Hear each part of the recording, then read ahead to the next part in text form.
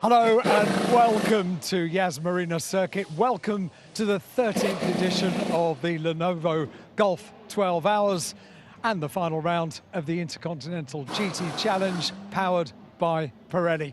You can hear in the background, we now have the starting procedure underway for the 2023, the 13th edition of this absolutely fantastic race that every year is a highlight for drivers, for teams and spectators around the world. So wherever you are, settle in, enjoy what we have in store for you from 10 o'clock local time. It's 9:30 local time, right the way through until 10 o'clock this evening. Now, your commentary team are going to be taking you through all of the action as the cars leave the pit lane to form up on the grid. We're going to be able to get a word with a few of the drivers when we're down on the grid. But to guide you through all of the action in the commentary box, we'll be joining in a few moments' time, Mark Werrell, but down here on the pit wall, David Addison. And this is a joy of an event, isn't it? The drivers, everyone you talk to, they absolutely love this. There's an end-of-term feeling. Yeah, if there's a better place to be at the end of a season of GT racing, I've yet to find it. It's a fantastic facility, fantastic weather. It is a great entry, and it's a race that kind of cuts its cloth for everybody, because if you just want lots of track time, it's for you. But it's also a really serious race, this, because, of course, it's the last round of Intercontinental GT Challenge powered by Pirelli. There are drivers' championships on the line. There are manufacturers' titles on the line.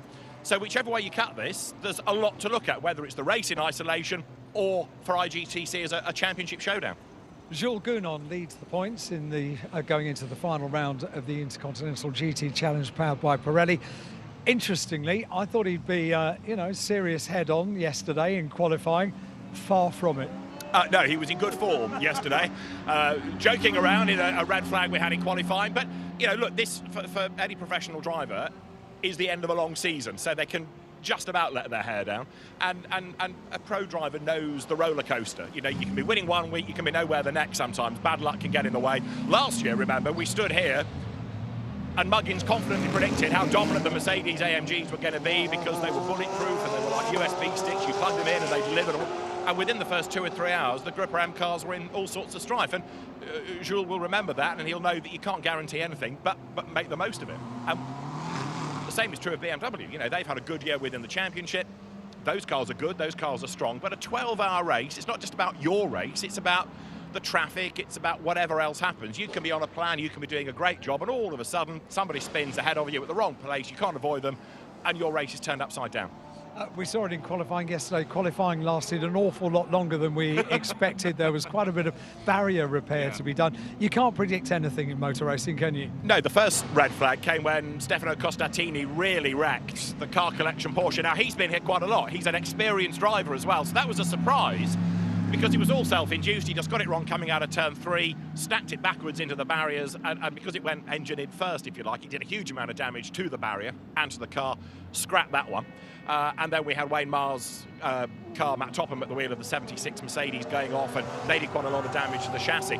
That looked quite innocuous, and yet the damage was surprising. And that comes after 2 days of running. So you'd think they'd be getting better with all the seat time. They can still make mistakes, and any driver can get caught out in whatever circumstances.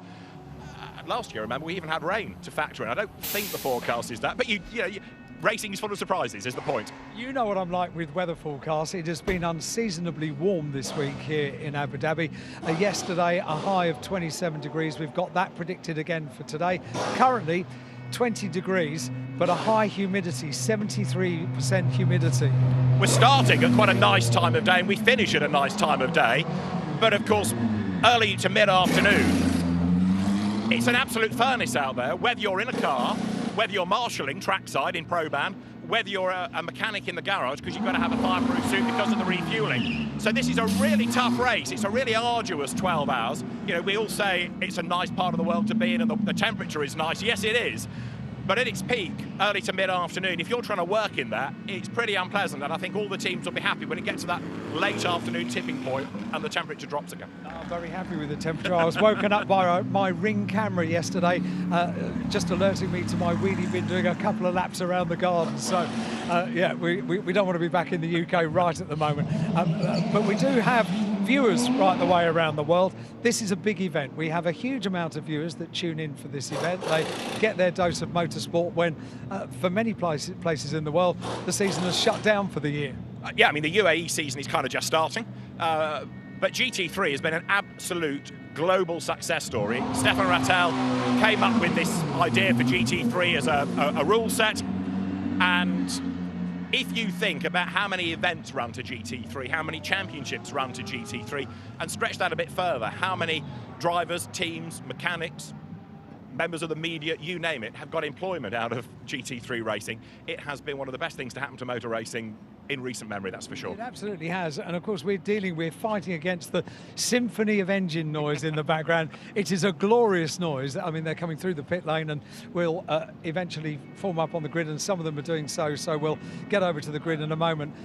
But the noise is such a huge part of this event, isn't it? I know that there are electric championships, and I know that for many people it's the future, but GT cars are all different shapes, they're all different sizes. You've got this mix of normally aspirated, twin turbo engines, some small engines, some big. The balance of performance helps equate it all. But the one thing they've all got in common is that, you're absolutely right, they all make this fantastic noise, and that's what GT racing should be about. You know, it should excite you as you hear the cars, and it does.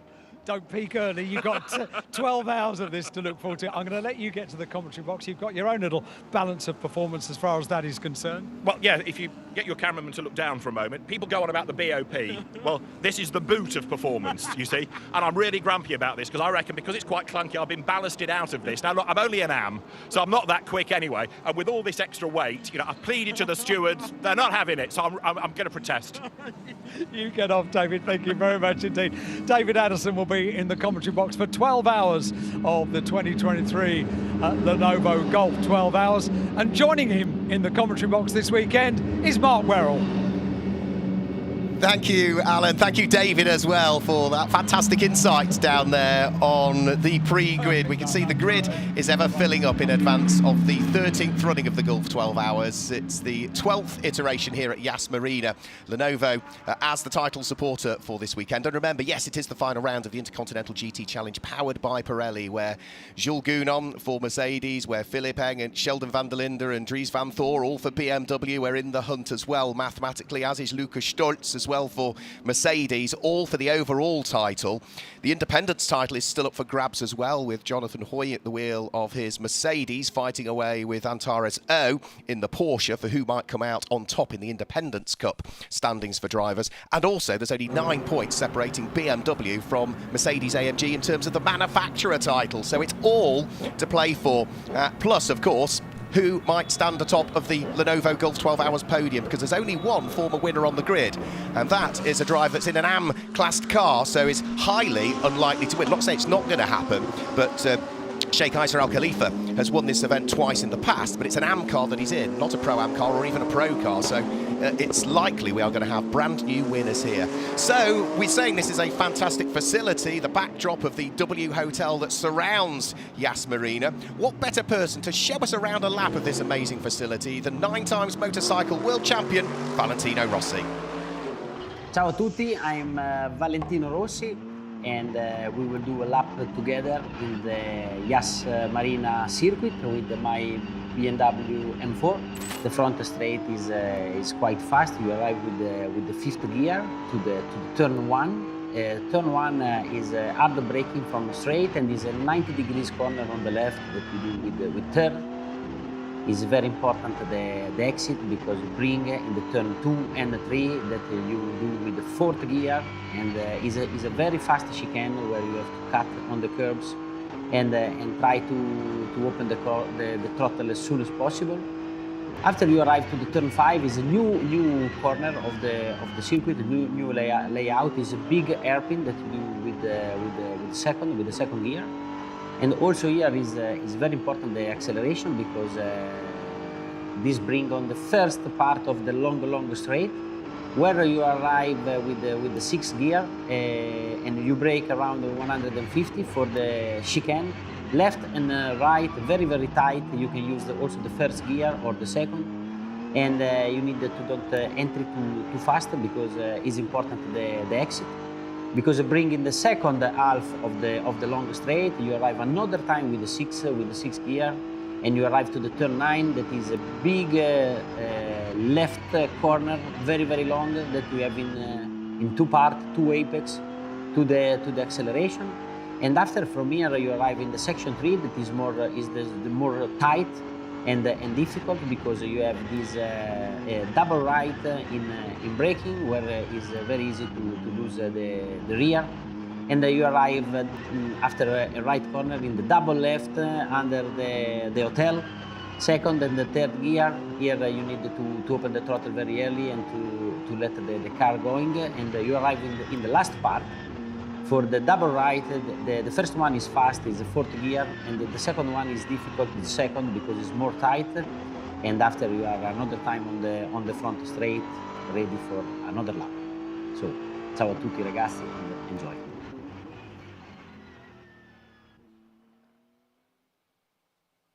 So there we go, there's a lap of the 3.28 mile or 5.28 kilometre Yas Marina circuit, suddenly reprofiled on the back end of 2021. It's previously very slightly longer, but those reprofiling of some of the corners that Valentino or Valle was talking about there, just shortening the distance of it. Well, the cars are pretty much all on the grid. There's still a few cars that we haven't seen leave the pit lane yet, one of which will start from pole position, the number 99 Mercedes-AMG Group M car that Lukas Stolz shares with Michael Grenier and Maro Engel. That has not as yet ventured out of the pit lane, which has been open for quite some time now. Also the car that's third, the very quick Pro-Am car of Herbert Motorsport, Antares O, Tim Heinemann and Matteo Carioli. Also have not as yet ventured out onto the circuit. We've only got one sole Audi this year as well, and it's that car there that you could just see flicking its way through turn number 13 underneath the W Hotel and up towards turn number 14. That is the sole Audi entry that we have for this year. That car will be started by the Finnish driver, Milko Panu, and that will line up down in 19th position on the grid as an all-AM entry for this season. So, such a shame we've only got the one Audi out. We don't also have any Lamborghinis, but we do have 6 manufacturers on the grid. Mercedes, Porsches, BMWs, McLarens, and the sole Audi, plus, of course, the Ferraris that we've got, including, of course, many of the glorious new 296 GT3s. We've seen Ferrari generally very competitive here over the years. Ferrari as a brand have won more versions of the Golf 12 Hour, the Lenovo Golf 12 Hour, than any other manufacturer, whether it be in the 458 or the 488. But of course, this is the first time we've seen the 296 out on circuit. So I think we've nearly got all of the cars out now. The pole-sitting car in the hands of Maro Engel has now ventured out of the pit lane, so we know he will start that car. The other car that was missing and was quite late out of pit lane will be Antares O, who will start the Herbert Motorsport Porsche. And there was another couple of cars that I was trying to track as to who was going to be starting those, and they're down in 13th and 14th place. The Sun Energy number 75 will be Martin Conrad. He's no slouch at all to get behind the wheel for the first stint. The number 7 Herbert Motorsport car will be Ralph Bon. And what was the other car that I was missing as well? There was another car that I'll pick up on later on that I hadn't quite managed to grab the start driver for. But they're all about there. Alan Hyde will be no doubt catching up with 1 or 2 of them down there on what looks like a very, very busy grid here. It's certainly been a very popular event this year, the Lenovo Golf 12 Hours. You can see already with a mixture of team personnel and drivers, but more importantly VIPs down there indulging in what is a very, very popular grid walk by the look of things. Now, last year's event, we had a record number of lead changes. It was the first time the event had ever run to a single 12-hour format. In the past, it was always a 2-part race, so 12 hours, but run in 2 parts with a 2-hour break in the middle of it. And last year, in the first running of this as an exclusively flat-out 12-hour race, 34 lead changes we had over the course of the 12 hours, and a record number of cautions as well. 7 cautions, which just breaks the record from the first ever running of the Golf 12 Hours. So we'll head down to the grid. I think Alan Hyde has managed to catch up with somebody. Well, you're right, Mark, to say that it's a very busy grid walk. It really is. Stefan Rattel, who is the boss of SRO, the organising body of the Intercontinental GT Challenges down here, with the head of motorsport for Mercedes-AMG. These are people that we'll catch up over the course of the race, but I'm very relieved that you said that the pole position car was just making its way onto the grid, because I was wondering where it was, to be honest. The 14 car alongside on the front row of the grid is already here, and Maximilian Gertz brought the car here, and he's already been very happy to pose for photographs. Let's see, Max, can I have a quick word if you don't mind? I just love this event because drivers and teams, although there is a lot at stake, there's a relaxed feeling about it. I've just seen you posing for selfies with little guys that were coming onto the grid and wanting to meet drivers. Yeah, I love it too. I mean, I do it now 4 times already. It's my 4th race here.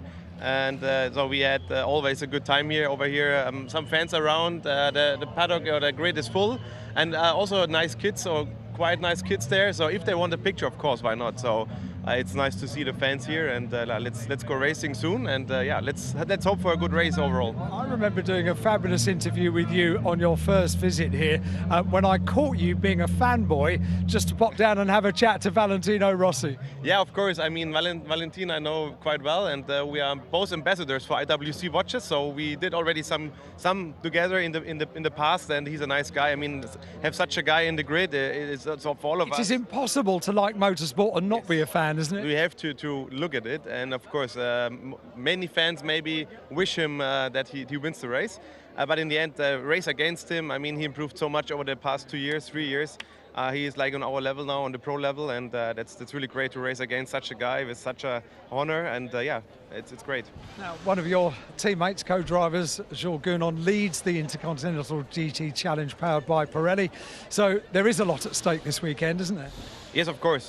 First of all, we want to stay clear. It's a long race, 12 hours. We're going into the night. I think the last 2 hours counts really. It comes down to a perfect pit stop and a perfect strategy in the end.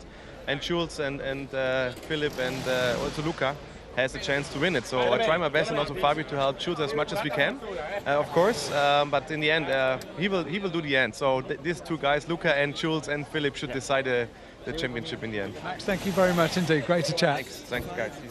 Maximilian Gertz down here. Now we do have a pole position car. It has arrived in a sea of yellow. Just have a look at this. The quite iconic livery on the side of the 99 car, and a huge amount of sponsors form up down on the grid for a rather iconic photo shoot opportunity. And if we maybe get to the other side, let me see if we can have a quick chat to, yep, Morrow is down there, and he's chatting to the boss of Mercedes-AMG Motorsport, and opportunity for a couple of photographs. Once again, there are some very lucky little ones that have made it down onto the grid, and I think if we get a moment, we might get a chat with Morrow. Can we dive in and have a chat? This is such a nice grid. Little people allowed onto the grid, photographs, sunshine comes out. What better way to finish the year? Yeah, perfect place, perfect weather, and obviously a great grid. So looking forward to hopefully a great race. Yeah. A great performance by you and the team yesterday. Yeah, the car's been great. I mean, the balance has been really good. We've fine-tuned it over the practice sessions. So yeah. Let's go racing now. How vital, can I just ask you, are the days where you have free practice and we don't see the cars that inevitably form up on the front of the grid doing particular times? That's the homework, isn't it? The housekeeping. That's the race work, race balance work. Obviously, not focusing on quality performance. It's great to have been on pole. We weren't necessarily the quickest on one single lap, but obviously over the combined average of the 3 drivers, it worked out great. And the focus has been on race pace, and we've made big steps. I mean, those practice sessions are really important, and starting balance over the weekend to where we are now, it's a pretty big difference. Final question, Mara, I'll let you get on with your preparation. It rather shows how important this event is when you've got the boss of Mercedes-AMG Motorsport turning up to wish you all good luck and to enjoy the race.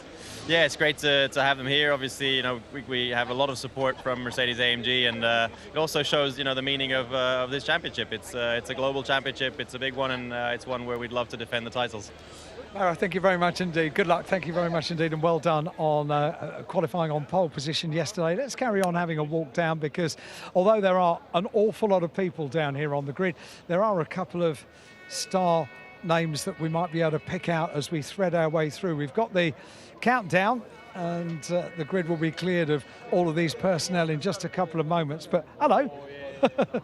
There are little people everywhere, and when we do a grid walk in in maybe the UK, young people, little people, aren't allowed on the grid, so it's quite a nice thing. I might see if I can get a word with Valentino Rossi. I was told that I'll be able to do it before the race if he wasn't taking the start of the race. So let me see if I can thread my way through the crowd. And naturally, he's got a huge amount of people around him, but it might be maybe too much to get a word with him. Can we just come through and get a quick word with Valentino? Valentino, can I have a quick word? I was told I could chat to you before the race if you weren't starting. So this is good news. You can just be a bit relaxed and a bit calm before the race. Yes, Dries will start, and I will do the second stint of the second hour. We are in a good position because we are P4. So from this position we can try to make a good strategy in the race. And now we need to understand our speed, our pace. The car is really good, going really well over the course of this weekend. And you this year have been going better and better and better as the year has gone on. And it's borne the fruit. You took a win. Yes, we have a good feeling with the car. We find a good balance during the practice. But in this type of races, you never know until the race if you are strong enough for try to win. But we will give the maximum for the podium, and after we see. There were a few years ago that you stood on the podium, third step of the overall podium. You were delighted with that. At that stage, did you know that this was where your career was going to go? That time was the first real race with the pros, and I enjoy a lot. And it's always on my mind to race with the cars after the motorcycle, so I'm very happy. We're happy to have you here, Valentino. Thank you very much indeed. Valentino Rossi down here on the grid. Great to have a word with him before the race gets underway. And there are plenty of other people that we might be able to get a quick chat to as well, as my cameraman is doing a tremendous job of threading his way through the personnel down here. And let me just see if I thread my way through. We spoke to Stefan Ortelli yesterday with a great insight into looking after young drivers over the course of this weekend. He's just preparing with his driver down here on the grid, who had a great qualifying position and has qualified that car well up the order. So Stefan Ortelli doing what he does and offering support to drivers. See if I carry on walking down here, I might get a chance to speak to Philippe Eng, who is lying in a great position in this Intercontinental GT Challenge before we get the race underway. How are you feeling this morning? Good night's sleep? Yes, it was a very good night, very long night. Qualifying went on longer than we thought, didn't it? Yeah, it did, but fortunately nobody got hurt in the big accidents. Especially the Porsche was quite wild. But let's hope for a clean race. It's great weather, so will be definitely very hot in the cars. I was going to say, you say it's great weather. It is for us watching, but in the car, give us an idea of the kind of temperatures, the kind of body fluid that you lose. Well, we're in a lucky situation as BMW drivers that our car has an air conditioning system in the car, but it's not like in your standard road car where you can put it to 22 degrees. I would say it's about maybe 15 degrees or like 10 degrees warmer than outside temperature, which is great. So I will definitely be sweating, but not as much as maybe somebody else. It's great to be part of the BMW family, isn't it? You've been part of this family for quite some time, and to be battling for a championship title, that must make you pretty proud. Yeah, it has been a few occasions where I was in a championship fight until the very end, so that makes me very proud together with BMW. I'm standing here right now, being in the championship fight, thanks to some of my teams, Rover Racing and of course WRT, but also because of teammates that are not here right now, like Marco Wittmann, for example, Augusto Farfus, Maxime Martin, who I was sharing duties. Yeah, they're not bad, are they? Oh, they are stellar drivers, so let's see how it pans out. I mean, it's a long race, anything can happen. Let's just keep it clean. Hey, Philip, good luck. Thank you very much indeed for having a chat. So it's Philip Yang down here on the grid. Now, I get the feeling that the grid is rather thinning out now, so people being involved. Oh, I can see why now. It's 5 to 10 local time. Doesn't time fly when you're having fun? That is exactly what we're going to do over the course of the next 12 hours and 5 minutes, because the 13th edition of the Lenovo Golf 12 Hours is about to get underway. To guide you through all of the action up in the commentary box, Mark Werrell and David Addison.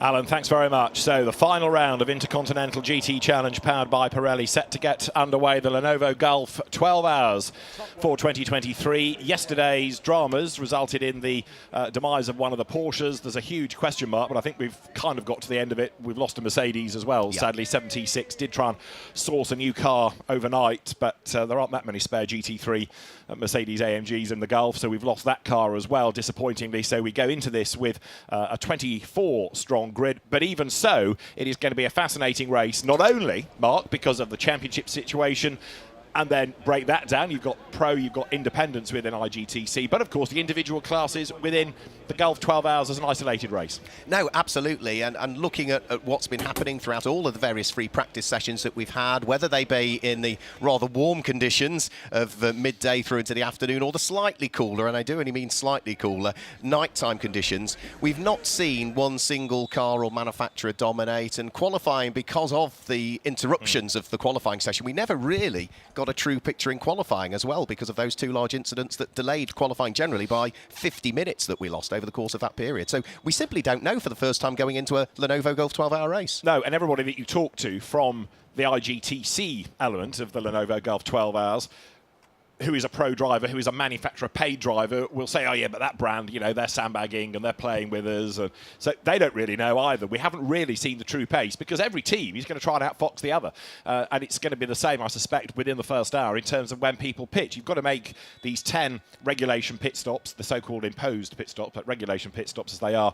Well, you can do them at the end of the hour. They've all got to be done by the end of 11 hours and 15 minutes. Yep. But then last year we saw people take the first one at the end of the first lap, the end of the second lap, the end of the third lap, really early. Now, whether it was the right way to do it, well, the winning car pitted on lap 1 and the second place car pitted at the end of the opening hour. So it kind of balanced out. But it's going to be fascinating in that respect as well to see what people do, because, of course, that's an element that absolutely nobody has yet had a look at. No, they simply don't know, and we'll have to wait and see as to what happens. And when they do complete those imposed pit stops, the 10 of them, if they're done under safety car, then it has to be a minimum of a 5-minute pit stop. So in other words, you only do it if you've got a problem with the car, really. Yep. Other than that, if you pit under safety car, it's not going to be classified as an imposed pit stop. So you still got to do one outside of the safety car period unless it's beyond 5 minutes. And if you do one of them, then it has to be 100 seconds for all classes. So from pit in to pit out, that's not the car stationary for 100 seconds, but that is from pit in to pit out. And that will include the driver change, the change of tyres, and of course the refuelling, David.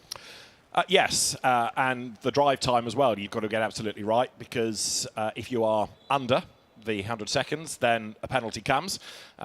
If you're under by, you know, a fraction of a second, once in the race you can call a joker pit stop, but after that, then you look at penalties. But, you know, if you're massively under, like 10 seconds, then the penalty is a lot more draconian than it is by 2 or 3 tenths. So that's where the driver has to be absolutely spot on in terms of the drive time down the pit lane, and the car controller has to be right in terms of when he releases him. So let's guide you through the grid then for this 12th running of the Lenovo Golf 12 Hours. On a pole position, it's the Mercedes Team Group M car in the hands of Mauro Engel, and alongside will sit the Mercedes 2Cs car. Maxi Goetz will start from the outside of the front row of the grid. Row 2 of the grid, Herbert Motorsport and their Porsche have Antares O on board for the first part of the race. And fourth on the grid, the outside of row number 2, it's Team WRT in the first of their BMWs, Dries Vanthoor. Row 3 sees number 77, which is the Mercedes Team Group M second car. Lucas Howell will start, and alongside his Garage 59. Louis Perret will start at the wheel of the first McLaren on the grid. It's another McLaren on the row number 4.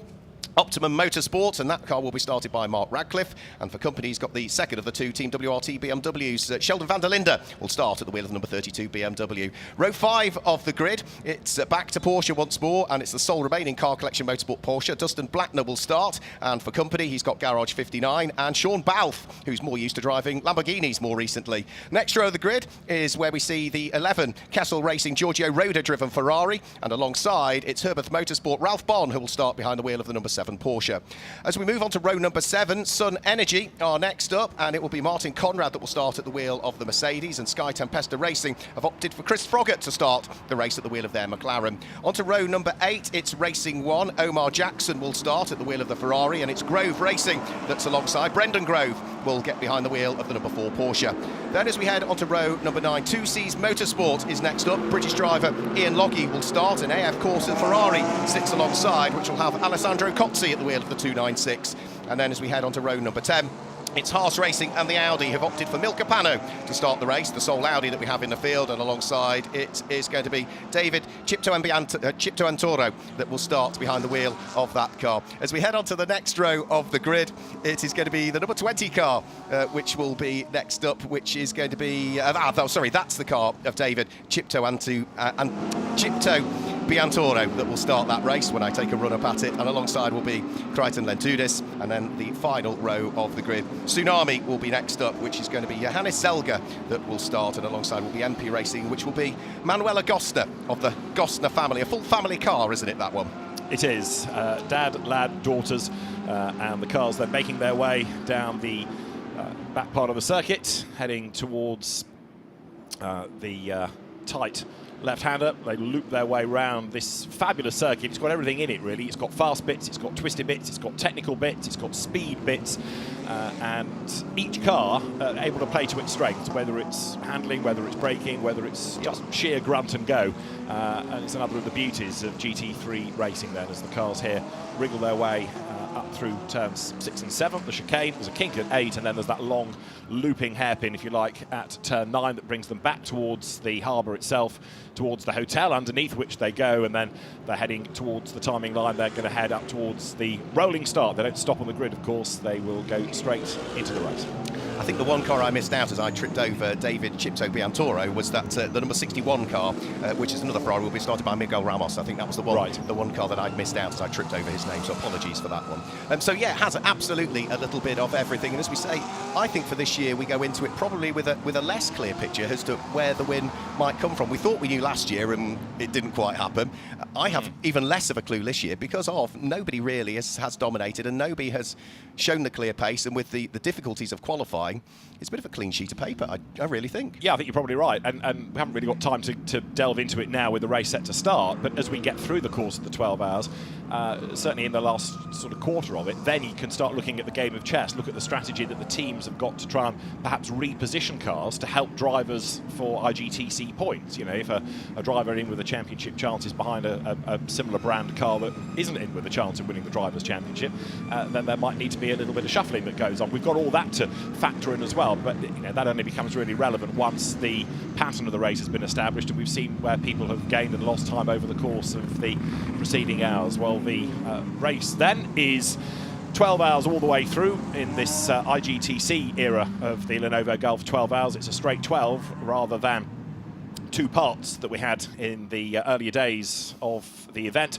The cars then now make their way up towards turn 15 and 16 with this all Mercedes-AMG front row of the grid, the yellow car, the Gripper M entry with Mauro Engel at the wheel, the 2C's car, the blue and yellow colours carried by Maxi Goetz, Antares Au, an interesting choice for starting in the Porsche, third on the grid, and then fourth is Dries Vanthoor. The lights on the gantry are red, and the 2023 Lenovo Golf 12 hours underway with a demon start by Mauro Engel, who charges away as they come over the line. Up the inside line dives then Lucas Auer in number 77, the black and red Mercedes. He squeezes up on the inside of Louis Pret as they dive down towards turn 1. Others get crowded out wide, run over the curb, and as Antares Au got a problem, there's certainly one car that dropped back coming out of turn 1, and Au from the second row of the grid just didn't seem to have pace and drama already. There's a spinning. Was that a McLaren that has gone around? It was, and that was what, coming through turn 2 up towards turn 3. So drama right at the start. Yeah, I'm not sure if that might have been the Optimum Motorsport car of Mark Ratcliffe, because again, he was another one that seemed to drop several places. No, it's the number 93 car, I'm afraid, that's had the problem, and that's Chris Froggatt, who at the wheel of the Sky Tempesta McLaren is stricken and is going nowhere and is right on the apex. The lights come on again, which suggested he's restarted the engine and he gets going, but what was the problem with that car? If it was contact, is there any damage? We'll find out, no doubt, at the end of the lap as to whether he dives for the pit lane or not. Well, it didn't take long, David, did it, for the drama to start? And whether that was... Is it that concertina effect because of the slow start for Antares Au? I simply don't know, but there was certainly a bottleneck midway through turn 2, turn 3. Absolutely, and it doesn't matter what you say as a team manager, does it? They're all racing drivers. They all want to get past that car as soon as possible, even though it's a 12-hour race. Never mind all this calm down dear attitude that some people have. They all want to get through the traffic as quickly as a gap presents itself. Some of them committed to it. We'll get to the bottom of Chris Froggatt's spin, no doubt. The good news, as you say, is that the car has restarted.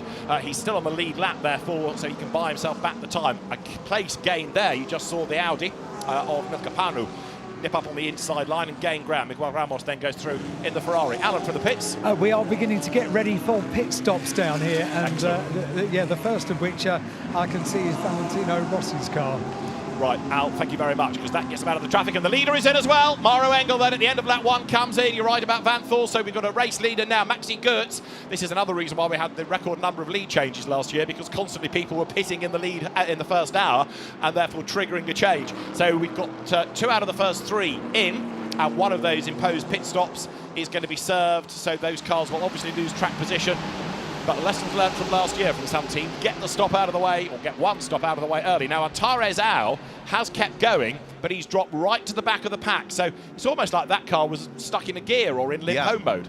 Yeah, it's an alt control delete, wasn't it, almost? Yeah, but whatever it is, he's fired his way over the start-finish line at full race pace. So he's clearly managed to, on board, sort out the problem, no doubt in conjunction with the engineers as to which buttons to press and in which order. But it's clearly caused the Porsche to spring fully into life now. But what a first lap that was. We can see, of course, as you would expect, no driver change likely to take place, no need for any refuelling, no need for any tyre change. But for Dries Vanthoor and, of course, for the car that came into the pits in the hands of Maro Engel, they'll just sit there stationary rather patiently, Alan. Yeah, they've taken fuel, and Dries Vanthoor, you're right, has not had a tyre change. Maro Engel has. Okay, interesting. So it'll be on fresher boots for when he goes out. It's Murphy's Law, isn't it, that the 2 cars that pit are almost nose to tail in the pit lane as well.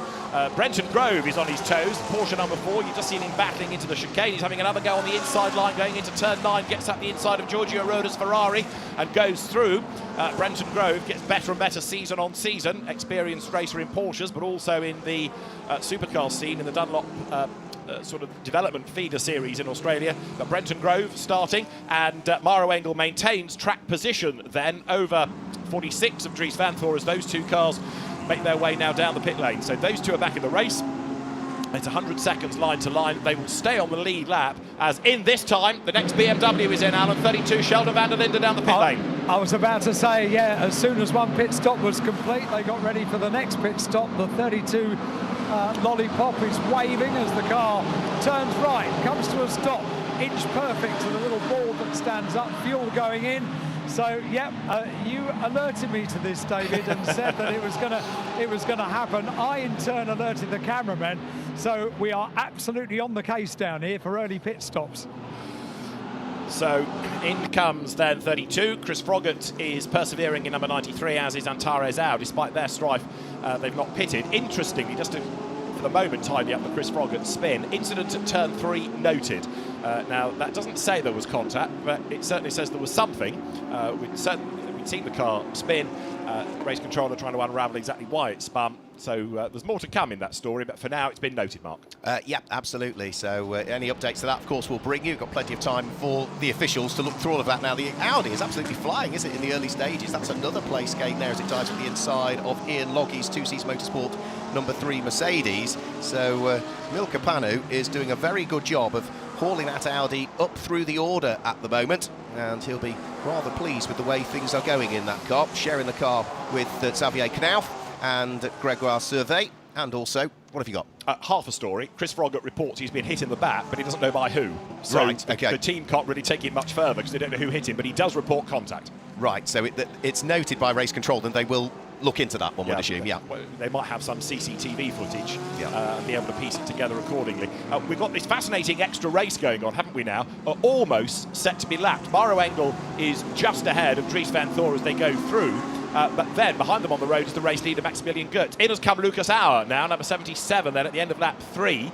But what that has done to number 32 BMW, I think he's put it down a lap, hasn't it? Because Sheldon van der Linde was a little bit further back in the queue. He, for the moment, has fallen off the lead lap. He'll buy it back in the round of pit stops, but straight away 32 is going to be on a really weird strategy relative to anybody else, because it's potentially was going to be a lap down now. Yeah, and it makes you wonder as to whether Lucas Auer can get the pit stop done and get back out again and remain on the lead lap, Alan. Sheldon van der Linden not only taking fuel on board, but also having a tyre change as well. So brand new Pirelli rubber going on that car, and they're just doing the left-hand side of the car. Amazing stats from Pirelli as well. I walked through a garage that was full of tyres earlier on in the week. To be exact, 3,220 tyres for this race Pirelli have brought here to Yas Marina circuit. Did you count them all? No, someone told me. I have to say I cheated. But now Sheldon van der Linden has got 4 of those Pirellis on his car and is ready to go. Interesting, isn't it, that they did that on 32, but not on 46, not on the Vanthoor car. No, that car stayed down on the ground. I'm just trying to get to the bottom in my brain of what the benefit is of keeping it on that set, because when it's an imposed time of 100 seconds, you're not really gaining anything. But would it be a question of scrubbing a tyre? It could be. Yeah, could be. Better brains than mine will know the answer to this. So that's one for you to research when we get the race settling down a little bit and drivers are available. It's also going to be interesting now, isn't it, to see the lap times of 32 relative to 46 on new and old in quotes, tyres. So you've got Engel through, who is currently running into 22nd place. Next one in is the leader, Alan. So you've got Maxi Goetz for 2Cs, number 14, at the end of 4 laps of the race. They're down the pit road. So pretty much all the leading cars serving their first regulation stop.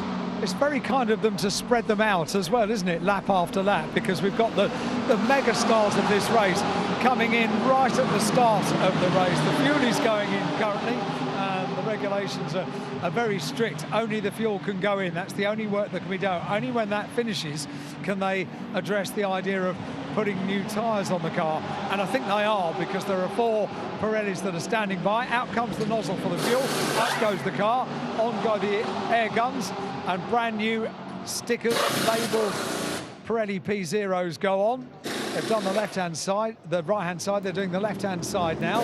So with the 14 car up in the air, we're going to have new tyres on this car, and also after just a few laps, Max Goetz has had a little windscreen wash as well, and a look for any debris that might be in the grille at the front of the car. There is none. The tyre change is complete, the car is dropped down, and he, when the time is up, is ready to go. Also on his toes on track is number 11, the Kessel Ferrari, Giorgio Roda, hustling forward. He was in 6th, he's now 5th, having just got past Sean Balfe, and that's going to become 4th anyway, with Maxi Goetz having pitted. So Louis Pret in 88 is going to be the leader ahead of Mark Radcliffe. So constant shuffling, again triggered by cars peeling off into the pit lane all the time, which is mirroring last year within the first hour. But Roda is driving an inspired race, and so also is Martin Conrad in 75 Mercedes then, the Sun Energy 1 car, through the traffic as well. And the other hero is Milka Panu in the Audi. You keep saying, Mark, quite rightly, it's the sole Audi, and Milka Panu has not done that much racing other than Creventic long-distance racing, certainly not raced at this level, but he's a man inspired. He's absolutely, I don't know what he had for breakfast this morning, but it's certainly working, isn't it? He's hot on the heels of Martin Conrad and is now running in 8th position.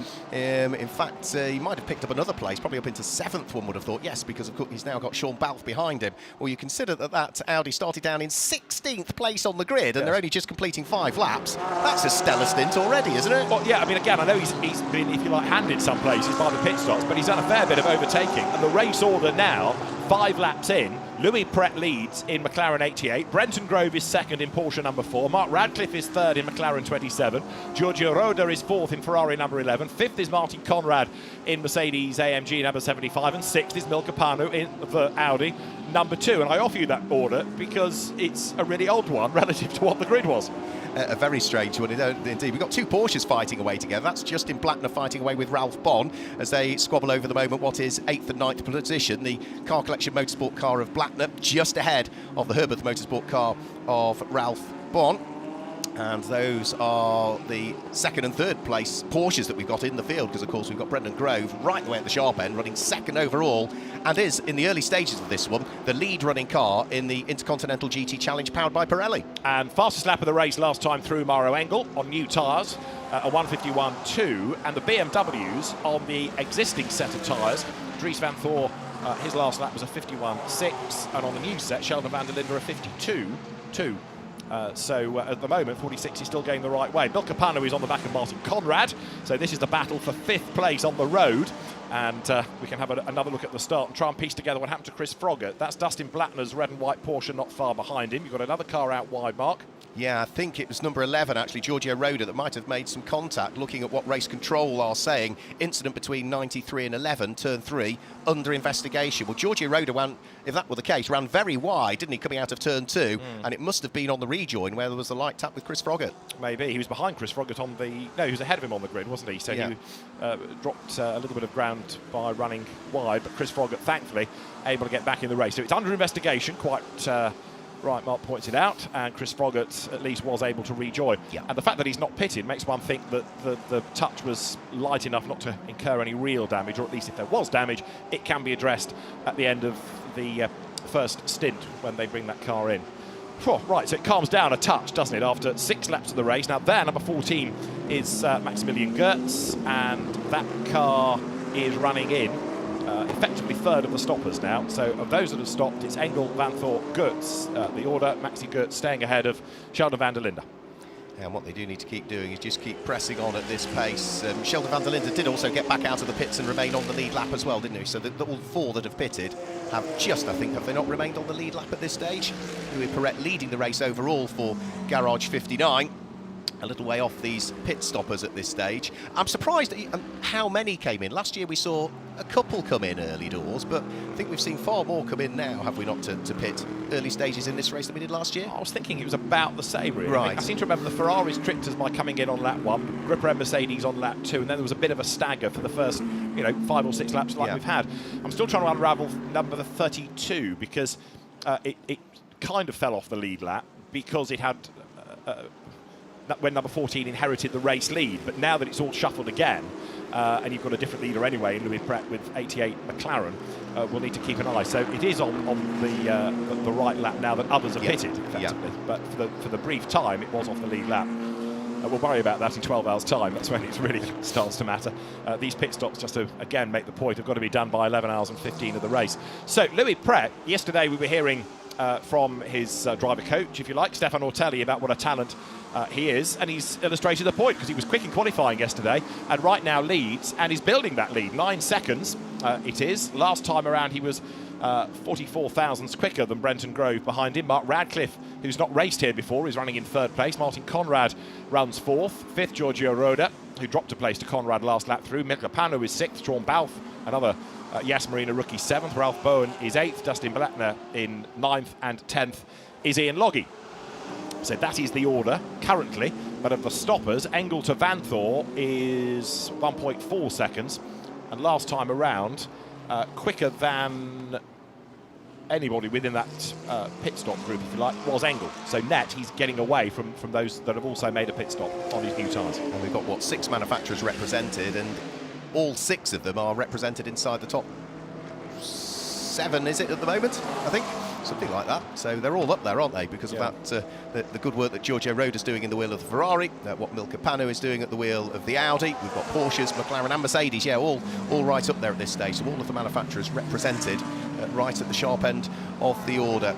So with Louis Perret still continuing on his merry way. At the moment he's lapping 1 minute 52.2 was the last lap that he did. So he pulled away to the tune of half a second over Brendan Grove behind him at the wheel of the 2nd place Porsche, but his lap times are about a second slower than those that have pitted that are at the tail end of the lead lap. So yes, Louis Perret is leading, but the cars that have pitted are becoming further and further away from him as he looks out of the windscreen. So as you would expect, Maro Engel, Dries Vanthoor, Maxi Goetz, Sheldon van der Linde and Lucas Auer all pressing on and starting to push as hard as they can.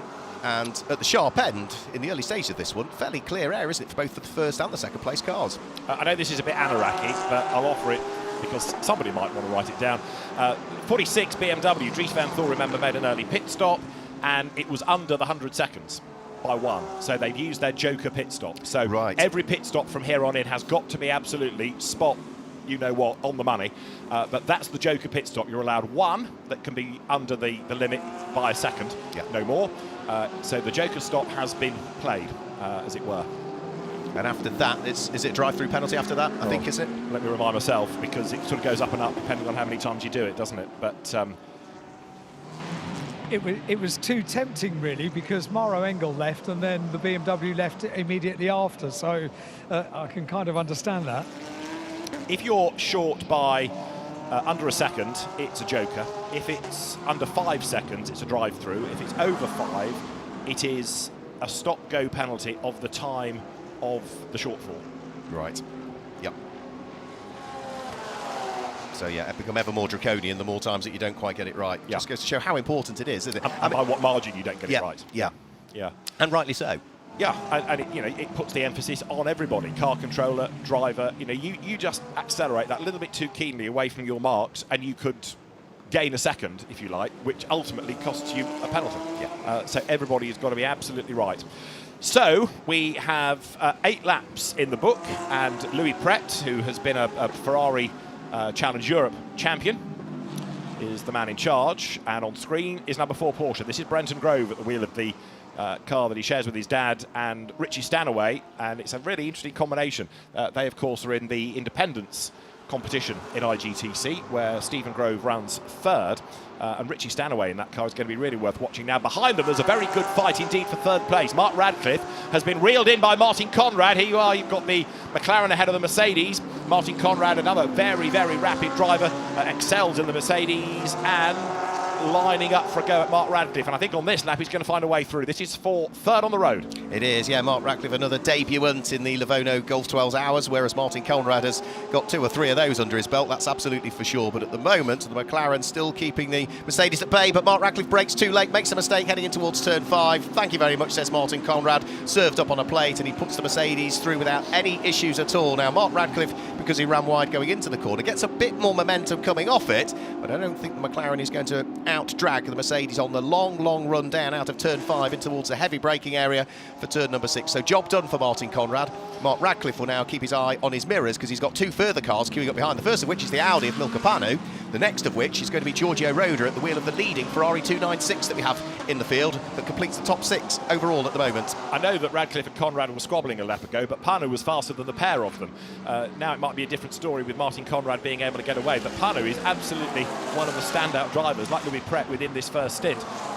Alan, can I encourage you, when you get a chance after they've got out of the car, to have a word with both Louis Pret but also Milka Panu? And possibly the first question to Milka is, who are you? Because he's going to come from absolutely nowhere other than Creventic races. But this is a really impressive stint. Bit of a twitch there, though, as he lines up coming in front of the hotel to try to find a way past Mark Radcliffe. But Milka Panu, hats off. Yeah, really good stuff, this. And doing really good things. That is the car that's the leading AM category car at the moment. He's worked his way through the order beautifully well. As you said, some of the place gains are a result of those that have pitted, but some of it is absolutely on merit. Yeah, proper racecraft, isn't it?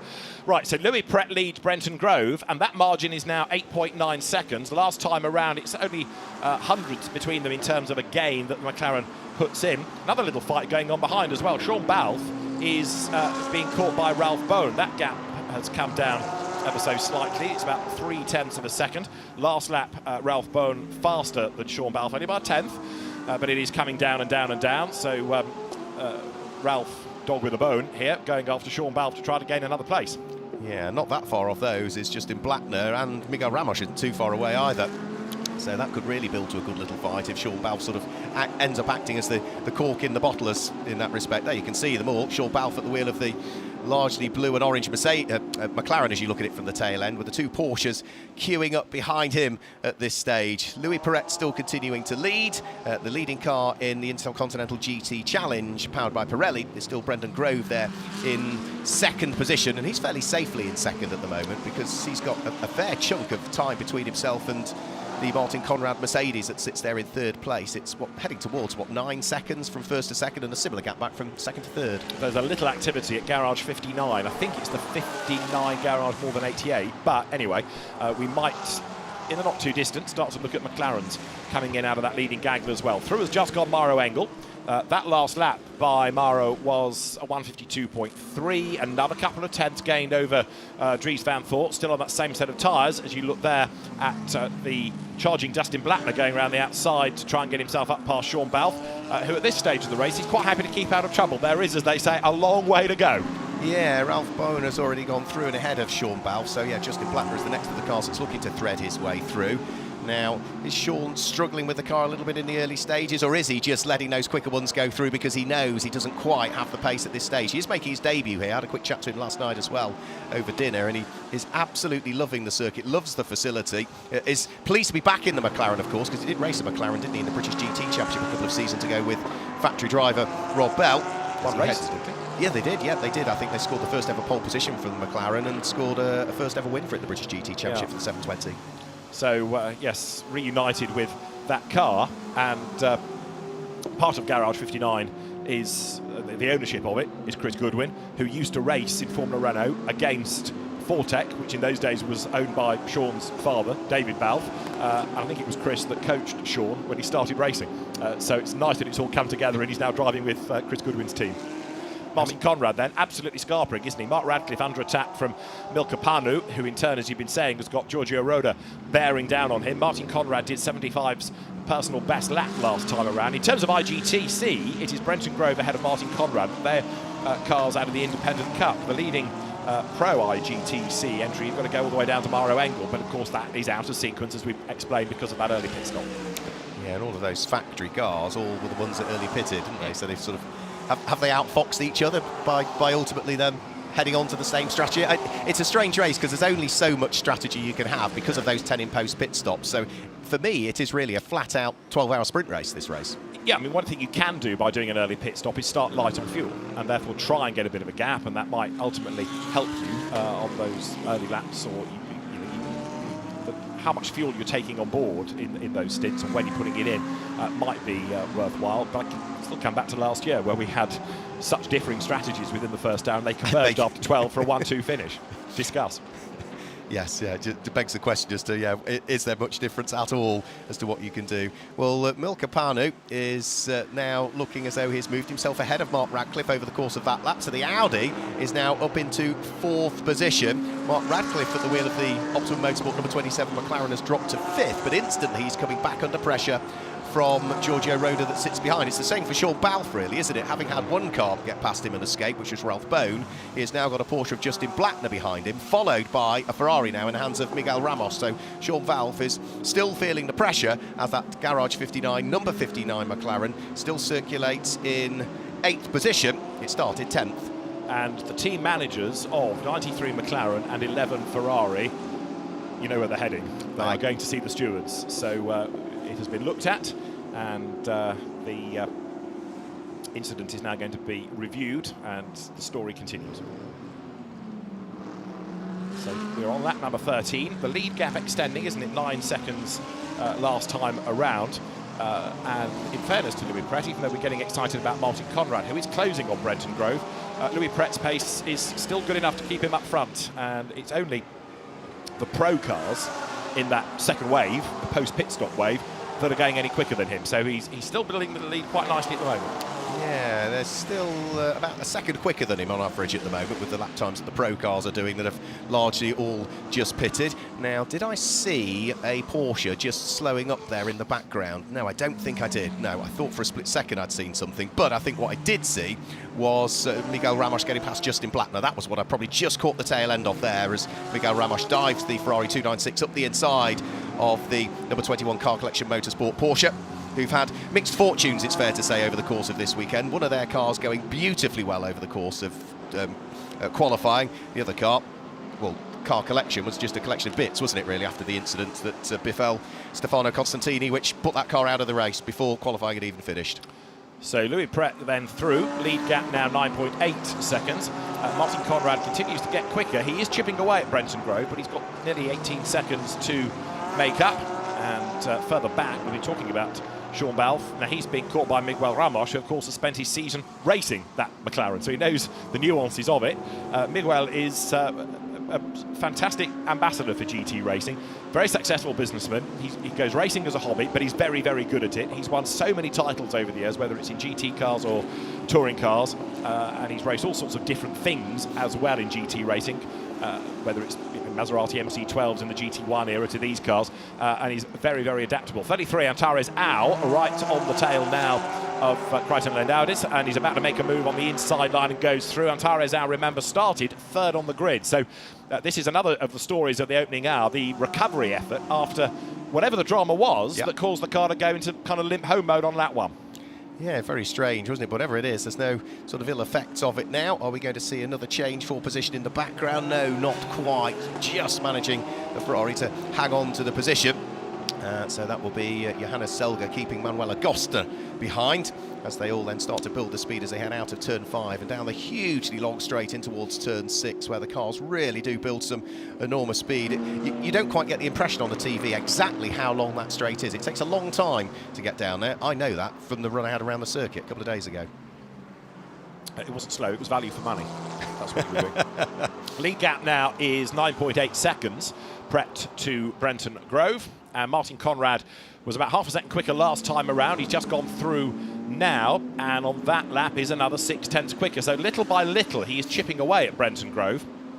But the question is as to whether or not he's going to get there before a pit stop. So we're at 10:30 now, which means that we are still with another half an hour of the first hour to go, effectively. So I suspect that Martin Conrad will get onto the back of Brenton Grove and be able to fight for position without having to rely on a pit stop. The other recovery effort of hour 1 is Chris Froggatt. So after his spin, up into 12th place. Again, the caveat is that half a dozen cars also peeled into the pits and handed those places to him. But again, that car, 93 McLaren, has got good pace, and 12th it runs then now for Chris Froggatt, and that's another IGTC eligible car. Yeah, the pace that Chris Froggatt is running at the moment, well, certainly the last lap that he did, if we exclude the pro cars, which are the ones that pitted, that are going to be the quicker ones, Chris Froggatt there is quicker than every car ahead of him, other than Louis Perret, the race leader at this stage, based on last lap times. So here comes Louis Perret in towards the braking area once more for the turn number 11, up towards turn number 12 he will go, then through the left-hander at 13, underneath the W Hotel. 14 laps completed so far. The lead advantage has slowly grown, not by much all of the time from Brendan Grove, but it's going to be hovering around either just under or just over 10 seconds, one would have thought, this time through. Based on sector times, I would imagine he has probably just about broken the 10-second mark for the first time in this race. And already we're starting to see some of the marker cones starting to get battered out of the way. That is on the exit of turn number 14, is it, by the look of things? And that's had a hard weekend, that particular cone, because I've seen that out of the ground lying at the side of the track more times than I've seen it where it ought to be. Indeed so. And hopefully that's not going to need an interruption to be moved. So the cone having been whacked, try and unravel who it was that did the whacking. Louis Perret still leads. It's interesting, isn't it, this race? I know we keep talking it up in terms of all the different things that it offers, but sometimes it's quite an unusual entry list, isn't it? And you get drivers that drop into a race or a team that aren't normally there. Louis Perret, for example, hasn't raced with Garage 59 over the course of the year in Europe, and this is a really impressive stint. You know, the lap times are really good, and for somebody that hasn't spent the season driving that car, and he's had a limited amount of track time over the last few days, to be doing better lap times than people who are in their regular cars is impressive.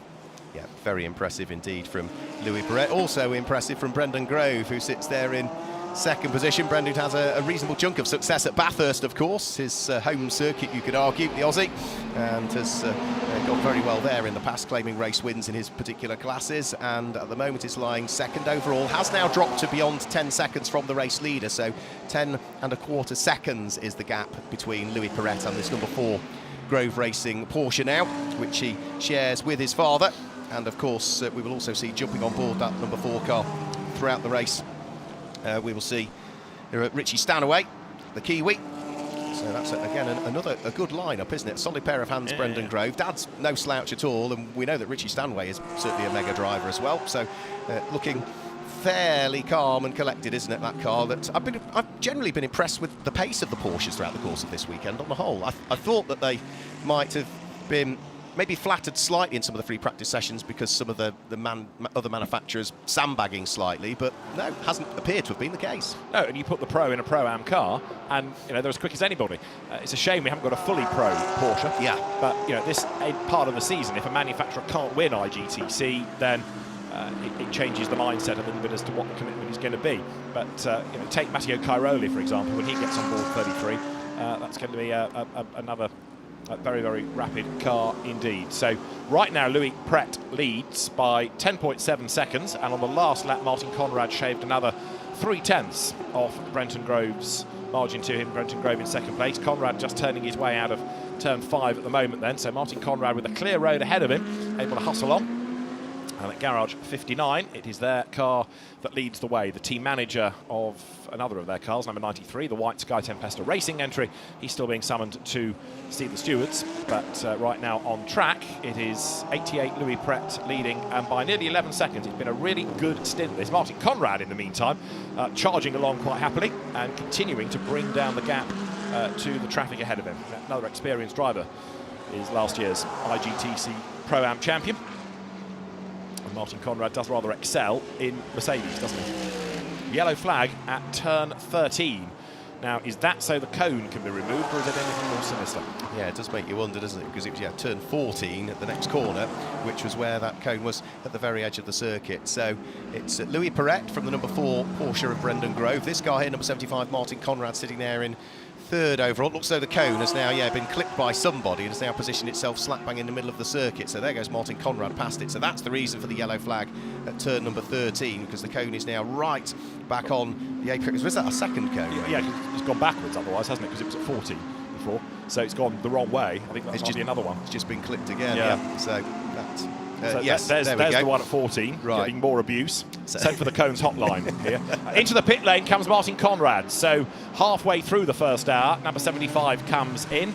So that means it has done 17 laps and is down the pit road. And we'll see whether Martin Conrad stays in that car or is going to hand over. I suspect he's going to stay in. Yeah, so on the basis that there's no driver change taking place, David, that's why refueling could start. And also in as well is the 2C Motorsport number 3 car dies for the pit lane as well. So that's another car that we've now got in the pit lane. Ian Logie comes in. Alan, I think, is down there in the pit lane. And we are about to go full course yellow, Alan. Let me just quickly say, full course yellow in 10 seconds. So this might be to remove cones. It could therefore be a quick one. What news? Sorry. Only to say I'm watching the fuel going into the number 3 Mercedes, and while it's having that done, nothing else can be done to the car. Now the tyres can be changed, so new Pirelli's going on. I understand we're going to get an update on Pirelli tyres as the race goes on, which is good news, something to look forward to. A windscreen wash as well. Can I just quickly say we are now full course yellow, Alan, so those cars that are in the pits kind of gaining in a sense because everybody else is slow on track. So almost as if I could see it coming with the influx of cones appearing on the circuit. So this might be a really cool thing to have done. The car is now rebooted, so I don't mean restarted. Well, it is, but I also mean he's got new boots on it. I'll start this sentence again, shall I? He's fired up the engine, he's got new tyres on, and he's ready to go as soon as the mandatory 100 seconds is complete. And is it not Is it not also a driver change in 75? Is that not Kenny Habul that's now got on board? Oh, that's down the opposite end of the pit lane. Let me go up there and check. OK. Taxi for Hyde. Oh, yeah, well, I could do with that. Or or a wheelchair, a bath chair. Don't mock the afflicted. No. Right. I know it's your favoured means of transport at the airport. Tell you what, it beats speedy boarding. The full course yellow, I think, is to remove the cones and hopefully, therefore, can be withdrawn pretty swiftly. But we're getting replays of where the cones were and how, of course, the traffic can affect them. And then Brave Marshall hops over the wall, grabs the cone, and the track, certainly at 14, is clear. Well, that was a rather athletic leap, that, wasn't it? To say the least. Cleared a 3 higher layer of barrier in one foul sweep there, straight over it. Yes, there was a change of driver. Kenny Habul did jump in the number 75 car, so that has now been vacated by Martin Conrad. That's the first driver change that we've seen as part of the pit stops. The number 3 car remained with Ian Logie behind the wheel, so the other car that pitted just before this full course caution is still in the hands of the former British GT champion, Ian Logie. So we go back green again. So it was just a very brief full course yellow, and for those 2 cars that pitted, David, no, that is an advantage that they've gained, haven't they? They were, whether they knew it was coming out or whether it was coincident, I suspect they knew there was a good possibility of that full course caution. So for Sun 1 and for 2Cs, advantage for them. Yeah, I mean, the interest now is going to be where Kenny Hubble is in relation to Brenton Grove and Louis Pret at the end of their first stint. Yeah. But again, this is one of the beauties of this race, because it isn't as formulaic as pitting at the end of the hour. It does give you more things to guess about, more things to keep you on your toes in terms of what the real race order is. But there's another little fight now that the Sun Energy One team have, by rolling the dice, getting into the pits early. Martin Conrad under that full course yellow. That should certainly buy time, buy them some places. So Louis Pret leading 19.4 seconds over Brenton Grove, and we are at 10:40, so 20 minutes before the end of the first hour, and an interesting hour with spins and dramas and pit stop strategies to ponder as well. And Maro Engel, incidentally, now carving his way through the traffic, so he's caught up with the stragglers, if you like, that haven't pitted, and he chased now by Dries Vanthoor, working his way past the Gusners.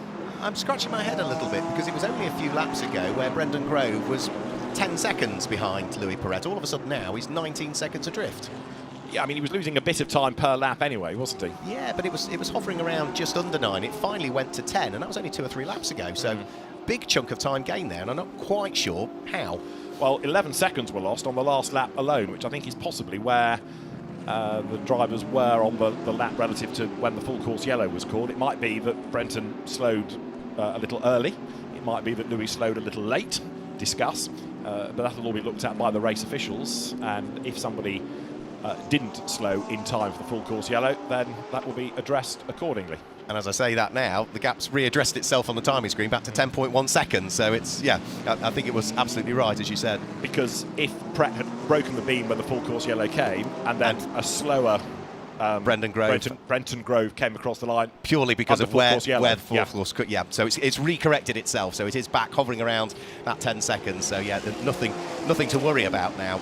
Now Sean Bell's worried because he's got Miguel Ramos right up behind him. This now is for 7th and 8th places. But I think Engel's about to be a star. If anything, I would offer you that Sheldon van der Linde is dropping away fractionally, but Dries Vanthoor in 46 BMW is definitely closer to Engel, and he's going after him. As in the meantime now, Maxi Goetz in number 14 tries to get himself past Johannes Zelger in the Tsunami Komledegar Porsche, but to no avail, and that's a genuine battle for position, so Zelger doesn't have to make it easy for him. No, but I think Maxi Goetz has got a good run coming out of 14. Is he going to get the job done by the time he gets to 15? He tries a wide sweep through 15 and is fully alongside when they get to turn 16, and is just going to get the Mercedes ahead of the Porsche by the time they get towards the apex. So good overtaking from Maxi Goetz. Of course, these are all for position because that car pitted so early on in the order.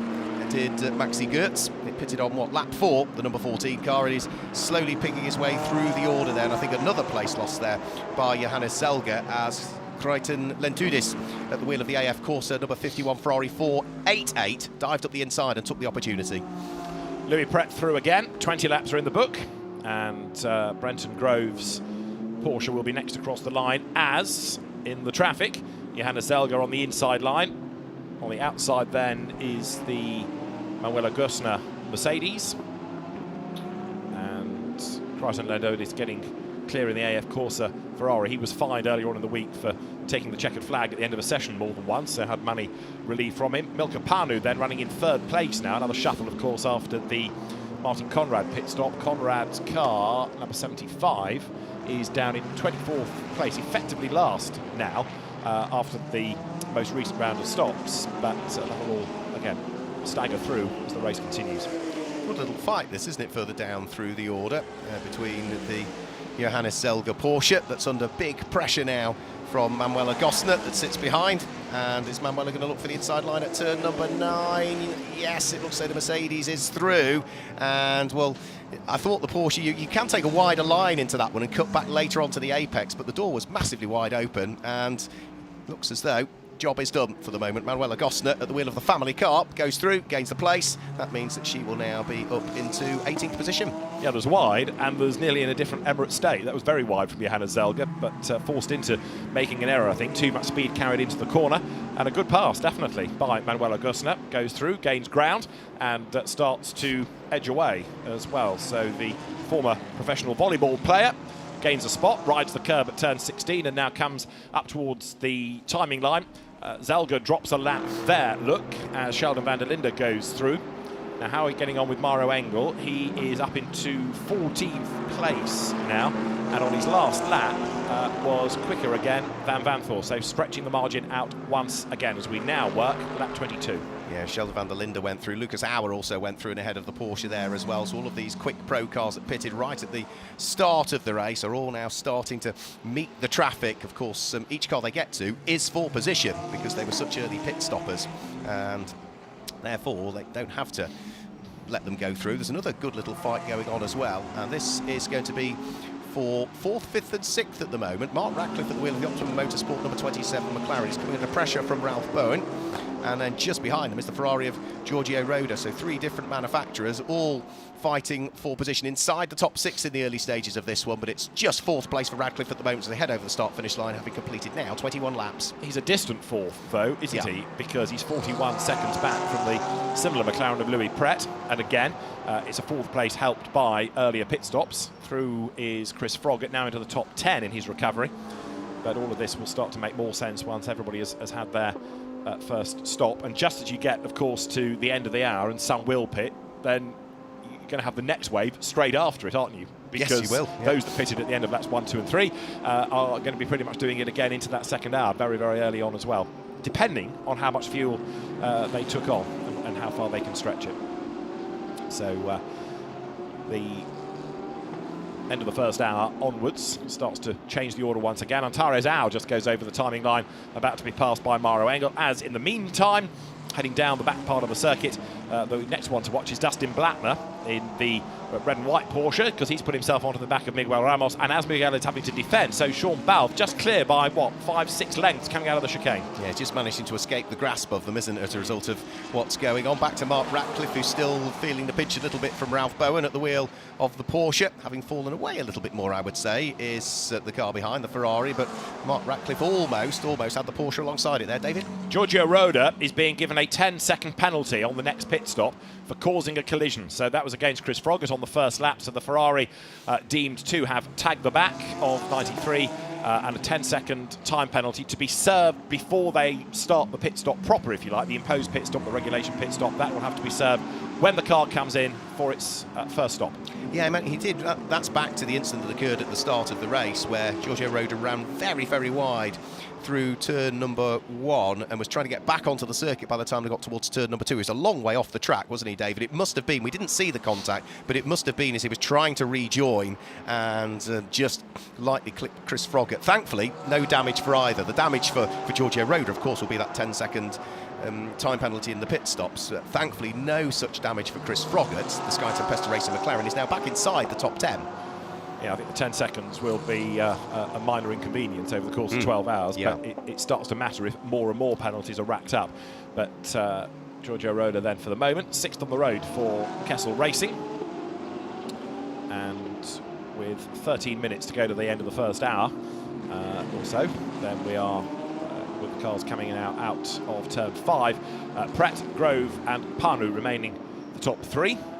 And Maro Engel has just gone once more over the timing line, so the number 99 Gripper M run Mercedes-AMG running in 12th place, and Engel's last lap was a 53.2, half a second quicker than the race leader. So, as you would expect, the pro drivers are quick, and Maro Engel, despite the fact he's had a bit of traffic to wriggle through, still absolutely flying. Now, Kenny Habul is another one to watch because he's found himself quite a bit of traffic. He's got 51. Crichton Lendudis ahead of him. He's cleared Johannes Zelga, so Kenny is up into 22nd place now. Yeah, good to see Kenny back out again after his accident at Spa-Francorchamps, as you suggested. First time back out in a car following his incident there. Still back to this battle that's going on for 4th, 5th and 6th on the road at the moment. Mark Ratcliffe doing a very good job of trying to keep Ralph Bowen behind him. McLaren from Porsche. Then with that time penalty in the pit stop hanging over him, Giorgio Roda at the wheel of the Ferrari, not too far away. But Mark Ratcliffe is doing just about enough here, isn't he, to keep the nose of the McLaren ahead of the Porsche.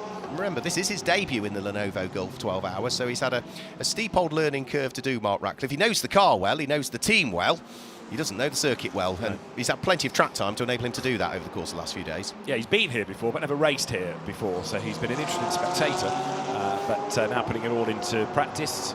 Porsche stalwart Ralph Bowen chasing behind him, and then Giorgio Roda looking as though he's quicker than Ralph, but he's got that Damocletian 10 seconds to serve when he pits. So 11 hours, 14 minutes of the race to go, and Crichton Lendudis is now being given a driving standards flag for track limits. Start to wrap them up. The dreaded track limit warnings are coming. Turns 5 and 15 are the two key areas. I won't bother telling you everybody that gets a warning. That's the first of them. But when penalties come, then we will let you know, because then it gets a bit more serious. What still is intriguing me is how Engel is now really getting away from Vanthoor, who we know stayed on that original set of tyres. Now, whether the tyres have got anything to do with it, or whether it's down to the pace of the respective cars, you can discuss, and I'm sure the drivers will have a view. But that margin is continuing to go up, and Maro was the best part of 4/10 quicker on that last lap alone. Yeah, so it's nearly 2 seconds, isn't it, between the pair of them now. So doing a very good job, Maro Engel, to pull away from Dries Vanthoor. Those two cars, the first of the pit stoppers in reality, those that pitted nice and early. They run 12th and 13th overall at the moment, and are still running as the first and second place cars in the Pro class because of all of the Pro cars pitting so early on in this race.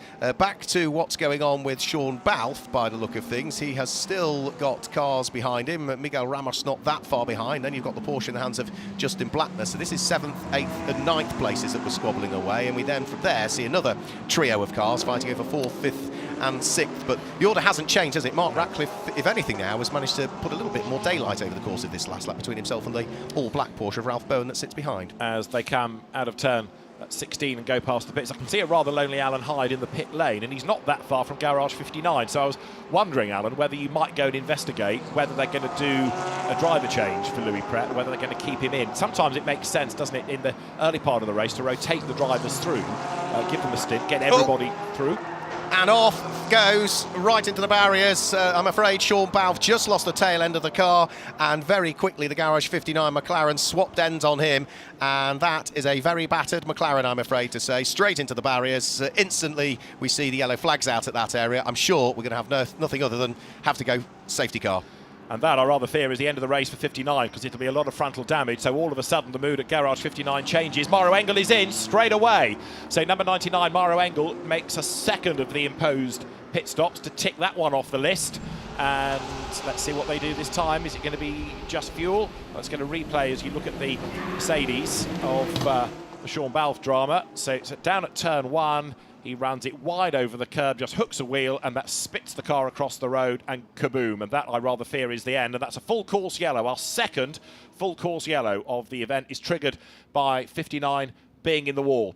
Now, not only has Engel come in, but also Lucas Auer has come in. So 99 and 77 both in at the end of lap 24. Alan. I didn't know where to turn, because I was popping into Garage 59 to ask whether there was going to be a driver change. Then Sean Balfe had his moment, so the garage was scrambled. Then Maro Engel comes in, then the 77 car comes in as well.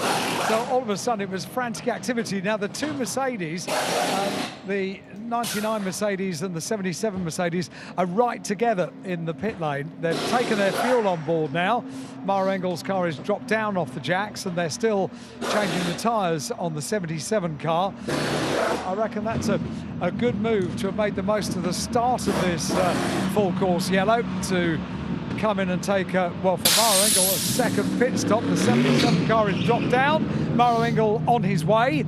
So down the pit lane goes the beast of a car, and the livery on the back of the garage said beast mode on. I rather like that. And they've got a huge amount of guests this weekend. It's really good to see, and you can't miss them as well. They are all t-shirted up. But back out on the circuit now. Yeah, Alan, thanks. And also on track we have a full course yellow, but we've seen Sean Balfe very, very gingerly get out of the car, sat himself on the ground, and then very gently over the barrier. So winded, to say the very, very least. Let's hope that Sean is okay, but it was certainly a big hit, because turn 1, Mark, is a high-speed corner. A very high-speed corner, yeah, and he didn't do a great deal wrong. The car just ran very slightly wide on him, and once it started to get sideways on him, it was out of his spell. The one good thing is he got out of the car, and yes, hobbled away from it, so he's clearly feeling slightly second-hand as a result of what was quite a big impact into the barriers. The barriers withstanding the ferocity of the McLaren hitting them, but the McLaren, yeah, coming off rather second-hand as a result of that. Now, for Lucas Auer, Maro Engel, perfect timing again, wasn't it, by the teams to do a little bit like Martin Conrad did in the earlier one for Sun Energy 1, bring the car into the pit lane just as you think, you know, you're gambling there's going to be a safety car, but when the team saw that incident, because it was shown live at the time, and we also saw the replay of it, they'd have known that was going to go full course caution. So the car was in the right place of the track at the right time to be able to do that. And we talk about how good, you know, the pro drivers are, but this is also where the data engineers on the pit wall are, or in the garage, looking at all the laptops and all the cameras and screens and whatnot. That's where they earn their money as well, because they'll have so many different plans. You know, what do we do if that happens? What do we do if this happens? And they'll know exactly, as you say, that they see an incident, they'll know what the race director will do, they'll call the car in. But you know, equally, if the car had been ahead of that by the best part of a lap, or running just behind it, they may have had to alter the plan slightly because of its position around the circuit relative to when it could have pitted. So the car's out of the race, Sean's out of the car, he's had to walk away from it, and again you see he comes into turn one, it looks all fine at this point, it just runs a little wide up the curb, hooks a wheel, and that just spits the back of the car around, and that's a big hit into the barrier all the way around, and all the impact taken at the front, and you can understand why Sean Bell very gingerly extricated himself from the car. The medical vehicle has gone to attend to him as well. Alan. Okay, yeah, I've just spoken to his engineer, and on the radio the update was, yeah, he felt wobbly, and for that reason the team have requested that he is just checked over by the medics. The engineer said to me, "This is lovely. If you know Sean Balfe, then you can imagine him saying this." The engineer said he's the loveliest bloke. All he could do was apologise. Yeah, I'll believe it. And it's a real shame that car's out, because not only is Sean quick, but we don't get to see the Goethe brothers, who of course have been very, very rapid in single-seaters and GT cars. So it's a big loss all round that. Yeah, I just saw Mark Sansom. I mean, you can't cover up disappointment, can you? And everyone's disappointed for everyone else. You just know that Sean's going to feel terrible for everyone else, and they're all at the back of the garage at the moment having a discussion. But yeah, terribly disappointing for all. Indeed. And as that was happening, I was sort of staggering through the sentence about teams in the early part of a race will try and cycle drivers through, give them each a stint, so at least everybody has had some drive time. Sadly, at number 59, that ain't possible, because the car is already out of the race. The next stopper, number 20, which comes in, so that is David Chip Tobiantro in, and the AM-class Ferrari from AF Corsa serving its first of the 10 stops. Right, so the mood in the Garage 59 camp changes a little. It's been a bittersweet first hour, hasn't it? A spin for one car, retirement for another, and the lead for the third. Yeah, it really has been a case of everything's been covered off in the first hour for them. Well, with David Chip Tobiantoro coming into the pit lane, this will have to be a 5-minute pit stop if they want it to count as one of the imposed pit stops. Yes. Or if they release the car before that, it won't count. We're not under safety car though, are we? Right, full course yellow. So that's the difference in the regulation, is it? Yeah. Right. So again, it's worth doing it now before we go to a safety car, because the longer the full course yellow is, the more likely that you'll go safety car for the restart. While they're behind the full course yellow, tyre temperatures drop, tyre pressures drop, and it is you'll go safety car normally because you can run at a faster speed, it gets the tyre temperatures up, it gets the tyre pressures up, and then you can release the cars a little bit more safely. So it's going to be a long full course yellow anyway to remove the car, and then I would imagine you get 2 or 3 laps of safety car. What I'm just looking at now with my anorak on and the prep that I've done, any pit stop made during a full course yellow or safety car period will not count, is what it says. So and on the basis of, I think that Ferrari was in and out the pits less than 100 seconds anyway, I think that was probably what they expected it wouldn't count, because it did seem quite a quick pit stop for that one. And that'll be true, therefore, of the Martin Conrad earlier pit stop, won't it, to Kenny Habul, because that was under our first full course yellow from memory. Did they get in just before? I don't know. I genuinely don't know. And the Maro Engel one will be the next question for the second stop. So it's gaining, in a sense, track position, but you're going to lose that when you have to make the stop again. Yeah. Because you can make a pit stop, but it's not one of the imposed pit stops, is what we're saying. And that's the problem. I don't think there's any data that we can see as to how many imposed pit stops they've ticked off. Is there? As to whether they will have counted or not, as the case may be. We'll wait and see. So we still remain under full course yellow here. The recovery truck is on site, ready to winch the rather battered looking Garage 59 McLaren of Sean Balfe, partnered up with Mark Sampson, Olivia Gotha and Benji Gotha for this weekend, who none of those will get the opportunity to race now, such as the damage I'm sure that's been inflicted on this. The team will have a look at it, but we suspect we know what the outcome will be. And of course they will also need to inspect where that car hit the barriers. It looked as though, yes, there'll be a dint in the barriers, but it's not looking as though we've got damage to the circuit furniture to the same extent as we had last night during qualifying, when the number 12 car collection motorsport car of Stefano Constantini had a big impact with the barriers and caused lots and lots of damage. But there's recovery of the car to do, David. There's also lots of sweeping up to do, because when you look at that replay of the car, we might get another opportunity to look at the replay of it as well. You might be able to see how much carbon fibre was being sprayed around after it had made contact with the barriers. So there we can see, what's that? Car number 25. Who's behind the wheel of that one? Alessandro Cozzi. Alessandro Cozzi. Yeah. Flexing his muscles. Lovely. An animated Italian. Who would have thought? Indeed, indeed. But while you're at a slow speed, stretch your limbs a little bit. And another one for the pits is Brenton Grove. So here's the next quandary for the teams. Do you come in during these stops, which can be to as quick as you like, because I'm not counting towards the 10, do work in the knowledge that you've still got to serve a 100-second pit stop times 10, or do you sit out there and purely do those and do all the work within the regulation pit stops? Yeah. What this is going to do, it's going to put the Audi now with Milka Pano up into second position, because he's already gone over the start-finish line, and the Porsche is still sitting here in the pit lane in the process of being refueled. So Milka Pano gaining a further position from the Audi. Yes, lots have pitted now, and he hasn't. From 19th on the grid up to second. And how many places would he have gained as a result of the pit stoppers? 1, 2, 3, 4, 5, 6, 7, 8, 9, 10, 11, maybe 12, something like that. But a good chunk of them have been purely on merit. I think we're getting another replay. So again, Sean Balfe turns into turn 1. The car gets a little bit unsettled as it exits the corner. And then just look at the amount of carbon fibre that's deposited. So he hits the barriers, but look at all of these shards of carbon fibre. Once he's made the heavy contact with the barrier, there goes the car. But look at all of that debris just getting strewn across the circuit. So once we've got the car cleared up, David, all of those shards of carbon fibre now need to be swept up as well, don't they? Because if you leave them out there, they're so sharp, aren't they, when they're shards like that? You can soon puncture a Pirelli. Just double checking, Kenny Habul's stop, the car came in at the end of 17 laps, and it was on lap 18 that we got the full course yellow, so it was in just in advance of that. But that last pit stop for Engel and Auer should not count, should they? Because they were done as the full course yellow had been called, is what we're saying. I think so, yeah. I think I agree with you. Yeah.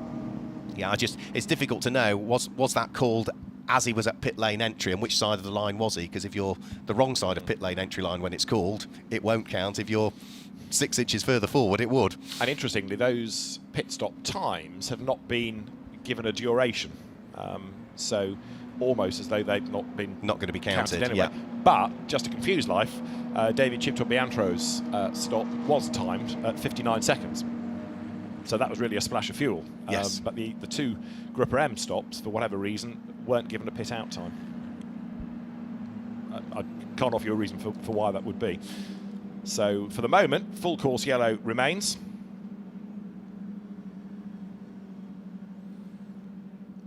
And remaining in the lead is number 88, Louis Perret. So let me just guide you through the order then whilst we remain under full course yellow. Number 88, the Garage 59 McLaren of Louis Perret leads the way. And that car is, of course, going to be leading Pro-Am as a result of that. Up to second will now be the number 2 Haas RT Milka Pano driven Audi. That is the leading AM car that we have in the category at the moment. Up to third will now come the number 7 Herbert Motorsport Ralph Bone car, with that car being the leading contingent that is entered as part of the Intercontinental GT Challenge, as we get another car diving for the pit lane.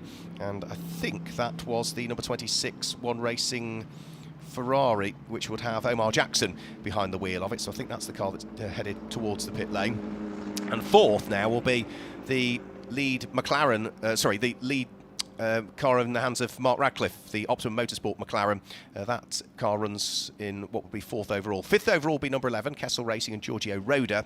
And 6th should now be the number 61 car of Miguel Ramos, which is another AM car. The leading pro car at this stage will now be Dries Vanthoor, of course, as a result of the car of Maro Engel coming back into the pit lane for a second pit stop. It means that the number 46 Team WRT BMW now jumps into the lead of the pro category. So Sean Balfe's car pretty much out of harm's way now, just being reversed back behind the barriers, having been recovered onto the flatbed recovery unit. Still the sweeping up to do.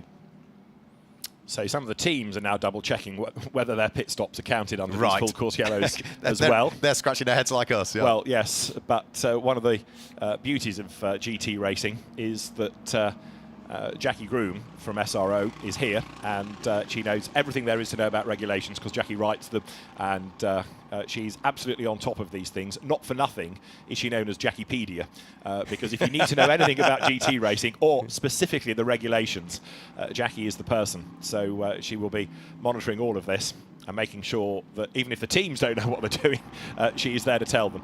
The sad sight, though, is that 59 McLaren is being taken away. That is the very battered car of Sean Balfe. Once the medical team have finished with him, I'm sure he will go back to Garage 59 and apologise to everybody. He might be able to have a word with Alan. But for the moment, we are under full course yellow at this slow pace. Alan, yeah. Yeah, I'm actually waiting in the garage in the hope that I can speak to Sean. I spoke to him first thing this morning, actually. I think just after he'd had his breakfast, and he was so jolly and looking forward to the day. It's just such a disappointment, and as I said before, disappointment for the other drivers driving that car as well. I think 2 out of the 3 of them have already gone off to get changed out of their overalls, so only Benjamin is remaining here in the garage. But there are lessons always to be learnt in motorsport. It's full of highs and lows, isn't it? And a 12-hour race brings its fair share of lows as the course of the race goes on. Yes, it won't be the only drama that somebody has, I'm sure of that. And as you know, Mark's made the point, it's not that Sean's inexperienced. He might not have raced here, but he knows that car. He's been racing for many, many years. So real shame, that, real shame. Yeah, local guy to me as well. He only lives sort of 10, 15 miles down the road, so I've known Sean for a very, very good number of years. So, with the extended full course yellow still happening at the moment, so we know the car is out of harm's way. We can see it there on the back of the flatbed recovery, heading round the perimeter road back towards the pit lane area. We've just got the sweeping up to be done. I think the barrier damage inspection has been done, and there it's nice to see. Look, there's Wayne Mars over on the right hand side, and we've also got there of course his teammates, which is Matt Topham and Amar Narrant.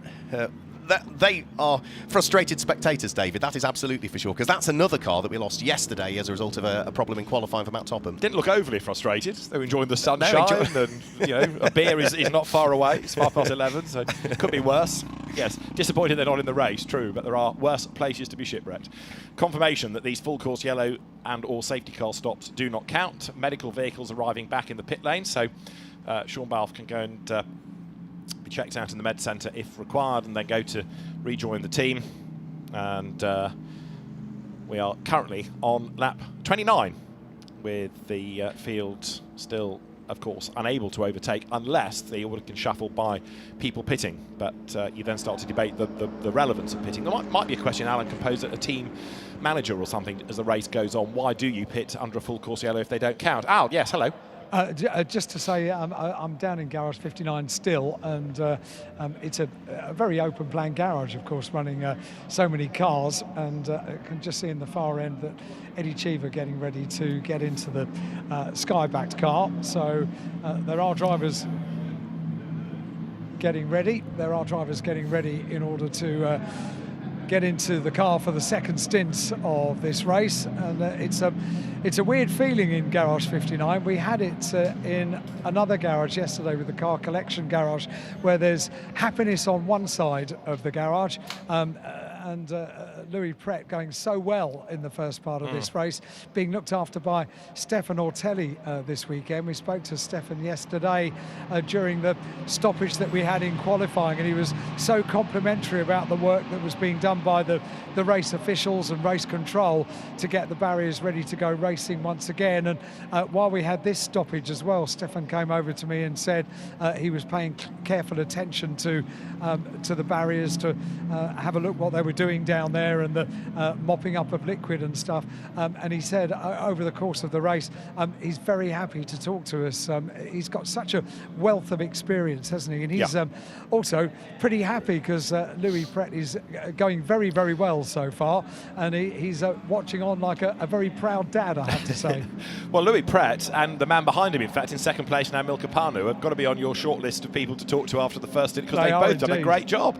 Yeah, really impressive. Absolutely have, and we'll probably get another word with Stefan Ortelli as well before too long goes in this race. But the temperature, by the way, is getting up. Now, down in pit lane, it's quite interesting because we've got these huge garage buildings. We have the advantage of being in the shadow, but out in the sunshine, the temperature is climbing. It's going to reach a high this afternoon of 27 degrees. That's what it was yesterday. It's in the low 20s at the moment, but it's ever climbing. I don't suppose Garage 59 have an Andrew Kirkcaldy around, do they, that's not busy?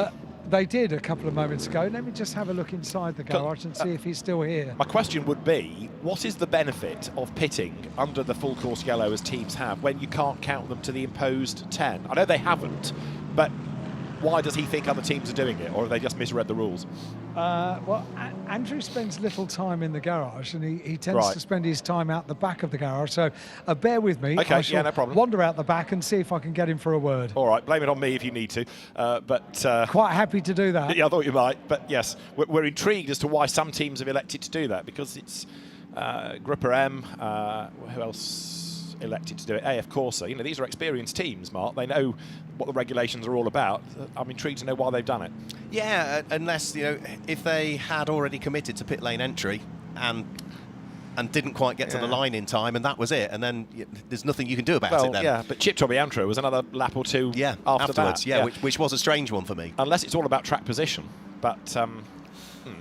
We do have an incident between car number 7, which is the Herbert Motorsport car of Ralph Bowen, and car number 27, which is the Optimum Motorsport Mark Ratcliffe-driven McLaren. That is being noted at this stage, so whatever happened is going to be looked into, and then if needs be, punishment will be issued in one direction or the other. It looks as though there is a little bit of barrier repair work going on, so where the McLaren clobbered the bottom rail of that 3-layer of Armco barrier, it does look as though that's the area where the attention is being given by the fantastic hard-working marshals and Yas Marina circuit staff here. So I think most of the sweeping up has been done now, David. The car has certainly been removed. You can see the telltale signs of the tyres. It's just making sure that that barrier is as good as it could possibly be before we get racing back underway. Strange, isn't it? You look at that corner with all the runoff and you think, oh, you know, you make a mistake there, you just run wide and, you know, might lose time. But that's been the part of the circuit. Incident on lap 1 just a little bit further up the road, and now this big incident here that's been the real drama part of the circuit. And unusual to find a car going off onto the inside. The McLaren has been returned to the pit lane, and the rather sorry sight at the front of it is about to be revealed. It's being reversed into the pit lane on the back of the flatbed. I can see it out of our window as you look at number 99 of Maro Engel. That's done, if you like, 1+1 pit stop. As has the car behind him in reality, hasn't it? Which is Lucas Auer, the number 77 car, who was hugely keen to get things underway as soon as the lights went out. Alan, what update from the pit lane? Have you found him? I found Andrew Kirkcaldy. Andrew, a difficult circumstance for any team.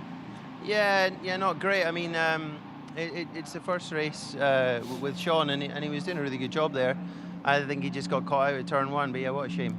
Yeah. It was lovely to speak to his engineer, actually, because he reported back the radio messages that Sean was saying. He said he was a bit winded, he felt a bit wobbly, but all he could do was apologise. Yeah, no, he was really apologetic.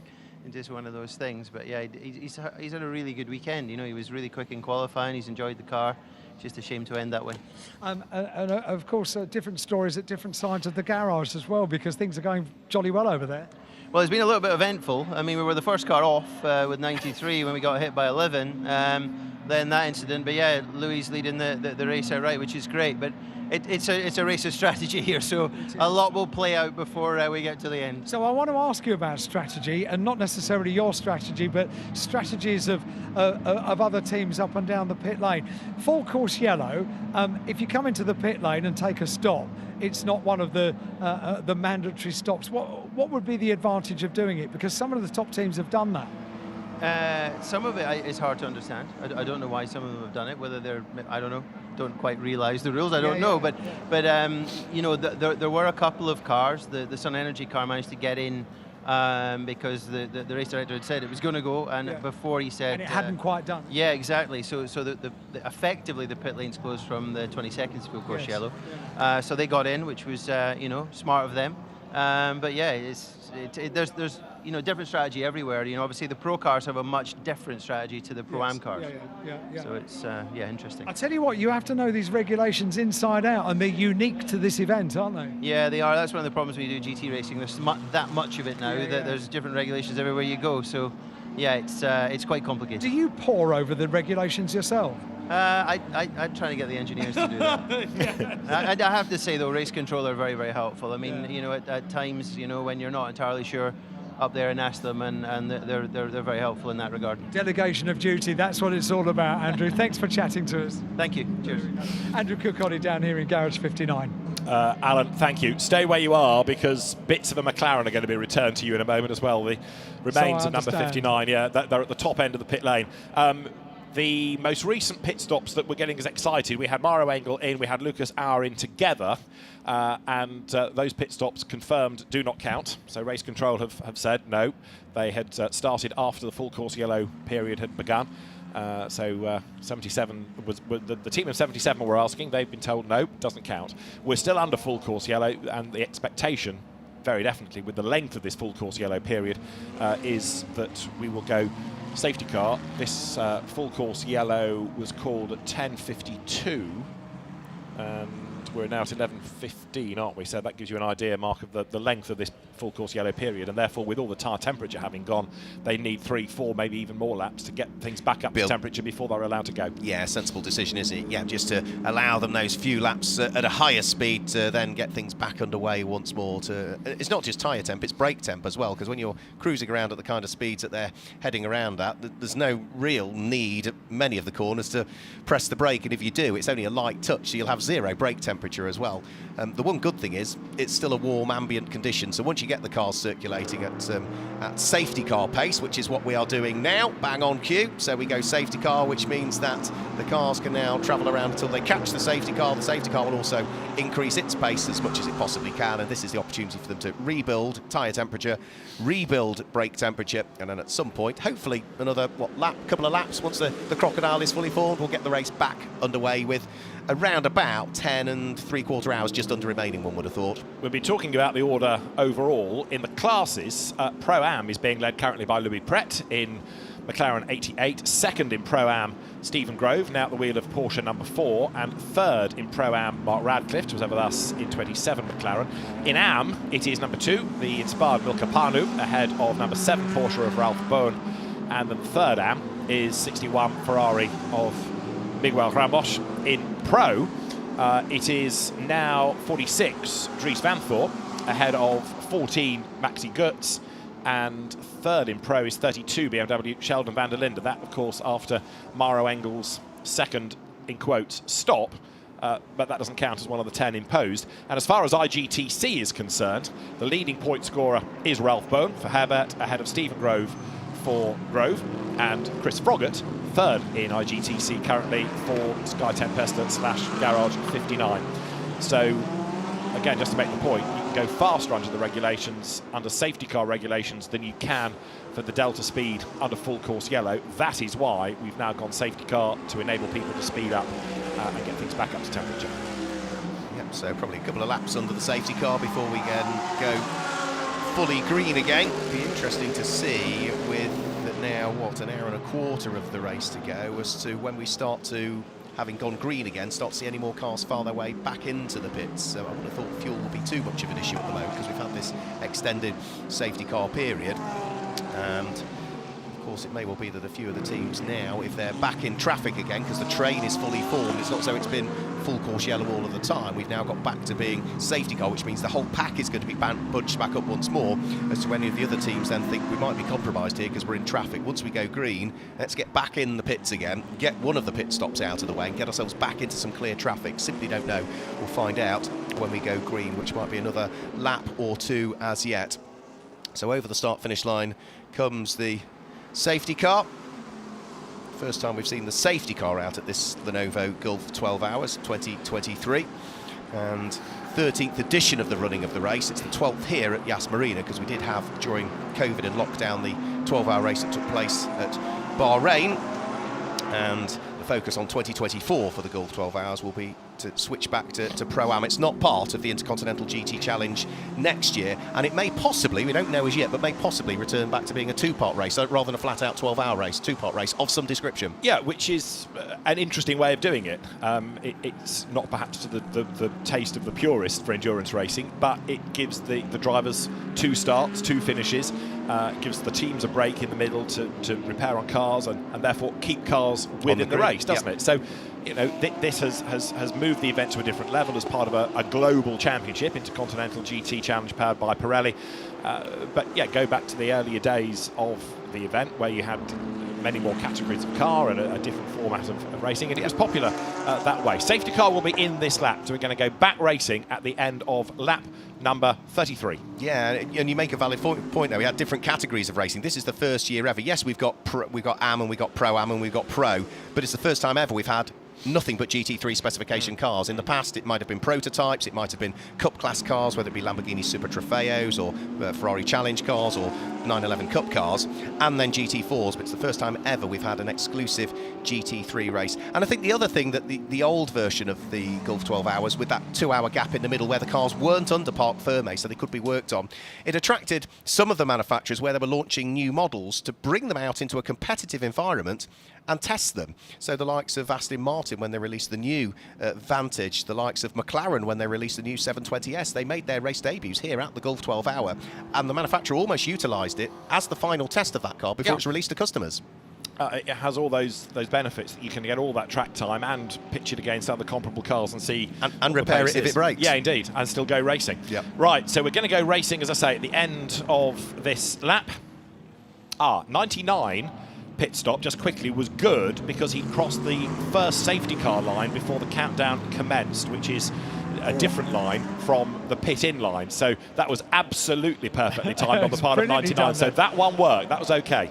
It's exactly what Andrew Cocotti was describing, wasn't it? Indeed. And we're ready for pit stops down here in pit lane as well. And we are, because the race leader comes in as the safety car comes in. Louis Perret comes straight away into the pit lane. So Milka Panu at the wheel of the Audi is going to be leading this race here. He's had a mega stint, but yes, he's picked off several places, and he's not the only one in towards the pit lane as well, because they're all heading in. Giorgio Roda is in, Justin Blatter is in, Chris Froggatt is in, and Alan Hyde is down there. I'd really like to have a chat to Louis Perret after that stint, because that was super work. He makes his way over to behind the white line so that the fuel can start to go in on the 88 car. And right next to it, just behind it, is the 93 car. The Sky car just opens its door now, just standing on tiptoes, and the fuel continues to glug in. The final few drops in the 88 car, and that's when they can put scrub rubber in place. The number 3 Mercedes comes in as well. It's a busy time as soon as the safety cars come in. I think we've got 4 cars down in pit lane having their pit stop now. The tyres standing by for the 88 car, little tyre stands, and they go over to the left-hand side of the car, and all of the wheels now in place. Straps being pulled down for the driver change, and the netting going up at the side of the driver. Door closed on the left-hand side. That's where the driver sits. Door closed on the right-hand side as well. The tyres are on, the engine fired up. The car dropped down off the jacks, and off goes the 88 car. Lights up the tyres, so back down pit lane.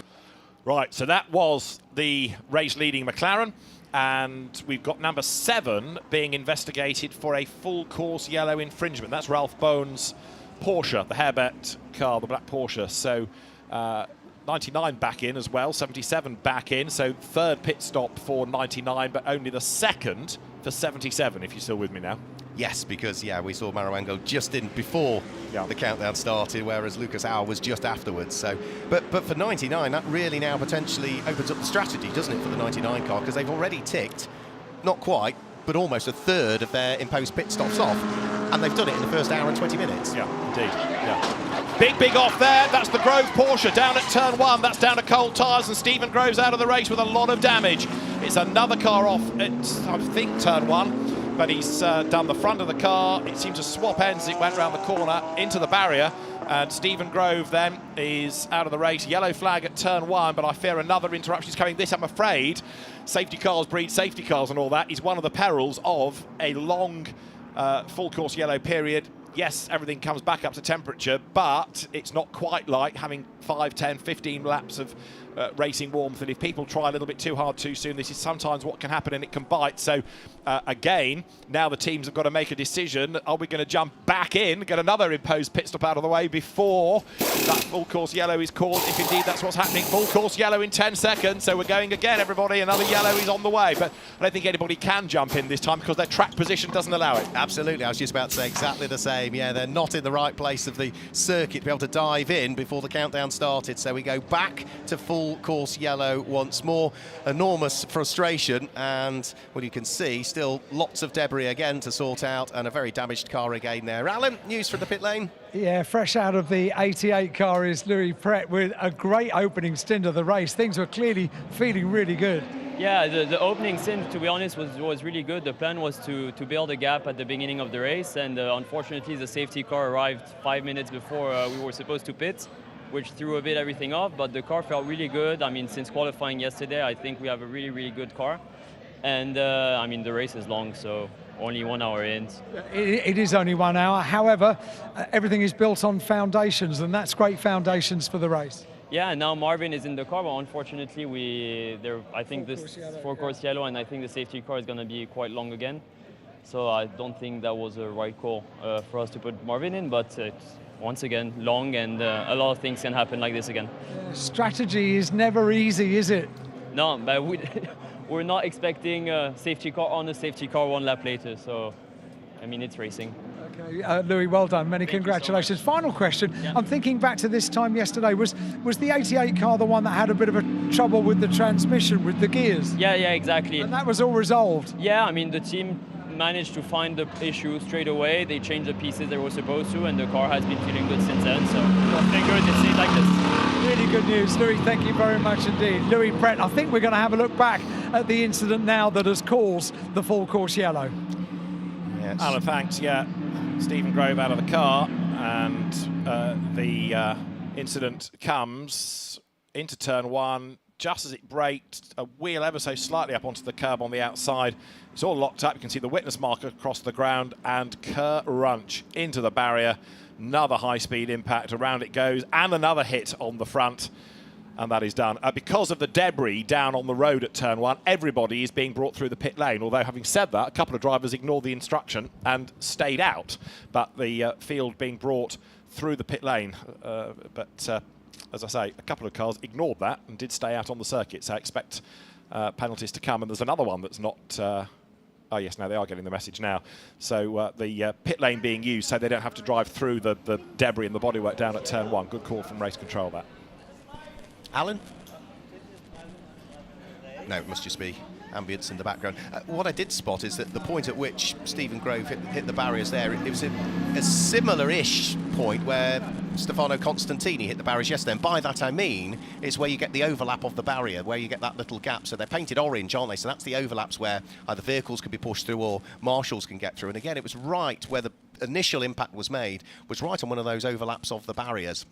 So it will have caused, without question, some damage to the circuit furniture once more. There we can still see bits of Porsche stricken onto the circuit. That's, I fear, another car that's going to be out for the rest of the race now as well, with the damage that's been inflicted on that one. It was largely frontal damage, wasn't it, on that car, rather than yesterday where we had rear and front damage to the other car. this time yesterday we were all saying how well the Porsches had been going up until this point, and unfortunately what we've seen since we said that is Porsches getting damaged, which is never nice to see. No, it's a big, big shame, isn't it? And again, it deprives you of seeing quick drivers because we've been getting excited about the potential of Richie Stanaway, and we're not going to see that. Just going back, Alan, to something Louis Pret said to you about maybe it wasn't the right strategy in hindsight to put Marvin Kirchhofer into the car. Of course, what that means is, in a sense, you're kind of wasting your fastest driver because he's not being allowed to go flat out because he's you're now being restrained. Yeah, absolutely. So really, this is where you want to keep a slow driver in with respect and keep your gun for when it's green flag conditions. But you never know, do you? I mean, you have no idea what is literally around the corner. No, indeed. Indeed. So Stephen Grove stands and looks at the damage, and again, the easy bit is moving the car. The next tough bit is the debris, but the real pain here is the barrier damage again. Yeah, it looked as though it was in a not a fully upright position. I'd be wrong to say that, but it was probably not as badly damaged as the barriers from last night. That is absolutely for sure, and maybe a little bit of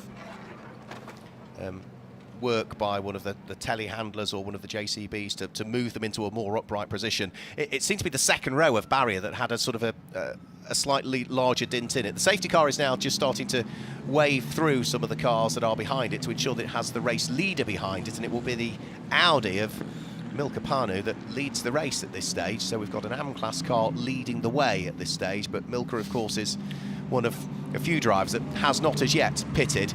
It does mean that up to second in the race now, in theory, comes with that flurry of activity that we have had. Is that Dries Vanthoor now that will come up into second place, and Maxi Goertz will move up into third place. So it'll be Audi, BMW, Mercedes. I've got the 88 car into pit lane as well. You have? And again, is that to do a driver change and do what I was just suggesting? Put the slower driver in. I do wonder if that's yes. what I think it is, because Marvin Kirchhofer has got out, hasn't he? Yeah, I've only just arrived in time, and it leaves pit lane now, so a very, very quick stop to rectify the strategy, if you like. Yeah, they can't count the pit stop, but what they can do is stop wasting, if you like, quick lap time, and they might be doing the same thing at 93 because there's another driver there on his toes. It's exactly what they're doing. Exactly what they're doing. Alexander West has taken over from Marvin Kirchhofer, who did what, 2 laps? Yeah. And I was also about to say that the last pit stop for 99, Maro Engel, was a slowish one because they had a loose left rear wheel and they had to reseat it and get the guns back out and attend to it. So that's why that lost some time. And this could be really clever strategy here from Garage 59, because even at this stage, all of the cars are having to pass through the pit lane. The safety car is bringing them through that part of the circuit, probably slower than any other part of the circuit that would need to do. So by coming in and changing your driver as quickly as possible, you're probably losing even less time because of the safety car coming through the pit lane at an even more reduced speed. Yeah, indeed. I mean, as we keep making the point, you're still going to do your regulation 10 stops. But yes, you know, Alexander West isn't going to be as quick as Marvin Kirchhofer, so you know, with all due deference to Alexander, and I think from a team point of view, he'd accept this. Let's get you used now and keep Marvin for as much of the race as we can under green. Al. I've got a new best friend in Stefan Ortelli, because he just came over to me and he said, are you aware of why we did that stop? And I said, I think so, yeah. And then he explained exactly what I say we, I had nothing to do with it, what you just explained, and we have got it right. So Stefan is our sort of our teacher, if you like. It's really nice to have a professor on board. Official commentary advisor. Yeah, yes. I think so. Commentary standards advisor, yes. It's gratifying to know we're getting it right anyway, yes. It is, yeah, and he's a great guy. Absolutely. Spa 24 winner, Le Mans winner, Porsche Super Cup champion, Blancpain Endurance champion, multiple GT race winner, Sepang 12 Hours. I mean, the list goes on and on and on. Right, so we're back under full course yellow. Here's one that we prepared earlier. You know the drill by now. They go round and round and round under slower speeds whilst everything is repaired. Safety car is out, but we're not under safety car conditions. Now, part of this, I think, is to try and encourage people to get the message about coming through the pit lane and to also come through the pit lane at a safe pace, especially if other people are serving pit stops. They've had quite a lot to do in the first hour and a half in race control, haven't they? It's been a busy one, that is absolutely for sure for them, and I'd imagine there's a chunk of activity for them even after this to try and resolve the incidents and work out things, and even now there'll be lots of radio traffic going on with the local circuit staff down at turn number 1 to try and repair those barriers. There we can see Stephen Grove's car on the back of the flatbed recovery unit following that incident down at turn number 1. We've got a few more cars that have not this time trundled through the pit lane. There's one just going over the start-finish line, and that looked as though it was the Tsunami car that went through. And again, the drivers are being told on the radio, but we know that, for example, Herbert can't communicate with Ralph Bone. He's got a radio problem, so they're now asking, some of the teams are saying, can we have a marshal saying into the pits, into the pit lane? Yeah, because the sign on the gantry says full course yellow. It doesn't sort of allude to drivers, if they're missing it, to next time go through the pit lane. So I can understand that, maybe if there's a radio issue. So Ralph Bone's team also have to go to see the stewards because of this report of overtaking under full course yellow. Daniel Alaman took over number 7. I don't think I told you that, but we have had a driver change in number 7. Daniel Alaman is now behind the wheel. So interesting, isn't it, how quite a few are cycling through, whereas Mark Radcliffe looks rather welded into 27. He's still shown as being behind the wheel. So now, yes, the track is blocked at turn 16. There are 2 course vehicles that have blocked the road to make sure that people get the message and come down the pit lane.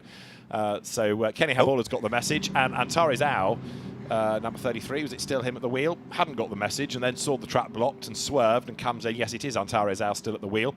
The next Porsche is going to be the Dustin Blattner. And that now Konstantin Dressler that car. Didn't get the message either. At the last minute had to swerve. And then the next wave is behind a safety car, so they do all get the message. So the safety car, we're not under safety car conditions, but the safety car is sort of acting as a, what would you say, Pied Piper type situation here to encourage people to come down the pit road. What this is doing for the moment is giving 33 the race lead.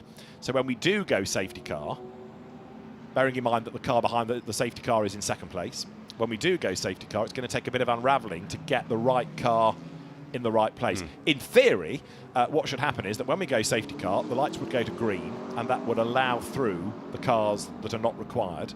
And then when the lead car is behind the safety car, the lights will go to yellow, and then we are into proper safety car procedure. That's the plan. That's how it really works.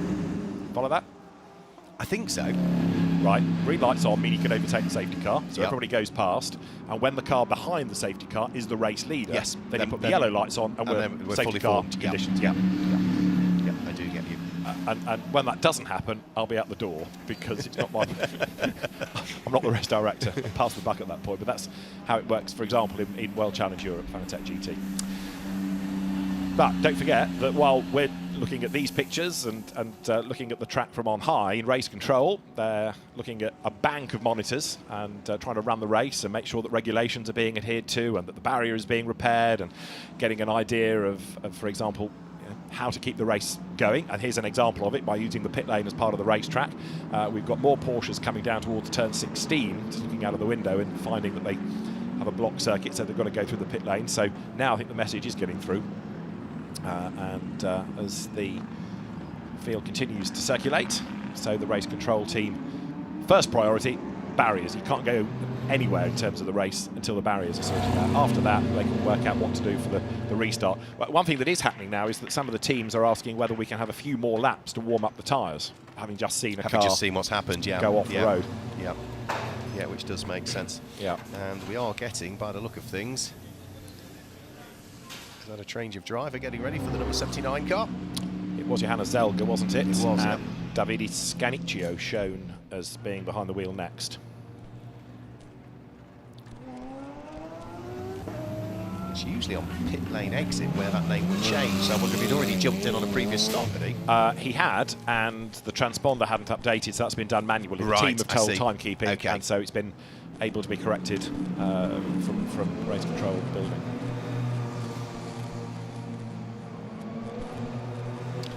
So for the first time we've got another new camera that shows us that pit lane exit there, the very unique tunnel where the cars cross from what is the inside of the circuit ultimately to the outside of the circuit, and looks as though we are now going rather than full course yellow, but with the safety car still there to assist them through the pit lane, it does look as though we are now going to a full safety car basis. So it does now mean that the cars that are lagging behind, because everybody's remaining at the same pace, can now start to increase their pace and catch the Crocodile and the Train. I think the first car that was behind the pace car was Milka Panu, was it not the Audi? So, yeah, it's the second place car, so that's why it will take a bit of time to get the right car, because you've got to let almost everybody go before you get to the leader.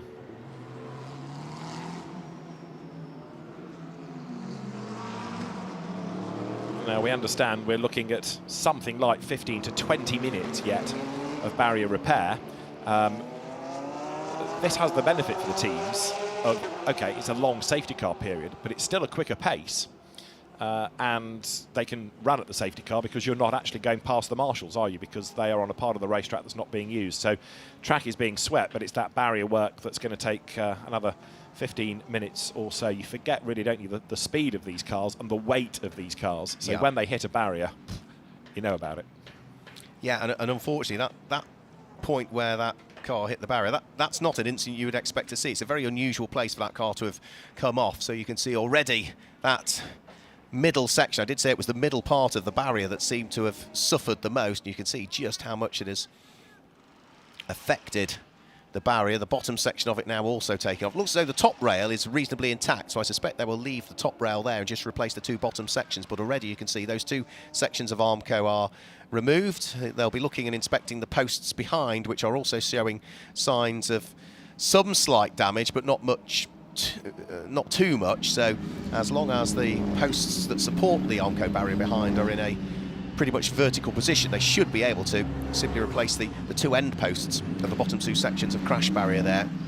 But as ever, they'll be working as hard as possible to try and rectify that. This is, of course, is on top of the work that they had to do last night following the off in qualifying from Stefano Constantini, who put the Car Collection Motorsport Porsche heavily into the wall, and the barriers on the exit of turn number 3 and up towards turn number 4, that put that car out instantly for the weekend. Such was the damage that was incurred on the car, and the barriers didn't come off too well either.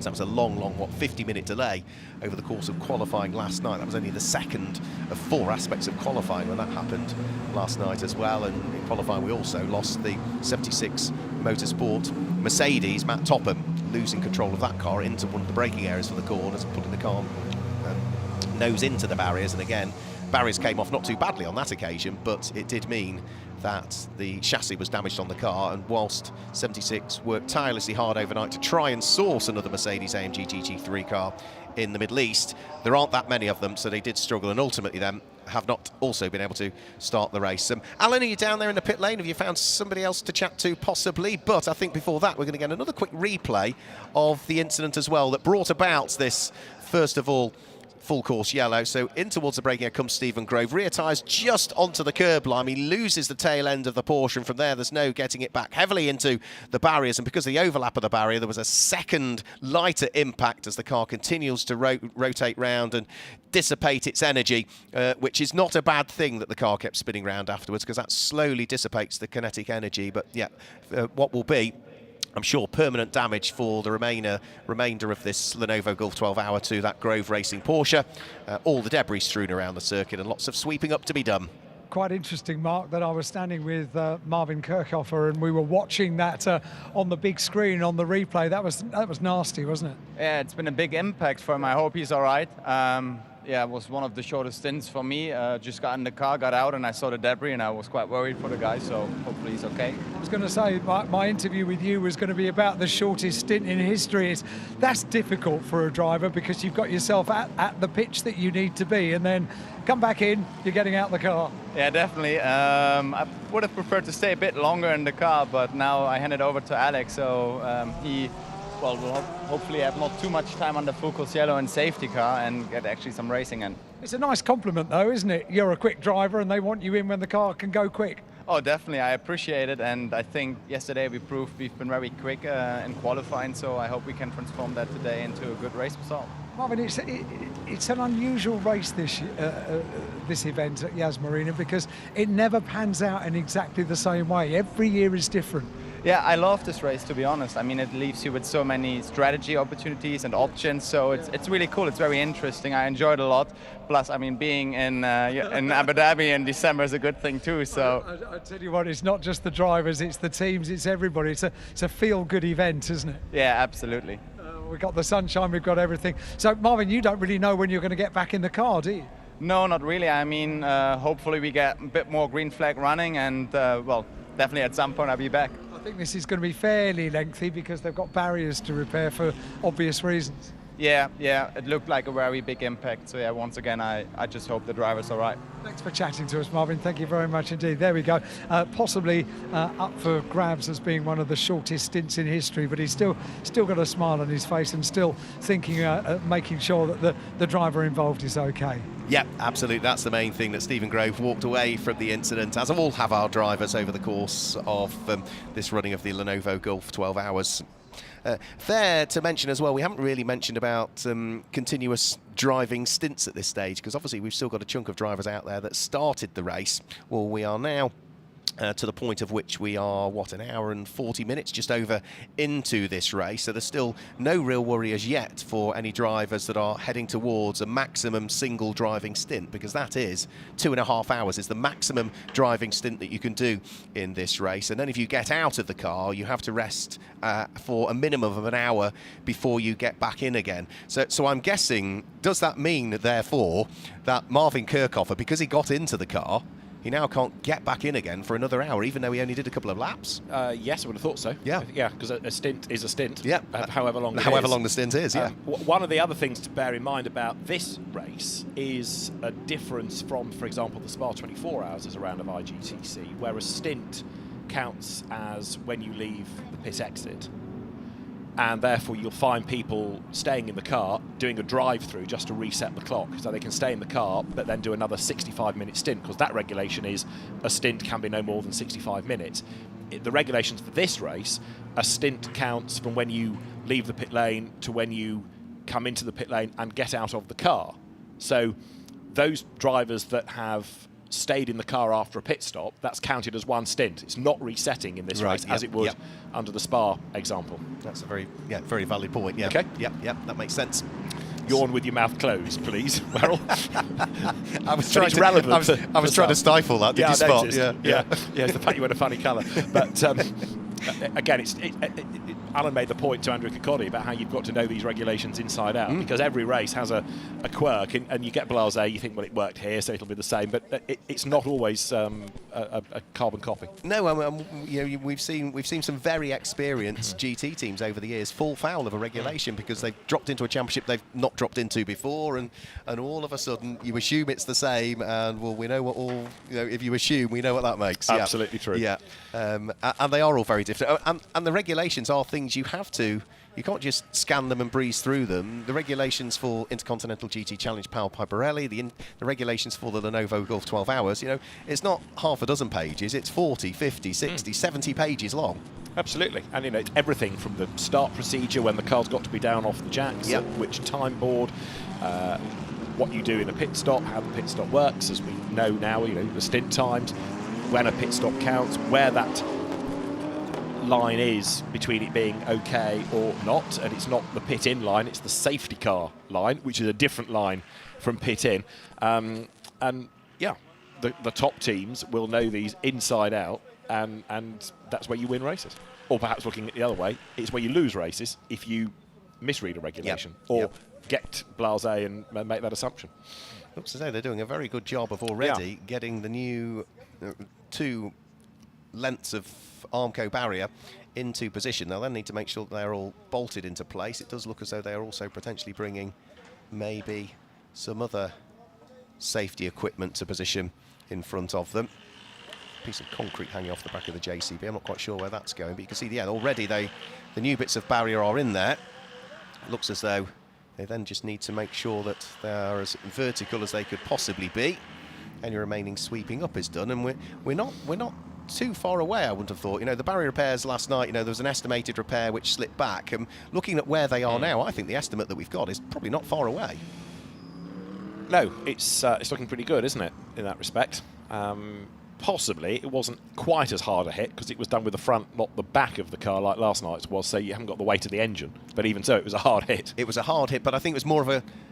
It wasn't... it was more of an acute angle that it hit this time through, wasn't it? Rather than it be absolutely head-on into the barriers or rear-on into the barriers as it was last night. So let's just run you down through the order then whilst we remain under safety car. The car that leads the race is the number 2 Haas RT Audi of Milka Panu, who started behind the wheel of that car and has clambered his way through the order from what was 19th on the grid, but hasn't pitted yet. He's one of a few cars that have not as yet pitted. So Audi leads, and that is the leading AM class car as well. Second in the race is the number 46 Team WRT car in the hands of Dries Vanthoor. That's ticked off 1 of its 10 in post pit stops so far, and it leads the pro category at this stage. Third is number 14, the Mercedes-AMG 2Cs car of Maxi Goetz. That's another car that has also ticked off 1 of its 10 imposed pit stops, and both of those cars in second and third, the BMW and the Mercedes, running the Intercontinental GT Challenge powered by Pirelli. Fourth in the race is number 32. That is going to be the second of the Team WRT BMWs in the hands of the South African Sheldon van der Linde, and fifth at the moment is car number 61 AF Corsa and Miguel Ramos in the Ferrari. That car is second in the AM category. Sixth is number 7 Herbert Motorsport Daniel Aleman at the wheel of the Porsche. That car runs third in the AM category, and as we head to 7th now, that is the car that leads Pro-Am at this stage. Car number 27, Optimum Motorsport, Mark Radcliffe, who also started behind the wheel of the car and hasn't pitted as yet, is running there in 7th place and leads Pro-Am. 8th place is number 88, Garage 59, Alexander West, having just jumped into the car. That's the car that's second in Pro-Am. And 9th is the car that completes the Pro-Am podium in the early stages of this one. It's number 75, Sun Energy 1, and the Australian Kenny Harble that's behind the wheel. And just to give you the top 10 at this stage, it's car number 21, which is the Car Collection Motorsport Porsche that's now in the hands of Konstantin Drezler. And that is another car that circulates in the amateur category. So those are the cars that are inside the top 10. We, before the race, had lost the number 76 Mercedes and the number 12 Porsche, and in this race it certainly looks as though we have now lost the number 59 McLaren and the number 4 Porsche, I'm afraid, as well. Yes, with that huge damage just done. One thing, of course, that the current situation is doing is rather scuppering anybody's chances of staying on top of how many pit stops cars have made, because every time somebody comes through the pit lane, of course, it triggers another pit stop. So we reckon number 99 has done 3, and the BMWs, I think, 1 apiece. I need to double check, but right now safety car conditions remain because of the barrier damage. The road is clear, the Porsche, or what's left of it, taken away, but we just need the barriers to be safe, and then we can sort the order out and be good to go.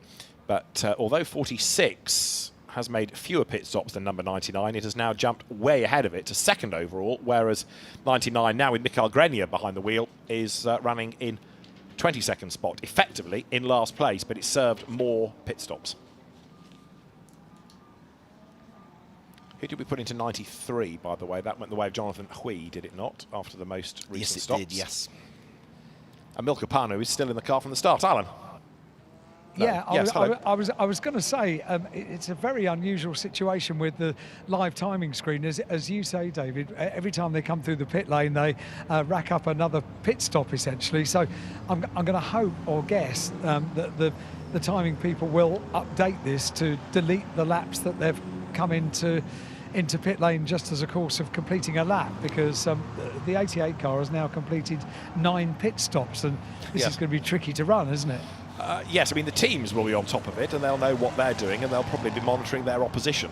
But it just makes it harder for Mark and I, because we're trying to, watch different things and not necessarily looking at cars go over the line. Yeah, exactly that. However, the safety car will now use the start line, so the drive through the pit lane is a thing of the past. So it starts to make life a bit easier, at least. There was an unusual moment actually on that previous go through the pit lane, because the 79 Porsche, the Tsunami Porsche, pulled into the cold pit lane just to rejoin at the very tail of the field. So 79 Porsche just dropped back a couple of places, went very, very slowly to allow the other 2 cars to go through, and then slotted in right at the back. Right, okay. We've still got a few cars that haven't had driver changes, even though they've done pit stops. Did we keep Dustin Blattner in 21? No, Konstantin Drezler took that one over. And 26, Omar Jackson has stayed behind the wheel of. We've still got Mark Radcliffe, haven't we, in 27. Antares Au in 33. Did he morph into somebody else? No, still showing us him at the moment. Yeah, Sheldon van der Linde likewise, Dries Vanthoor likewise, and it is in 51, Alex Fox, the pseudonym Alex Fox that is behind the wheel. So we've had a bit of a shuffle around. I think the most drivers thus far, 88, because they've used all three, even if it was only briefly, for obvious reasons, in the case of Marvin Kirchhofer.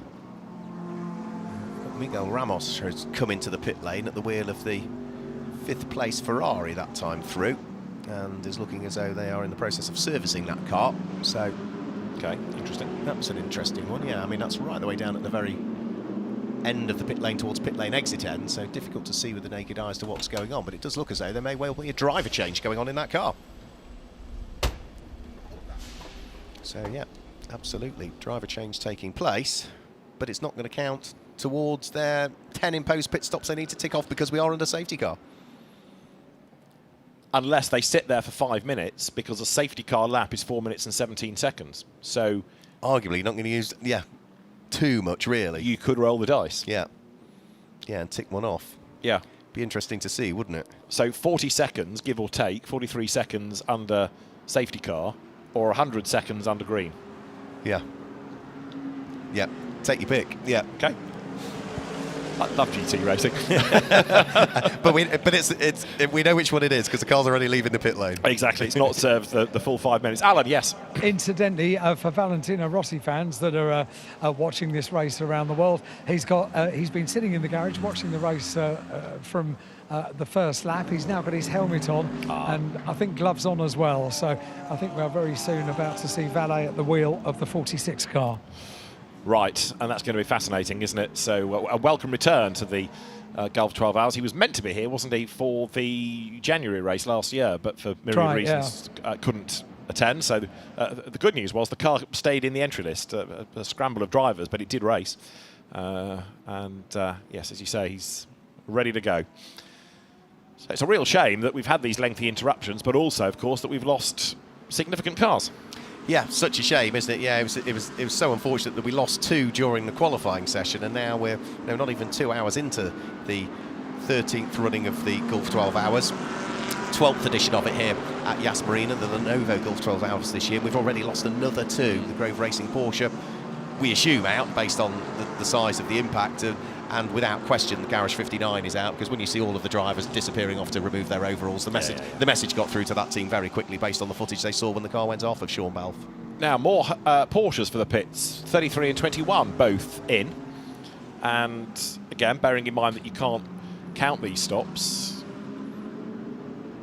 taking on fuel for 33. This is Antares Au. Now bearing in mind he's been behind the wheel of that car since the start of the race.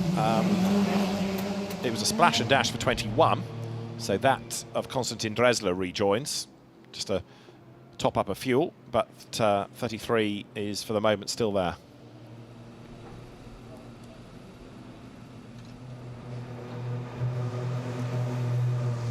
And I'm not totally sure why, because one of the team was leaning in on the right-hand side of the car. Driving position on the left. They're happy with it now. They closed the door on the right-hand side of the car and sent him on his way. So something, I reckon, was probably not quite right inside the car. I wonder whether it's something electrical that may have been the reason that it slowed on the first lap as well. Yes. But again, that's one to research once Antares Au bails from the car. And you might find some of these cars coming back in anyway in a moment, Alan, because the safety car will be in this lap. Now, we have got the Audi behind now, so we have got the race leading car behind the safety car. Other pit stops have shuffled the order again, so the order has kind of become the right one. And on track, it's going to be, assuming they stay out, Milka Panu versus Dries Vanthoor versus Maxi Goetz for the lead of the race, and we will go back to racing, this time at the end of lap number 43. And that's when we'll see Valentino Rossi getting into the 46 car, because the team has scrambled. Right, so you have a flurry of pit stops to confuse the order even further, and those that are in clear air will press on. But yes, we've got, I can see 2 Cs ready. I think Ferrari squads are ready. Yeah, there's a whole hive of activity up and down the pit lane. And so with 10 hours and 6 minutes to go, we are almost set for a green flag. Yeah, and what is Milcapano going to do? Is he going to crack on? He can still remain behind the wheel of the car for about another 35 minutes yet before he got to maximum stint time.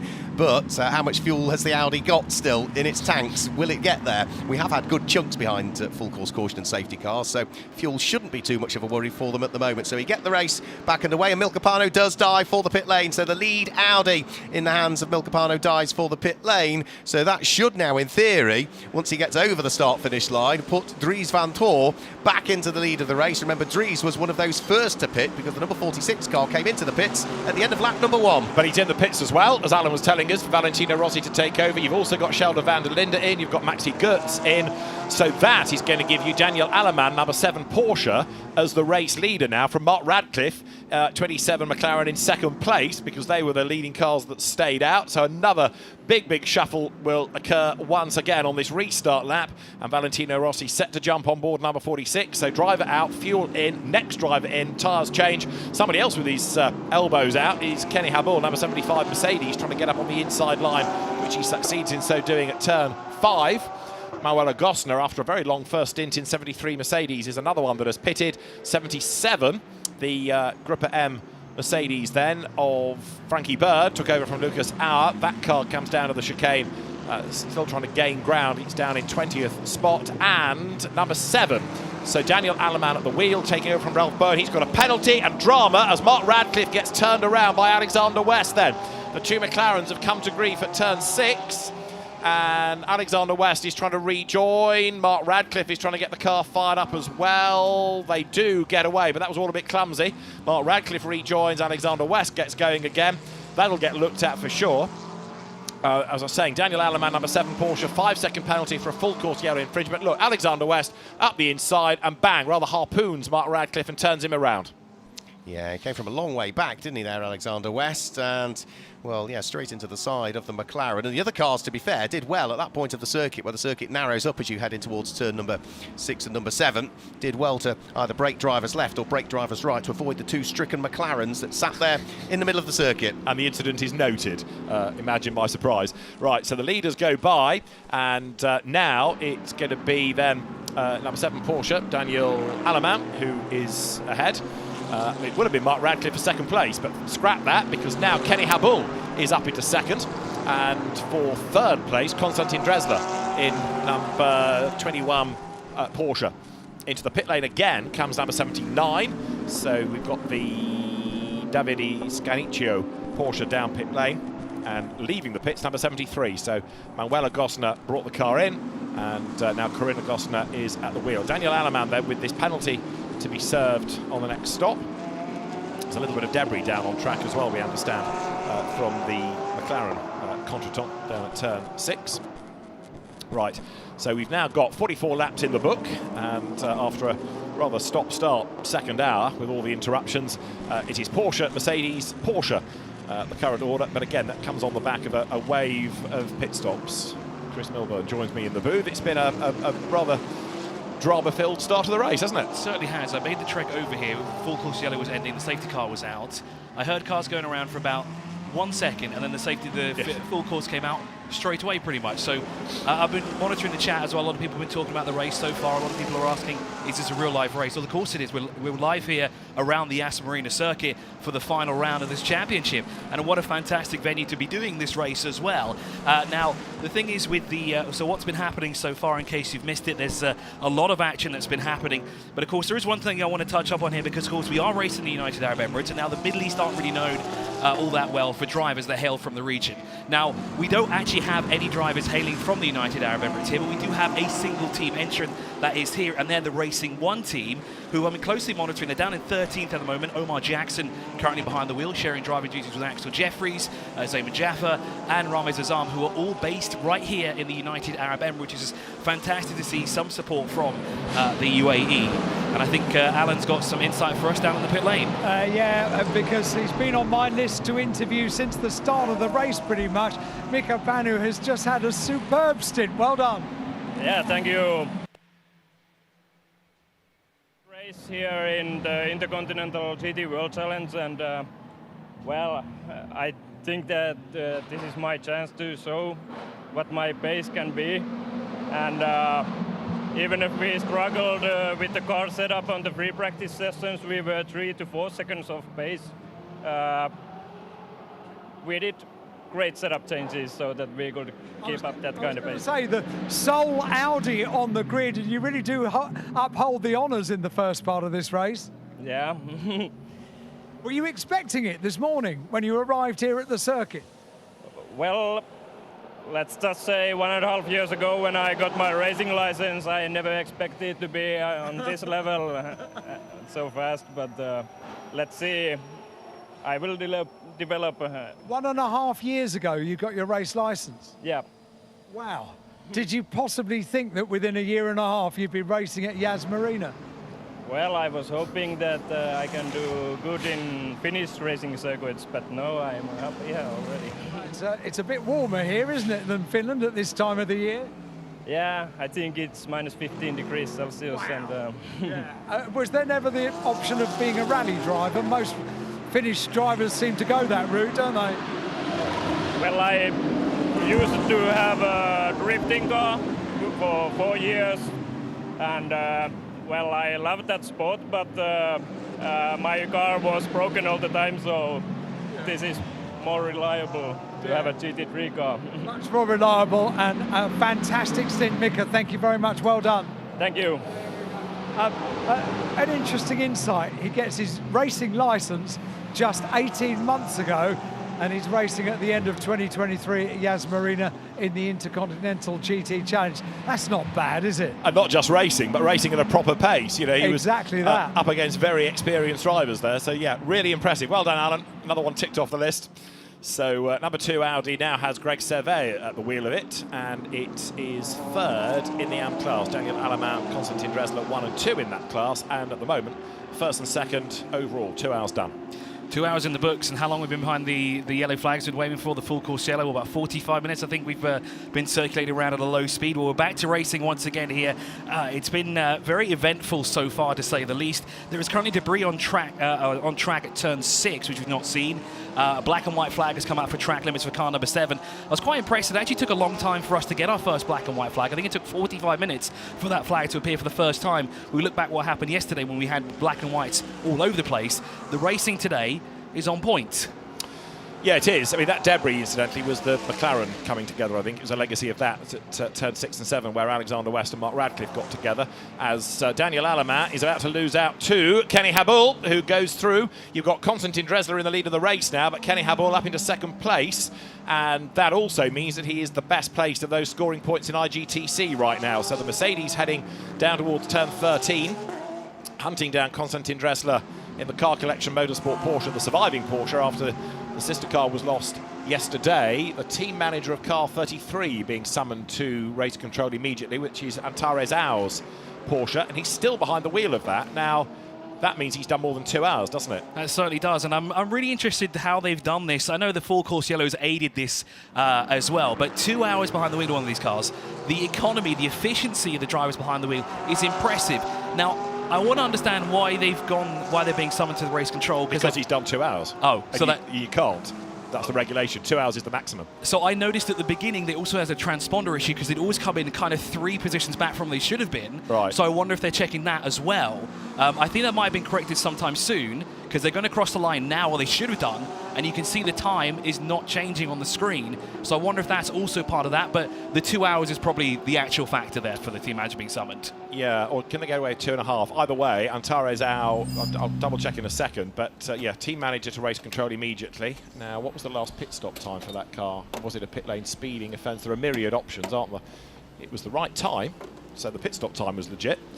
Anyway, Antares Au in number 33 is being summoned, or the team manager is being summoned to race control. More pit stops are cycling through, as you can see, including David Chipton-Biantro in the number 28 Corsa Ferrari, and 93, which is Jonathan Hui, that car recovering after its lap 1 spin, is now into 13th place. So you've got that car, another one recovering. 33 is confirmed as a transponder issue. Now, whether or not that is going to incur a trip to the stewards in isolation or something else remains to be seen, but don't know whether they can give you a spare transponder and send you on your way. Door off, number 20 now. That's the new air condition model. I mean, it will help him certainly now as the temperature picks up here around the Yas Marina circuit. Transponder is not going to be an easy fix either, so that's going to take some time for the car there. That's the 75 we're looking at right now. They are chasing down the leader. The gap is 1.8 seconds right now with Kenny Habul trying to track down the Porsche driver, Konstantin Dressler, who is just ahead of him. We've just come across the line now as well. The door's been firmly attached back onto the car. I've got to say, that looks like a quick and easy fit actually to put that door back on. No tape required, just looks like it's put on by magnets. Yes, imagine the expense for a Ferrari dealership to give you a new door, but here, just bang it on and send the car on the way.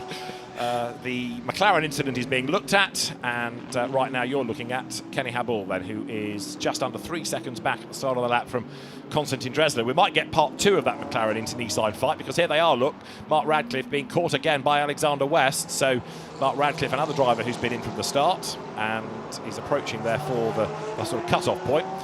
He is fending off Alexander West, who took over from Marvin Kirchhofer. So 88 is the one car that's had all 3 drivers cycle through. And also number 26 Ferrari that you were touching on, Chris, involved in a battle. Omar Jackson behind the wheel of that, coming out of turn 5. Omar's also been behind the wheel for quite some time, so I think he started that car today. So maybe you're right with the 2.5 hour thing there that. Car 25 is being pinged for track limits here. Not sure where this is happening too much. You don't see quite a lot of it on track, but car 25, of course, is the car that we're looking at right now. The Racing 1 car with Jackson currently behind the wheel. I must say the Ferrari 296 GT3 car looks stunning here. It's the race debut in the country for this car. We've not seen it at all. We've not seen it in Gulf Pro Car Series. We've not seen it in any other series. This is the first time it's racing around the Yas Marina circuit here in the United Arab Emirates, and it looks like we've got 3 of them all together. We've got the 25, which is the the number 25, sorry, is the AF Course Marco Polincini car. Then just behind them is not the 2 Series Motorsport car. That should have been the number 3. So we're actually looking at the 26, 11, and 61. So I got the number there wrong for Racing 1. It's the 26. That's the battle for 14th at the moment between those 3. They're separated by around 2.4 seconds between each other.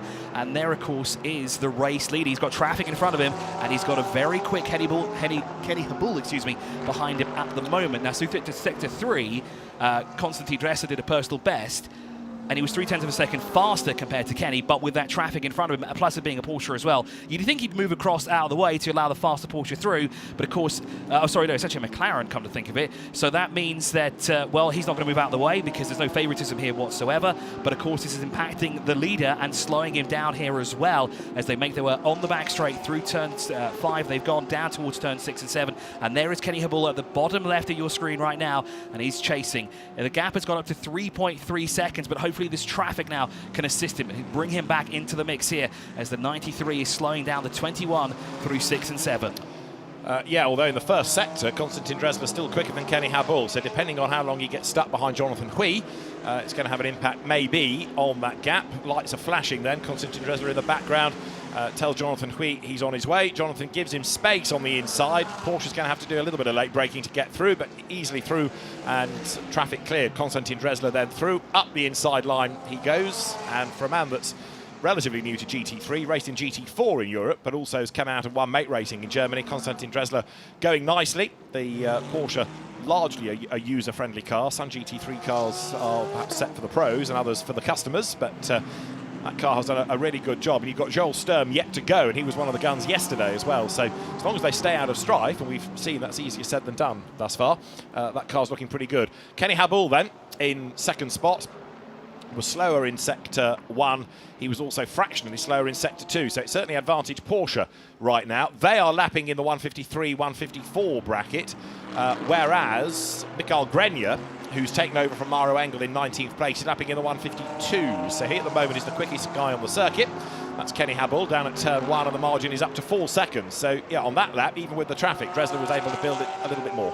So we've got a very battle between the Porsche and the McLaren up front, but of course the McLaren is not the car that's in second place. It's actually Porsche versus Mercedes.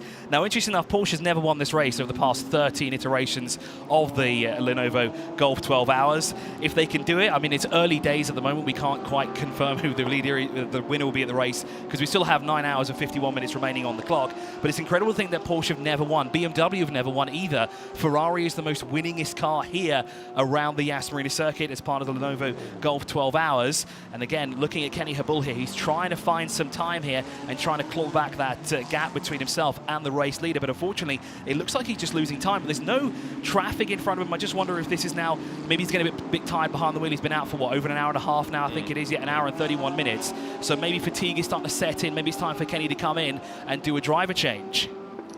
Possibly so. The car pitted after the first half hour, didn't it? Which is when Martin Conrad gave over to Kenny Habul. He could do another hour continuous if he wishes, but I think he might be right, given the temperatures, which are going up all the time.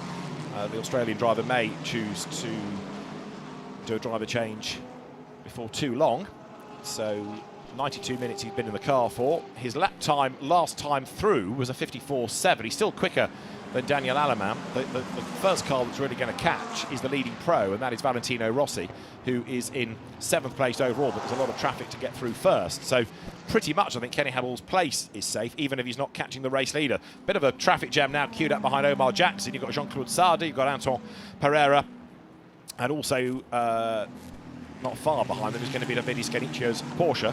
So Anton Pereira taking over from Giorgio Roda. That car was delayed in the pit stop with Roda's penalty of 10 seconds, but they've kind of combated that now. And their fourth, Alexander West in number 88 McLaren. He's hustling on in pursuit of Mark Radcliffe, who in turn has his heart sinking rather, because not only is there traffic up the road, but the three cars are all busy squabbling amongst themselves. It's certainly going to make things difficult for him as he works his way through the final corner, now down towards turn one again. Turn one's been very hot this weekend. You've got to be very, very careful here. But here comes the Ferrari on the inside, and that's the 26. That is the Racing 1 car. Now on the inside, is that the AF 61? Yes, it would be, because they are less than a second separated between, actually 0.3 of a second between these two here. And it's a nice train of Ferraris. Well, we actually had 4 that were flying in formation down towards turn 6 not too long ago. Now we've got a McLaren in the mix as well, but they're all jostling here for position as we make our way towards turn 5. Who will it be on the inside? Is that the 21 that snuck through? Sorry, 61 of A, of course. Yes, it is. But here comes the rest of the Ferraris plus the McLaren as well, who want in. And of that, another McLaren that's joined the fray. It looks like it is the fourth of the 296 GT3 cars drops back behind this. Now what? We have a 5-way battle here for just a single position, but actually, if we look at it, this is not for position on track.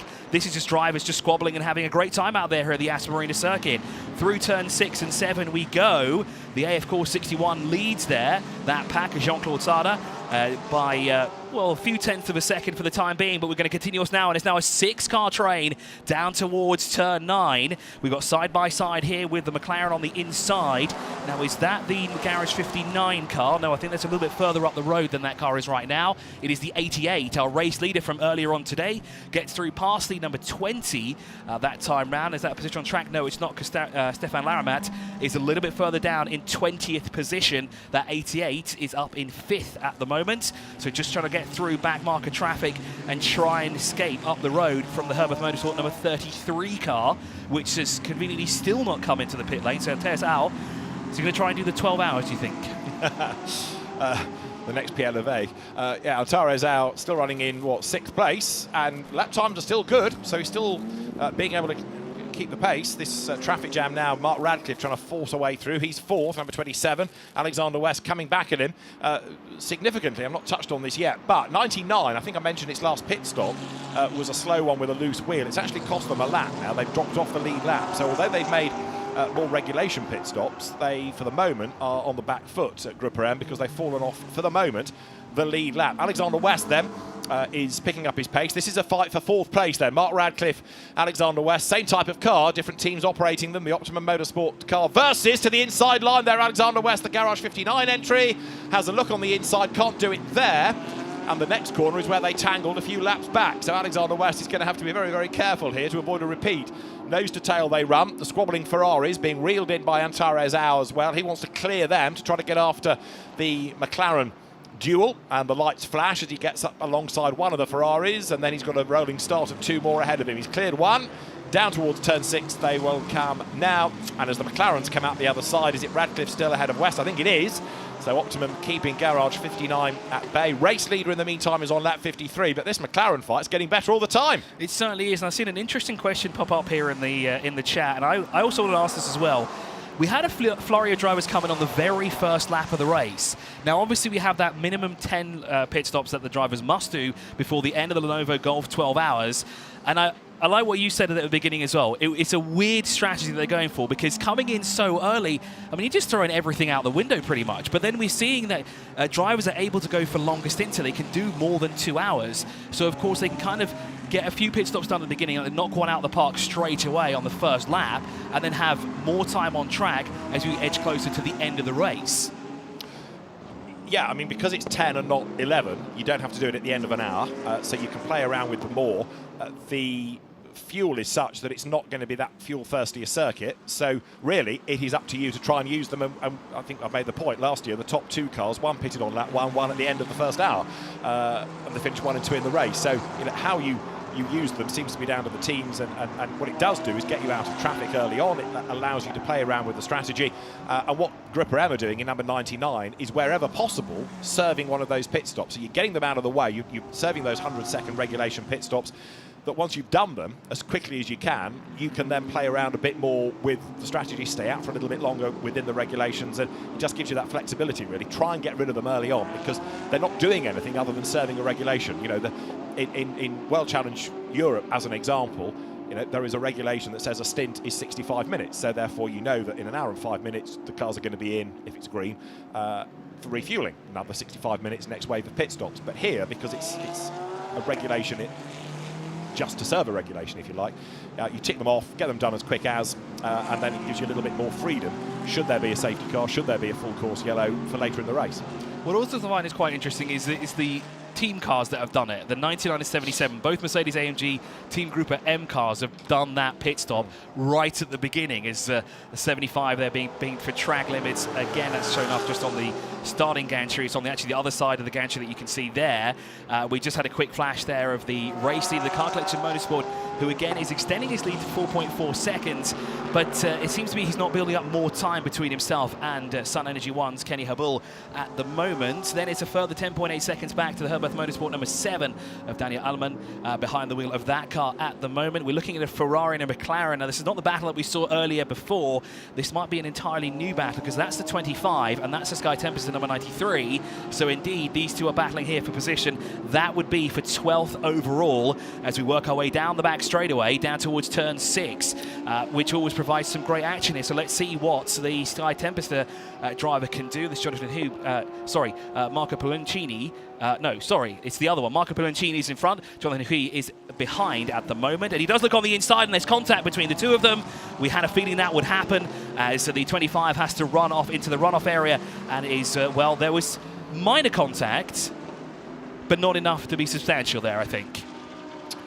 Yes, it probably will get looked at just to make sure that there's nothing untoward. The order hasn't changed, so you can sort of say that the biter was bitten, because Jonathan Hui stays behind. Antares Au has just pitted, incidentally. Here was the replay, so yeah, Jonathan Hui almost fully alongside, but Marco Pulcini had to turn in sooner or later, ended up going off the road, but part of that was because of the contact, so I think that will be probably a shrug of the shoulders from race control, saying, well, you know, one of those things, and the order remained the same. Kenny Habul, though, has now come across that little battle pack, so he's trying to find a way by.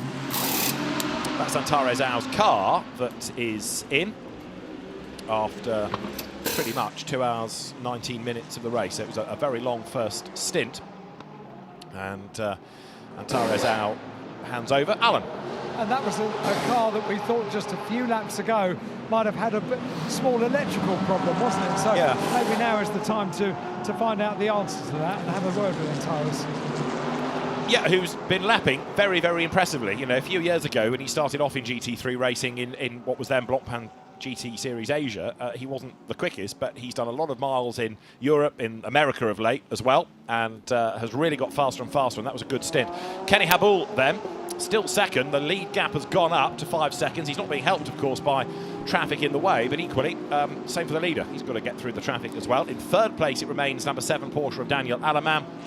In fourth and fifth, the McLaren fight we've been looking at, Mark Radcliffe ahead of Alexander West, and into the top 6 now, Valentino Rossi then, who is the leading pro category driver, and you've just seen 33 making its way down the pit lane. Tim Heinemann has taken over now from Antares Au, so the DTM Trophy 2-time champion, Tim Heinemann, is at the wheel of 33.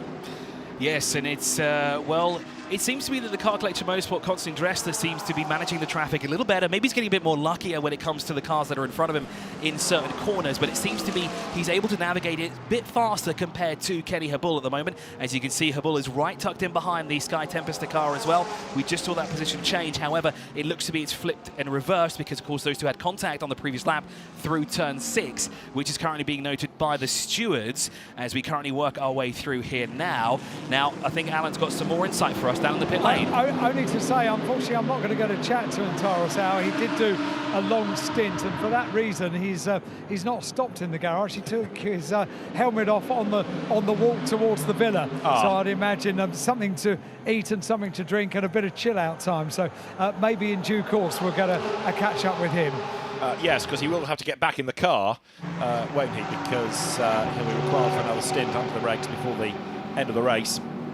But it was a good effort, that, most definitely. Leader then is 7 seconds, sort of good now. Kenny Habul, who's, as we made the point, had a long stint, but certainly falling away a bit now.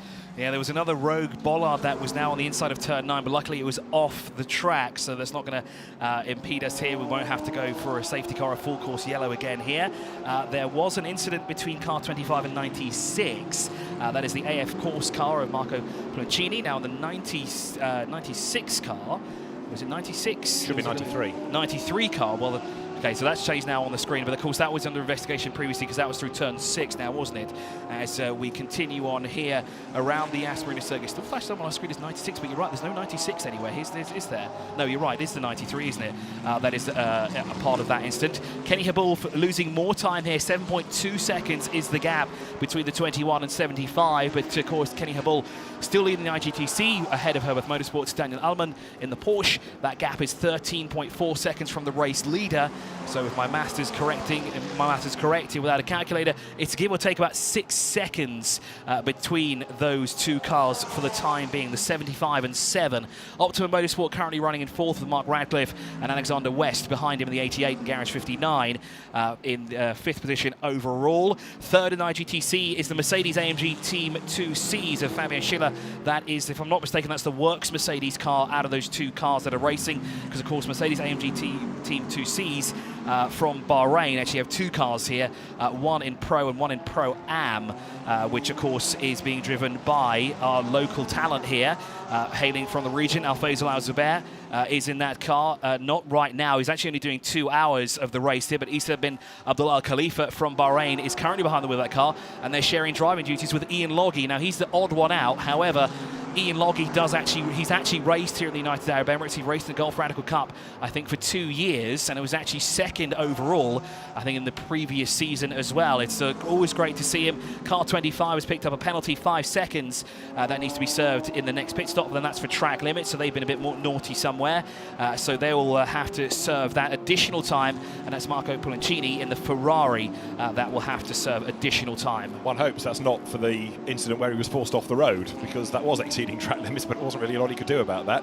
Down the pit lane just comes number 27, so Mark Radcliffe, who has done 2 hours and 25 minutes. There's a Herculean effort to start the race for him, and a really good stint it has been. I know he was tagged into that spin by Alexander West, but his pace has been good, so Mark Radcliffe will hand over to either Rob Bell or Ollie Milroy.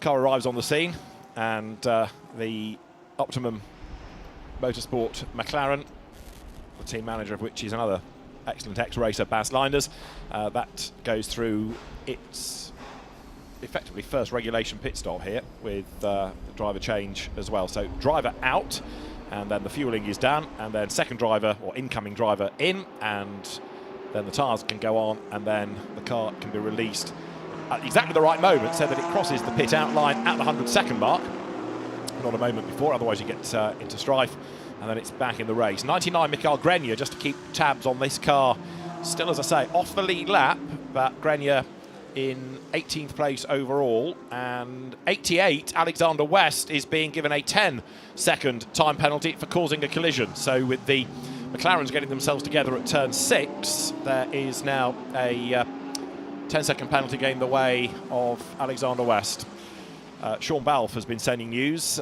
He's got a rather sore leg, and he's all strapped up, walking with a bit of assistance, but a resigned expression and a thumbs up, but he's a bit bruised and battered after that big whack into the barriers at turn 1. And although one McLaren is out of the race, 27 blasts away from the pit lane. And we still have the 88 as well, inside the top 4. Well, the 27 was inside the top 5. Of course, it will shuffle its way down the order as it makes its way out of pit lane, and hopefully they've done that 100-second stop there, as you said before, David, because how long were they in the pit lane? It was the Optimum Motorsport car. They're 140, so that sounds about right. Yep. Being there for 100 seconds. So off they go. They're released, but unfortunately they'll shuffle their way down the order, which means Team WRT, Valentino Rossi, will now move up into the top 5 behind the wheel of the BMW M4 GT3 car. They'll still stay in 3rd in IGTC, and then, of course, they'll be followed by the sister car. No, they won't, because there's a Mercedes-AMG Team 2C C's car between the two there. Fabian Schiller and Charles Wirtz currently behind that car. They'll all move up the order as well. Once again, McLaren and Ferrari here doing battle, through turn 5 as they work their way onto the back straight here. Now this is... that's not the Sky Tempest car, that's not the 93. Is that the Garage 59 car? No, it's not. It's not Alexander West either. That would be the 88. So it is the Garage 59 car. Now that car, the 296 GT3 car, is not in battle with this car to say. They're just trying to sort of unlap themselves and, well, keep them honest in front as well. Is the number 20 a little bit further down. There is the 26, and it looks like we've got a driver change. So Omar Jackson, after well over 2 hours, will now hop out of the car. Didn't quite catch who it will be getting into the car. That is. Now there is a slight difference between their race suits, looking somewhat at the back of their race suits, but I couldn't quite catch who it was, and I definitely can't tell by the helmet, that's for sure. So we'll have to wait. It's either Axel Jeffries, Ramez Azam, or Zemain Jaffa, who will get behind the wheel. Of course, this car here is the sole entry from the United Arab Emirates. All 4 drivers are residents of the country, and it's great to see a UAE-based team in a UAE-based race. Mikael Grenier getting through the traffic in the yellow Mercedes, and hopefully isn't going to get caught up. He does. He gets forced around the outside, and Sheldon van der Linde comes up the inside, and Frank Bird also up the inside. So that rather shuffled Mikael Grenier back in the pack. On screen, you've got the AM standings. If you're wondering why some have got a grey background and some have got a white, by which, when I say some of you might be wondering, I mean my nephew, who has just asked the question. Those that have got a white background are registered for the Intercontinental GT Challenge powered by Pirelli, Wilbur, okay? And those that aren't scoring points in the championship and are just doing this as a one-off race, they are the ones with the grey background. So if it's white, they are Intercontinental GT Challenge powered by Pirelli entrants. That is why some have a white and some have a grey background, okay? So Axel Jeffries has got behind the wheel now of that number 26 Racing 1. Now, I don't know how this has happened, but he's rated as a silver driver. With all his experience, I would have thought he'd be gold by now. But, of course, now we're going to keep a close eye now on the number 26, so that car is going to start flying through the field. Of course, Axel Jeffries has a wealth of experience. He is a driving instructor here at the Yas Marina circuit as well. He appears sporadically during our race weekends in the United Arab Emirates and the Golf Pro Car Series, offering his advice, his insights, and doing some driver coaching as well for many of the drivers that are trying to work their way up the ladder and enter races like we have here, the Lenovo Golf 12 Hours, and of course the Intercontinental GT Challenge powered by Pirelli as well. A lot of the drivers here have their sights set on these bigger, better and more exciting races with massive fields and drivers hailing from all over the world. As into the pit lane comes Sun Energy 1, number 75, Kenny Habul. And David, I think it's safe to say, without even watching him, he's getting out of that car. You'd have thought so, wouldn't you? It's been another long stint. So Kenny Habul down the pit lane, and that long 90-minute plus stint then putting that car into second spot. So Martin Conrad has had a go behind the wheel. Kenny Habul likewise. We'll see in a moment who they are going to put in next. Kenny in his first race back since his Spa accident. They've got Dominic Baumann or Philip Ellis to choose from. The team ready to spring into action. And the last time we saw Kenny, he was briefly at Spa, and he ended up, even though the car won its class, it wasn't with him, of course, driving it. He was watching it all from his hospital bed in Liège. But the door is not open, has it? So, as far as I'm aware, have we seen him get out or not? There is a driver here to the right-hand side. He's just got out of view. Right. If the camera just goes a little bit to the right, well, I think Alan might have an update for us. Well, I'm on my way because they're right at the top end of pit lane, but no driver change can take place until all of the fuel has gone in. So only now is the car jacked up and in He's the air. staying in. He's staying in. I think he, Yeah. what a comeback race this is going to be, eh? Absolutely. Iron Man Habul stays in the Mercedes. Good on you, Kenny. Yeah. I was really looking forward to a chat, you know. Well, he's looking forward to a drink. That's been passed to him. Yeah, in terms of the pit stop, you can get out, then the refueling, and then the incoming driver gets in. But of course, if you're staying behind the wheel, you do stay in the car. But yeah, Kenny Habul is back down the pit lane. And oh dear, that pit stop was 1 minute and 37 seconds. That's well under the minute and 40. So I rather fear that there might be a penalty coming for number 75. He was a little bit keen down the pit lane there. It wasn't quite long enough by 3 seconds. Oh, that is going to be painful for him as well if he's going to try and do this Ironman stint here. 2.5 hours or close to that behind the wheel. He's probably going to do at least another hour behind the wheel. The last thing he wants now relayed to him is you have to come in to serve a penalty for 10 seconds. We did see a driver off into the right-hand side that was ready. Maybe he's preparing himself for another car, but of course Kenny there deciding, no, I'm having too much fun out there. I want to continue on. I'm going to take this car all the way to the end. Well, of course, he can't do that, but he's going to have to allow someone else to drive at some point, but he has stayed behind the wheel of that Sun Energy 1, number 75. That means Garage 59, car 88, moves back up into the top 3. Car 73 and 75 have been reported to the stewards for track limit infringement, so could be another possible time penalty being added there to those 2 cars. One of which is Kenny Habul anyway, number 75, of course. So if you're between 1 and 5 seconds short, that's a drive-through, which here, given the length of pit lane, is a long drive-through, isn't it? Now, would he have to serve, if he gets that track limit penalty as well, would he have to serve that at the same time, or would he have to come in again and do that? That'd be a separate penalty, because that would potentially be a time to serve on a pit stop. And that would be absolutely devastating after his mammoth stint here. But a drive-through is normally termed as just that. You must drive through. You can't stop and do anything else and combine that with a drive-through, because you've got 2 penalties.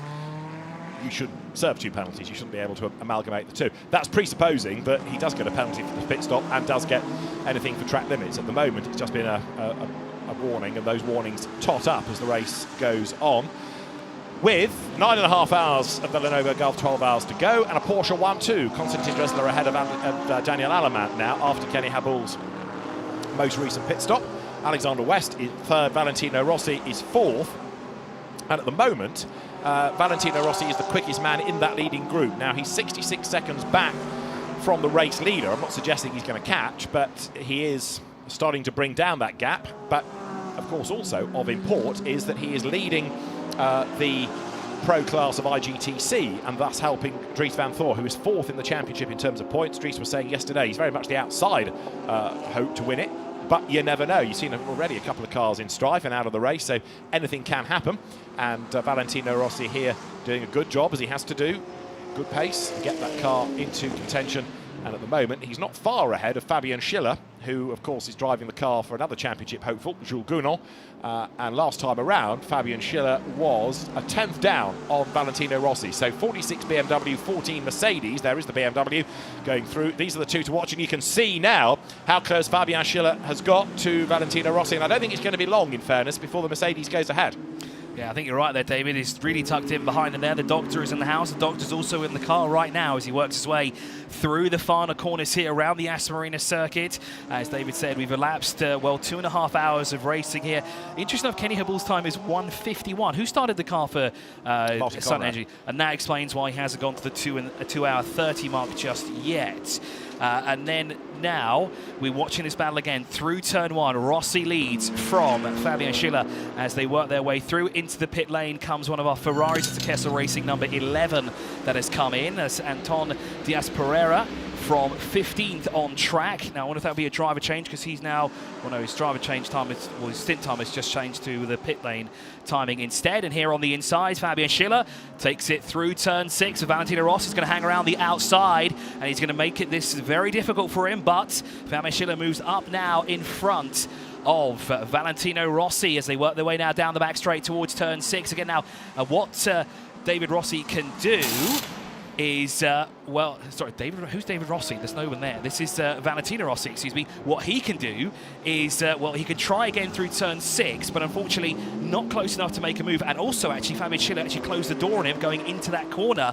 As we flash back to car 11, that's getting a fresh set of tyres. We're getting a driver change as well, by the looks of it, here at the Yas Marina circuit. Once again, back with this battle here, down towards turn 9. Rossi not close enough to make a move unless he's very brave with the brakes here. And he's going to brake as late as he can. He brings that gap down to about 2 car lengths, but just not enough to make a move, David. No, you need to just settle into a rhythm. Just accept for the moment that Mercedes is faster and just get on with your race, because when they put co-drivers back into the car, it'll change again. The pace of the BMW will pick up slightly. So rather than try and go after the Mercedes and risk making a mistake, probably the team will say, OK, just let him go, settle into a rhythm again, just keep going, do good, consistent lap times. Fabian Schiller, somebody else that's really come of age in the last couple of seasons with Mercedes-AMG drives around the world, and that car they're now up into 4th, but significantly moves ahead in IGTC. In terms of Pro, it leads that category. Remember, those with the white background to the number on that timing tower are those in IGTC point scoring contention. And so now Fabian Schiller, having got ahead of Valentino Rossi, is already about 1.2 seconds clear as they come across the stripe. Another lap done, and we're on to lap number 64. So you can see how the margin is increasing, can't you, corner by corner. Fabian Schiller getting on with the job, pulling away, and Jules Gounon, as driver 3 of that car, yet to get on board. Car 33's got pit stop infringement that's been noticed. So I wonder what they've done there. Is their pit stop too quick when they came in and out? Of course, Andreas Auer got out of that car, and now Tim Heinemann is behind the wheel of that Porsche, and they are currently down in 13th. But the time, if anything, was slow. It was 2 minutes. So it certainly wasn't under. I just wonder whether there were too many people working on the car, because if you have too many people touching the car, working on the car, that can be a penalty. But looking at the data we have, it wasn't the time necessarily. So that'll be an interesting turn of events, and we'll find out what happened there. As we're looking at Fabian Schiller, and there you see Valentino Rossi trailing behind him at the moment, trying to stay in close proximity. That gap is now actually getting larger here by the looks of it. Well, it's actually a second at the moment. Car 51 is in the pit lane. That is the AF course of Alex Fox. And that car was actually under investigation not too long ago due to an incident. Now there is a driver change underway as Alex Fox will get out of the car. And now who will get behind the wheel? Well, the car is being refueled for the time being. And I think Alan has an update for us down in the pit lane. Not so much an update, but a driver interview. And Nick Yellowleaf has joined me down in the pit lane. I warned you yesterday, Nick, that at some point I'd catch up with you. I thought now was a good time because you've been avidly watching the screen so far. What is your assessment so far? Yeah, well, obviously there's been a lot of chaos, first and foremost. Unfortunately, some guys have had quite big accidents, and that's started to, let's say, tip the strategy one way or another for different manufacturers quite early on, which makes things interesting. Now, just simply seeing how, obviously, Valentino's getting on. Lap time's looking good, looking solid, driving well, as he has been all weekend. So, yeah, I think I'm due to get in next, so just on standby. Nick, I've followed your career and been chatting to you since you very first started in motor racing. Did you think all those years ago that you'd be sharing a car with Valentino Rossi? Definitely not. No, that was probably one of the last things I ever thought about. Yeah, we've known each other, I think, since 2009, which is when I popped into 2-litre Renault, so a long time. And it's a great pleasure to race with arguably the best motorcycle racer ever. Such a charming man, great team around him, and he's doing a fantastic job for BMW. So yeah, really happy and privileged to do that. He's a people person, isn't he? And he just he has an infectious smile that seems to go from person to person. I would imagine that's a really good energy to have within a team. Yes, yeah, I mean, very happy-go-lucky kind of guy, always smiling, but deadly serious. Yeah, make no mistake, he wants to win. I can see that, and you can see why he's been so successful over the years. He's got that killer still in him, and yeah, he works his butt off to make sure he's as fast as he can be week in, week out. Maybe I could talk a little bit more about you, because you joined up with BMW in 2018. The career is going very nicely now, isn't it? Yeah, I mean, it's been fantastic. BMW gave me my first opportunity to have a couple of races in 2018, which went well, and then fully signed up to the full programs from 2019, and seemingly doing okay. Won some good, nice races with them, part of the top programs at the moment as well. So yeah, without BMW at that point, I think it would probably been time for me to retire. So it was right place, right time. The trajectory of your career was single-seaters for quite a while, wasn't it? Was it a slight disappointment when you realised maybe that wasn't going to go all the way for you? Yeah, a bit, but I think I was quite accepting of it because you realise how much funding you need, and most families can't afford to go racing full stop, so we were already in a very privileged position. Yeah, at the end of the single-seater career, it was over for me actually, but I had a call from an old engineer who was in a Carrera Cup team, Richard Selwyn, who ran iSport GP2, and yeah, both with himself and Project One.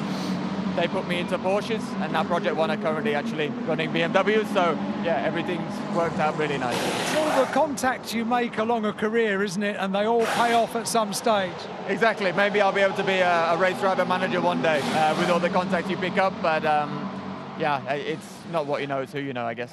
I am delighted, Nick, that it's going so well for you. Good luck in your stint, the remainder of the race. Not a bad way to finish the year here at Yas Marina, is it? No, it's to get away from the freezing cold in the UK for a few days. It's been quite nice, and then, yeah, not long now until Daytona, of course, in January. So Christmas at home with the family, and time to get going again. Lovely stuff. Nick, thank you very much indeed. We'll speak to you again.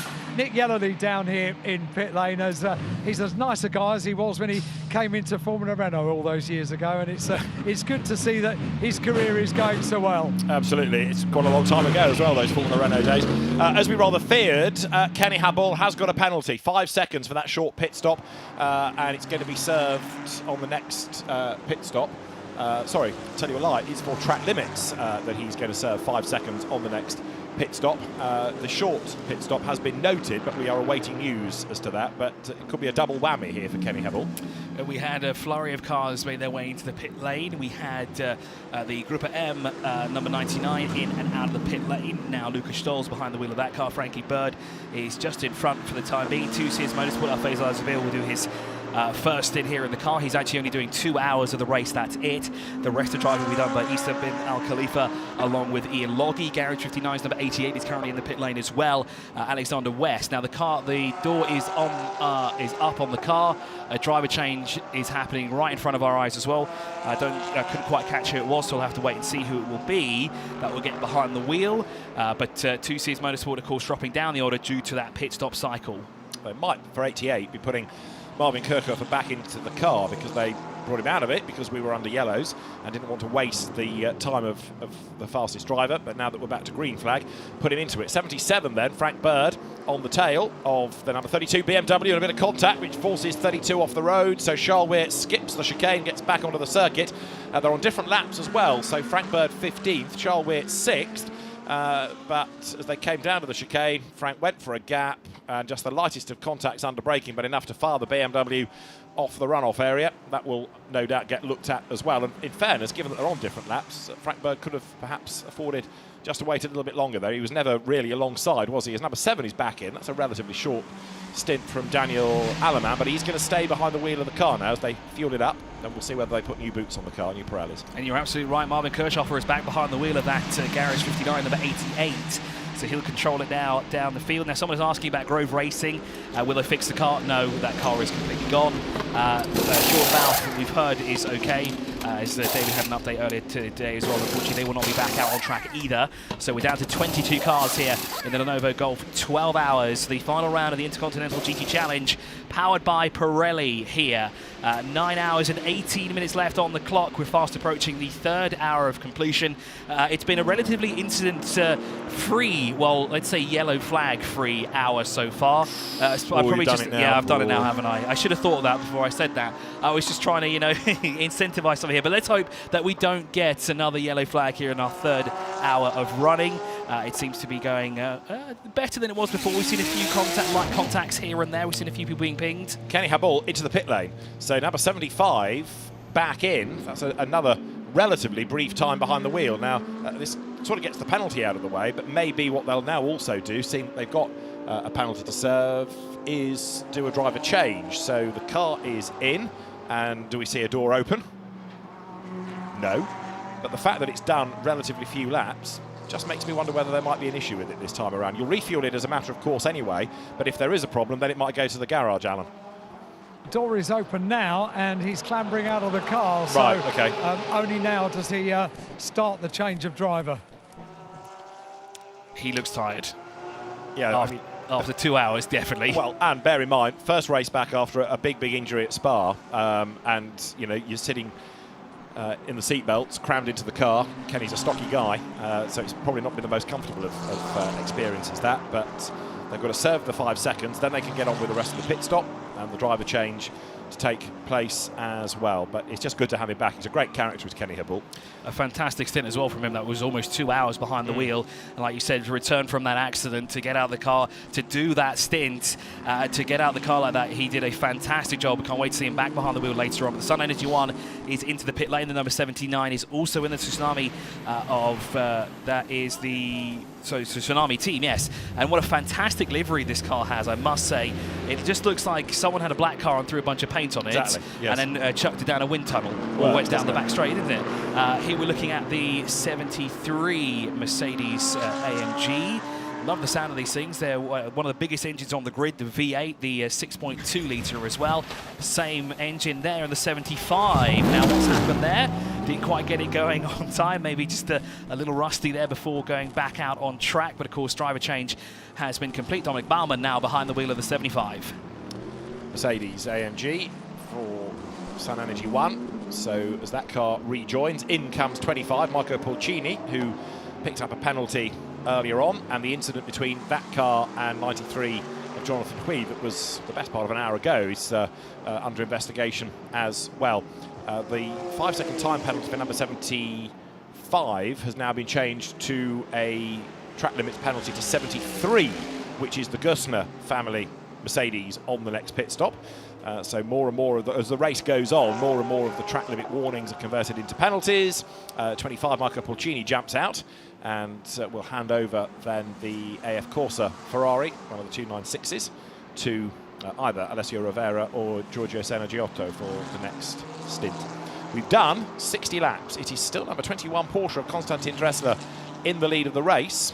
And although last time Fabian Schiller, as you might expect, was quicker, the margin between them is still 1 minute and 21 seconds, bearing in mind that the number 14 Mercedes in second spot has made more of the 100-second mandatory pit stops. 99, still a lap down, has now, in fact, dropped, I'll tell you a lie, 2 laps down, has got Lukas Stolz at the wheel, and the reason it's dropped the second lap is because of that most recent pit stop. So they're ticking them off, number 99, but in so doing, falling down the order. They will buy back places and laps later in the race as others serve their regulation stops, but they're getting rid of them nice and early. Into the pits comes the lead car then. At the end of lap number 70, into the pits comes number 21 Porsche, Konstantin Dressler at the wheel. This should give the car to Joel Sturm, and if it's been quick already, it's going to get even quicker because Joel Sturm's a proper gun.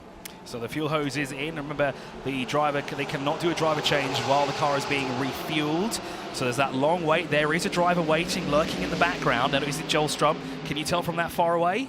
I'm assuming it is because he's the one that's not yet driven. So on the rotation, you'd sort of anticipate, cycle through, give everybody a go. 93 is in as well, David. There you can see in the back of the picture. So Jonathan Hui, again, looking for the moment as though he's staying in, but I can see another driver standing behind. I think Chris Froggatt is ready to jump back on board. So you've got those 2 stops. Yep, driver change to 21. So door open. Out pops Konstantin Dressler to assist with the driver change there. So Joel Sturm will be the driver now behind the wheel, we presume, as we've already seen the first driver who, of course, started the race. Konstantin Dressler has done quite a mammoth stint here as well in the 21. Driver change as well for car number 93. We'll wait and see who that is who gets behind the wheel. Marvin Kirchhofer has gone out, so it's actually Alessio Rivera who is now behind the wheel of the 25 and has made his way out onto the track and now will lose some positions to the cars that were in front of them. Valentino Rossi into the pit lane as well. Number 46 BMW is in. So this part of the race with 9 hours and 12 minutes to go is going to give us a right old shuffle of the order. And again, it's one of those situations where on the hour mark, the order is dependent really on who's on track and who's in the pits. But 93 with a driver change is sitting in the pit lane for the moment. And that is Valentino Rossi's BMW in, and we anticipate Nick Yellowly to do the next stint because Valle has had a go, so has Dries Vanthoor, and on the rotation Nick Yellowly will, one assumes, be put into the car next. 93, the Sky Tempesta McLaren, after its spin on the first lap, breaks the pit out beam and will accelerate with Eddie Cheever at the wheel of the car, in fact, back into the race. 1 minute 43 second stop, so fractionally slower than others. The car collection pit stop we don't get a time for, but a slow pit stop for number 25 Ferrari, 1 minute and 47. And it's Dustin Blattner behind the wheel of the 21 car now. Oh, okay. Eddie Cheever, as you said, is behind the wheel of the 93. We see the Team WRT, number 46. We see Valentino Rossi get out of the car. Driver change is underway at the moment, and the car will be released once again. Down off the jacks it goes, and then the car will be released back onto the track. So now we'll have a new race leader. It should be the Mercedes-AMG Team 2Cs of Fabian Schiller out in front. The 46 will not be in third or a second at the line, because of course that car will come through and they should put them a lap down due to the team coming through. Now there is the 79 car. I have to say this is one of the best liveries on the grid, I think, along with the car that's tucked in behind, because that's, of course, the Sun Energy 1 car down in 14th at the moment. Now this is not a bad enough position on track, although you can see the Sky Tempest in number 93 tucked in behind. Into the pit lane. Is that the race leader? Yes, it is. Fabian Schiller's come in. Has indeed. So that gives 99 a lap back now, because the next car over the timing line was Lukas Stolz in the yellow Mercedes-AMG from Group M, and gains his place back. There is a charging Dominic Baumann. Number 75 Mercedes then gains track position over number 79, which now has been given over to Marco Casarat, the Italian driver that we've seen in GT World Challenge Europe this year.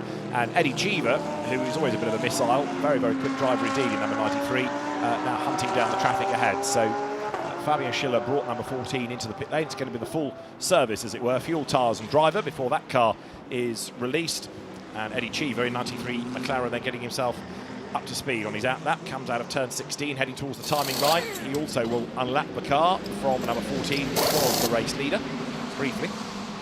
We've been a very interesting predicament in this hell. It's now showing us that Team WRT, Charlie Wirtz, is the race leader, essentially, because the Mercedes-AMG Team 2C's car is currently in the pit lane. As long as they can get out beforehand, which by the looks of it, they might be able to do so. Actually, no, it wouldn't be, because that car came in with a gap of 21.3 seconds, so they've already gone through. That car has taken the lead. Now there's a driver change, so that car will now shuffle its way down the order.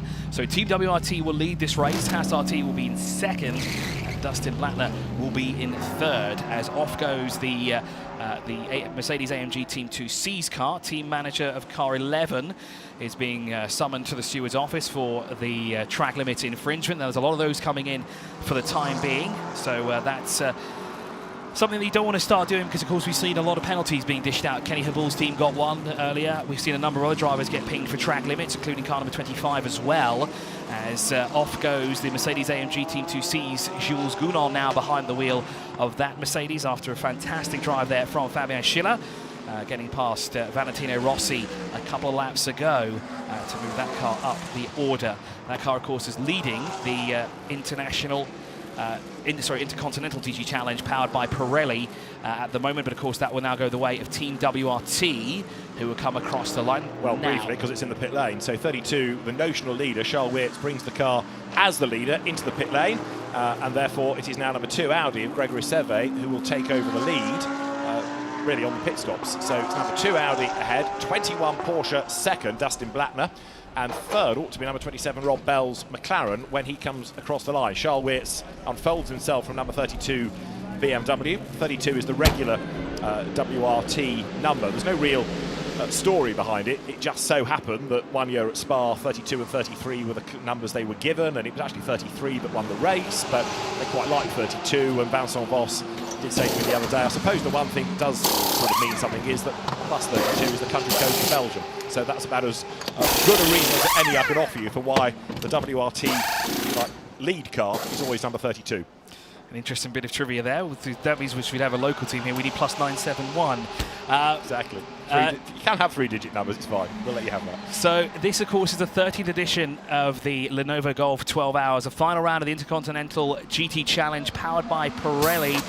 We started off with 92 drivers, 26 cars. We're down now to 22 cars, if not mistaken. 2 unfortunately out earlier this morning due to incidences both through turn 1. And of course, yesterday during qualifying, we saw 2 cars go out as well, which drew out lengthy red flags. But we're still circulating here with 22 cars as Gounon now drops down to 8th position overall. Jean-Claude Sardo has come back in the pit lane as well. Now, he was just in that 61 only a couple of laps ago, so that seems like well, they've just done a drive and chase. Laurent de Meus has come in, and is now shown as 11th overall. It looks like the 2Cs Motorsports car, the Mercedes-AMG Team 2Cs car, that's a 14 that we just saw flash of the headlights. That car is currently in 8th position, of course, Jules Gounon behind the wheel at the moment. Into the pit lane has come the 77 AMG. Now that comes in from 10th overall, and that is the second of the Group M cars, isn't it? Of Frankie Bird, who has come in.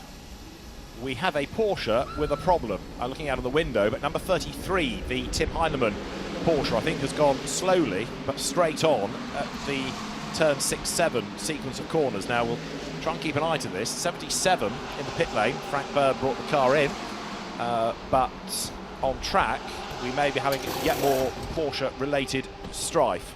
We'll just follow this driver change for a moment, but we're keeping an eye to number 33 as well. Tim Heinemann's second sector is yet to be completed. That will give us a clue. It may be that he just missed the braking point and was going slowly up the escape road to rejoin.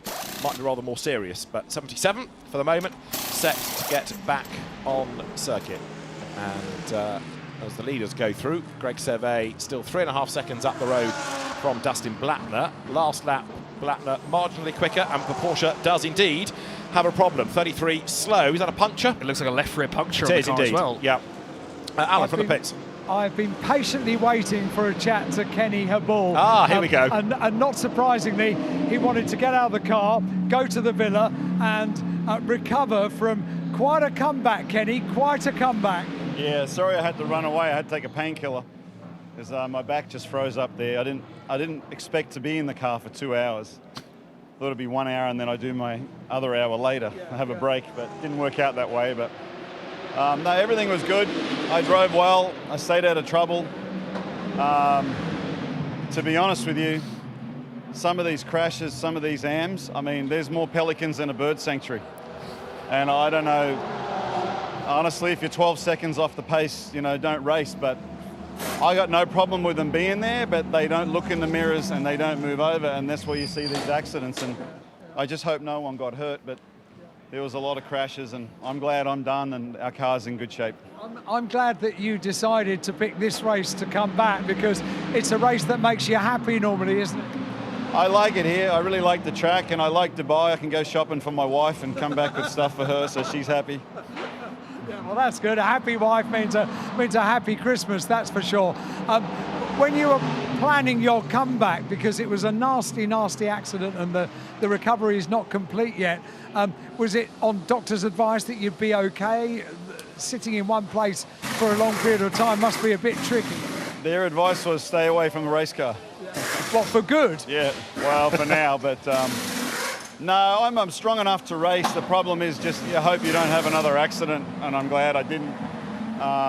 It was a long recovery, and to be honest with you, that particular spot in Spa where we hit the wall, there should never be concrete there. And to be honest with you, no matter what speed, if there's tyres there, you'll walk away and you'll be fine. And unfortunately, I hit the concrete. It was about 150 kilometres an hour. And that's it, broken bones. So I'm just glad to be back, and I'm fitter, I'm stronger. I feel a lot better. You know, my driving was fine, lots of 54s, some 53s. It was very tricky, greasy. There's oil about half the track now. And there's bits of carbon fibre and bits of stuff everywhere. So it's tricky out there. I'll tell you what, Kenny, you know you've done a good job when Stefan Rattel comes up to give you a fist bump when you're out the car. I don't know if he was going to congratulate me or ask me for more sponsorship money. You never know. Kenny, thank you so much. Go and chill out for a little while now. Kenny Habul, he was worth waiting for, wasn't he? Always. And I think Stefan probably was coming to say well done. Stefan awarded him the Philippe Chariot Award at the recent SRO Awards, which goes to somebody who has great spirit and sort of epitomises what GT racing is all about. And Stefan did introduce him as my friend, Kenny Habul. So, yeah, I think it's all in good part. Poor old Kenny, as you've been hearing, had this big accident at Spa. They got a replacement car, had to fly replacement driver in, except that the guy that was in the air from Australia was then told that he wasn't going to get to Spa in time to satisfy the stewards. So when he landed in either Dubai or Abu Dhabi airport, was told, you're not going to get there, so go back home, and he did, and they had to go and find a European-based driver who could do the drive time and get to the circuit in time. So there was all that to worry about, never mind getting a car rebuilt. And yet, through it all, the redoubtable Brett Crusher Murray, Kenny's PR man for the weekend, somehow managed to find a printer near the circuit to produce a load of banners that they had on the podium saying, get well soon, Kenny.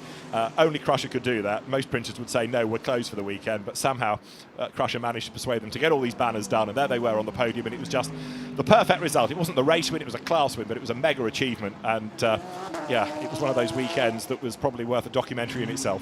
Well, car 33 has managed to get the car. I mean, that's a painstakingly slow lap through Sector 2 and Sector 3. The driver did a fantastic job of bringing the car in safely without destroying that tyre, with causing further damage to the left rear quarter panel of that car. They are now back out on track, and of course, is there a driver change for that car? Well, there's a question mark because we've got a black box instead of a driver name there in the Herbert Motorsport number 33. Now, I would presume that would be, no, we're looking for the 33 car.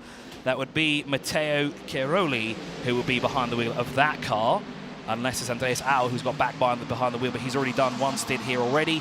I assume it will be that driver instead that will take to behind the wheel of that car. The currently looking at the MP Racing number 73, Karina Gosta, currently behind the wheel. I think there was a driver change done here as well for this beautifully covered Mercedes-AMG, of course powered by the 6.2-litre V8, and what a noise it makes as well. A very deep grumble as we successfully elapsed 3 hours of racing here, 9 hours to go in the Lenovo Golf, 12 hours here at the Yas Marina circuit, as David Addison will take a well-deserved break after starting this epic race. And we rejoin in the commentary box once again with Mark Werrell, as we will continue on. Remember, if you just joined us and you watched previous races of the Lenovo Golf 12 hours, there is no break halfway through. We go continuous racing for 12 hours straight. Car 21 we're looking at right now, of course, our race leader, the car collection motorsport of Dustin Blattner behind the wheel of that car. 30.3 seconds up the road from the closest car there, number 27 of Optimum Motorsports, Rob Bell. Ralph Bond currently in third in the Herbert Motorsport, but in the Intercontinental GT Challenge powered by Pirelli, the leader is the number 7, the Herbert Motorsport of Ralph Bond. AF Course have just moved up because, of course, MP Racing are making their way out of the pit lane. David Gostin is now behind the wheel of that car, currently circulating in 22nd position, Mark. What happened whilst I was away, I gather that you didn't cause as many problems with full course cautions and safety cars as I did when I was here for the first few hours. I think it all went to plan, didn't it? I think I got my curse out of the way yesterday during the Clear Cup Middle East race. You certainly did, you certainly did. Yeah, so Dustin Blattner still leading the way at the moment. We've seen this Porsche go beautifully well since the start of the race. And the number 21 car is still right at the sharp end. The car was driven by Dustin Blattner at the start of the race. Konstantin Dresler having a good stint. Joel Sturm also scheduled to share that car over the course of this running of the Lenovo Golf 12 hours. So it's Porsche from McLaren, from Porsche from McLaren, the top 4 as things currently stand. The difficulty is, of course, still keeping track of all of those other cars that have done more pit stops than anybody else, particularly where the 99 car is, which will come back into the fray. It might be running down in 16th position at the moment and 4th in the Pro class, but we know Mercedes-AMG Team Group M and Lukas Stolz, who's behind the wheel of it at the moment, have ticked off more of those imposed pit stops. Of the 10 they've got to do within the first 11.25 hours of the race, they have ticked off more than anybody, so they will just slowly creep their way back into contention without question, even though at the moment they're 2 laps off the lead. The 73 has come into the pit lane. David Gosner, it looks like they've come back in. So I wonder if there's an issue with that car, maybe something's not timed. Well, it looks like they've opened the driver's side door immediately. No need to change tyres or add any fuel to the car, so maybe the seat belts weren't fastened there at all for David Gosner. And Alan's got an update for us in the pit lane. Well, driver change here down. Well, sorry, not driver and we've change. got Tim as well. 73. Yeah, exactly. I was going to say there might be a change in the comms box. Change down here on pit lane. Alan subbed out, Tim here. Yes, down at the number 73, I'm sure you heard it pulling away from me there. It was definitely seat belts. Driver helper reaching in and trying to adjust things. The thing is with doing that is you can't rush, can you? Because as soon as you do that, you start slipping, making mistakes, and there's more time lost in a pit stop you didn't want to have to make. But car sent back on its way. Everyone looks happy now. They'll be happy. Who won't be happy will be Herbert Motorsport, because the number 7 Porsche that's third on the road at the moment in the hands of Ralph Bone is going to pick up a 5-second penalty for track limits at the next pit stop. That has just been confirmed from them. They are at the moment about 20 seconds ahead of the next car behind them, so arguably, yes, they'll serve that extra 5 seconds in a pit stop. It shouldn't affect them too much once we cycle through that next batch of pit stops as things currently stand. So with what have we got now? The first 3 hours of this race already ticked off. Other than the 2 initial safety car periods, the last hour has all gone to plan. We can still see Eddie Cheever picking his way through and past the Gosner family car.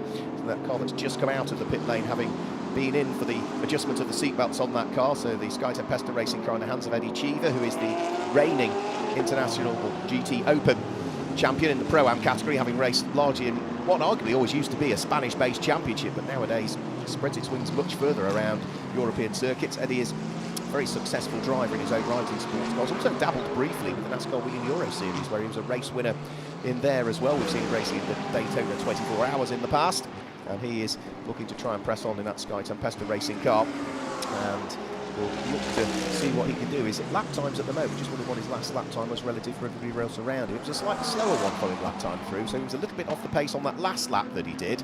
He's very quickly cleared the Gosner family Mercedes-AMG number 73 car, and he's pulling away for it quite substantively. Looks like there's a driver change to that car as well. David Gosner's behind the wheel of that car now, down in the 7-3D, a little bit further down the order in 22nd. That's the last car running at the moment. So unfortunately, that means if you just tuned in, we lost 2 cars earlier today. We lost 2 cars as well yesterday during the red flag qualifying session. I think it was Q1 and Q3 we lost cars in. There was a big delay for that to have the barriers repaired and all. We're currently looking at said car number 73 that we saw come into the pit lane, do a driver change, and then came back in to fasten the seatbelts up by the looks of it. So the good thing is that now David Gosner is safely fastened inside of his car. Someone here is asking if Tesla 12-hour Golf confirmed. I don't think we're going to get a Tesla in this series anytime soon, because of course I think for the foreseeable future we're still being petrol powered. I think it'll be a long time before we get anywhere close to endurance racing with electric cars and all the stuff involved there.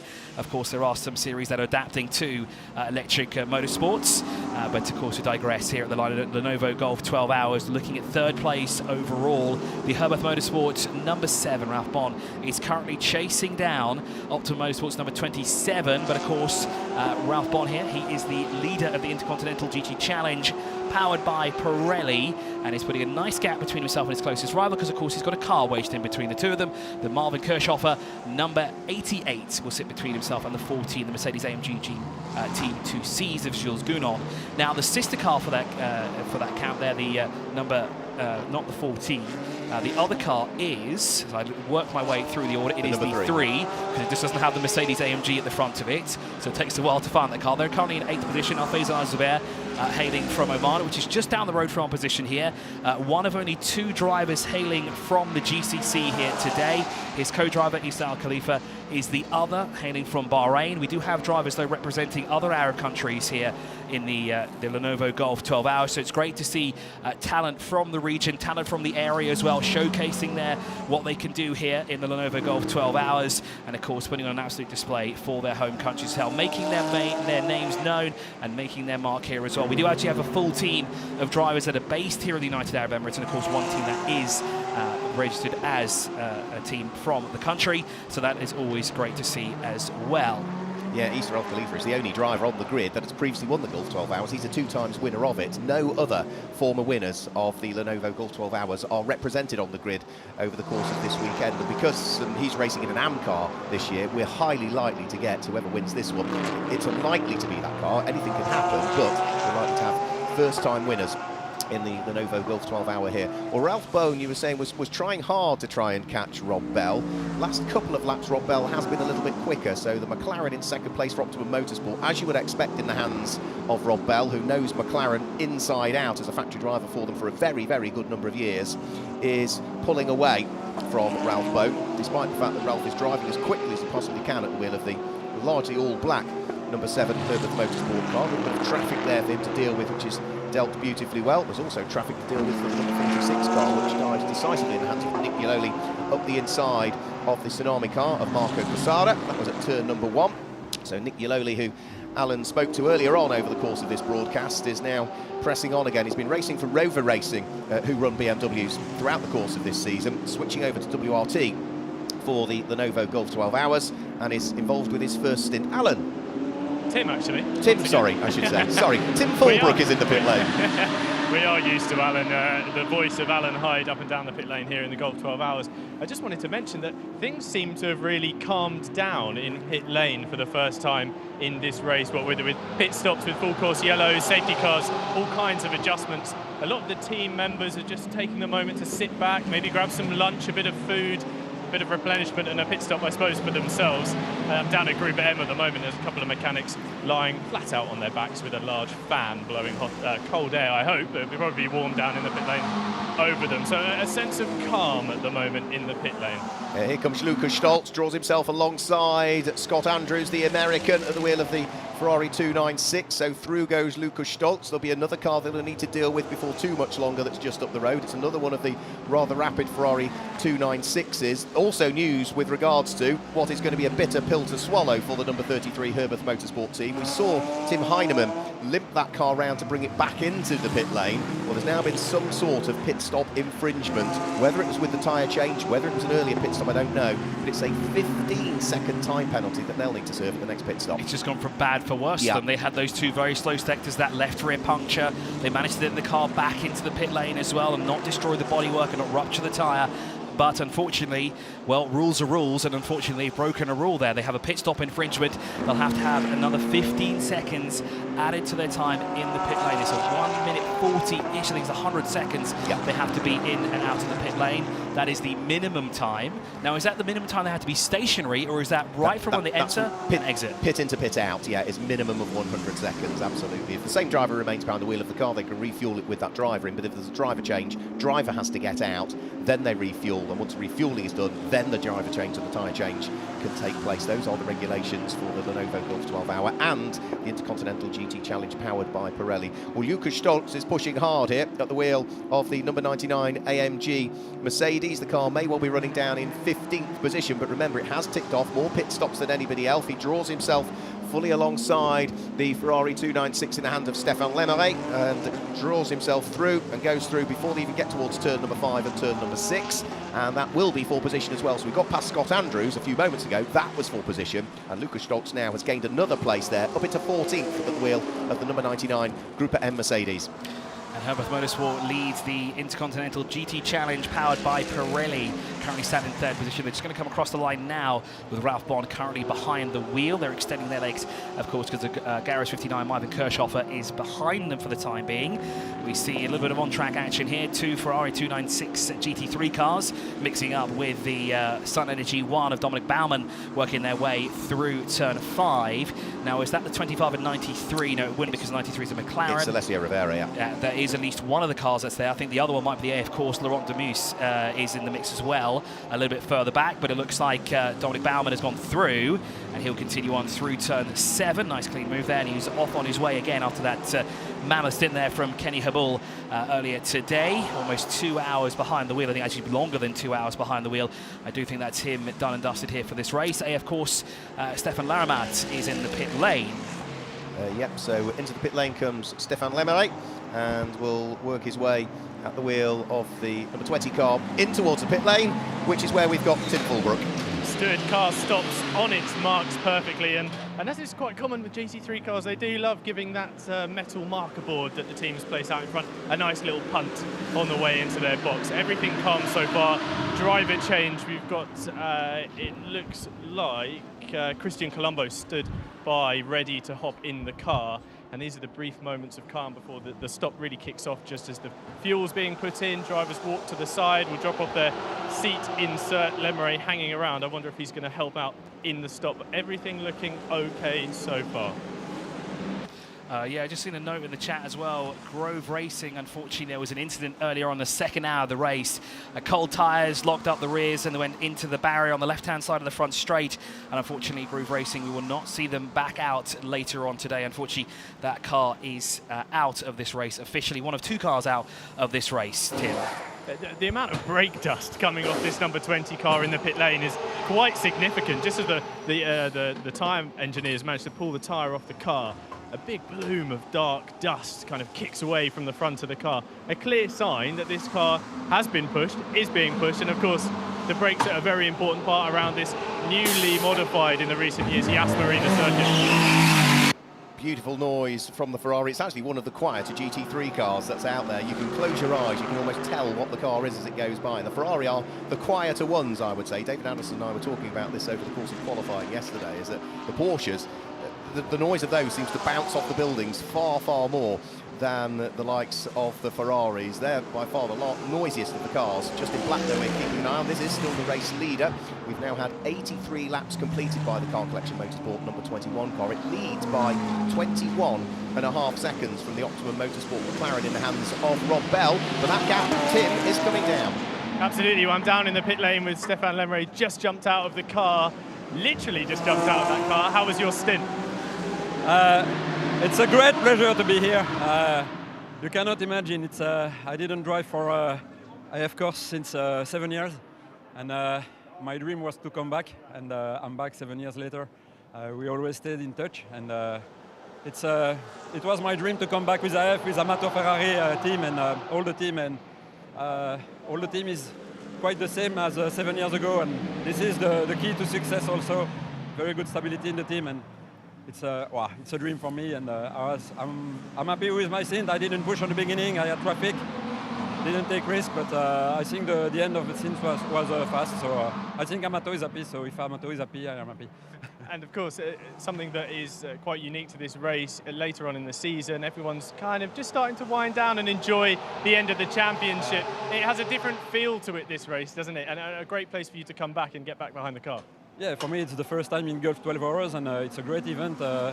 We are all sleeping in the W Hotel, and so all the drivers and the teams are together, and it's kind of holidays atmosphere, so it's really great. And to come back in GT3 and in IF course in this event is a dream you cannot imagine. So I hope it will be good till the end, because I don't want to.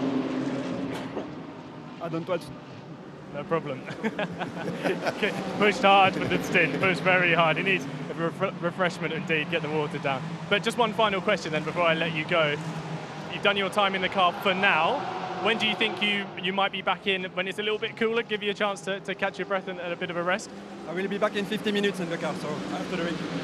Thank you very much, Stefan. All the best. Wow. As you can see, drivers, cars, everyone pushed hard, but of course happy to be staying at the W Hotel as always. And back in the car in 50 minutes, which means that is a minimum amount of rest that you can have. It's from when you get out of the car to get back in, it's 60 minutes is the minimum that you can have. Anything shorter and you will infringe the regulations. But good to hear from Stefan Lemeray. It might be his debut in the Gulf 12 Hours, but the 50-year-old former champion in the Benelux Touring Car Championship. He was former champion in the Renault Clios over in Belgium as well. Runner-up in European GT4 in the silver category, and also a former runner-up in the French GT Championship. So he's got plenty of experience. Justin Black, though, turns his way out of turn one. The Car Collection Motorsport number 21 Porsche still leads the way. And a healthy lead as well, almost 10 seconds to the good. Actually, looks like it's more than 10 seconds at the moment. When Optimum Motorsport come across line, 19.3 seconds separates to 21 and 27 at the moment. Dustin back from Rob Bell. The Herbert Motorsports a little bit further back. Ralph Bon is now coming across the line now. and they are a further 32 seconds adrift behind our race leader. So that means the gap between the two of them is around 13-ish seconds between second and third for the time being. Strategies and definitely being discussed there with the teams, trying to figure out, especially with these early full course yellows. Of course, a lot of strategies being thrown out the window pretty much from the get-go. A lot of teams have decided to do pit stops right at the beginning as well, and that seems to be another strategy that a lot of people have decided to go with. Interesting to note that a team have decided to do the same strategy for two cars. Usually see teams that do have a sister car, they'll go, right, we'll do this strategy for one, and we'll try another one with the other one and see which one works kind of towards the end of the race. So that is quite interesting that both of the Mercedes-AMG Team Group M cars came in at the very first lap, or around that time. But I think it was a lap between the two of them. Yeah, they clearly looked at the data and thought, well, that's what we need to do. But as you say, it's quite frequently that teams do split the strategy. The one other thing I want to keep an eye on at the moment is what's going on for the lead of the Pro category, because the number 14 2Cs Mercedes-AMG of Jules Gounon leading the Pro category at the moment. Jules, who has got a very impressive CV over the course of the last few years. There's not a lot that he hasn't won, Jules Gounon, whether it be the likes of the Bathurst 12 hours, of course, the GT World Challenge Europe as well, on multiple occasions, both of those. He is now only about 3 seconds up the road from Team WRT's Nick Yaloli. Now, the two of them have been subject to traffic, trading lap times. One is quicker on one lap, one is quicker on the other, but that's the gap to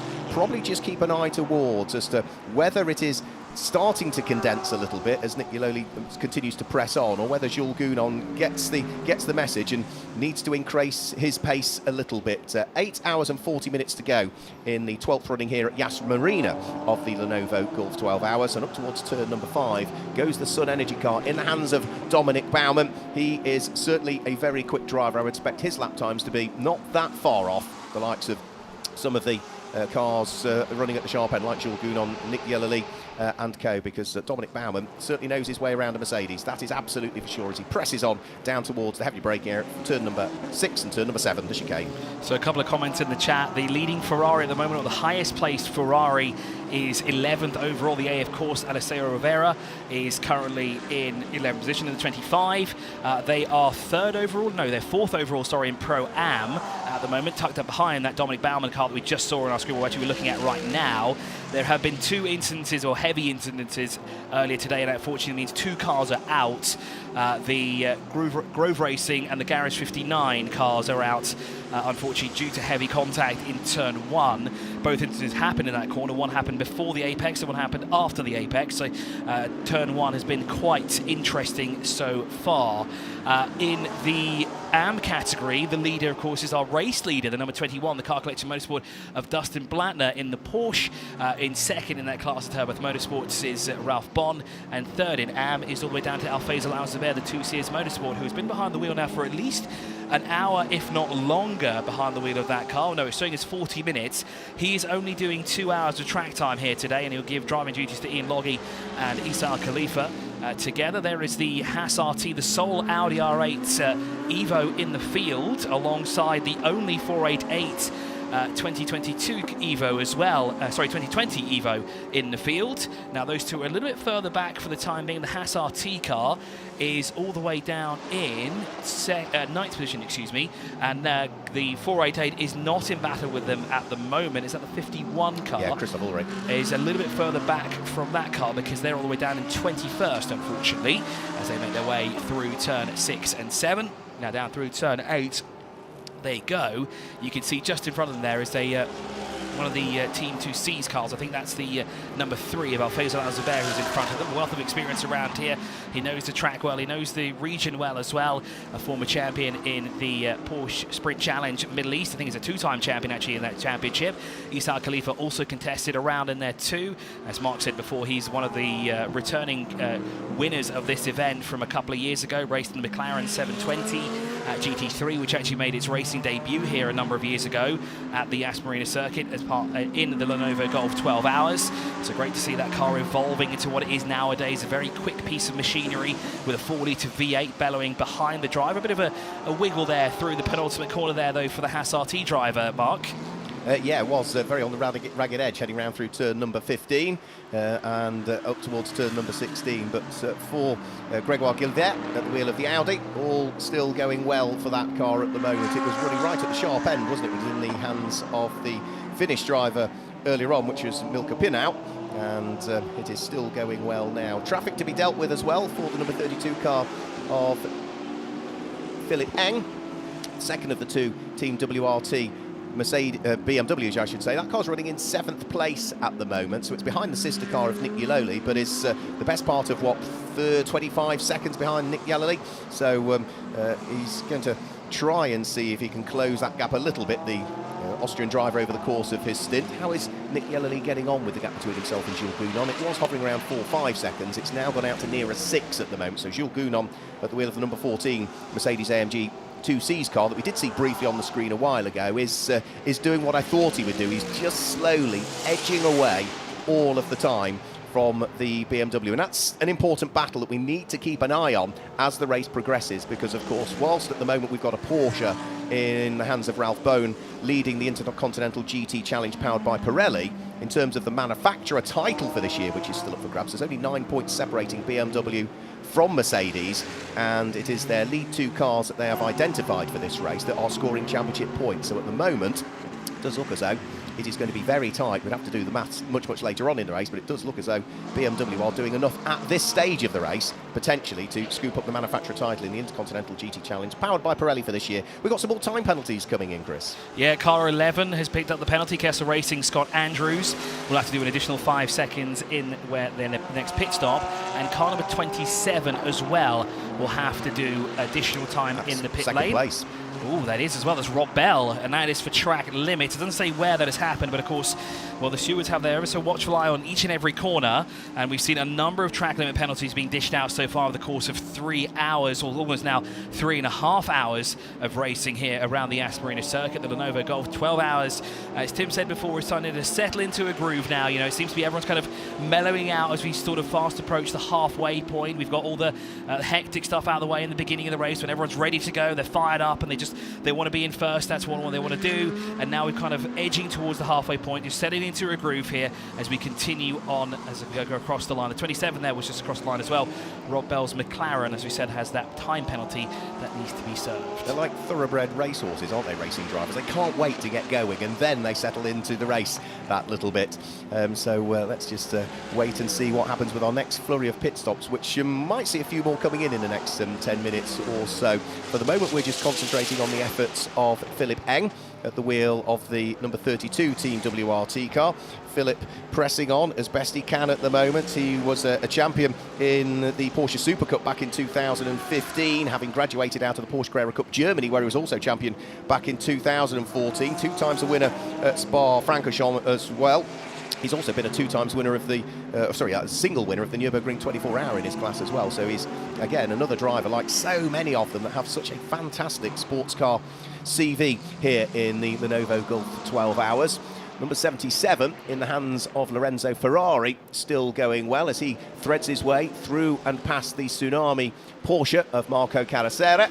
So that's another car picked up if he looks to try and wiggle his way through the order. So 8.5 hours still to go. Marco Caracera doing a good thing, actually, watching his mirrors, letting the traffic go through. He's already let the number 77 car of Lorenzo Ferrari go through, and he effortlessly gets out of the way and lets Philipp Eng go through. Tim, did you have more news from the pit lane there? Hi guys, sorry, it's just unfortunately their race coming to an end early. I wanted to point out that unfortunately with the way motorsports goes, time is of the essence, and the team already packing up, things already being dismantled down here, and a real sense of quiet a little bit too soon for these guys. Which team was that, sorry?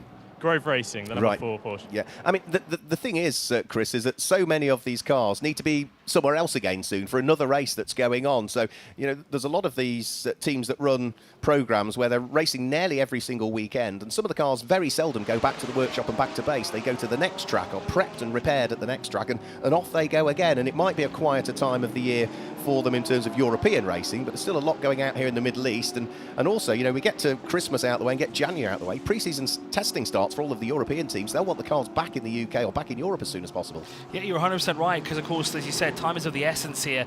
There is not a lot of time between now and the next race, plus with the Christmas holidays coming up, a lot of people will be kind of off, a lot of shops will be closed and everything like this, so there's not a lot of time to sort of fix these cars. So to get the shutters down, to start packing up everything and get stuff moving already to try and get that car fixed for the next round of racing for Grove, obviously is at the essence here. And they just want to, I think, they just want to forget about today. They want to forget about what happened. You know, they had a very strong qualifying. They were at a league of their own almost, essentially, but unfortunately just cold tyres, as it looks like we've got the Sun Energy 1 car being hung out to dry on the outside. Alessio Rivera dives up the inside of Dominic Baumann and takes a place away. That was 4th position as well, so great driving from the former World Endurance champion in the GTM class, Alessio Rivera. We knew that when he got behind the wheel of that number 25 Ferrari, it was going to come alive, and Dominic Baumann is not an easy person to pass, but Alessio Rivera make that look fairly effortless as he carves his way now inside the top 10 with that overtake. So brilliant stuff from him, and look already at the gap that he is beginning to pull over Dominic Baumann at the wheel of the Sun Energy car. And I'm keeping an eye on Axel Jeffries as well as he climbs his way up the order now up into 13th. He's had an hour behind the wheel of that Racing 1 Ferrari 296 GT3 car. As we said, down in 13th at the moment, just behind Eddie Cheever, but there's a 41.3 second gap there. Car 33 is being warned about track limits, and that is the Herbert Motorsport Tim Heinemann. And it seems to be they've got to be a little bit more careful here because they've already picked up a penalty for track limits as well. They've had that puncture that's really slowed them down. The last thing they want is more penalties. For Dominic Baumann, having lost 1 place to Alessio Rivera, he might get lapped by the race leader here if he's not careful, because Justin Blattner is not that far behind him in reality. Heading out of turn number 5 now. There goes the Ferrari, there goes the Mercedes, and there is the Porsche that leads the race overall at the moment. So they start to build the speeds again as they head down the big long straight and in towards the braking area for the left and right flicks at turn number 6 and turn number 7. Justin Blattner, brilliant stint from him. We've seen him out racing in the Porsche Sprint Challenge over the course of this season, racing in Europe where he finished in 5th place overall, but you know, less used to GT3 machinery, and again, like so many drivers, impressive stint from him.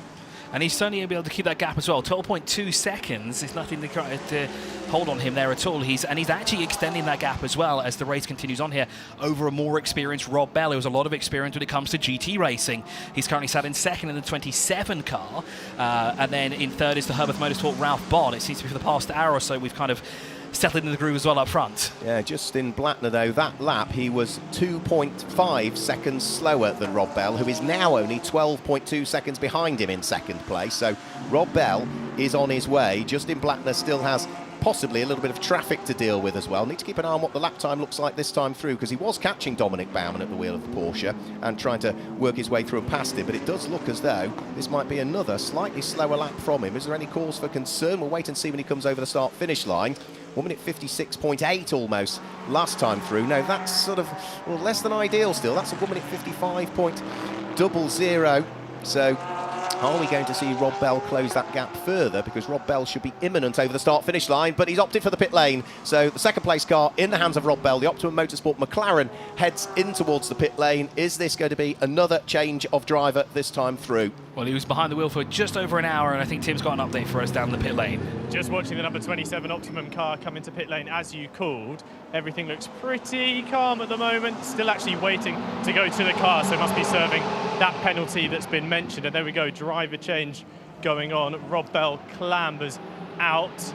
They're moving around to the side of the car. As we've seen in this, the rhythm of these pit stops is so different across different series, isn't it? We see different numbers of mechanics allowed on the car at different times, a different way of going to work on the machine itself. And here, these kind of pause before the hype really begins of the driver change and the wheel change, of course. And it looks like Mark Radcliffe is on standby, ready to get in. Well, Mark's already done a stellar stint at the start of the race, so Ollie Milroy will have to keep his powder dry then, potentially for the moment, before he gets back in that car. A British team running 3 British drivers in it, and yeah, Rob Bell now about to strap in what looks like Mark Radcliffe back in for another stint, so he's getting plenty of time behind the wheel in his debut, of course, in the Gulf 12 Hours. He certainly is, as the driver's side door is up. Driver change now underway. The previous driver will help him get into place as well to make sure that the seatbelts are tightly strapped, and he is good to go as the door closes. New tyres being fitted onto each corner. They're definitely new sticks as well, because you can see the stickers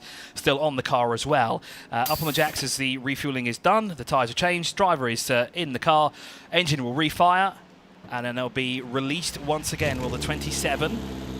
Well, that car was involved in some sort of incident with the number 51 car of AF Course, which is currently in hands of Christoph Ulrich, but the information it's just receiving us is whatever happened at turn 9, which was the banked section, that newly reprofiled section over the course of, what was it, winter 2020, early part of 2021. No further action with regards to whatever happened between those two cars. So that car trundles its way back down the pit lane. Just to confirm, it is now in the hands of Mark Radcliffe, who is the AM driver who's been racing with Rob Bell all season in this car in the British GT Championship. They've had mixed fortunes over the course of the 2023 season, and as a result of that pit stop for them, it now means that up to second comes the number 88 Garage 59 McLaren of Marvin Kirchhoffer. That's the car that leads the Pro-Am category, and Ralph Bowen now moves up into third place at the wheel of the number 7 Porsche. Jules Gounon now leads Pro still, of course, but he is now up into 4th position overall, and Nick Yaloli will now jump up into 5th place overall, and the gap between Jules Gounon and Nick Yaloli has continued to go out as well, so it is now up to 8 seconds between the pair of them. It was down at, what, 4.5 when I first picked up on the gap. And now the race lead, is now up to 29.7 seconds. That pit stop for Otto Motorsport was a 157 that time around, and it kind of looked like they served two penalties, or they just didn't get the car fired on time, Tim. Yeah, exactly that. Yeah, they came in, held the car to serve that penalty initially. Once the driver change had happened and Mark Radcliffe installed, the lollipop then went up, and there was a bit of a stall and a wait to try and pull away. And with the way the timing's done, the clock starts as you cross the pit-in line, and I think it ends much later down in the pit lane, and you need to make sure you're not under that 100-second time limit by the time you reach there. So I wonder if it was a stall or whether it might have just been just holding to make sure they didn't breach that time limit. I would imagine holding to make sure they didn't breach it. As David referred to earlier on, you can have, of your 10 imposed pit stops, which all have to take place in the first 11 hours and 15 minutes of the race, you can have one of them that's a joker stop. In other words, if you are a second or under that minimum pit stop time, you get away with it once. That's all. And for You'd one want car, to bank it, wouldn't you, Mark? You'd want to bank later in the race, that didn't when you need to pull off that strategy call later on, maybe. Absolutely, that didn't quite happen for one of the cars because their very first pit stop, they fell foul of it. If you then do it a second time, it becomes a 5-second penalty, and therefore thereafter it just becomes ever more draconian, the penalty. So you've got to get it right, and important thing, if you can keep that banker one in your final pit stop, you can do it a second shorter than you ought to, really, because you've got the joker still in the bank. Of course, and that's what you said. The team strategy really plays into it now, and of course the stewards will be crunching the numbers. The stewards will be crunching the numbers of their own to make sure that people are doing their pit stops the way they should be doing it. But the team strategists will be crunching their own numbers, going, right, when can we use this joker? Do we want to kind of use it now or later on in the session? Now Eddie Cheever is on a tear at the moment. He's climbing his way up the order. He was just ahead of Axel Jeffries, who's now actually coming to the pit lane, and there the car is now the 26, but he's now moved up into 11th position in the 93 car behind the wheel of the McLaren.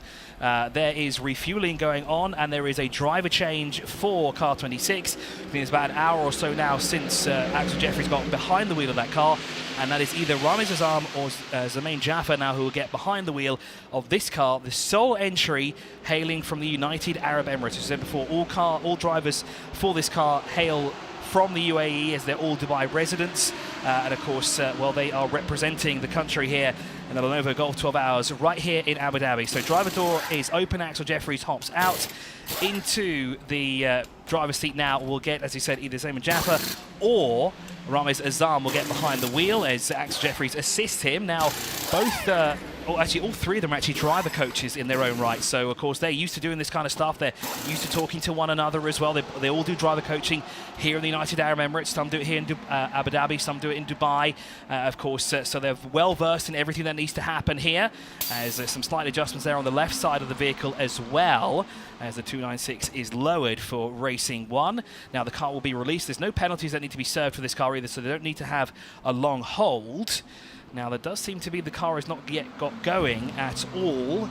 I wonder why they're stationary for this long. Is there an issue with the car? I think they're just waiting for the clock to tick, depending on where they are on the pit lane and how long it takes for them to get towards pit lane exit. You just hold the car until the clock is telling you, right, we release it now, get to pit lane speed limit, we'll get out of the pit lane, bang on cue. So Axel Jeffries, a 3-times champion in the Super Trofeo Middle East, has vacated that car, and who has jumped on board as it heads out of the pit lane? It's Omar Jackson. So it's the British driver Omar Jackson, who for this year and last year has been racing in the International GT Open, having previously raced in Ferrari Challenge Europe. So he jumps on board for the next stint. And we saw in the pit stop as well, you see there's some cones just in front of their garage. It's quite an unfortunate place for them to have those cones, because they have to literally turn left immediately. A lot of other drivers have sort of a clear way in front of them, and they should actually have a gap in between them because there is a garage there. However, here at the Lenovo Golf 12 Hours, we want to get the spectators involved. We want them to get closer to the action. So there's actually a pit lane viewing area right in front of the garage for Racing 1, and that gives them a slight disadvantage because of those cones there, and they have to be very, very careful as well because, of course, hitting them, I'm pretty sure would incur a penalty for them, and of course, well, give the fans who are looking right at the action a fantastic sight, but it's the last thing they want to be doing at all. So car 21 is our race leader. There's the car collection Motorsport Justin Blattner, who is now 25 seconds up the road from the Garage 59, a car of Marvin Kirchhofer. He's just come across the line now to complete lap number 96. We edge closer to 100 laps completed here, Mark. Yeah, we're not far away, are we, from 100 laps completed? But for Justin Blattner, the gap is coming down. He was 29 seconds ahead of the second place at number 88 Garage 59 McLaren in the hands of Marvin Kirchhofer. But Marvin Kirchhofer is about to head over the start-finish line now. He was about 2.5 seconds quicker on the previous lap. He's 2.1 seconds quicker on that lap, so the gap is now down to 23.5 seconds between the two of them. So the Pro-Am car in the hands of factory driver for McLaren, Marvin Kirchhofer, is understandably catching the AM category car in the hands of the substantively less experienced Justin Blattner. He's got plenty of experience, but just not quite as much at this level as Marvin Kirchhofer has. So it's still Porsche from McLaren, then it's Porsche from Mercedes, because it's Ralph Bowen who's in 3rd place, Jules Gounon still there in 4th place, Nick Yellowly is there in 5th position in the first of the BMWs, and the sister car to it, Philip Eng, completes the top 6 in the number 32 BMW at the moment. 7th place is number 3, 2Cs, El Faisal El Zubair. 8th place is number 2, which is Haas Racing the Audi in the hands of Gregoire Gilbert. 9th place is 25, Alessio Rivera, and number 75, the Sun Energy 1 car of Dominic Baumann, completes the top 10 at the moment. In terms of Intercontinental GT Challenge, well, Ralph Bowen is the first of those out on circuit at the moment, leading the Intercontinental Challenge powered by Pirelli. He's 3rd, but then it's also IGTC cars that are there 4th, 5th and 6th at the moment. But one of those comes into the pits, which is Philip Eng from 6th position. 32 is in, the fueling rig is attached. Now I wonder if we'll see a driver change, but there are dollies going out, Mark, as you just pointed out. So what do you think the issue is here with the 32 car? I don't know, but having dollies out at the edge of the circuit or at the edge of the pit lane is slightly worrying as to what this issue may well be. So the car seemed to be running fine. It was losing a little bit of time, but it is going up on the dollies, and is it going to be wheeled back into the garage, which is never a good sign, and that has pretty significant implications for that car. It also has reasonable implications for BMW in terms of the manufacturer's category and title in the Intercontinental GT Challenge powered by Pirelli. So Philip Eng in the pit lane, BMW pushed back into the garage. All is not well. I'm sure Tim will bring us an update as well. He's got a few small technical issues he's just trying to sort out in the pit lane currently, but he'll be back with us to bring us the news as and when he can. In the meantime, in the pit lane, also we see the number 51 AF Corsa Christoph Ulrich driven Ferrari 488. The only 488 that we've got in the field, a car which has been very successful here in the Lenovo Golf 12 Hours, as was its predecessor, the 458, which also won plenty of races. The Ferrari is the winningest car here at the Lenovo Golf 12 Hours. 6 victories for the mark, and well, that's a driver getting out. Now, what is the issue with the car? Again, they're looking at the left side. Now, remember, I think this was the car yesterday that had an issue with the torque gun and the nut that held the wheel in place when they were, during qualifying, I think it was. Actually, no, free practice, they had that issue. Now, I wonder if that's come back to bite them, but the bodywork has also come off that car as well. So I wonder if there is a deeper issue with that car. And like Mark said, Tim is no doubt on his way to find out what the issue is there. Car 11 is in the pit lane. Kessel Racing, Scott Andrews gets out of the car, and it will be a driver change. There's an Italian flag down there, but of course, with it being a Ferrari, of course, there has to be an Italian driver behind the wheel. I don't know if you got the name of it, Mark, though. Can we hazard a guess at who it will be that's getting behind the wheel? I don't think we've seen David Fuminelli behind the wheel of that yet, so the former Renault Sport Trophy champion may well be diving into that car. We'll have to wait and see. Can't quite see it from the overalls there, but the Kessel team just in the process of refuelling that car. The Air Force car heads back out of the circuit. That was purely a service of the car, but no change of driver. Christoph Ulrich is still showing as being the driver behind the wheel of the number 51 car. And in the meantime, we've got just the two cars in the pit lane. One being the number 11 Ferrari, the other one being the BMW, which is in the pit lane area. And hopefully, Tim now might have a small update with us as to exactly what the problem is with the Team WRT number 32 BMW. Now, I think he'll come back to us. Still maybe a few technical issues. Gather it might be around the exhaust issue that the team are working on. Now, these cars are usually run like metronomes. In reality, it's so unusual for a BMW to have a problem. But as soon as you saw the dollies, you knew all was not well. And it wasn't soon after they pulled the car into the garage that the bonnet was up and they were peering inside. Yeah, that's very unfortunate for Team WRT. They were inside the top 10. They were down in now, well, 13th. Of course, they're going to drop down the order as they'll be stationary in the pit lane now for quite some time as the mechanics look to fix the issue on the left-hand side of the car. Sorry, the right-hand side. It's the left-hand side of our pictures, but it's the right-hand side of the vehicle. As that's a very nice Ferrari, indicating to the right as he works his way through the right-hander. That's the 61, informing the driver behind him that he is going left around the corner. And, well, the hazard stay on because, of course, the next corner is also a left-hander as he makes his way down the back straight.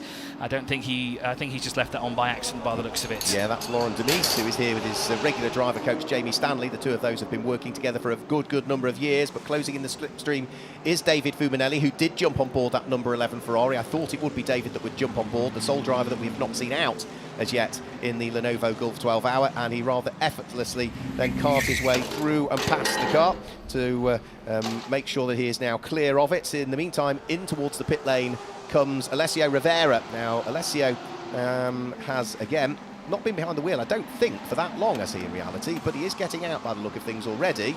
Refuelling is taking place. It does look as though there is going to be another driver change behind the wheel of the number 25 AF course that was running second in Pro-Am and 8th overall. There indeed is a driver change, as you see the next driver will get behind the wheel. It's another Italian, so you can harbour a guess, and who will it be that will get behind the Italian car? It must be Giorgio Roda, because Scott Andrews is American and Antonio Diaz Pereira races under American licence as well, so it must be Giorgio Roda who started that car, if memory serves me correctly.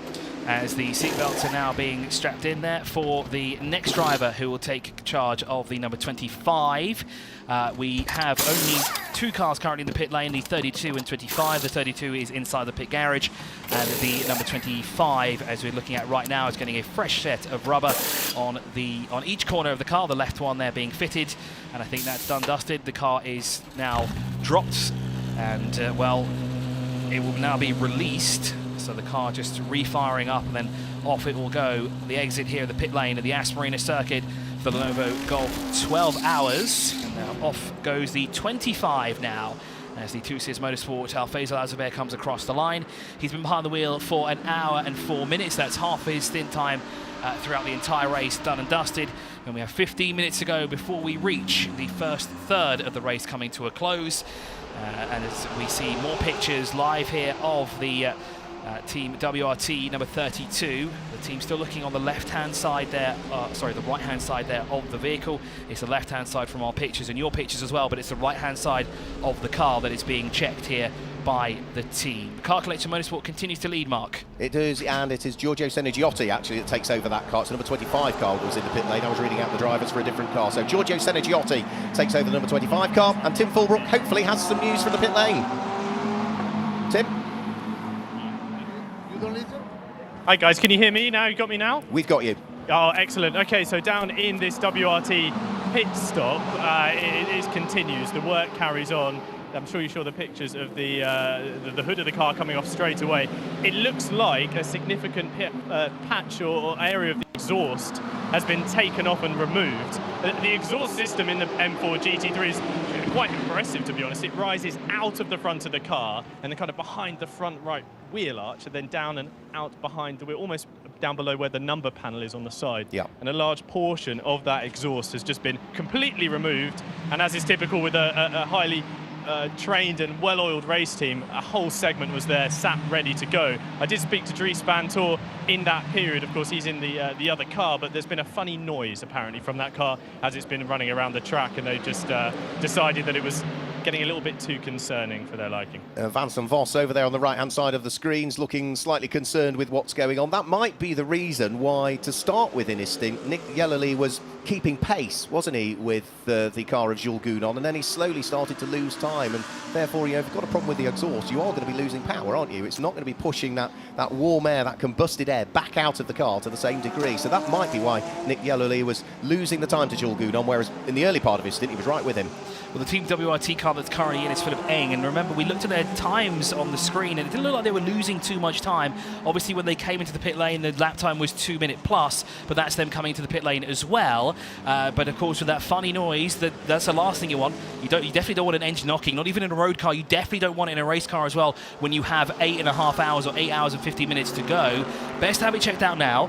Try and get the issue sorted out. If there is further issues, bring the car back in, get it sorted out before we hit that 1 hour to go.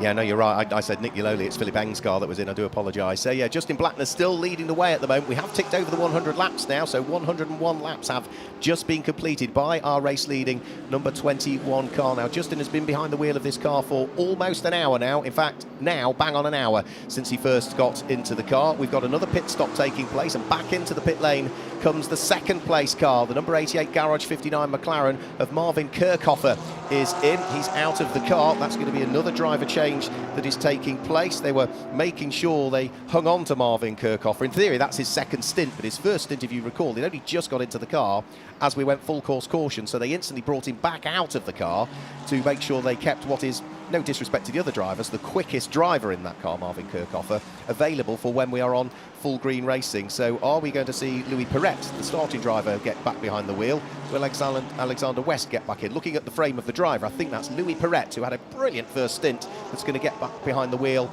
of the car, and it should now, with that McLaren in the pits, put this car, the number 14 car of Jules Gounon, the number 14 Mercedes, just heading out of turn number 5 and 6, up into second place in the race overall. So at the moment it's an AM car that leads. Pro-Am car was second but is in the pits, and a Pro car is third. It looks like another driver change is about to happen as well for Sky Tempesta here. As I can see, there is a driver ready, so that means Eddie Cheever is coming in. There is also a driver next to them, and there's not a McLaren driver because the third McLaren is unfortunately out of the race, but there is a Mercedes-AMG driver ready to go for Team 2Cs. Now, I know it's definitely not Ian Loggy, that's for sure, because that's not what his helmet looks like at all. So this might be a driver change for Jules Gounon, who is currently working his way through the final sectors, and there that car is at the moment, number 14. As into the pit lane comes the Sky Tempesta, number 93. Eddie Cheever will get out of the car, and what will the 14 do? No, it will stay out for an additional lap, so maybe it will be, well, no, they don't seem to be prepared just yet. The tyres are ready, the driver is ready as well. Would it be the sister car that will come in then? And that car is down in, well, 6th position. That's the number 3 car, but that doesn't look like Isao Khalifa either. Tim?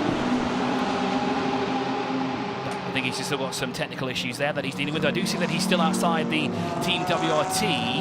Yes, I am, and the work, it looks like it could be wrapping up. The bonnet is ready to go back on the car, and the final bits and bobs around the right side exhaust is going on. So it looks like this car surely in the next couple of minutes should be back out on track.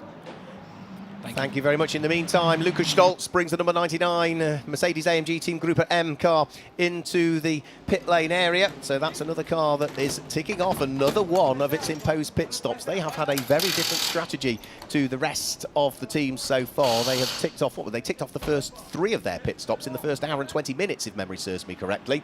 2 C's come into the pit lane. So that is going to be Al Faisal Al Taber that comes into the pit lane. The number 93 Sky Tempesta McLaren that sits in the pit lane. I think Kevin C will probably take over the wheel of that car because he has not as yet had a driving stint. We saw Chris Froggatt start the car. Jonathan Hoy jump on board for stint number 2. Eddie Cheever has just vacated the car, so it should be the 4th driver, the Macanese driver, who was former Asian Le Mans champion, the best part of 10 years ago now in the CN class that they had out there. He trundles his way down the pit lane. We've seen sporadic outings from Chris Froggatt and Kevin C in the British GT Championship, and they finished in second position in what was the Silver Am category this year. Tim?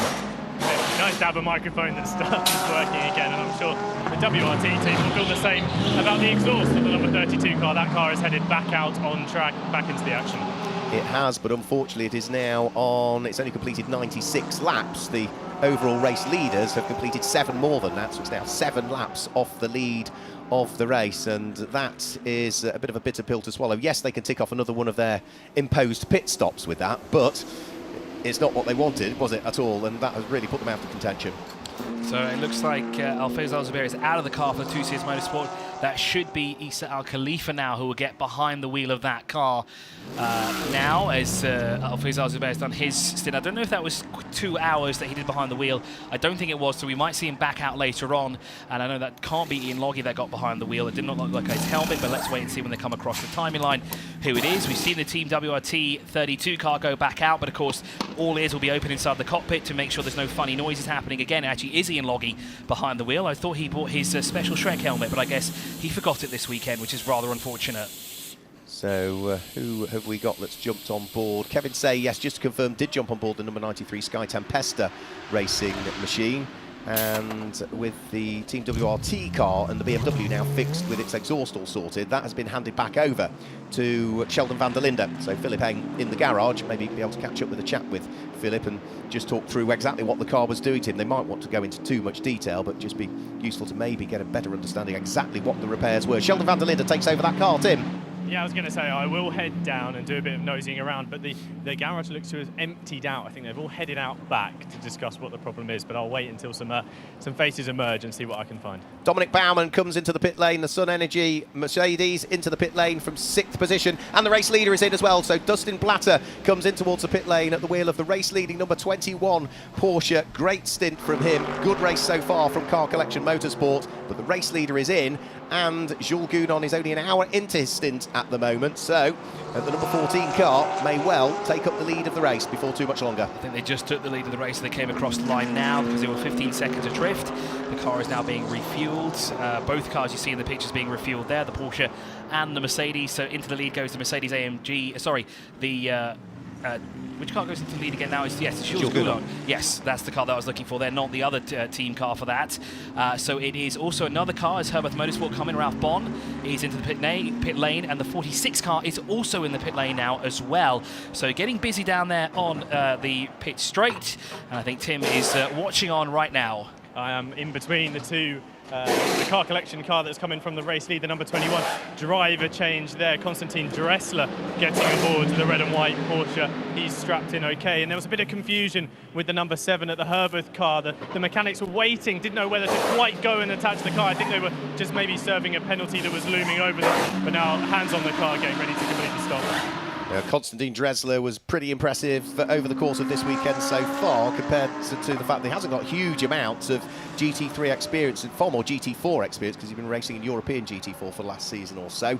Also won the ADAC VW Cup quite some years ago now. That was best part of, what, 15, 16 years ago he was a champion in that. But he was mightily impressive yesterday. So Konstantin Dressler jumps on board that car. It heads out of pit lane now, and it will look to try and get straight up to the kind of times that he needs to be doing. It's a long pit exit. We get the pit exit mark, which is where the driver information changes, but the actual pit lane speed limiter is after the tunnel. It's on the exit of the tunnel almost as you head up towards turn number 2 and rejoin the track, isn't it? It's a long way to hold it on that pit lane speed limiter. Certainly is, and the 46 now released from its pit box will make its way down the pit straight as well, going through the tunnel. We're looking at the pit stop here for the AF Corps number 61.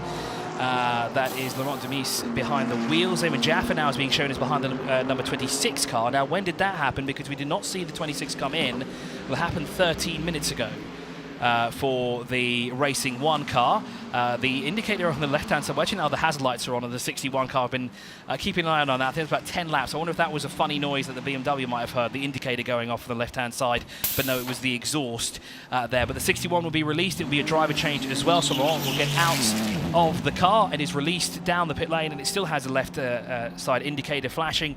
I know that these cars do have certain essences from the road course. Do you think they have that noise that the indicator No, I don't think you'd hear. You don't I don't think you'd have hear it, it, would you? No, you wouldn't hear it at all. So Miguel Ramos has jumped on board that car, so that is going to come very much alive now, the number 61 AF Corse Ferrari, albeit it's a long way down through the order. It's running 5th in the AM category at the moment, 17th place overall. We have also now got the number 46 Team WRT handed over by Nick Yellerly back over to Valle. So Valentino Rossi, 9 times a world motorcycle champion in both 125s, 250s, and of course the top category is MotoGP, is back on board that car. It runs at the moment on its out lap 4th as it was as it came over the start-finish line last time through. We'll see whether it still remains in that position. But Jules Gounon has now taken the lead of the race. It's the number 14 AMG Mercedes, the 2Cs car of Jules Gounon, that leads the way. And remember, he does lead the overall Drivers' Championship in the Intercontinental GT Challenge, powered by Pirelli, which has its final round here as part of the Lenovo Gulf 12 Hour. Flash of the lights there from the 21, heavy to the braking zone down towards turn 1. Was very late on the brakes. We don't want to see any more instances down towards that corner. Ian Logie, his speed in the pit lane has been noted. That is the number 3 car that is currently sat in 9th overall at the moment.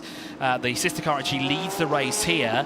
Now for Ian Logie, I would have assumed that he'd know what the pit lane speed limit is here at the Yas Marina circuit after racing a number of years in the Golf Radical Cup. But we're fast approaching the 4th hour of completion, which will leave us 8 hours to go of racing here around the Yas Marina circuit. The Lenovo Golf 12 hours here, the final round as well for the Intercontinental GT Open powered by Pirelli. And I think Tim has got another update for us down in the pit lane. I'm just waiting outside the pit garage of that number 14 2Cs Motorsports Mercedes. Tyres coming out, so although Jules Gounon has taken the lead, it looks like he might be moments away from passing over the baton to second place. Fabian Schiller, I believe, is stood waiting to take over the car once Gounon comes into pit lane. Right, okay, well, Jules Gounon is about 60 seconds away from getting towards pit lane entry at this stage. He's had about, what, an hour and 8 minutes behind the wheel of the car, so a reasonable stint from him. But again, they've got more imposed pit stops that they want to tick off.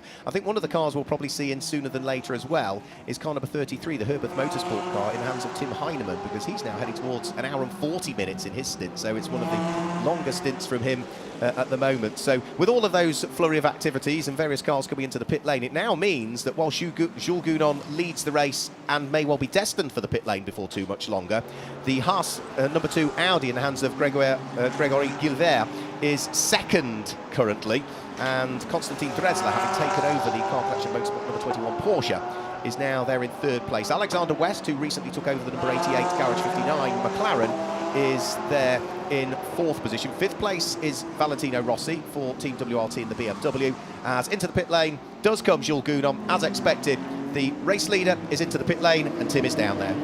Car stops on its marks perfectly, but you wouldn't expect any less from Jules Gounon, would you? The incredible GT3 driver is looking pretty calm there, just in the car, loosening his belts, opens the door, gets ready to pop out from the side. The crew on standby, ready to go with fresh tyres. They are sticker tyres as well, so not using any sort of scrub sets yet. We're still quite nice and early into the race. No need to use anything that's been rubbered in already in practice. A little conversation between Gounon and Schiller, just waiting to take over the car, exchanging notes.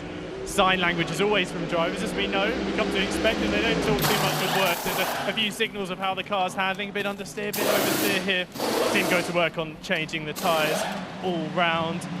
Everything looks smooth as you like so far. They'll be wanting to get this car out as quickly as possible. They certainly will, because they're in a strong position. You could argue a stronger position than they were half an hour ago because of the problems that befell the number 32 at Team WRT BMW when Philip Eng was behind the wheel of it. They had those exhaust problems. The car was fixed.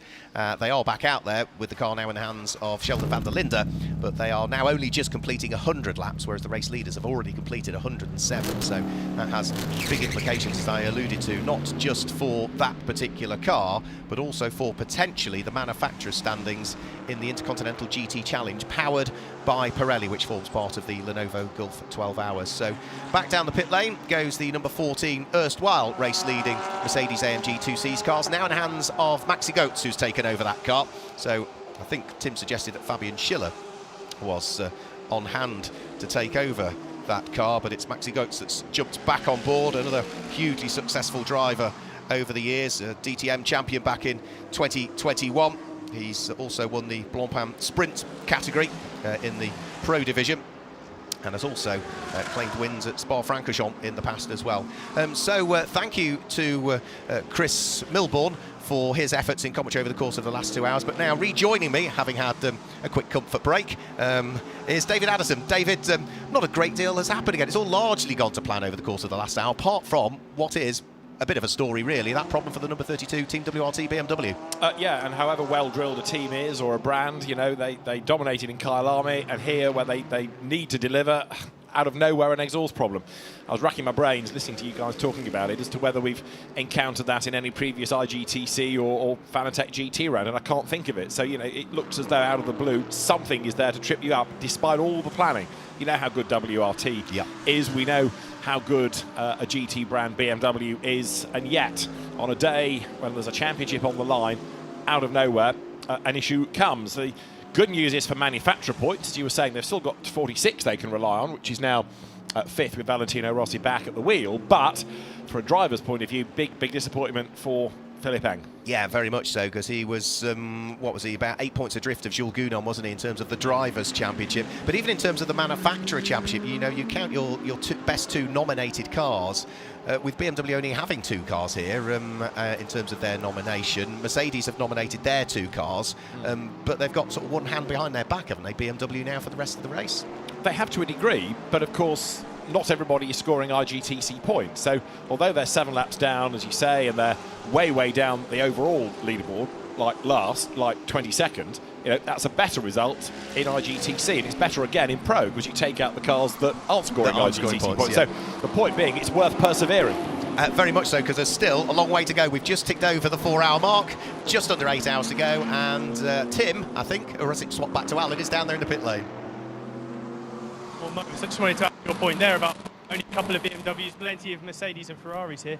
I'd like to point out that the sole Audi R8 LMS GT3 is leading the way. That car for the number 2 Haas RT squad was a little bit delayed in getting to the track. They've had a couple of problems in the early test sessions, but here they are, picking up the race lead. I'm sure they'll be pleased. They will, yeah. They picked up that lead because of Jules Gounon coming into the pit lane and handing the car over to Maxi Goetz. So Gregory Gilbert leads by a fairly comfortable 36 seconds. But the problem is, with that safety car period we had and all of the cars coming through the pit stops, I've lost track of how many in post-pit stops the Audi has actually done compared to the rest.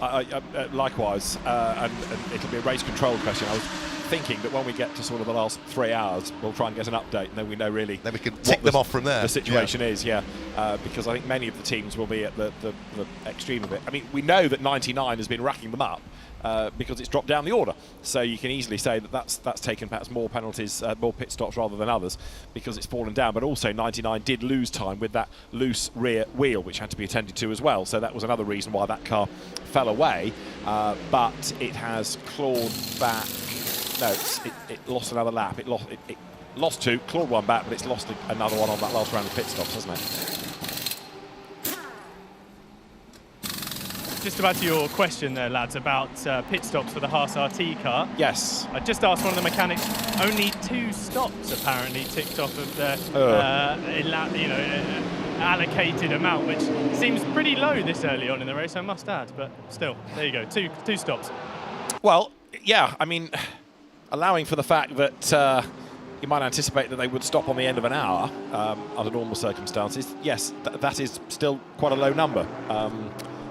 And therefore they might have quite a lot to cram in a short space of time later in the race. If you're in the mood, Tim, it might be worth asking the same question of number 99, Group M, just to see exactly what their tally is for the Engel, Grenier, Stolz car at the moment.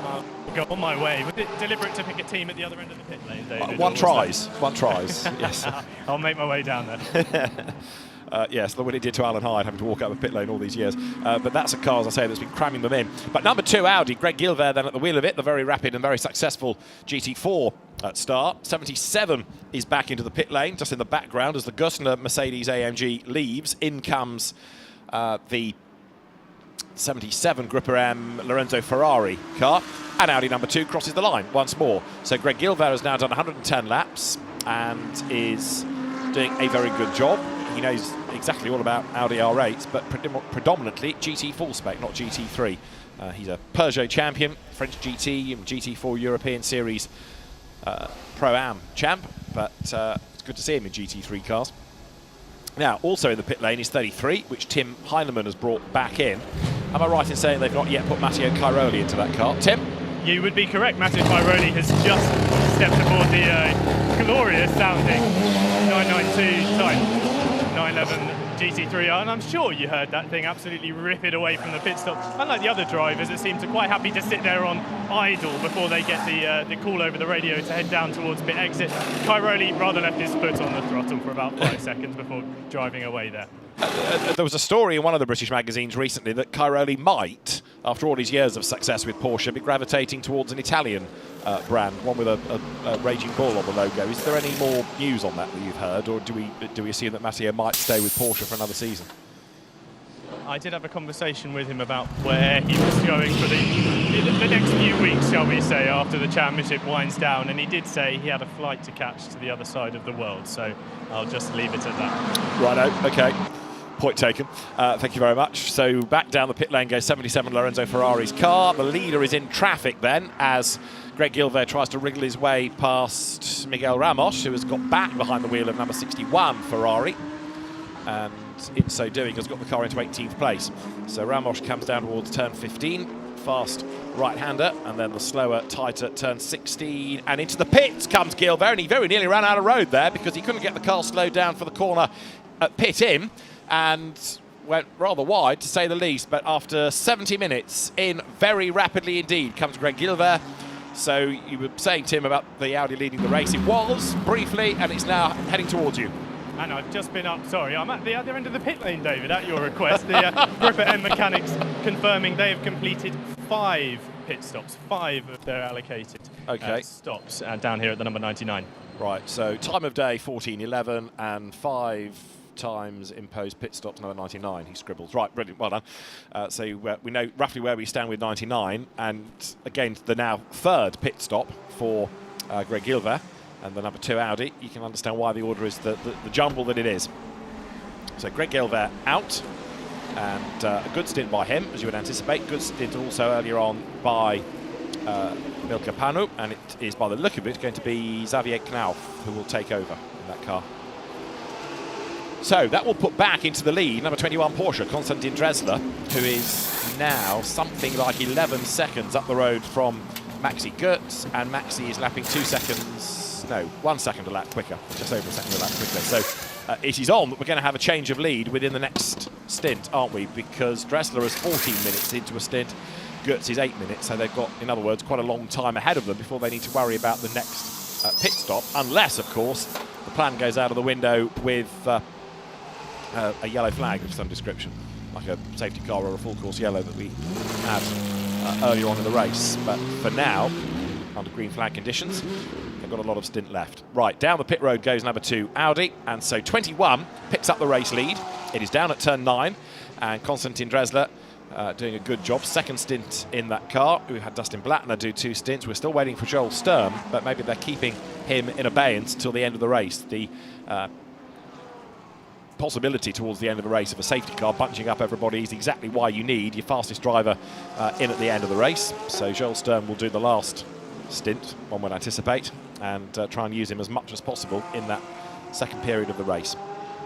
So with still just under 8 hours to go, creeping towards half distance, but the Porsche looking good. It leads AM, whereas the car that's chasing it is in Pro. The AM lead really is a battle between Porsche and Audi. Xavier Knauf in number 2, and we'll see where he blends back in relative to the Porsche as it goes across the timing line. Dresler goes by. Remember, you lose a minute and 40 seconds, 100 seconds in total with the mandatory pit stop, so it does create quite a long gap once you've served that next regulation stop. Lead gap 10 seconds then. Dresler to Goetz, I said it was on, and Maxi Goetz is absolutely flying now then, so the loyal Mercedes servant pushes on in pursuit of Konstantin Dresler, who had a good German 1 make pedigree, but as he turns through turn 5, the Mercedes arrives now and takes the 10th out in the 1st sector. But on this lap, Goetz is going to have to worry about traffic, isn't he? Because he's got a Ferrari right up the road ahead of him. interesting line just taken out of my window, I can see, from 93, which is Eddie Cheever, I think we were told, back at the wheel. No, Kevin Say now back at the wheel of the McLaren, and right up against the pit wall. There was nobody there to offer a board, but Kevin Say making his way from one side of the road to the other, unlike most. Now, again, Gertz in traffic, and we've got a yellow flag at turn 6, we're being told, which is just where the cars have come from. I couldn't spot what it was that was off the road, but there's a yellow flag at turn 6, so we'll try and pick up on who's had a drama. Gertz to the inside of the Ferrari, tries to find track position down towards turn 9, but couldn't commit in time, and so the Ferrari hangs onto the line and the place. Nose to tail, they turn. We've still got this yellow flag legend as Gertz on the lights comes to the inside at 13, looking for a way by, but there's no opportunity really there to do very much about the Miguel Ramos Ferrari. He, for the moment, just wants to keep, if you like, to his line on this rather narrower part of the circuit. And still trying to hunt down this errant yellow. But looking out of the window at turn 6, there's still nothing immediately apparent. Tim, yes. I am down in pit lane with Gregory Gilbert, who's just stepped out of that Haas RT Audi. Gregory, a little bit of a difficult start to the week, but you're here now and you've led the race as well. How was the stint for you? Yeah, of course, it was really difficult the first 2 practice, but after the team worked really well. It's a young team, but it's really a strong team. So yeah, I'm quite happy, and now it's getting better and better lap by lap. Also, we are nearly amateur driver. You know, it's more or less 6 years old that I didn't race really in GT3. So yeah, the level is so high. So yeah, we are happy to be in top 10 and maybe more. So yeah, we are quite happy. What's the approach to the rest of the race? Obviously, we've seen safety cars, full course yellows, incidents already. Is it just a case of pounding round and staying clean and hoping to pick up more positions? Yeah, you know, it's the first time that the team is doing this 12 hours. So yeah, we are our strategy. So we are quite in the top 10 right now, but we will see the end. It's it's far away. It's again 7 hours to go. So yeah, we will see in 5 years, less 2 years. We'll see which strategy we'll use every team. Perfect. Thank you very much, Gregory. Thanks, Tim. Yeah, so Mark Werrell joining you back in commentary whilst David just takes a very short break. He'll be back very shortly. Always good to hear from new drivers to the Gulf 12 Hour. Gregoire Gilbert must be very pleased with his stint. Leaving the pit lane goes the number 75 Sun Energy 1 car that was in the hands of Martin Conrad. It is now, by the look of things, it's gone back out onto circuit, remaining in the hands of Martin Conrad, so he is going to double stint that car as such, whilst Konstantin Dressler at the wheel of the race-leading Porsche still leads the way. He's about to come over the start-finish line and chalk lap number 114 into the book, but the gap continually closing between himself and Maxi Gertz at the wheel of the AMG 2C's Mercedes. Through goes Maxi now over the start-finish line. They're both on the start-finish line at the same point, and Maxi that time through was almost a second quicker. So the gap is now down to 9.3 seconds. And both of these drivers are fairly early into their stints as well, because Konstantin Dressler has been behind the wheel for just under 20 minutes. It's just over 13 minutes for Maxi Gertz behind the wheel of the car. Valentino Rossi running in third at the moment for Team WRT at the wheel of the number 46 BMW. He is, a further 13 seconds off the car of Maxi Gertz and about 22.5 off the overall lead. And remember, those 2 cars for Maxi Gertz and Valentino Rossi also have the important part to worry about of what is going on in the Intercontinental GT Challenge powered by Pirelli. But for Valentino Rossi, his focus at the moment is turned really to trying to keep Mauro Engel behind him, who at the wheel of the number 99 AMG Team Group M Mercedes is now hot on his heels and I would imagine should be able to pick off Valley. Valley's not going to make it easy, that is absolutely for sure. This is not for position at all, because Valentino Rossi is on lap number 115, whereas Mauro Engel is on lap number 113 at the moment, 114 I should say at the moment. So there's a lap between the pair of them, but it's Mauro Engel trying to get the lap back, if at all he can. Remember, this number 99 yellow Mercedes has ticked off more of its imposed pit stops than any other car in the field at the moment, so it was always going to work its way over the course of the race back into contention. Up towards turn number 9, Valley sees him coming, leaves the door open a little bit, gives enough room. Mauro Engel goes through, so that is unlapping himself from, in reality, the 3rd place car. But of course, he is still off the lead lap when it comes to where Konstantin Dressler and Maxi Gertz are in terms of the positioning on circuit. So underneath the W Hotel, out of turn number 14, and up the short straight that brings them up to the very fast turn 15. This is where so many drivers have been pinged for track limits. You run wide at 16, too wide, which means that you can increase your ability to get into the final corner, turn number 16, and carry the speed then. If you go faster through turn 16 because you've run wide at 15, you carry more speed onto the start-finish line. So that is one of the areas where the race officials have continually been identifying cars as having run wide. The other area is really heading out of turn number 5, so that's out of the hairpin that they'll be coming up to shortly, because of course if you run wide coming out of the hairpin, you carry all of that momentum again, the extra momentum, because you've not had such an acute angle going into the corner. This is where they're coming up to now, turn number 5. Run wide on the exit, you get a better exit and then carry all of the speed down the straight, and this is another key area where drivers need to make sure they stay within the confines of the circuit. So already having got past Valentino Rossi, you can see Maro Engel pulling away, as any absolute factory pro will do. And as we've heard from so many drivers, they are hugely complimentary of Valentino Rossi. You know, bearing in mind he's got lots and lots and lots of experience and has been hugely successful on 2 wheels. Still, the transition to 4 is not easy. It's taken him a season or so, but absolutely he's there. That first podium at Brands Hatch in the GT World Challenge Europe sprint category at Brands Hatch last year went down well. The win on home soil at Misano went down, as you can imagine, very well indeed. And Valentino Rossi and the team that he shares the number 46 car with, all going well. Nick Yellerly had a good stint. Dries Vanthoor, you know, is always a safe pair of hands. And for Team WRT and for BMW, a win here at the Lenovo Gulf 12 Hours would go down very well. It would be BMW's first win in this race. And it would also go a long, long way to helping them maintain what is coming into this race, just a 9-point lead in the manufacturer standings for the Intercontinental GT Challenge, powered by Pirelli. What else have we got out on track? Well, at the moment, running in 5th place is still the number 27 McLaren of Optimum Motorsport. Mark Ratcliffe has got the Tsunami Porsche that he'll need to deal with before too much longer. Tsunami Porsche is running down in 20th position in the race, but Mark Ratcliffe needs to get on with this really, because he'll want to try and pick off that car. He's got another quick car ganging up on him, which is Lucas Auer behind, who dives up the inside. That's not for position, that's Lucas Auer.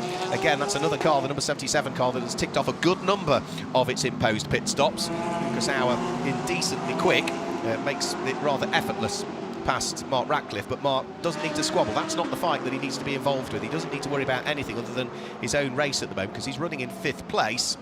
But what he does need to do is try and make sure he stays ahead of the Porsche now that's behind him, because that is Daniel Allemann at the wheel of the number 7 Herbert Motorsport Porsche, and that would be for position.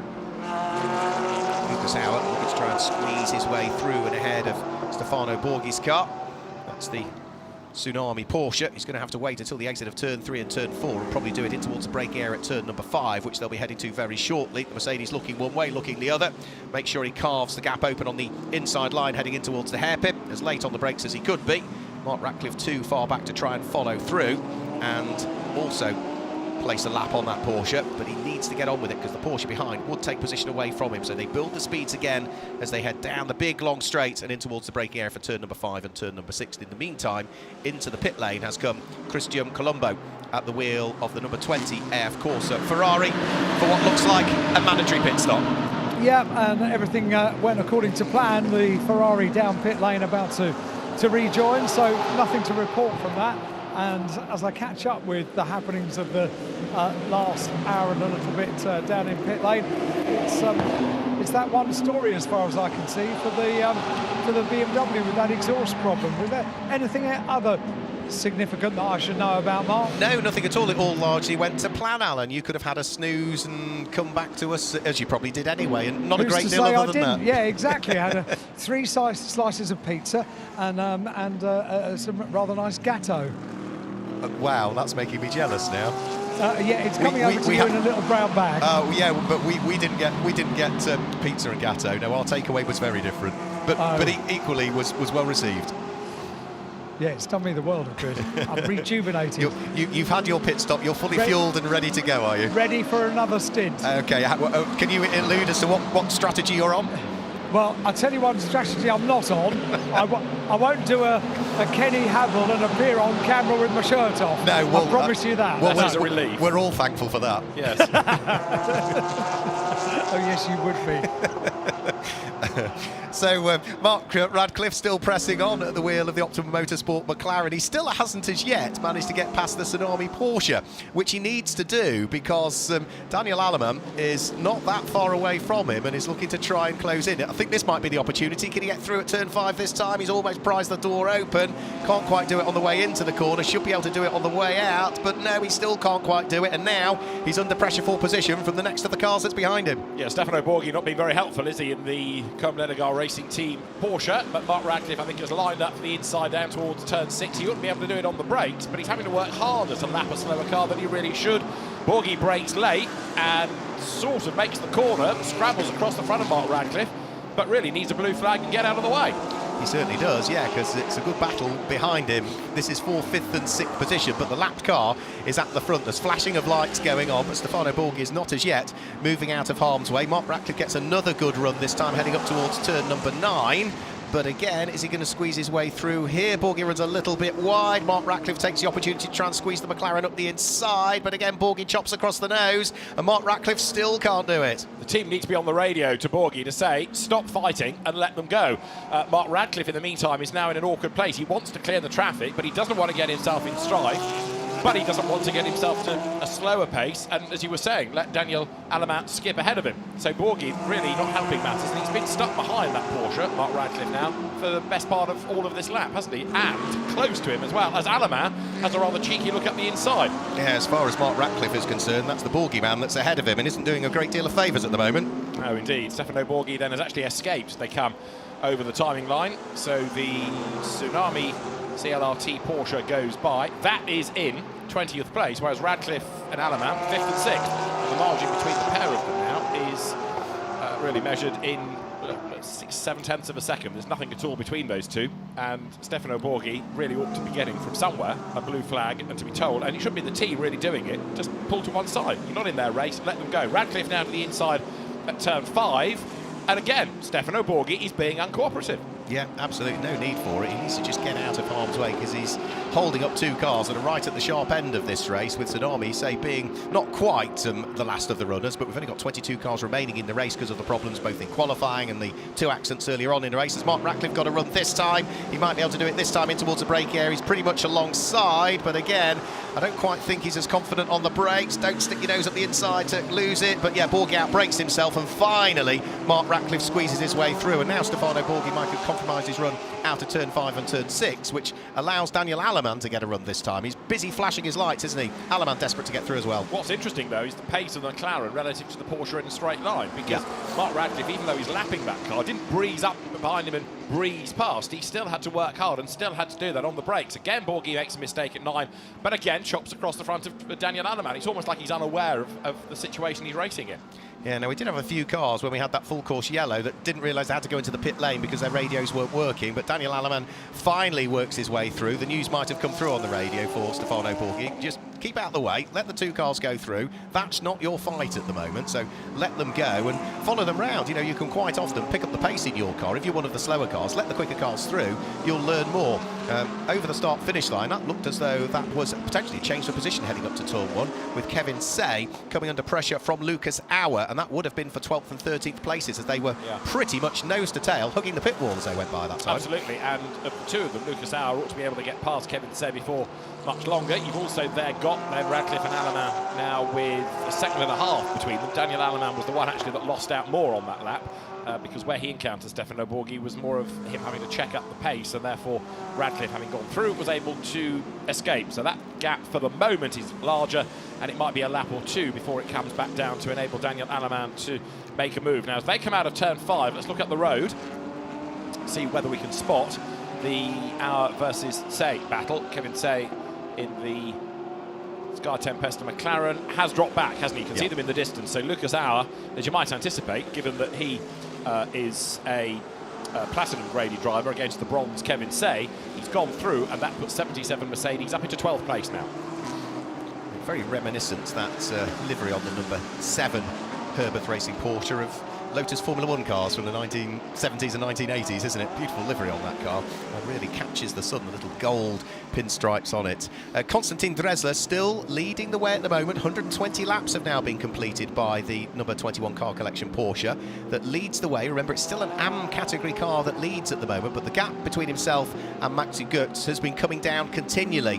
It is now down to just 3.4 seconds. You did say a while ago that there was going to be a change for the lead in the next hour or so. Well, we're not that far away now from the change of the lead. You would expect Maxi Götz to catch that car because it's a pro car catching an AM car. Yeah, indeed. And again, your point, Konstantin Dresler will hopefully be told by the team what his fight is. Yeah. You know, he's a long way up the road in AM at the moment. Daniel Aleman is the man who is doing the chasing, and Konstantin Dresler's last lap was a 54.0. Daniel Aleman was a 57.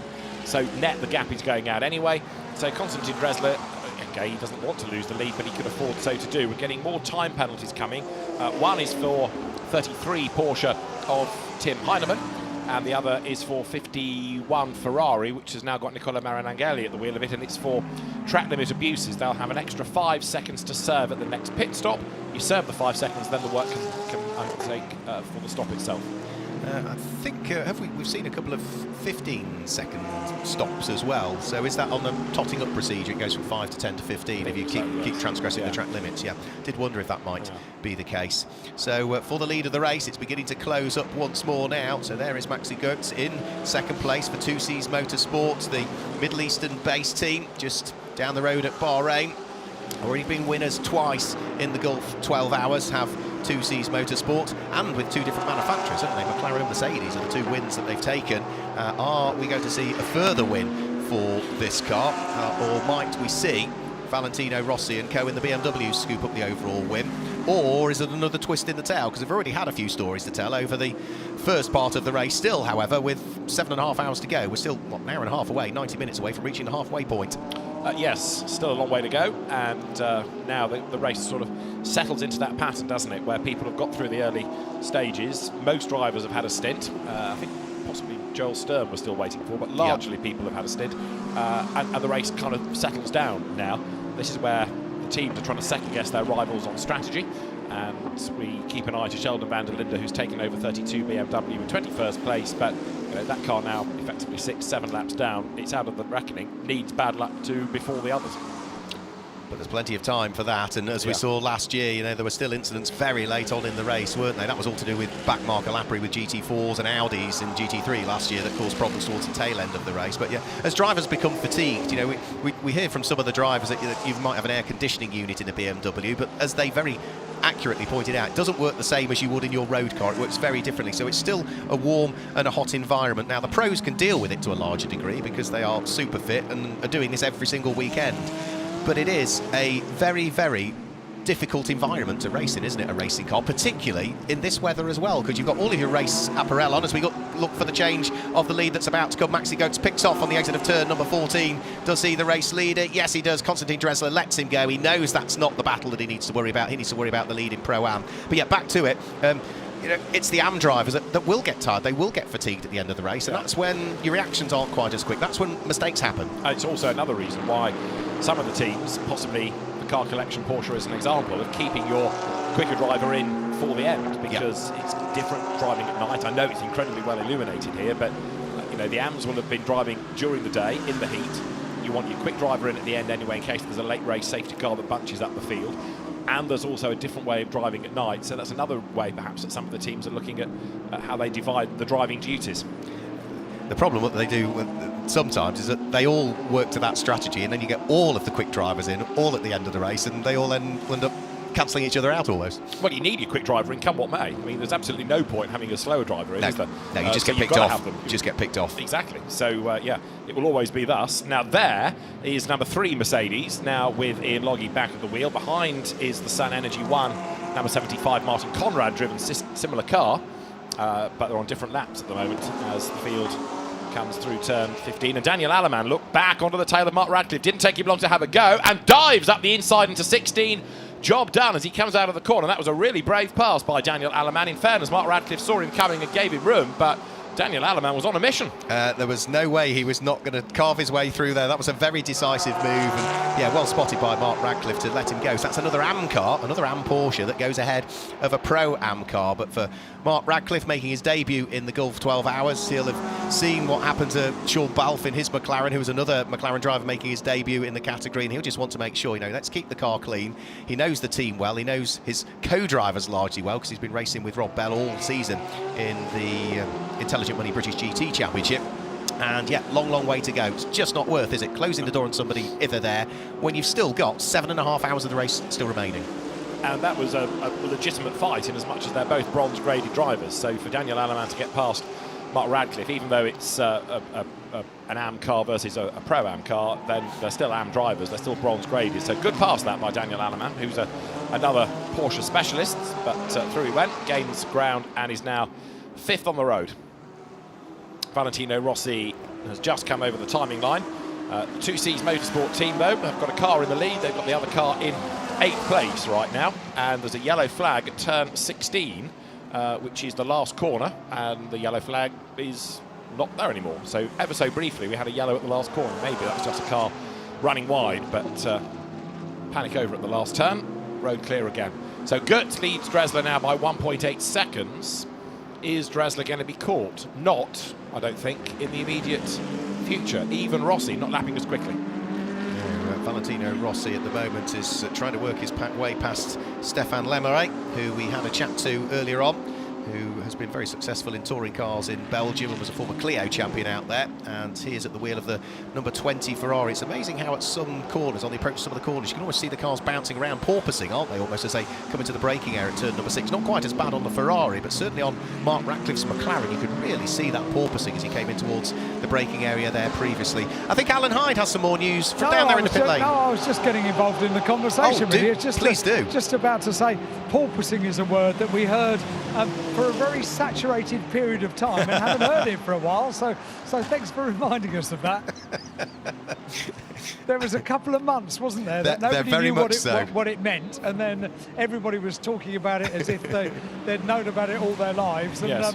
And then it all went very quiet again. And of course it was the worst thing ever to happen to motor racing, unless you were a team that had got round the problem, in which case you didn't care, and it was somebody else's problem. Yes. How long ago was that? That was the start of last season, was it? Yeah. The first part of the year. Largely it was Mercedes-related noise, I think, wasn't it? Because they were struggling to combat the problem more than others. That's exactly right. Do you know something else has changed since I've come back into pit lane? The excitement of the first few hours sees all the drivers that are involved in all the cars watching the screens intently in the garages. Now, you're really hard pushed to find a driver. It's lunchtime, it's rest time, and there are very, very few drivers in the garages. And also, it is just approaching 20 to 3 local time here in Abu Dhabi. It's time for many of the teams to take a small siesta in the garage. So the deck chairs are out, the cab chairs are out in garage 59, and I reckon 50% of them are having a little nap. Are you saying that so that we say, why don't you join them, Alan? Well, thanks very much. They do have a spare chair, yeah. A lovely idea. We read your mind. Sorry, I don't know why no idea why I just laughed like Woody Woodpecker, but I did. Yeah, Garage 59 is where I'm standing at the moment, yeah. Right, we'll try and dispatch a car to you in due course. But at the moment, it's, yes, not only remarkably quiet in the pits, it's remarkably quiet in terms of battles on track. It's like the calm before the storm, except, having said all of that, the Gounon Mercedes runs off the road, gets back onto the circuit, and gets right into the way of number 33 Porsche. So on the lights to try and urge the car out of the way goes Matteo Cairoli, his first stint in the car, and very nearly ended up tripping over an errant Mercedes there. He did, yeah, that was Dad, wasn't it? Thomas Gounon that was behind the wheel. He gets out of harm's way and allows Konstantin Dressler, erstwhile race-leading Porsche, now down to second, though, to squeeze his way through. And to be fair, I think that was a mistake under braking. Since then, he's been very mindful of his mirrors and making sure he stays out of everybody's way. Lots of light flashing from the cars behind, somewhat aiding his cause to let them all through. But yes, the Gounon family Mercedes back on track. the MP racing machine, and yeah, just staying out of the way, and 5 or 6 cars able to pass him within as many corners in reality. So in terms of the Intercontinental GT Challenge, powered by Pirelli, the overall race leading car is the first of the cars in the Intercontinental GT Challenge. That's the number 14 car of Mercedes-AMG 2Cs, Maxi Götz behind the wheel. Second is the number 21 car of Car Collection Motorsport. That is not eligible for the Intercontinental GT Challenge, but the car in third is, which is number 46, Valentino Rossi for Team WRT. Then we go back to 5th place, Alexander West Garage 59. That's another car that is not part of the IGTC.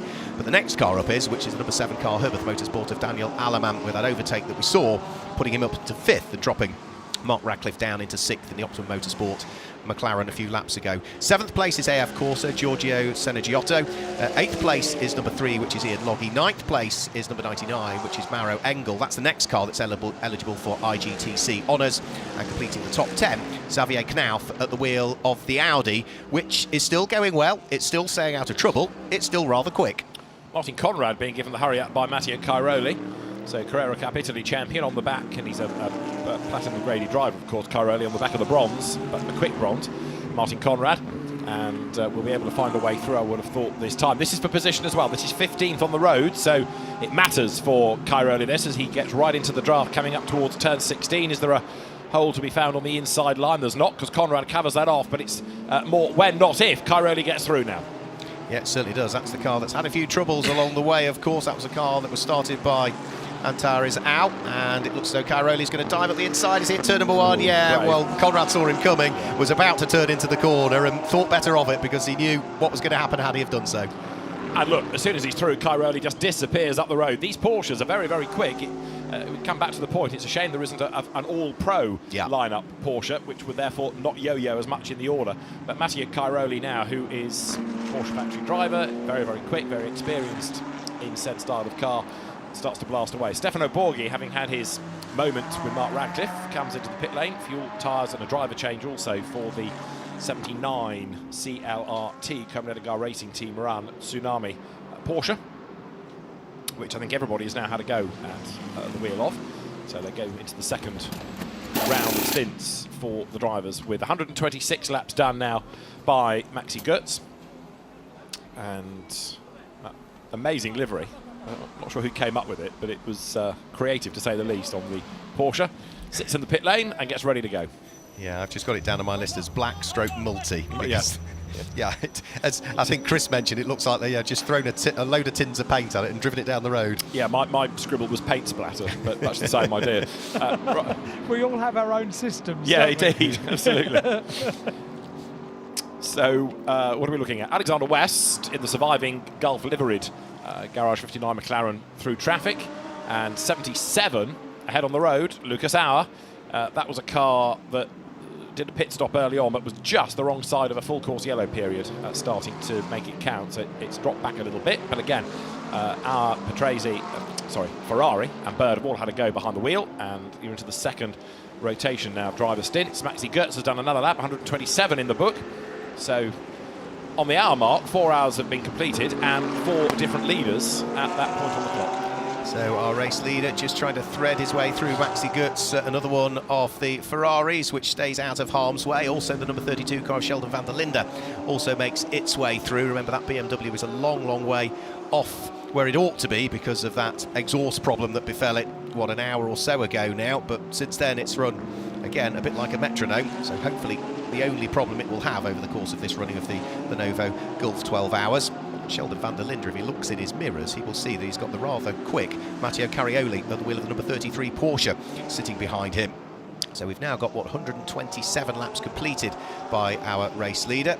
You see the rear wings just wobbling around, can't you, on a couple of the little bumps in towards the braking area there. Well, Matteo Cairoli is going beautifully well here, isn't he? It didn't take him long to get past the cars and then overtake and start to pull up the road, and now he's hot on the heels of one of the Team WRT BMWs, and if anything at this stage he's probably looking equally, if not slightly quicker than Sheldon van der Linde. Yeah, and Cairoli's next target for position is going to be Zamin Jaffar's Ferrari, number 26, the Racing 1 car.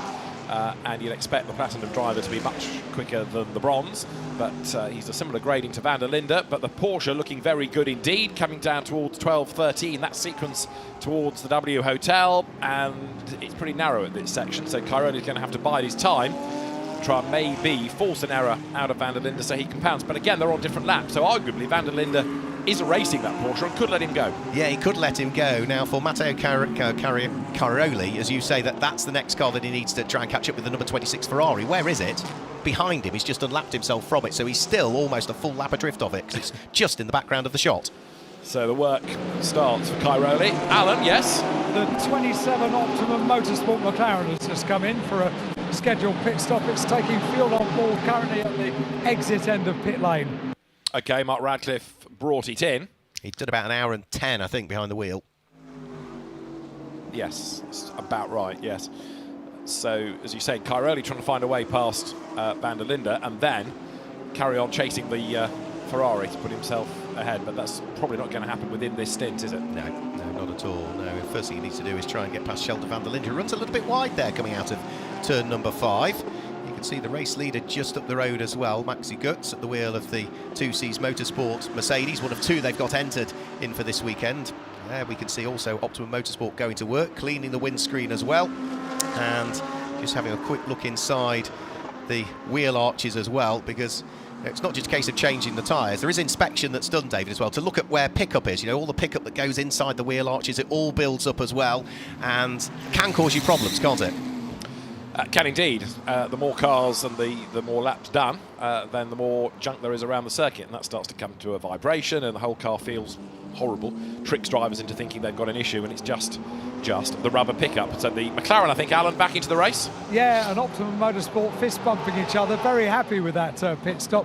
Let's not lose sight of the fact how athletic the pit crews need to be. They do stretches, they do warm-ups before they carry out a pit stop, and everything seemingly went according to plan for that one. So we've not chatted to any of the drivers from that car so far over the course of this weekend, so I'm going to do my best to see if I can find someone, probably Mark, who's just got out of the car. Well, he's done 2 brilliant stints, Mark Radcliffe. He had a really long first stint that went beautifully well, has had another great stint there, and for a man who's making his racing debut here at Yas Marina, I would imagine he's got a very broad smile on his face at the moment. He might have a story to tell about the contretemps with Alexander West when the car got turned around down at turn 6, but other than that, it's been good. Now, Matteo Cairoli's situation has just changed, because into the pit lane has come Zarmin Jaffer in number 26 Ferrari. So Cairoli and Martin Conrad can both gain ground. Cairoli there picking his way past Sheldon Van der Linde. That car, remember, lost ground on the opening lap of the race, the white Porsche, but then had a puncture which caused Tim Heinemann to limp all the way from turn 6 back to the pit lane. So they lost a big chunk of time through that as well. Certainly did, and I think it was inevitable he was going to pick off Sheldon Van der Linde, but Sheldon Van der Linde was not going to make it easy, but Cairoli seems to have a really good Porsche underneath him at the moment, so it's such a shame that has had mixed fortunes, isn't it, number 33 Porsche, otherwise it would have been right up there, because it was certainly quick in qualifying, was it? Qualified 3rd on the grid, and instantly almost dropped down to the very tail end of the field, and the car that he's trying to catch, Matteo Cairoli, is in the pit lane at the moment, so into the pit lane comes the one racing Zarmin Jaffer Ferrari 246, and that is going to be the next car that Cairoli, I thought, was going to try and get. He will have got ahead of him because of the pit stop. That's what I said a moment ago, and I mentioned it was in the pits. He'd already cleared him with Conrad as well. So 14th and 15th they are. Zarmin Jaffer, as a legacy, drops back, and Cairoli's new next target is going to be Ollie Milroy, who's taken over from Mark Radcliffe. Who is smiling, and quite rightly. You've had 2 great stints today, Mark. It's actually 3 stints in total, so a double stint at the first. So, yeah, it's been a good start. Trying to get my sessions out the way so the real proper guys can get on with it later on. So that's 3 of them in the bag now, 1 more to do. Yeah, it's hard out there. It's a very difficult track to overtake, you're probably seeing. Yeah, if you get behind a slower car, especially when you get to the hotel complex, it's very little opportunity without taking huge risks. So, yeah, it's difficult, very difficult. From a personal point of view, I can vouch for your 2 other drivers. I've known them since they came into motor racing. They're great guys and blooming quick as well, aren't they? Yeah, they are indeed, yeah. Safe hands with Ollie and Rob. Rob's done 1 stint, as you saw, and it was perfect. Ollie's now got his first go. I'm sure he's been waiting for that. He's been sitting there all morning watching, so yeah, I'll keep an eye on Ollie now. Mostly he'll do his usual top job. Tell us about driving the track here at Yas Marina. It's a bit of a gift to a driver, isn't it? It is, but it's really hard work. You know, if you're here for a test day, it's a little bit easier. In a race, it's hard work. Getting the tyre pressure is absolutely right for the conditions, because during a 12-hour race, the conditions are changing all the time, and that'll make it very difficult. The car is very, very rear happy, so you've got to manage that continuously. So it is a privilege when you look around, but you don't get much opportunity to absorb it when you're in the car. There was a moment, was there, with Alexander West at some stage? Yeah, he went for an overtake on a Mercedes, I think, and he just outbraked himself, and went into the side. He's been and apologised. We both carried on, so it's just one of those things. We lost 20 seconds. Which is unfortunate, but 12-hour race, you're going to have these things. I was going to say, it's inevitable that something happens, isn't it? If that's all we get, I'll take that. Thank you, Mark. Great to have a chat to you. Very good. Very eloquent as well, bearing in mind he's only just got out of the car. He's only just wiped his face. It is very, very warm now. So 27, 28 degrees now in the middle of the afternoon. It's going to stay at this temperature till around about 5 o'clock. That's when the sun gets low in the sky. Beautiful opportunity for some great arty photographs between 5 o'clock and 6 o'clock. And then we go into the magical time when it gets dark here at Yas Marina. That to look forward to. And that's one of the selling points of the event, isn't it? The architecture around this circuit and the lights and the darkness. And yeah, there's something about night racing, whether it's this, whether it's Le Mans, whether it's Spa, even stadium motorsport, oval racing under lights. There's just something about it.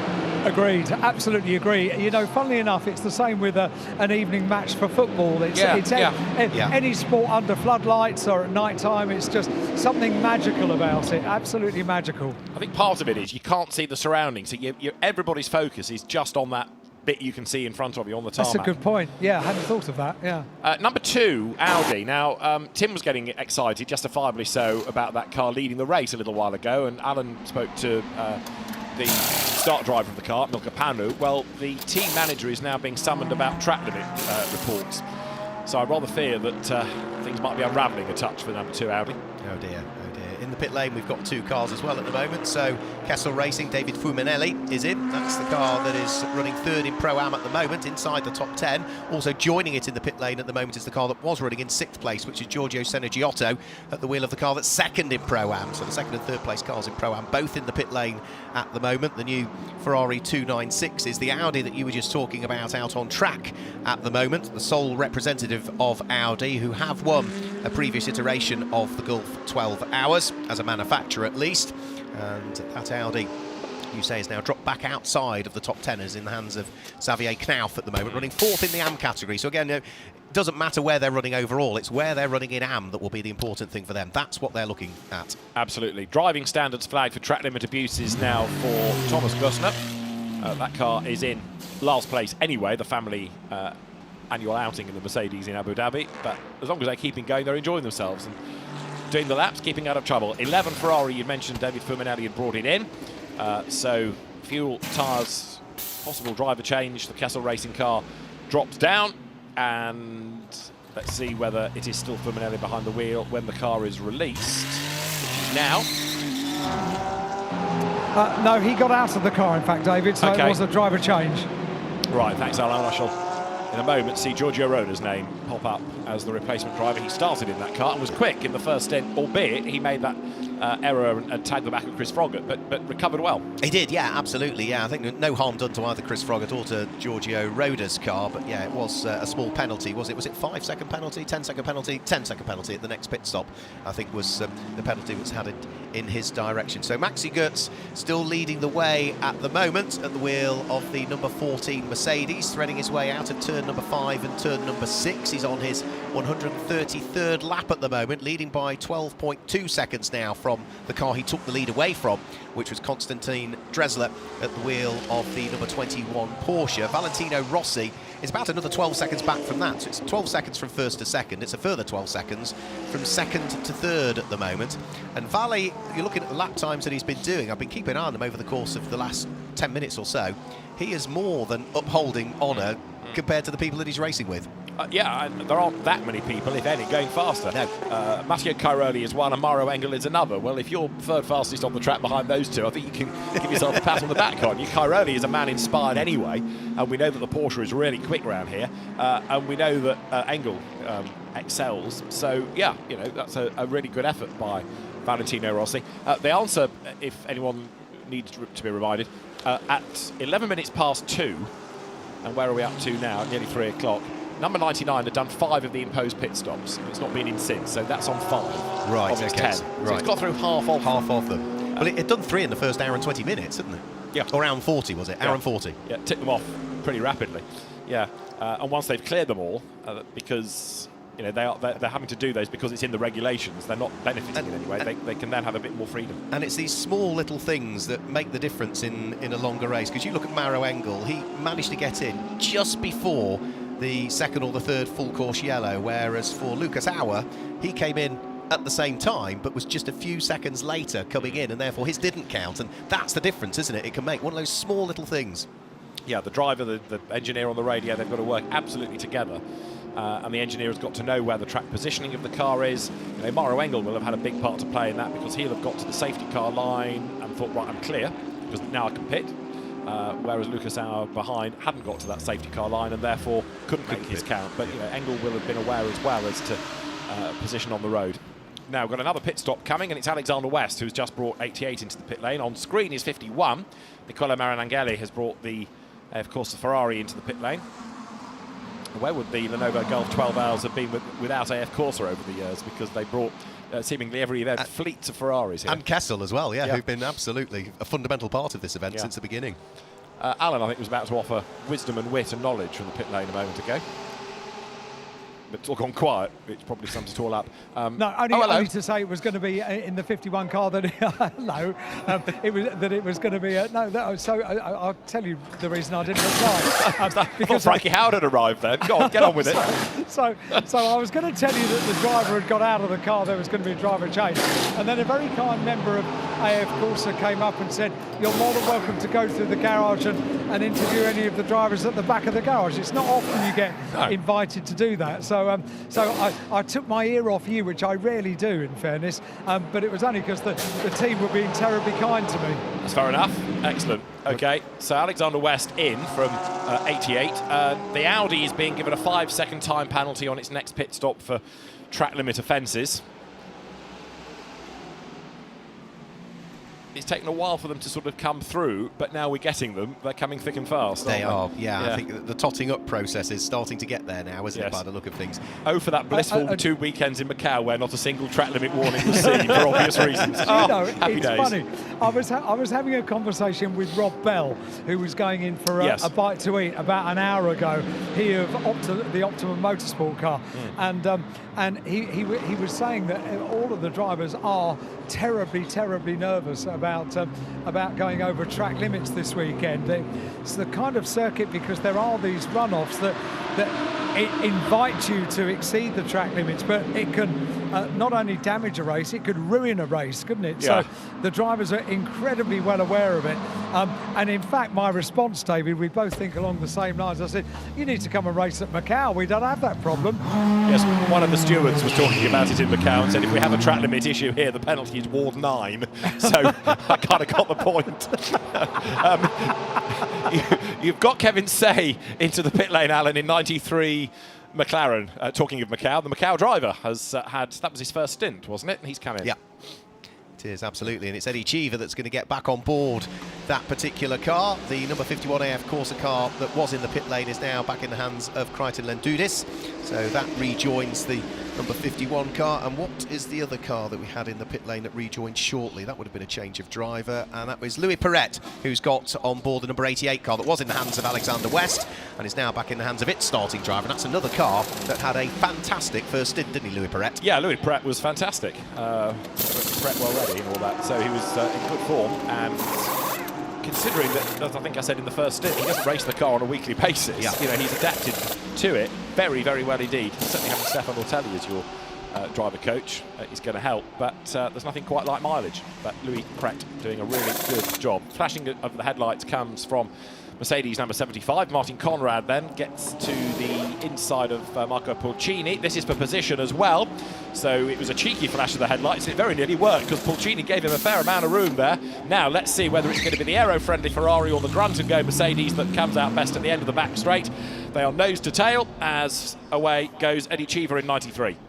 So Sky Tempesta Racing rejoining, and it does look as though Martin Conrad has got himself alongside the Ferrari and is going to go through. So Marco Pulcini losing the place. He will drop down into 14th position.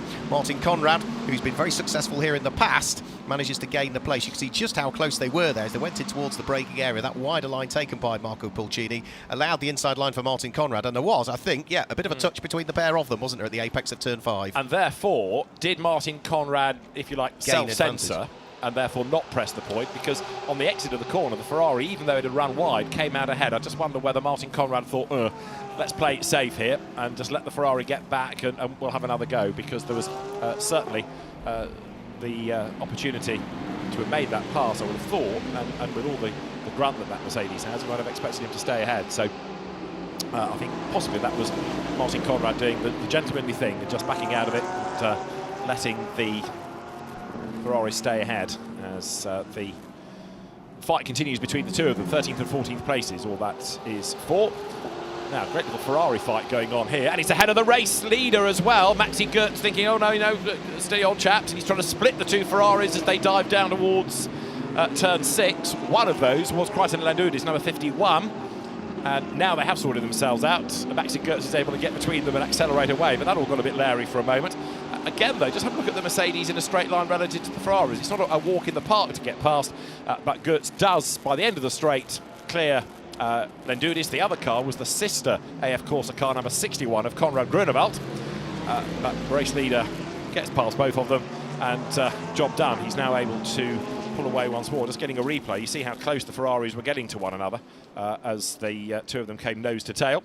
And having had a stint in the pit lane, Tim Fullbrook has come up here to get a far better view of the Yas Marina circuit, and Maxi Goetz, Tim, got an absolute bird's eye view there of what very nearly was a bit of paint being traded. It's a difficult one, isn't it? He's got to look for which way to go. Two cars splitting the track for him. A nice open part in the middle, but he's still got to make that happen, considering he's in the race lead. Yes.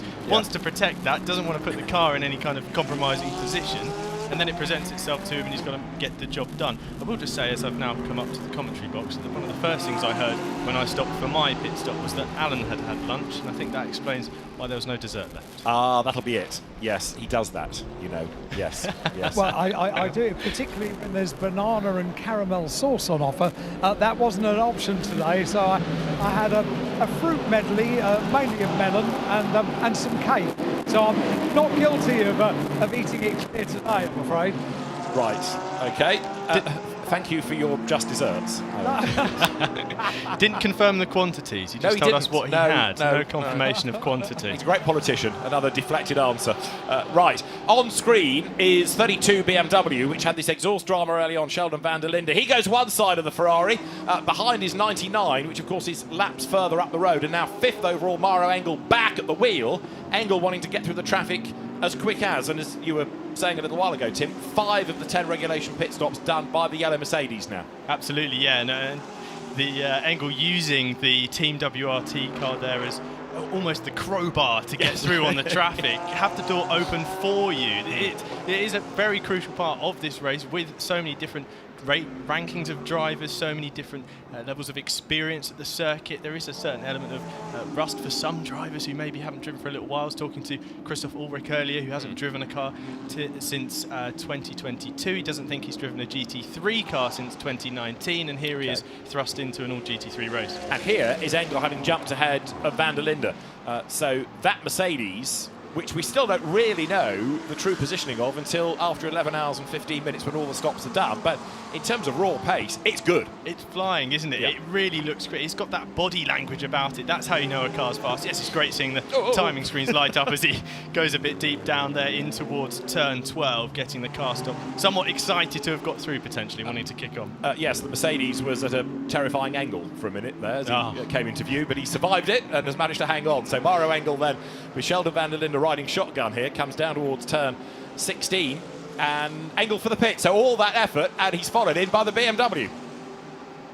So the Gripper M car, this is pit stop 6, isn't it? We need to keep on track of 99 now. So this will be 6th regulation pit stop. Believe so, yeah. I did get around a few mechanics trying to clarify the situation as to how many, unfortunately a couple of them didn't seem to know how many pit stops they had done, which was a little bit concerning considering they work on the car. But both cars in, because these were the two cars that pitted very early on in the first green flag session, almost within the first 5 minutes of the race. So this stagger with them coming together appears to make sense, albeit with the WRT car having spent some time in pit lane. So Engel out of the car, and I think he replaced Mikael Grenier, so we're anticipating Lukas Stolz to be next. Looks like it. Yeah, the very, very tall Lukas Stolz to get in. You're looking at number 7 in the meantime, which is Daniel Aleman has brought the Herbert Motorsport car in, and that I'm anticipating would go. Now, has Alfred Renau had a spell in that car yet, or are we going towards Ralph Bowen again? Trying to peek in the window to identify by the driver helmets. Let's have a look in there. But this car looks fantastic, David, if I might. Yeah. I think this is probably one of my favourite liveries on the grid, and that's one of the things the number 7's been doing all week, all test session, all practices. A nice little burnout on the exit of the pit lane, and definitely looks and sounds the part. Yeah, it's understated, the livery of the Herbert car, but it works, and it's a crack Porsche team, isn't it? They've got a good UAE pedigree, regular successes in the Dubai 24 Hours, for example. So they know what to do in these long races with a Pro-Am lineup. It was Mercedes ahead of BMW when they came in. It'll be the same when they go out. Mauro Engel, or Angel to translate his surname, staying ahead of Sheldon van der Linden's car, but it's Lukas Stolz at the wheel now of the yellow Mercedes. 21 blast away, so that was Konstantin Dresler that brought it in. And does he stay behind the wheel, or does finally Joel Sturm get a turn behind the wheel? It is Dustin Blattner back behind the wheel, so they're keeping Joel Sturm for, if you like, the night shift, I think, aren't they, Alan? I have just remembered I couldn't run a certain tobacco company livery, so it decided to run as Bitten and Hisses with a snake on the side of it. It was the same colour scheme, and the whole of the garage looks very reminiscent of that. Do you remember? I do, yes. It was for the British Grand Prix, wasn't it? It was, yes, and a few years before, another cigarette brand, which obviously couldn't advertise, changed its L to a first, so it said came first on the side of a Lotus. There were some good ways around cigarette advertising. Marlboro used to do the lines, didn't they? They did, yeah. West changed it to East. That's right, they did, yeah. The way you work your way around the rules and regulations, which is, in fairness, what motorsport is so much about, isn't it? I can see that Mauro Engel at the back of the garage just putting off the race overalls. It's hot work out there now, really hot work, really hot and sweaty, and goes to the back of the garage, just out the back, to take a moment to rehydrate and get himself ready for the rest of the afternoon. But even for the most supreme athlete in the heat of the day here at Abu Dhabi, this is really testing work. If he does return, he's all yours. Thank you. Mauro particularly might have a view on these early pit stops and the benefit of getting them out of the way. It's with that in mind that I'd quite like to chat to him. Yeah. But, as you know, he's always terribly happy to come over and have a chat, but on this occasion he was really hot and he's gone to the back of the garage, so I'll give him a bit of time before I become an annoyance to him. No problem. Incidentally, talking about drivers that started the race, yes. Dries Vanthoor has just emerged from the garage with helmet on, so he's standing by to take over the BMW, and he's all ready to go, so I think the car due in. Just in now, just as you were saying, that Valentino Rossi arrived, so we're sending it down the pit lane towards you. Very good. Well, I'm right here. I'm standing just behind Dries. So Valet brings the car to a screeching stop. That was a good stint, a really good, solid stint by Valentino. That's very good news indeed for Valentino Rossi fans all over the world that, make no mistake, would have tuned in for this race. They follow his every move. There were a couple of social media posts last night that went out following the coverage of the qualifying, and Valet fans that actually have his name in their username.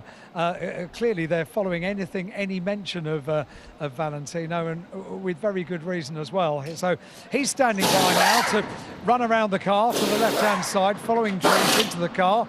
Dries is diminutive in size, and he just slithers into the car so easily on the left-hand side, and then Valentino doing up the belts, the buckles on the left-hand side of the car. Off come the tyres, off comes a full tear-off strip on the windscreen of the car. They pull that off and Valentino makes his way over towards the garage with that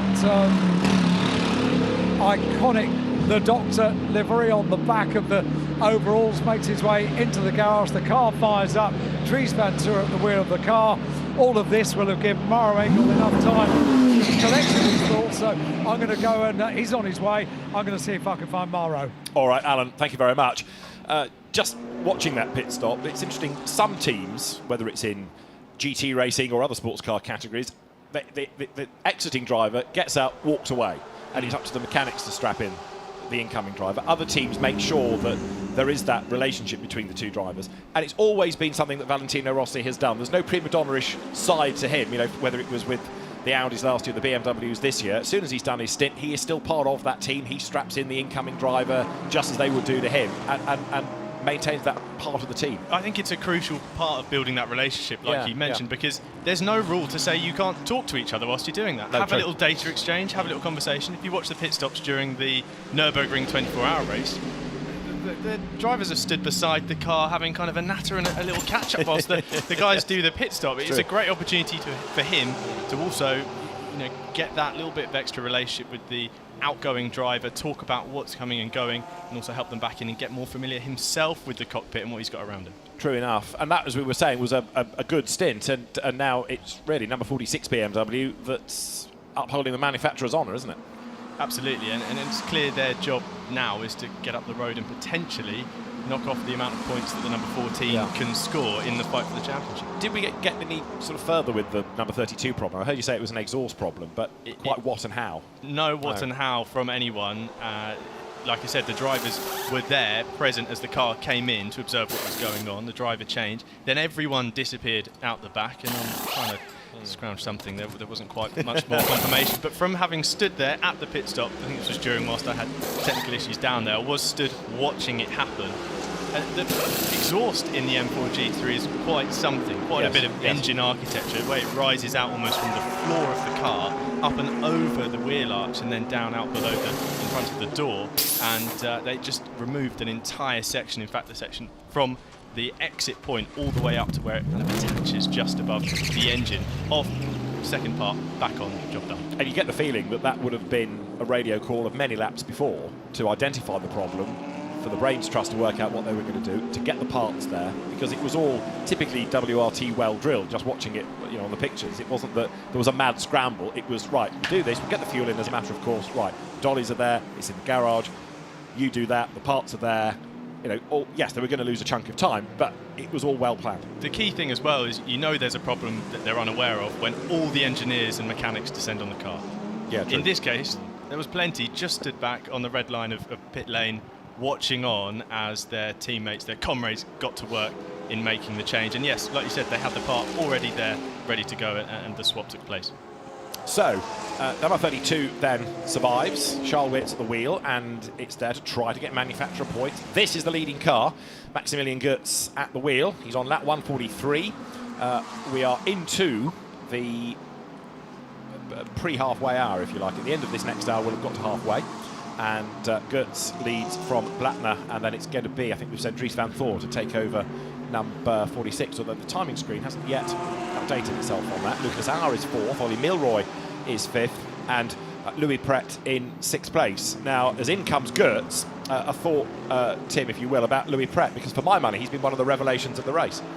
Super fast, super consistent as well, and whilst other drivers around him have been caught up in problems, caught up in little traffic issues, he's been extremely consistent and well managed. And I think, drivers get those breakthrough races, right? You look back at last year potentially, or 2021 at Le Mans, someone like Yifie, stepping up to a big race like that in prototypes and making their name known. And I think Brett's done a good job today, and I hope that will boost his confidence and also his market value to some extent going forward. Go along with that. There is 14 then, so Maxi Goetz has brought in the leading car, and the minute and 40-second pit stop then is to be served, and that potentially is going to, depending on its time on the outlap, put Dries Vanthoor at one spot. Right, Fabian Schiller will take over. Still being shown as Rossi at the wheel of 46, but I'm sure Alan said it was going to be Dries Vanthoor that took the car over. He was stood there. It was definitely Dries that got in the car, yeah. Okay. Thank you very much. And Dustin Blattner, number 21, Porsche, after its most recent stop, is third, and Lucas Auer back at the wheel of number 77 in fourth place. From the pits. I said we'd give Mauro Engel a chance to take some water on board and to cool down a little bit. I understand, Mauro, that your car doesn't have air conditioning. No, when we run pro events with our car, air conditioning is an option, but obviously we choose not to run it for performance reasons. It's weight and power, so yeah, we have to make do with a little bit of sweating. Now, yesterday, everything went absolutely according to plan. Maybe today, not so much. Yeah, to be honest with you, it did go to plan. We just had a little bit of mishap in one of the pit stops, which dropped us a lap down, and now we're trying to fight to get that lap back. That's so difficult to keep the spirit up amongst the drivers and the team, isn't it? No, it's a long way to go. It's nearly 7 hours to go, and I think we're now within 10 seconds of the leader, more or less. So we need to try and close that gap down. We've got, just over 6 hours. So do you guys see that as a challenge? Does it kind of push you on a little bit? Yeah, for sure. I mean, in a race or in a stint, it's great when you've got a target, and the clear target is to try and get back on the lead lap. Tell us about the early pit stops. We saw it last year. It took all of us by surprise. So this year we were ready for it, and you were straight in. Yeah, it's the way the regulations are with the 10 mandatory stops that you've got to do. You kind of want to get them out the way, and the way it plays and the strategist, the way they calculate it is that it's the best option. But the one thing that I couldn't work out, when you've done one lap and you come in and still change tyres, that's something I don't get. Well, the benefit obviously being that on the start lap you can run higher pressures than when you run long run pressure. So that was the thought behind that. Yeah. That's why you work in a team and I just talk about it. So yeah, it makes an awful lot of sense now. You're asking me to give away all the secrets. Well, I'm very glad that you have, Mauro. We try to understand what goes on because the science of doing this kind of racing is complicated, isn't it? There's a lot of very clever brains behind strategy. Oh, massively, and the level's so high. You're competing with and against the best in the business, and so small fine details make the difference.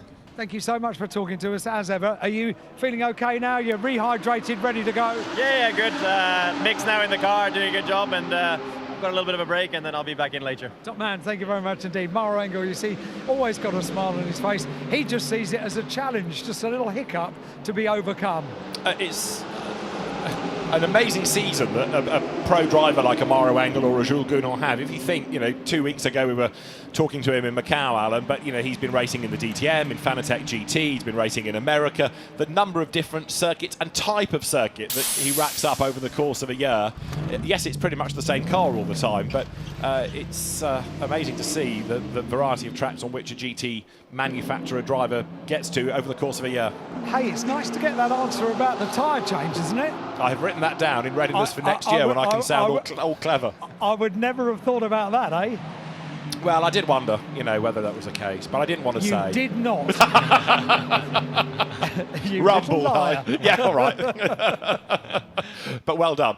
Well winkled out. What he was saying, Mauro Engel, Tim, about losing time early on was with that long stop when they had a loose left rear wheel, wasn't it? Yeah, they had delayed them. I was still on the pit wall watching that loose left rear, and it took them a little while to clock that issue. In fact, the car looked like it had in fact been dropped down. So they had to go and get the guns and come back. Get the guns, put the car back up, and all the engineers mechanics had run round behind the white line and were kind of stood there ready to go. Then had to reassess the situation and all burst into action again. So time lost, but interesting to see that strategy call so early, and it was interesting to see those teams fighting at the top at IGTC make that call very early on. I think potentially only the 14 was a little bit later to the pit stops in comparison, but they want to get these regulated, allocated stops out of the way nice and early and allow themselves to potentially open up some strategy options should we have full course yellow safety cars towards the later part of the race.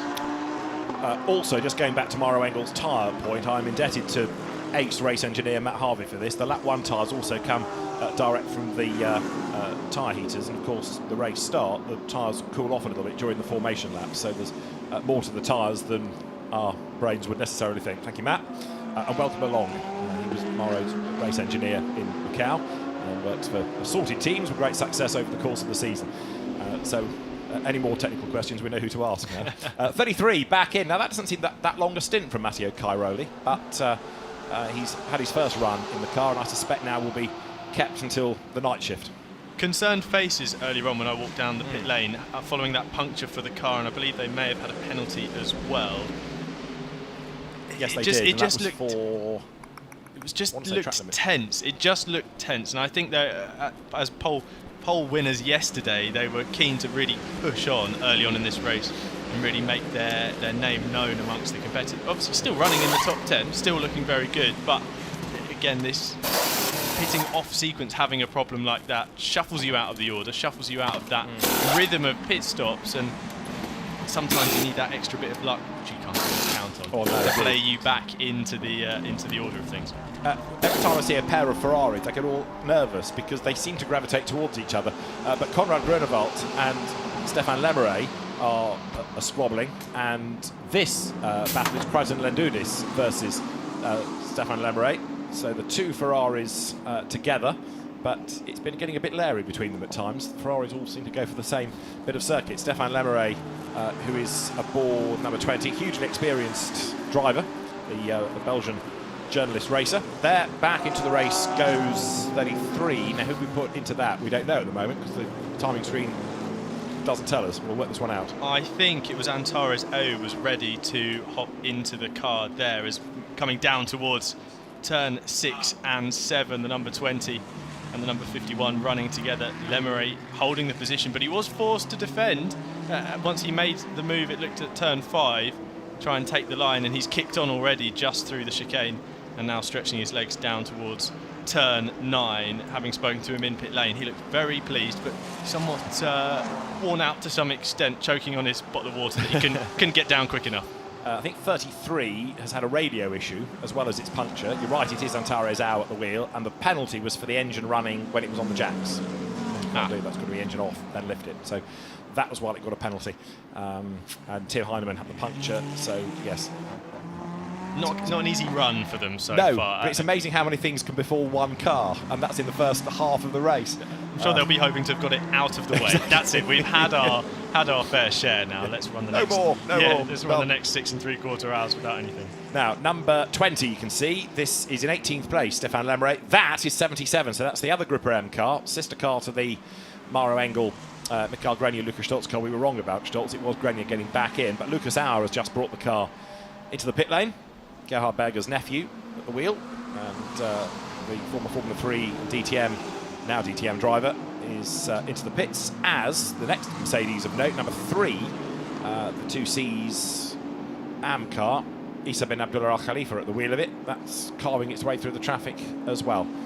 And again, that as a class result just needs to keep out of trouble and keep going round and round and round and not incur any dramas. Easily said, isn't it, David? Especially at this race where we've seen already just how hectic and how events can kind of follow one another. You don't just get a standalone problem. Sometimes those problems then create issues for other people, and it seems to just rattle off like a set of dominoes in that situation. And sometimes you get it right at the end of the race, particularly as strategy plays are starting to all kind of meet together, the different routes, plans of attack. Sometimes you just get that unfortunate safety car somewhere and people are just counted out of the option. Those two incidents early on, Sean Bell, Stephen Grove, isolated incidents, there were two separate ones, but both experienced drivers, a part of the circuit that you don't normally find that sort of accident, and early in the race. Sean Bell's, to me, was a real surprise, because he's an experienced driver, he knows that car even though he's not raced here. You could argue that Stephen Grove was unlucky because we'd had that long full course yellow and safety car period and not that much time to get the warmth back up the tyres. But Stephen's been around the block many, many times. Exactly, yeah. Both incidents that to the outside looked like just a little something had happened, a little intervention had caused them. I'm thinking about Balfe on the exit of turn 1, it looked like the right rear basically just got on that AstroTurf that's there, and if that was even enough, it might have just been carrying a little bit of oversteer through the corner, but it bit hard and in a position of the track where around the rest of the circuit, you may have got away with something, may have got away with a little loop down at turn 5 where there's plenty of runoff, or something else around the lap, turn 9 as well, where there's plenty of room, but just there, wrong place, wrong time, unfortunately. True enough. Alan? Just thought I might get a little word about the 32 BMW and see if we can get closer to what the problem was with the exhaust. And I've spoken to Philippe Eng in the garage, who is watching the timing screen. You know, the old adage, never give up, because anything else can happen to anybody else. So still watching the timing screen, but not completely disheartened. He just said that as he was going around, there was just a sudden loss of power, and that's why the car came in. They identified it, that it was a problem with the exhaust. They're not sure exactly what the problem was with the exhaust, but that was the cause of the loss of power.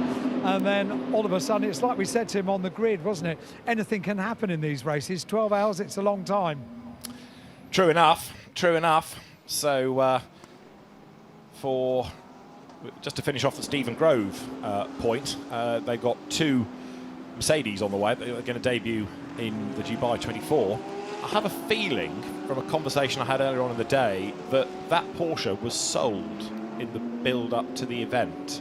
Okay. And now it's not quite worth what it was sold for. No, and Richie Stanaway, I don't think has driven the Porsche GT3R, especially when I was speaking to him earlier this week. And he drove the Mercedes, didn't he, for Triple Eight in Asia and unfortunately here it doesn't look like he's been able to get as much run time as he would have liked. Yes, I think I'm right in saying that Porsche is going, or was going to Korea, team in Korea, but anyway. We'll leave them to settle that one. Yeah, absolutely. There is a 5-second penalty going the way of number 26. That is the OJ Lifestyle Racing by Racing One Ferrari. Omar Jackson is the OJ within the title, and Ramez Azam is the man behind the wheel of it. It's 5 seconds on the next pit stop, and it's for track limit offences. The race leader, though, now Fabian Schiller at the wheel of that car.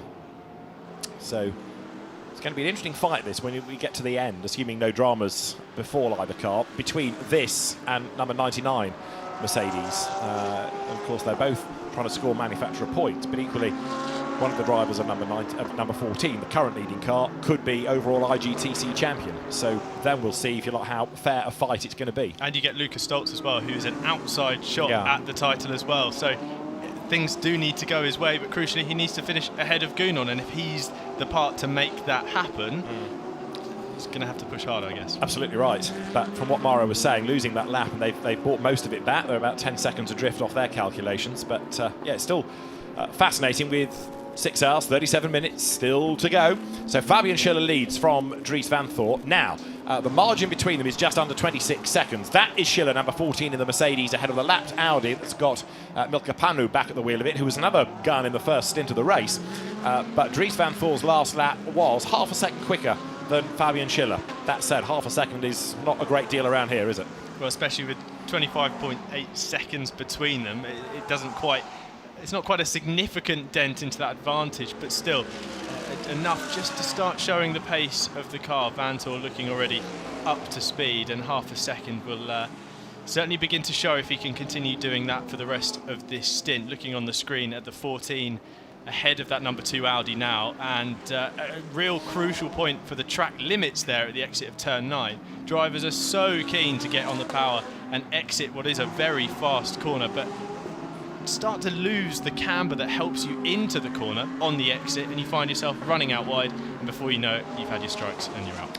Yes, and it's all being monitored in race control, isn't it? So we've now got number 93, the McLaren, on a 4th warning. So that car being looked at by the stewards, team manager up to race control. Eddie Cheever at the wheel of 93.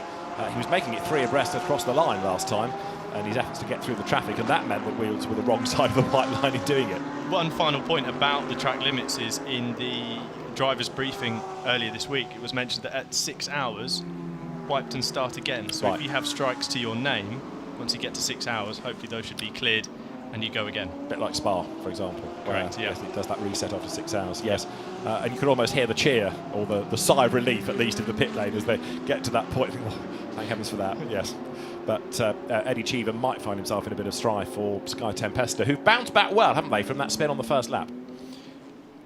have so much experience running in racing everywhere, albeit with swaps between teams and manufacturers. It's interesting to see that in this particular year with McLaren, it seems to have come good. They seem to have found a consistent basis to work with. The drivers seem to be more comfortable with this 720S package, and that shows in a performance like today, where an issue early on, that stop out on the first lap, they're able to regroup, push on, and show the pace that they have underneath. Yeah, I mean, they won, was it the endurance class in Fanatec GT without actually winning a race, but they did it on consistency.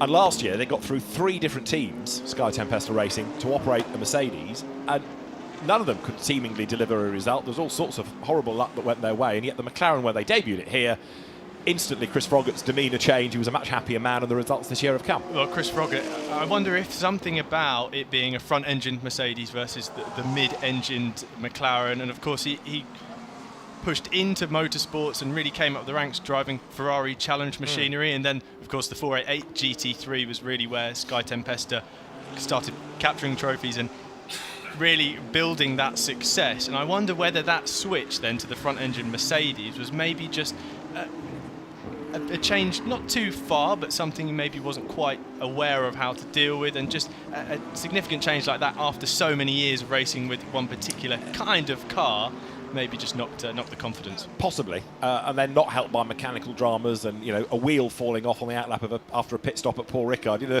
things like that. Doesn't matter how used you are to the car, you just can't legislate for. Absolutely. But yeah, you might be right. The McLaren as a shape, as a type of car, might be closer to the Ferrari, which might be why it suits him and Eddie Cheever and Jonathan Hui, who'd been driving that before. Now, this in second place is Dries Vanthoor. The gap is now 25 seconds. Last time around, the quicker of the lap times had gone the way of Vanthoor over Schiller by about 4 or 5 tenths of a second.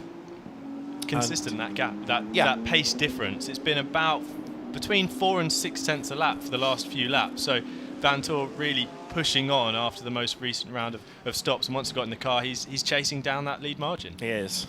Nick Gillily looks on as his car pounds over the line. Dries Vanthoor at the wheel of it. Just into the pits has come number 75, Martin Conrad, in the Sun Energy 1 Mercedes after that very good effort by Kenny Habul earlier on. And Eddie Cheever has picked up a 5-second penalty on the next pit stop for... Oh, you're ahead of me, track limit offences. You knew all along. So yes, Eddie Cheever, 93 McLaren, gets a penalty next time around. And going back to your point, Tim, about how worried the drivers have been about incurring all of these. Absolutely, and also the point to add is we were talking so much about pit stops and that little bit of time here and there. Well, this is a surefire way to, unfortunately, it's an unforced error, isn't it? Almost like in tennis, picking up a 5-second penalty like this is like hitting a dodgy backhand out when you're love 40 down. So, unfortunately, in this situation, 5 seconds added to them is going to dent that charge back up the order that they've been managing to string together. Now, it seems like a good time for an IGTC independent update, because we've been touching on the Sky Tempesta McLaren, and one of those drivers, Jonathan Hui, could be champion. So with the Grove Porsche now out of the race, finishing positions are effectively irrelevant because only 3 cars remain. Jonathan Hui only needs to finish now, only 6 hours, 32 minutes to go, only needs to finish to win the title. If he is third of the 3 and Antares Au were to win, Jonathan Hui would still be the champion by 1 point. They started 11 points apart. The difference between first and third under IGTC scoring is 10. If Antares Au, then Jonathan Hui is the champion no matter what. So it's as long as Jonathan Hui gets to the end, he's done it. If Antares Au finishes, but if 33 Porsche retires, then it's job done, come what may. Sounds easy, doesn't it? It's nice to simplify, isn't it? I think especially when you know actually essentially just racing one other car. If you're really that focused on taking that Independence trophy, you're not trying to chase back up the orders to get on the overall podium, for example, you haven't got eyes set elsewhere. Maybe there might be a shift now within the team to ensuring that strategy-wise they are looking to that other car, looking to make sure they're ahead or at least close the gap towards that 33 car and then push on from there and try and secure that championship.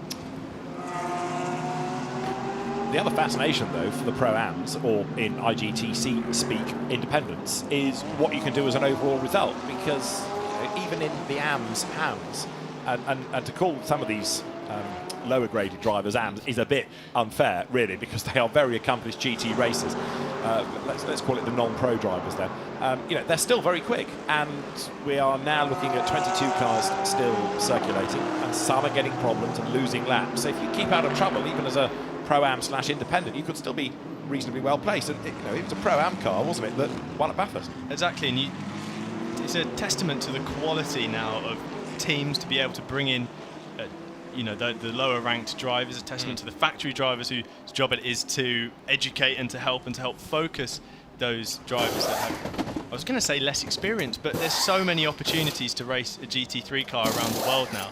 That ability to keep, race fit, keep ready, keep learning as well. It's a confidence sport racing, isn't it? You get more time behind the wheel, you really develop those skills, and it's a real testament to the quality of driving on the show. I mean, we keep talking about Miguel Ramos as an example, as an AM. Now, Miguel Ramos has been racing GT cars against Ben Hur or something like that. He goes back decades, hugely experienced, very quick, very competent, very successful businessman, but yet we call him an AM.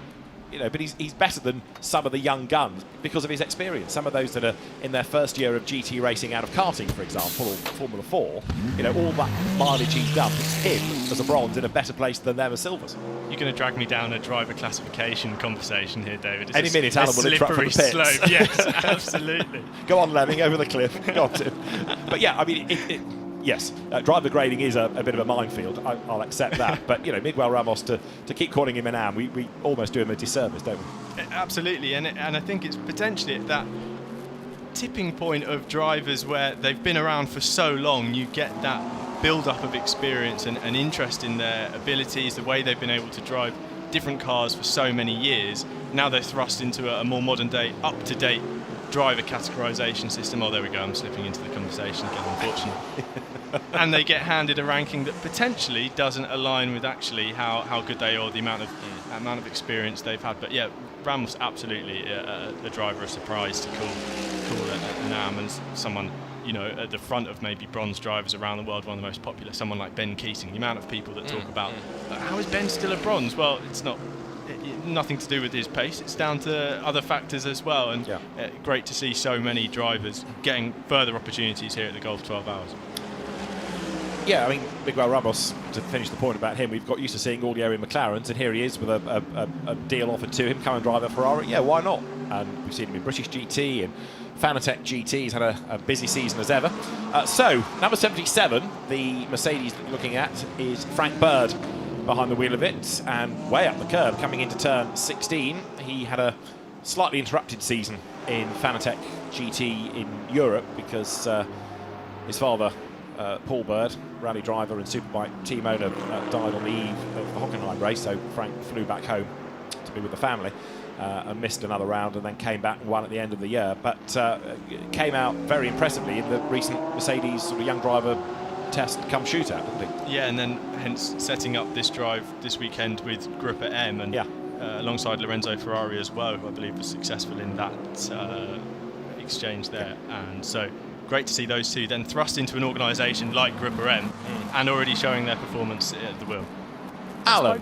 I spoke to Frank very soon after his father passed away, and he had a broken spirit that weekend that he should have been racing in Europe, I sort of came away from the conversation wondering if ever he would go back to racing, which would have been a terrible shame. He was then part of the team, the PBM team, Paul Bird Motorsport team, were at the time that Paul passed away, were leading the British Superbike Championship. They went on to win it with Tommy Bridewell, and Frank became, with his sister, effectively the two that would carry it on, and he got his mojo back for racing, which I'm really pleased about, to be honest. He's a really nice guy, is Frank, and really quite shy as well.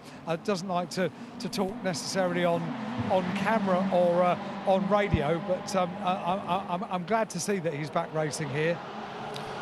Yeah, he came back at Zandvoort in October and had a win, and was all smiles, and it was a really popular result. And it's interesting, isn't it? I mean, you can remember, like me, Alan, no doubt, watching him when he came into Ginetta Juniors and then F4, and he didn't stand out in the way that others did, but over the time he's developed and matured and just improved. he's worked at it. Yeah, He's worked really hard, and many drivers can do this. It's weird, you know. Sometimes we see these superstars in maybe Ginetta Juniors or whatever, their first form of car racing, and you can kind of earmark them as drivers to look out for. One that immediately springs to mind is Daniel Harper, who is doing great things now with BMW. He was one of those superstars from the outset, and there are others that have to work at it, and they work at it, and they work at it, and they get there in the end. And Frank is one of those. Agreed. And the more time he spends in the car here, the faster he is going to get. Now, this battle, Marco Pulcini versus Isa Al Khalifa, is for position. It's for the 9th spot, and the change happens as Isa Al Khalifa goes through under braking at turn 5, and that was a good pass. Gets the job done. A little bit squirmy down there on the brakes. It looked a little bit uncertain as to whether the move was actually going to come off or he was trying to bail out of it last minute. But now, this is where he comes under threat again. The long run down towards turn 6 and 7. The Ferrari coming back at the Mercedes, which looks to have had the grunt down the straights. And in fact, the number 3 able to defend to the inside. Al Khalifa, as we've got a spin to the outside. I believe that's at the final corner, turn 16, it looks like. And it's the Gusners, isn't it? The number 73, that is Manuela Gusner, is currently in the car. Spun to the outside, doesn't look to be getting going anytime soon. But you kind of give them 30 seconds or so, don't you, to cool down, to then restart and all of that. So I can remember other race directors saying, you know, we don't try and panic and instantly throw full course yellows if we can avoid it. Just give half a minute. If then the car's not moving, then all right, we make another decision, but just give the driver time. So we wait for 73 to burst back into life. Of course, that's a yellow flag zone, and therefore no overtaking into turn 16. But now the car has got going, so problem solved.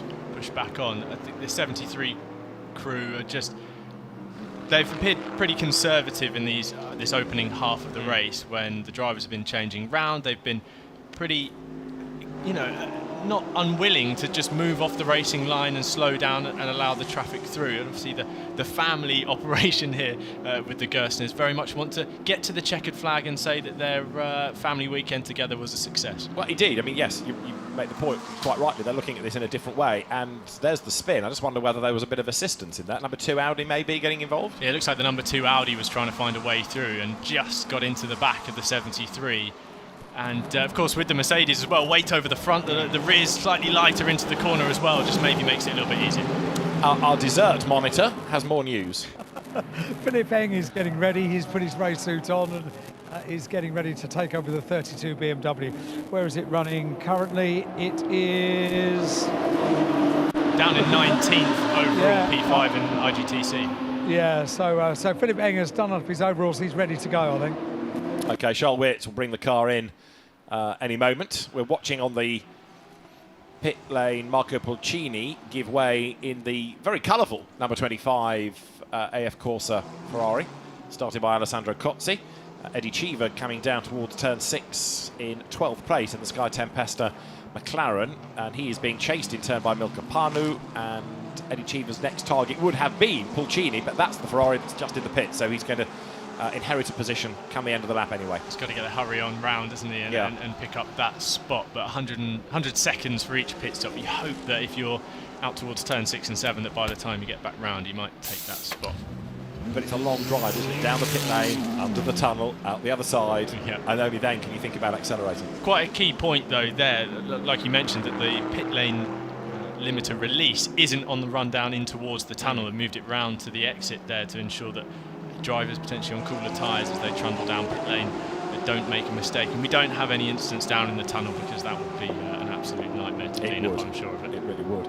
And the tunnel had to become part of the racetrack earlier when the cars were using the pit lane while the racetrack was being avoided to clear the Stephen Grove Porsche debris off the road. Antares Au back at the wheel of number 33 here in traffic. We were touching on what he has to do, if anything, now to win the independents and how unlikely it is. And at this point, he's probably ruining not doing the Bathurst race, because had he scored points, that would have been a different thing. But motor racing's full of ifs and buts, isn't it? Yeah, absolutely. And I spoke to them after qualifying yesterday. So excited to get going. Smiles all round across all 3 drivers. And then earlier in the race, very pensive looks indeed. But Antares Au kicking on. The number 33 Porsche looks very much alive in this part of the race. And I think it's one thing having those moments that knock your confidence and knock your race event. It's about refreshing, getting fired up to go again. And Antara Rosao looking to get stuck in here as to the inside. The number 26 Ferrari has a look. That's Ramez Azam looking up the inside in towards turn 12. And that's the position as well, isn't it? Those two are on the same lap, so that's a genuine fight. But Antara Rosao is somebody that in the last few years, possibly with more mileage, but also more racing and in different places, has really come on, but not enough to stem the tide of the challenge of Azam, who goes through on the inside. Ramez Azam then nips through in the Ferrari.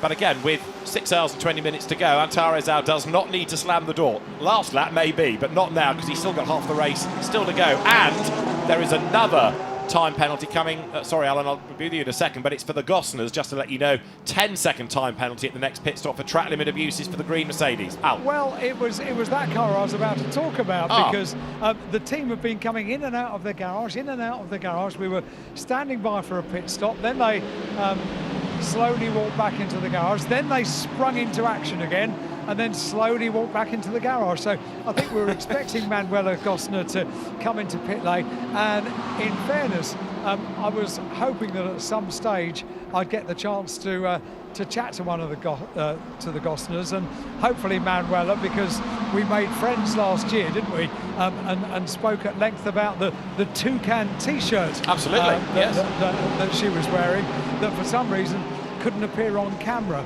So I spoke about it instead. But she's at the wheel of the car now. The car is not coming straight in, so I now have a reason to speak to her and hopefully see the toucan T-shirt once again, which I mistakenly called a pelican and got told off about. Well, you know what they say, Alan. Two can play at that game. Thank you. Only 6 hours, 20 minutes to go, everybody. No. I've been waiting for an Addison, and I just got one, so that's excellent. Thank you. Good night. Yes. Don't go anywhere, please. That was David Addison who died today. Yes.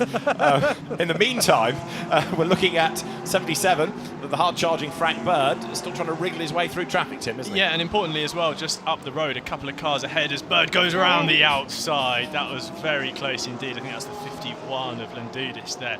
But interesting to see these drivers pick their way through. We've got Blattner just on screen there in the number 21 car collection. He looked to drop back from this squad. We didn't want to get involved with the group.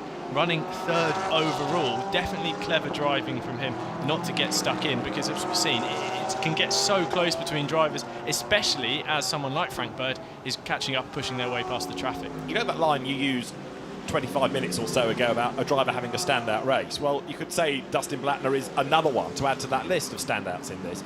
You know, he's done a lot of Porsche racing, but a fairly low level, nothing like this, but he's been another very impressive driver, and he's done a lot of laps already.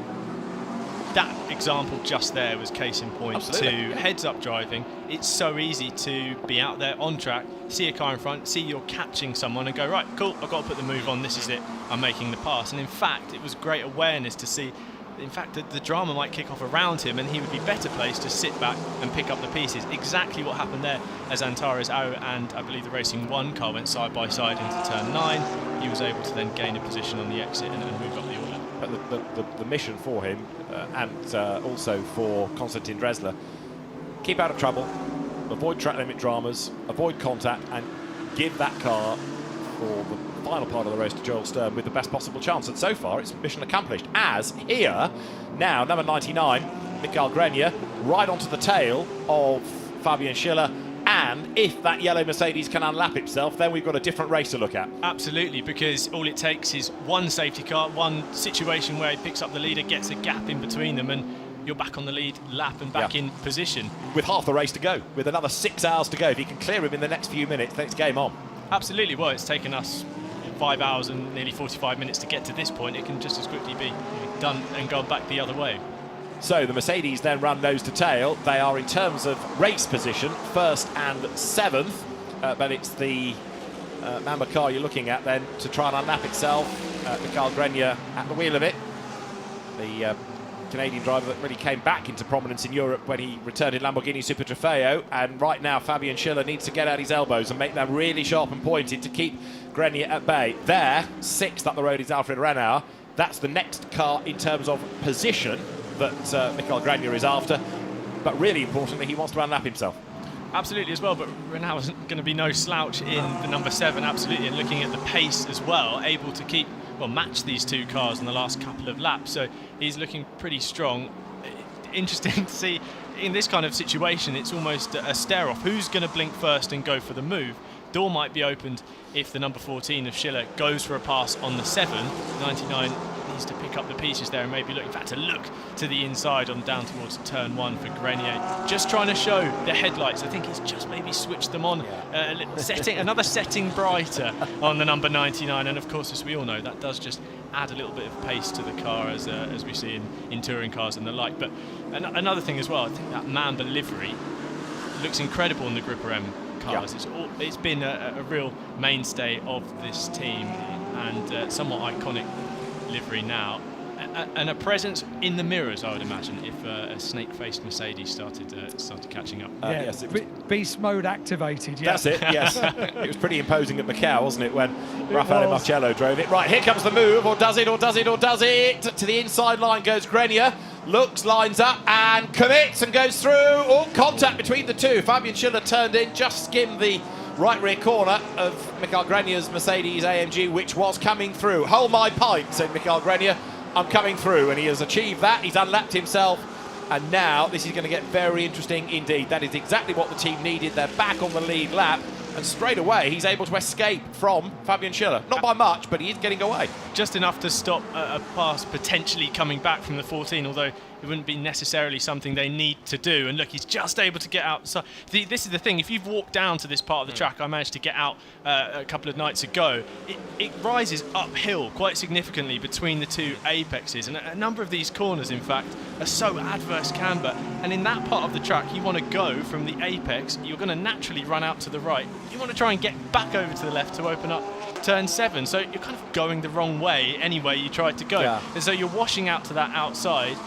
Can be used to your advantage in that situation. The number 99 of Grenier just able to just close the door a little bit on the 14.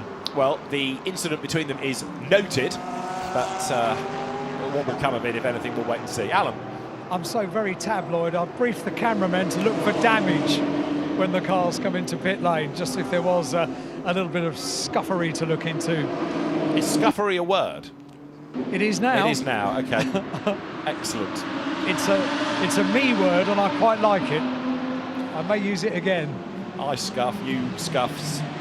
They scuff. There is a complete scuffery. Yes.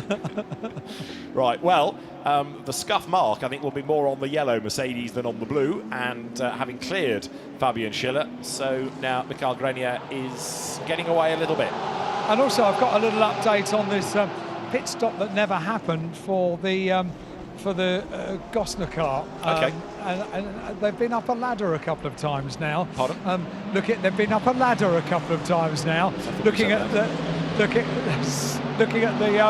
refueling rig. So I think there might potentially have been a problem with that they identified before they brought the car in, which was good news. So it didn't come in for no reason at all. And they are now back to working on that for the second time. So I've got a feeling that's why the car has stayed out. I hope it's got enough fuel, you know.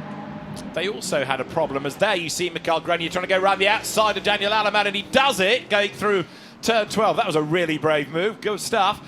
Grenier goes through. I think the Gosners also had a problem earlier on in the week with a transponder problem, and that wasn't able to be the opportunity to replace the part or the circuitry that it needed. So they're having to battle with a partly operative or inoperative transponder as well. So they've had all sorts of travails. Do you remember what their problem was last year? Because I think the car retired ultimately, didn't it? I can't remember what the problem was. I think it was a delicate interview when I did speak to Manuela.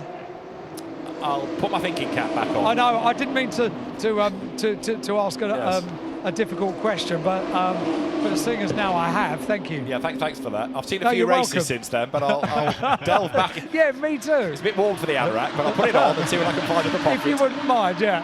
Leave with.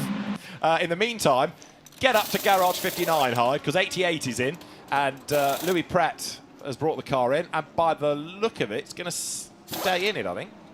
Doors are open, but that's possibly more for air and maybe giving him some water than anything else. Yeah, driver has stayed inside. Sorry, Tim. was just going to say, yeah, adjustments still going in the cockpit, so I'm not quite sure. I didn't just see if there had been a swap. We'll wait and see. I'm not on the right side to be able to tell you what that is. It's just the strapping in situation is happening, and maybe there has been a driver change there. Yeah, there has been. There has been. Yeah. So we just missed that, which presumably happened fairly the start of the stop. So 88 is on its way. And 26 is in, and that's got 5 seconds to serve before it gets on with the pit stop, the Ramez Azam car. No further investigation necessary into the into Nissan Mercedes clash between Grenier and Schiller, which is good news for all concerned, really. Now you know what you can get away with down at turn 6 and 7, absolutely. I think that's definitely a statement there. But also, I mean, whether it's the same here, discuss, but in Fanatec GT, the stewards take the attitude that if it's pro on pro, then it's looked at one way. If it's pro making contact with an AM, then that's slightly different, because they try to look after the AMs, the customers, as it were. But that was, pro on pro, wasn't it? Absolutely, yeah, and the Schiller has every opportunity to fight back as he so pleases, if indeed he wants to get back past the 99. But an element of race management, I believe, there, because the 14 is in the lead, needs to just continue pushing on and avoid moments like that where just an innocuous hit to a wheel could do some damage beyond just something cosmetic or some scuffery, as we now know. So absolutely technical term that I wonder how many more times will be applied across the remaining hours of this race. Now, in terms of a stint, Grenier is 9 minutes further into the stint than is Schiller. Ergo, the car is going to come into the pits before number 14 does, and therefore will drop off that lead lap again. So that lap that it's got back is now going to be traded on the pit stop of the individual cars. And then it will just come down to a roll of the dice of if something happens later and where they are in that flip-flop, the baton exchange there as to whether they're on the lead lap. But a stellar performance, I think, from this 14 crew. All drivers seem to be aware of the job at hand, that is, keep clean, keep out front, and keep hammering in the lap times. Frank Bird's car, 5-second penalty on the next stop for track limit offences. So number 77 Mercedes is 6th, but will lose 5 seconds. Okay, it's not the end of the world, but over the course of 12 hours it all adds up. But just a quick word about Group AM as well, because 12 months ago the cars were both out long before half distance, weren't they? But this year, mechanically at least, going a lot better. A sense of redemption, I think, from the crew to really get stuck back in. Speaking to Lucas Auer earlier this week, and I asked him about that feeling of coming back again and trying to undo the bad luck of last year, and there was a smile on his face. I think he was fired up and ready to go to try and make amends. Yeah, exorcise some demons, really, from last year. Yeah. Right, 61, Konrad Grunewaldt's Ferrari, going through its next regulation pit stop, and Alan Hyde will say 77 has 5-second time penalty at the next pit stop. Indeed it does. Indeed it does. Frank Bird's wings are being clipped slightly before exceeding track limits. Well, they're all nervous about it. Yes, indeed. Just wanted to mention, David, talking about that feeling from Grupper M about coming back and trying to fight back in the race this year. It's funny how we assign the race as some sort of being as part of the event. There's the teams, there's the cars, but it's almost this feeling of needing to come back and beat the race itself, as opposed to the other cars out on track, let alone try and win or gain position, be on the podium, win a championship. Some element of beating the event is something the drivers chase after. Yeah, I think you're right. It's a bit like the venue in terms of Le Mans or Bathurst. We've just seen there, number 27 of Rob Bell gain 7th place overall at the expense of Issa Al Khalifa. So Rob Bell's McLaren, the very, very quick and possibly still underrated British driver Rob Bell, charging on. Former Blancpain Endurance Series champion, class winner at Le Mans, single-seater racer turned McLaren factory driver, GT star, but still possibly doesn't get the recognition himself. I fundamentally agree with that, David. You look at someone like Jules Gounon and you know Mercedes. You look at drivers and associate them with that brand. Rob Bell has been a McLaren stalwart of operation. I've driven MP4 12Cs, 650F, 650S, all the GT3 cars from the Woking brand, and it seems to just fly under the radar a little bit. But not only that, he's also won in them, but he's also won in Ferraris, he's won in Aston Martins, he's won in the old GT2 Peugeots. And you're right, some GT drivers, they get a bit typecast. They come into GT racing, a manufacturer picks them up, and there they stay. there are exceptions. Jules Gounon is one. If you consider that he's won Spa with an Audi, he's won Bathurst with Bentley, and he's won in Mercedes around the globe. And Kevin Estre was Porsche, then he went to McLaren, then back to Porsche, and Lawrence Vanthoor went from Audi to Porsche. But there aren't that many that are peripatetic. And Rob Bell is one, and it doesn't matter what you put in, he still delivers. Exactly, and I think that's what adds to that underrated feel of him. And you only have to speak to him to get the same passion for racing, the same excitement, the same looking forwards to just getting stuck in as the pro drivers racing in the pro cars. It doesn't matter whether he's in a Pro-Am lineup, which McLaren customer he might be driving with or racing with. He just wants to be here and thundering around. Absolutely, no, proper bloke, Rob Bell. Long may he continue. Alan, yes. Determined to have this stop for the 73 Ferrari, and it's going to happen now. We're ready with refueling. We're ready with the driver change. We are ready. Right. Do you think the reason they were on the ladder on top of the fuel churn was to put birdseed out for the toucan? Nothing to do with fuel.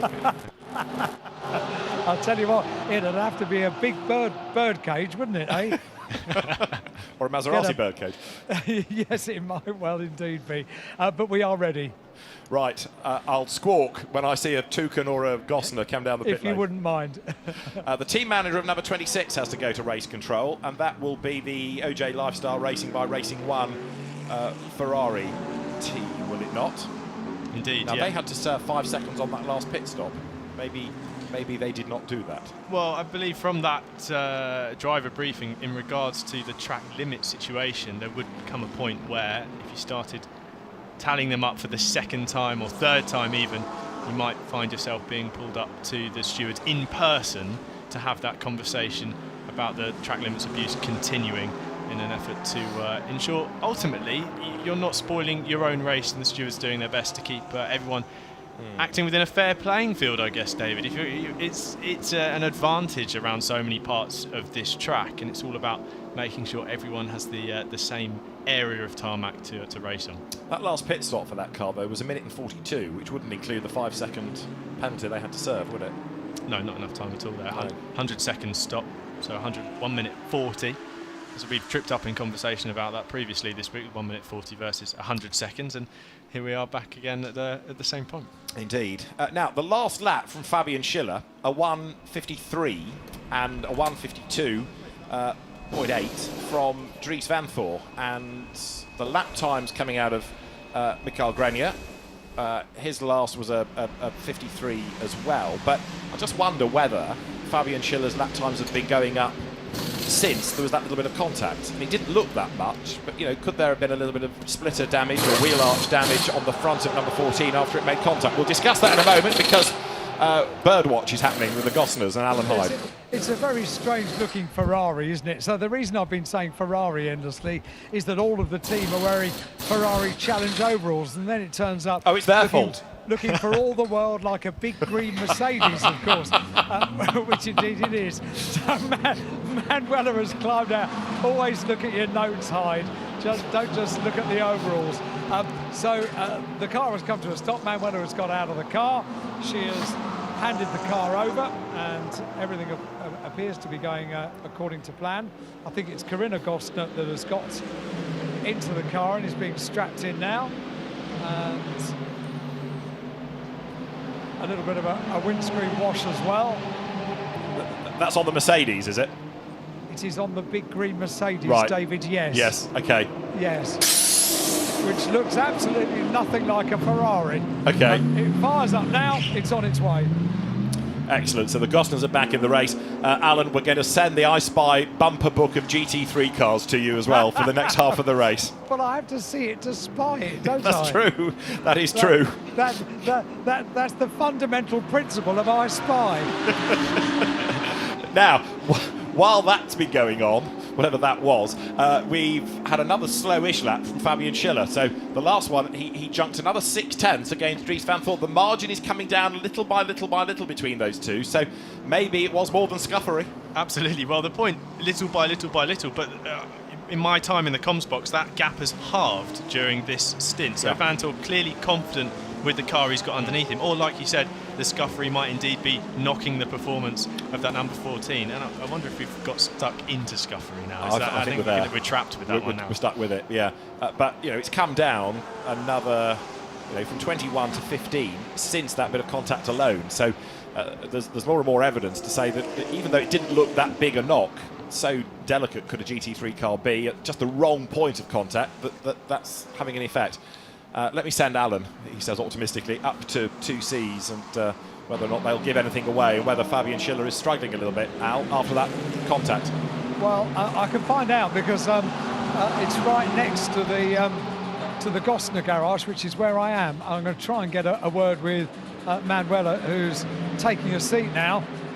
Looks completely out of puff, so maybe I'll leave her to it. Go into the 2Cs Motorsport. She's been describing something on the car, so not everything is okay with that car. So I'll let them have a little debrief. And okay.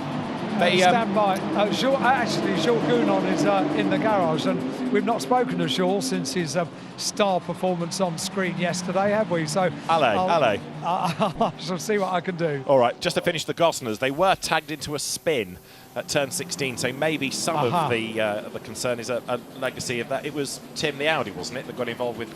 Yes, absolutely, between the penultimate and final corner contact under braking there. Right, all track limits reset to 0. That's the cheer you've just heard up and down the pit lane. So, all bets off now, chaps. Fill your boots. In response to our conversation about Schiller and the damage affecting his pace, he must have heard us, David, because on the previous lap he's managed to up the pace. He's now 2/10 faster on that last tour than Vanthoor, back down into the mid to high 52. So potentially an issue that seems to come and go, maybe. Grenier, in the meantime, is lapping quicker than the two leaders, 52.3, but they're all in the round about the same bracket, aren't they? 52.7, 52.9, 52.3 for Schiller, Vanthoor and Grenier, respectively. Another one that's flying now is Rob Bell, low 53 in his last lap time, and of course once Mark Radcliffe, I think he said he's got one more stint to go in that McLaren, but once he's done that, then it's Rob and Ollie Milroy to take it to the end. Both very rapid drivers. Both two drivers exceptionally confident with the McLaren as well. Ollie Milroy has been really building the confidence in this 720S package racing around the world. As down in towards turn 12, there's the two BMW Team WRT cars trying to find their way back past through the 51, the only 488 on track. And those cars, the two BMWs, in fact swapped since they came across start-finish line. So clearly allowing the 46 to push on past the delayed 32. The track limit reset came too late to save 88 McLaren, because although Marvin Kirchhofer has taken it over, 5 seconds on the next pit stop for the Garage 59 McLaren. So it was Louis Pret we had in the car last, did we not? And so it looks as though Louis Pret has incurred enough to I'm afraid, give that car a penalty, even though since that was given, they've now been reset. There's this human element of actually analysing whether it was a track limits abuse or not, and unfortunately they're probably stacked with the paperwork up in the steward's room trying to decipher whether it was a track limits issue or not. It's very much saying it's judgment of fact, but fact is I think that was how it was applied in the driver's briefing. It was definitely a hard one regarding the track limits abuses. Yeah, well, I'm sure 5 seconds won't faze Marvin Kirchhofer too much, because we know he's another very, very quick driver. So Fabian Schiller it is, who leads the way. Dries Vanthoor in second spot, and Dustin Blattner in third. So you've got Pro, and Am, Mercedes, BMW and Porsche. Fourth currently, Mikael Grenier, Alfred Renauer. Fifth, Frank Bird is sixth, ahead of Rob Bell, Issa Al Khalifa, Marvin Kirchhofer, and then Milka Panu to round out a really jumbled top 10. Just like that, David, we're into the second half of the race. Gosh, it's flown by, hasn't it? Yeah, and there are still lots of things that we haven't got a handle on. You know, we still don't know how different cars are going to fare with the remaining time for different drivers. We've talked about the optimum McLaren keeping quick drivers to the very end. Joel Sturm yet to get into 21, for example. So, yeah. Matteo Cairoli only one stint in 33. There's still a lot that can shuffle in this, isn't there? And we're nearing that crucial point of what makes the Golf 12 Hours so special. We go from racing under the heat of the day in this incredibly, almost unseasonably hot few days in Abu Dhabi to then under the lights in the darkness. And that's a transition that maybe allows certain cars to come to the fore, find performance. Maybe they might have even edge towards setting up the car towards that later part of the race in order to find performance and potentially pick up places in the later stages. And once the light goes, it goes pretty quickly, doesn't it? It drops, doesn't it? Yeah. It's someone like I think someone up in one of the pit buildings, there's a switch, and it turns the track lighting on and the sun off at the same time. Pretty much, yeah. Right, 51 is the next car into the pits. Tim, for the moment, thank you very much. Mark Werrell is going to return in a second to enter the second half of the race as 51's pit stop cycles through. So out gets the Greek driver, Kryton Lendoudis. And getting a replay here of the BMWs getting involved with Kryton Lendoudis coming into turn 12, just in front of the W Hotel, but contact just about avoided. It was all pretty touch and go in the end. So that Ferrari refueled, and the car will blast away very shortly once driver is in and tyres are on. Yet another set of Pirellis to get onto that car, and then it will accelerate down the pit road back into the race. So welcome to part 2 of the Gulf 12 hours.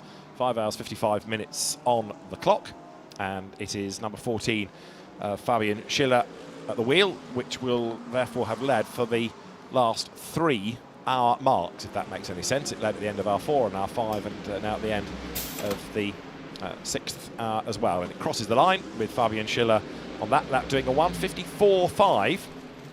So it's still struggling a little bit. Where in relation to him is Dries Vanthoor? Well, the answer is he's about to emerge from turn 16 up towards the timing line. So assuming Dries hasn't got caught up in too much traffic on that lap, and the answer is no, he hasn't. He's pulled back 1.4 seconds, and that's quite a lot to pull back. So the concern levels about number 14 Mercedes are starting to increase. Yeah, I heard you guys talking about it whilst I was taking my break. Yeah, and it was all to do with, I think you're alluding to, the little bit of contact between himself and Michael Grenier when the two of them went wheel to wheel down in towards turn number 6 and turn number 7. Looks as though we've had a spin, and that is the number 33 Porsche that has gone round. So that is Antares O, and that looks as though that might have been possibly, was that on his own, or was there a little bit of contact there with Fabian Schiller? I think it was on his own, but it was just as you in say, front ahead of the Fabian leader, Schiller, yeah. which Fabian could have done without. Maybe that's why it was a slow lap, because he had to stand on the anchor. Back off, yeah. In fairness to Fabian, it's possibly not all down to damage. It could have been quite rightly that he was trying to keep out of trouble there. Michael Grenier, though, what a stint. You know, when we're talking earlier on to, was it Mauro Engel, he's saying, you know, our focus is get ourselves back on the lead lap, and crumbs, there was work for Michael to do, but didn't he serve it up in spades? Yeah, I think Alan made the point tomorrow, you know, you see this as a challenge, but as a pro driver, you can never let your heart sink. You know, okay, even if you're laps behind, you still have to get in and still go flat out, because you never know. And there's an example of it. It's taken maybe 4 hours to do, but they've chipped and chipped and chipped, and eventually got back onto the lead lap. And you know, it was a bit tight on occasions. He was trying to work his way past Ferraris, wasn't it? Yeah, yes. Touch and go. Thankfully, more going than touching at various points. But yeah, a good stint, and so it puts them into the right place going into the next part of the race. I mean, it's on the lead lap, but the best part of it behind. Yeah. You know, there's the leader, and number 99 is only just exiting turn 1, so we're not talking about a massive gap here, far from it, that Michael Grenier has been able to build up over the car once he'd done lapped himself. But it's going to be an interesting second part of the race, that is for sure. Still a great shame that 32 had its exhaust problems, because now the car seems to be going, as you were calling it earlier on, like a metronome, but it's with Charles Wirtz at the wheel. So far back, they need a huge amount of bad luck to befall almost everybody else in the race. Yeah, I mean, the last lap that Charles Wirtz did was a 1:53.5. That is as good as anybody out there. It was actually a little bit slower, only just by a tenth of a second, than the race leader Fabian Schiller, and was not that much slower than Michael Grenier, who is still the quickest car that we've got out there at the moment at the wheel of the number 99 machine. So Fabian Schiller is the best part of an hour into his stint now. But there are several other drivers that are well into the hour now as well. I think probably the next car that we will see come in might well be Razim Azman, because he's heading towards nearly an hour and a half in his stint. And in has just come number 2, Milka Panu, who, as we were learning earlier on, only got his race licence really about 18 months ago, and here he is in GT3 machinery, so proper effort done by Milka Panu. And is impressing enormously. Yeah, absolutely. And it's, you know, in a team that's not used to racing at this level, and it's in a car that's, if you like, not really in vogue anymore because of Audi Sport closing its doors on a customer racing program, and there are lots of drivers going to be on the market next year and possibly cropping up in unfamiliar places. So the future of Audi Sport and the drivers still to really be unravelled, but there are customer cars still around, and they're good, solid, dependable cars, and they've always been user-friendly. They've always been good for the AMs, haven't they? They have. They've always been very good for the AMs, yeah, and whether it be in the hands of the pros or the AMs, it's been very, very successful, the programme for Audi, since they first entered at the very beginning, really, of GT3. Dustin Blattner is in at the wheel of the third place Porsche, and Michael Grenier is in as well at the wheel of the number 99 Mercedes-AMG Team Group M car, and I think Alan Hyde is down there.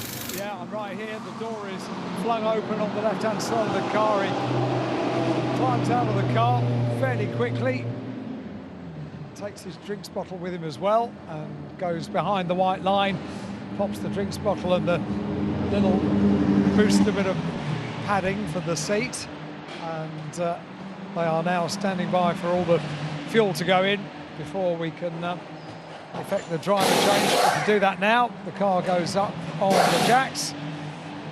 Might just see how much of Alan, when you've done with that, Garage 59, Marvin Kirchhoff has got a puncture in 88 and he's heading your way. Where do I go? All I wanted to do was look for the scuff on the side of the 99 and 99 car, but I can see it, and it's merely superficial damage to the car, so nothing to worry about at all on the right-hand side of the car, and I can waddle down to Garage 59 and be there in time.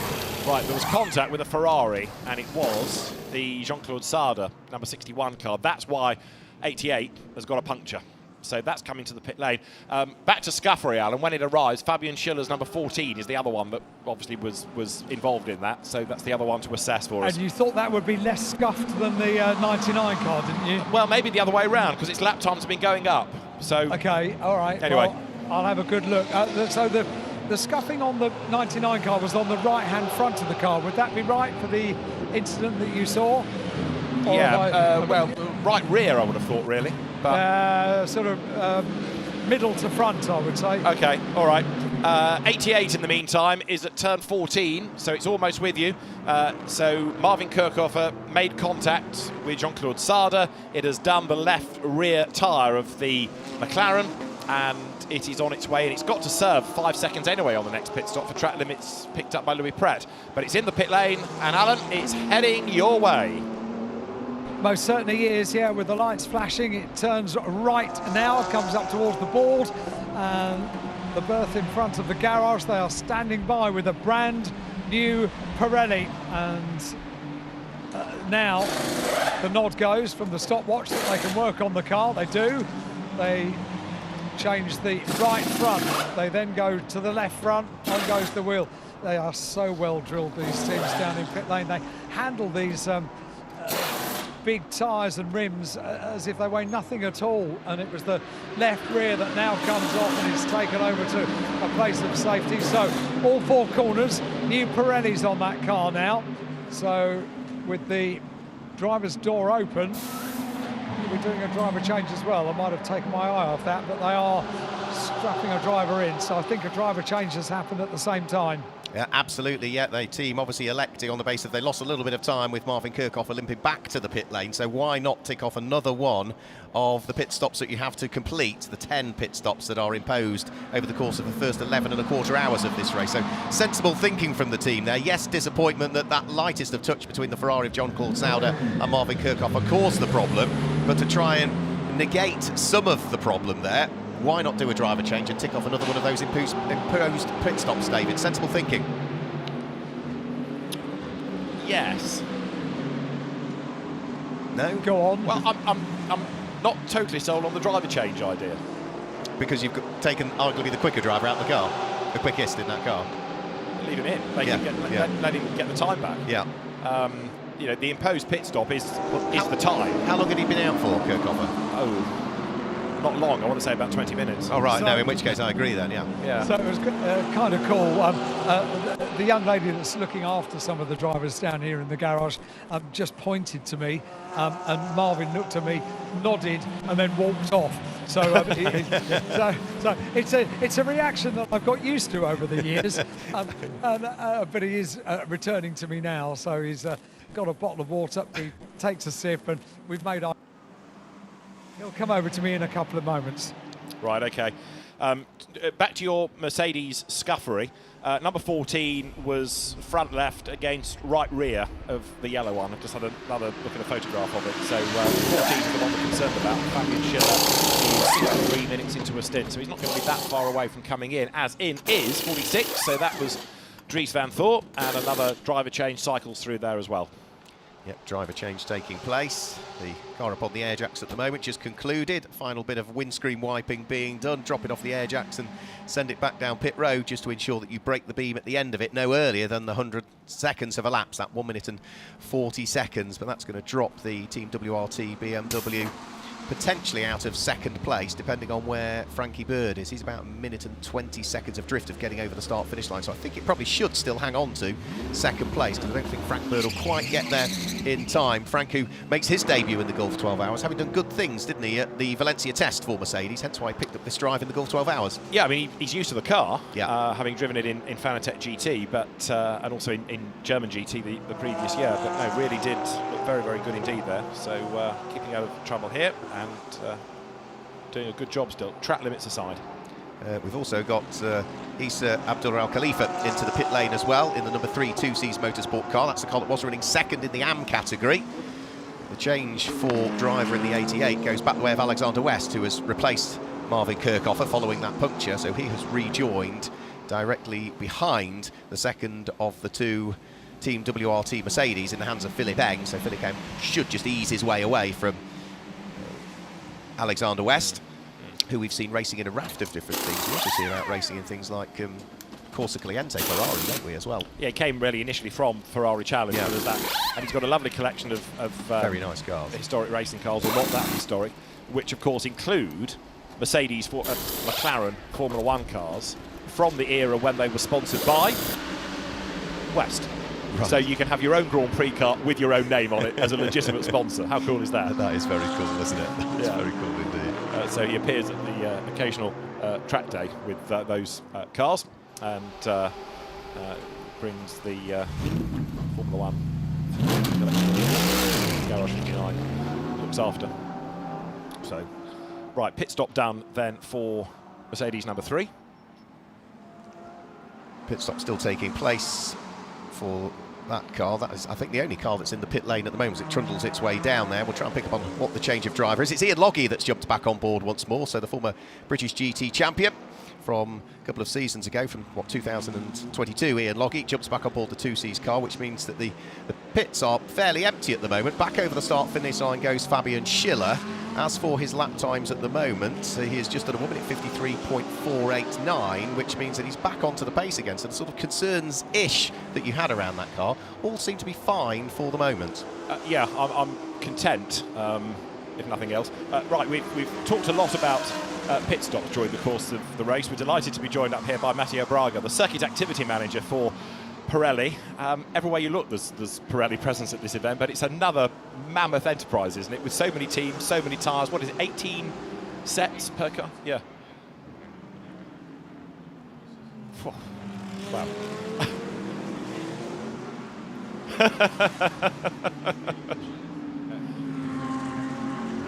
Pirelli and GT3 have been this amazing sort of partnership for a long, long time now.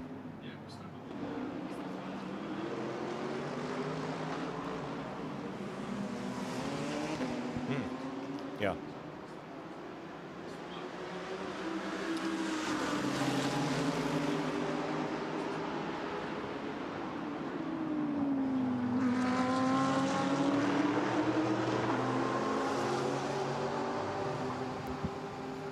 Right, apologies, Matthew. We were talking, nobody could hear us. We'll start again. Everywhere you look, Pirelli has this amazing presence here, and you were saying something like 3,000 plus tyres you brought? Yeah, we have 3,220 exactly. Wow, okay.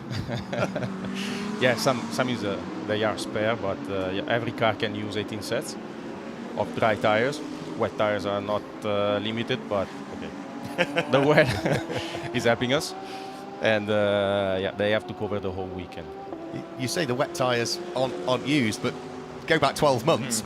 Yeah, Yes. we had rain, didn't we? Yes, we had rain, and I think that as well that affected the performance last year, because we had the rain just before the race or at the start of the race, something like that. So the track was not in very good conditions, and we can see as well that from the lap times this year we are much better than last year. This partnership between Pirelli and GT3 goes back a long, long way now, and yet, you know, last year you brought a new tyre into GT racing. How hard or otherwise is it to find a tyre that will work on so many different types of car and at so many different types of circuit? Yeah, let's say that when we started with SRO in 2013, with Spa 24, we supplied our first generation of products for GT3 cars. And since then, we never stopped, because we had to keep continuing developing the tires, because the cars are evolving, the race formats are evolving, the professionalism of the teams is evolving. And at the end, we have to follow. So every time our target is to find the right range of products that can match with all the different brands. Because if we think about a Porsche and a Mercedes or BMW, they are completely different, but we use exactly the same product. And do you start by looking at the car, or about a tyre that is going to be user-friendly for the driver? Because a lot of GT drivers are AMs, who will take a different way of getting a tyre up to temperature, maybe. Yeah. We start from the architecture of the car, trying to find let's say, an average product that can work well on all the cars, or at least to have all the cars in the right window for the product. And then when we test, obviously, all the products are validated by professional drivers, but we always try to find a solution that is more suitable for amateur drivers, because at the end, we have many amateur drivers in GT3. Sure. But again, one of the things we see regularly, of course, are incidents in GT racing, full course yellow or safety car, and then there's always this need to have, 1, 2, 3 laps while tyres come back up to temperature. How hard is it to make a tyre that switches on quicker, if you like? Yeah, let's say that it's not only that, because we have to design the same product for sprint races, endurance races, preheating championships that are still using preheating devices, championships that are using tires cold, and with pit stop after half an hour or pit stop after 75 minutes or what it is. So we have differences between Sepang and Spa or Silverstone.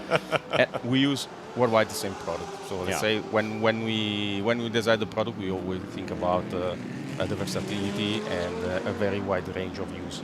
How much of the racing activity can you take for a road tyre, ultimately? But at the end, I would say all the design process and especially the virtual design procedure that we have developed now for motorsport are used as well, implemented as well in the development of the street legal tires. Okay. And we cannot use slick tires on the road, but procedure of development, validation, indoor testing, outdoor testing, everything that is related to production processes of optimization is coming as well from motorsport. And every year you presumably look and evolve and move on. Yeah, now this generation of tire is probably unique because we are going to keep it for 3 years, consecutive years. In the past, every 2 years we were asked to change, mainly because materials are evolving, procedures are evolving, building processes are evolving, and most probably next step would be in 25. You don't really think of a tyre evolving, do you? You think, it's just black and round. Yeah, absolutely. How can a tyre evolve? But as technology moves on, I suppose. I mean, you're talking about you bring 3,000 plus tyres here. Logistically, that must be a very difficult thing to achieve, to get the tyres out here. But also, it's not the tyres, it's all the personnel and all the engineers that you bring with you that service all of this and allow your customers out there on circuit to utilise those tyres. So just tell us about the team that's in the background supporting those 3,000 tyres. Sure, we have the tyres, but we have a team of technicians, engineers, and all management. We are nearly 30 people on site, and the fitting area is working for the whole race, because obviously none of the cars, they have 12 sets of tires to run 12 hours. So they have to change the tires, to swap the tires, and that is what they have to do. And usually what we have to be able is to switch or to change the complete field in less than 1 hour, because the teams, they take the tires from the car, they bring back, we change the tires, they take to the garage, prepare, put in the oven, and then it's ready for the next. Continual on-track circuit production line. Repeat, sleep. Fit tyres or whatever, What makes a good day for Pirelli then at the end of a GT race? Is it no punctures, no change of weather conditions, happy faces? Everybody happy, everybody happy to fight until the end, and I would say that this was a very good season because we have seen different races with good fights and different brands winning from sprint to endurance. Always good competition, I think, and we were able always to deliver what we Sure. Just before you joined us, we had a puncture. Not because of anything Pirelli had done, it was contact, it was Ferrari versus McLaren, it caused a puncture. This seems to be kind to the tyres. You know, it's not that abrasive as a circuit, it seems. The curbs aren't that high, that we don't get cars dropping off the other side and cutting your tyres. So this is seemingly a kind circuit to the rubber. Yeah, that's true. It's not one of the most aggressive circuits. Let's say the temperature usually is what is affecting more the performance here in Abu Dhabi. But what we have seen as well in the past days is that as soon as we go toward the evening, when the ambient temperature drops and goes in line with the track temperature, the performance is better for the cars as well for the tires, and the consistency is a bit better. So we think that maybe toward the end of the race there will be some gambling. And just thinking ahead, final question, but better let you go and carry on working. But we're heading, temperature dropping, we're heading into the night. What difference will there have to be in the tyre from the way that you set the pressures, for example, for the final part to what we've had just recently in the peak of the temperature of the day? Yeah, usually what the team they have to do as soon as the temperature day goes down, they have to compensate with a bit more air into the tires because obviously the growth of the pressure is a bit lower when it is cooler. Sure. So at the end, to reach exactly your target pressure where you want to obtain the best performance, you need to put a bit more air. And that is a job that is quite important for the teams, and they have to be very clever to match the point. Otherwise, if they lose the performance for 1 hour, then it's going to be important. Yeah. It's going to matter. Yeah, excellent. Matteo Braga, thank you very much. But thank you. Go look after your happy customers. Thank you. Enjoy the rest of the race. Matteo Braga, who is the circuit activity manager for Pirelli. Thank you very much for joining us, and we'll see how things pan for the remainder of the race. So we've got still Mercedes in charge, despite the fact that there was that contact. Jules Gounon has taken over number 14 while we've been talking tyres, and it did look as though there was a little bit of damage on the front of that car as well. Now, also just to mention, if you're watching this race via the YouTube stream, we are going to get to a point where one stream stops because of the amount of time you can have on a stream, and we'll go to a separate one. So we'll head to that point. So don't think, oh, they've given up and go off and put the kettle on. We're just going to change to a second stream. And you can carry on watching all that. We'll let you know when it's happening. Yeah, I think it's about 3 hours away, isn't it? There or thereabouts. But there will be a point where we go to a second stream, just to warn you. And it's already set up there, so you should be able to see it. Yeah, absolutely. Absolute science, isn't it, tyres? Absolute science. I spent some time with Matteo in the Far East the other week over dinner, and yeah, I mean, tyres are, I sound awful saying this, they don't strike me as the most interesting things, but actually the more you learn, the more interesting they get. You just look at them as this black and round thing, but the more you delve, the more you learn, and the more interesting, the more relevant it becomes. So yes, it is intriguing, it is interesting, and there's so much more to it than you first think. Whether it's pressures, whether it's how they react, whether the construction of the tyre. There is a lot more in it, and that and a couple of weeks ago I've learned quite a bit. And the final thing on tyres then is that what Pirelli will do is they will issue a set of parameters that the teams can utilise with those tyres. So sort of a minimum and a maximum pressure that they want those teams to utilise those tyres at. And they have to sort of abide by those. That will be checked by the teams as well. The tyres will be pre-pressured, but they can make the subtle adjustments in the garages. But there's only a certain amount that they really ought to be doing, otherwise it just won't suit the tyre. Right, let's just go back to the leading car, because on that last pit stop, it was able to be identified that the bumper was deformed and a dive plane cracked. Oh, right. So there is, it was more than just scuffery, it was proper damage, and that does explain why the lap times of Fabian Schiller's stint had been dropping away. I touched on streams. Also, if you're watching on GT World, that's fine, that carries on, the SRO regular feed, so don't worry about that. But do get worried in a sense about number 14. Thank you, Matt Harvey, for pointing out the damage while we were talking tyres. But yeah, it just looked like a tiny little rub, didn't it? And yet, with all the aero flicks on a modern-day GT car, it was clearly more serious than we first thought. Yeah, just the lightest of little touches, and any damage to a dive plane, or you end up taking a dive plane off a car, then yeah, it absolutely hampers the car. And particularly around some of the fast-flowing sections that we get on this circuit as well. That really will affect the car. I'm just having a quick look to see if I can spot that little bite out of the dive plane. And yes, I think I can. Yeah, absolutely. left I think front. left front. There's only a tiny, tiny bit, but you know, it's there for a reason. Absolutely. Mercedes have spent a lot of time and effort in developing the shape of that dive plane, and any change to it is going to be a negative effect. Antares Au back into the pit lane in number 33 as Matteo Cairoli awaits a second stint in that car. So Antares Au, who effectively now is out of the hunt for winning independence.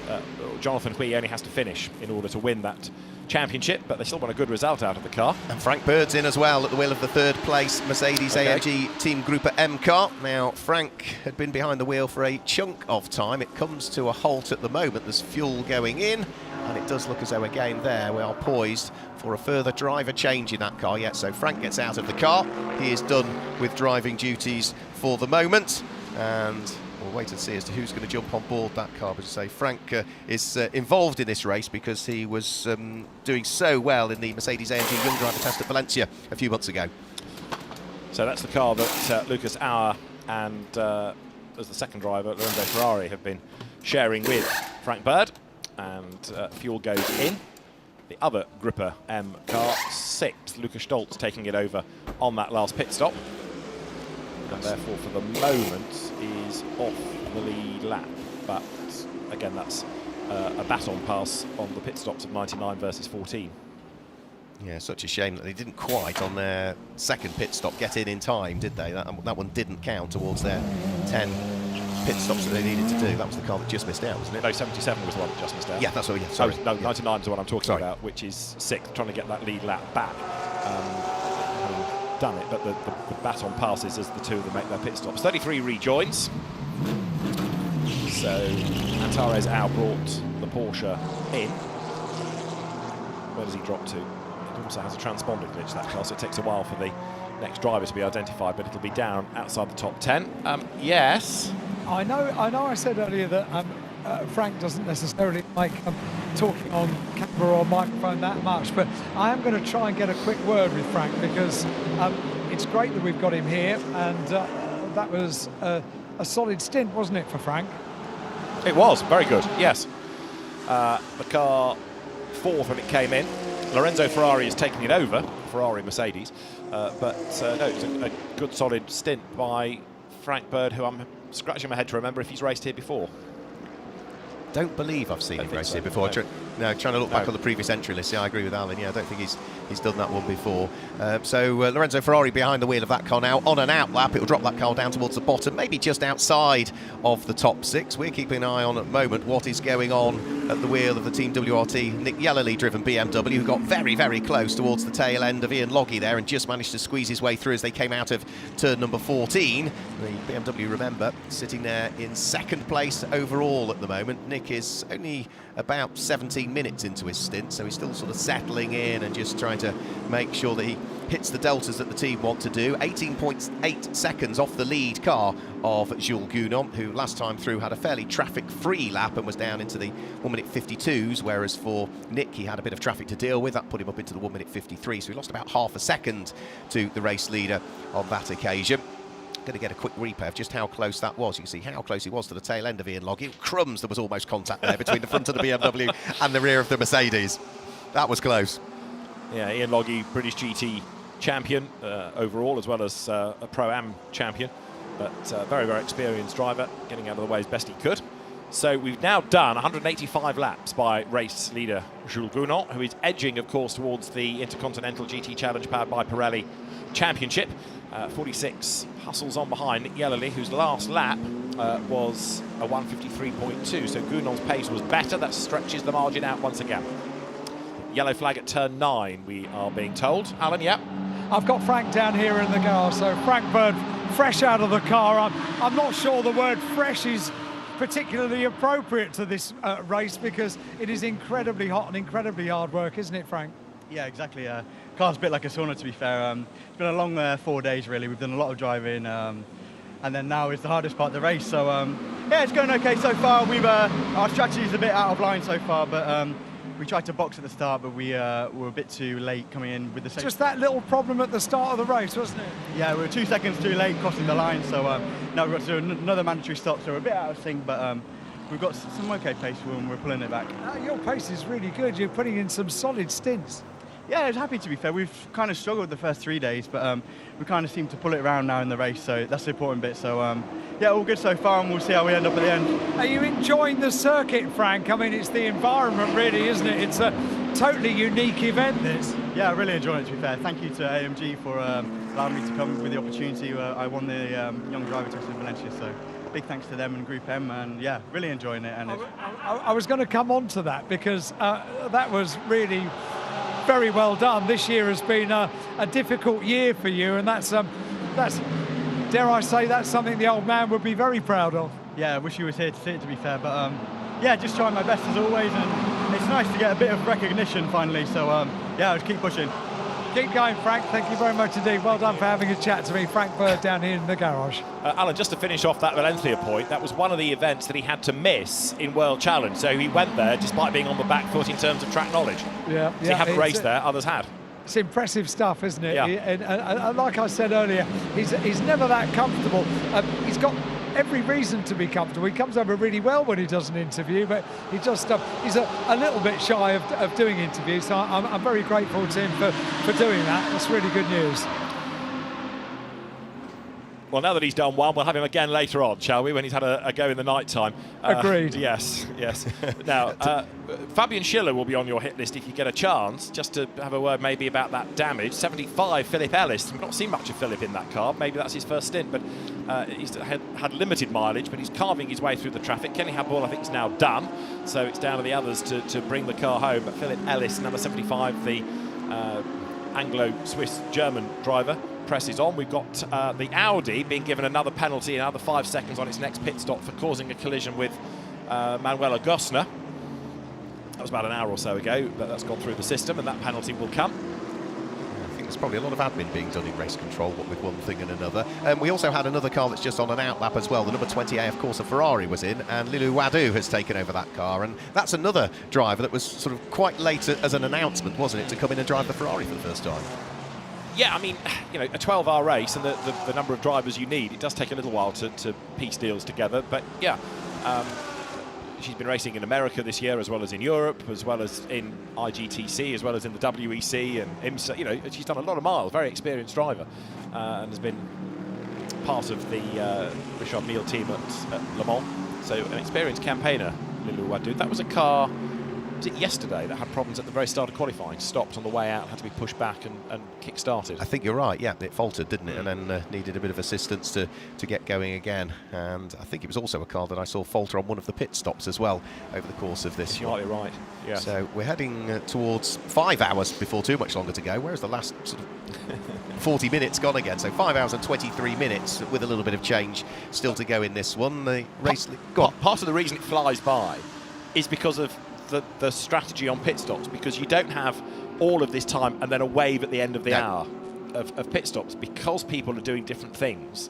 That's why there's always something happening in the pits, and the order is always shuffling, even if it's not necessarily overtaking. The order is shuffling because of that variation of pit stops. We've got Jonathan Hoy looking to try and see if he can squeeze his way through and past the number 33 Porsche in the hands of Tim Heinemann. Tim Heinemann, in the same time, is bottled up behind the Garage 59 McLaren of Alexander West. So those are the three cars heading underneath the other start-finish line that we have here at Yas Marina, and then heading up towards the braking area for what will be turn number 9.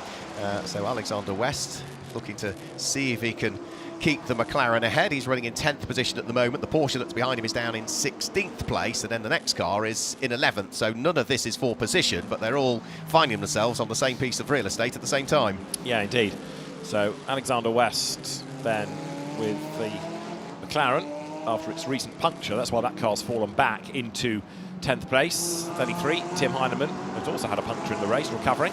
And Jonathan Hui in the Sky Tempesta, 11th placed McLaren at the back of this little train. And of course, he's now almost assured of winning the Independence Cup in IGTC. The Hong Kong driver now making his way up towards the timing line once more.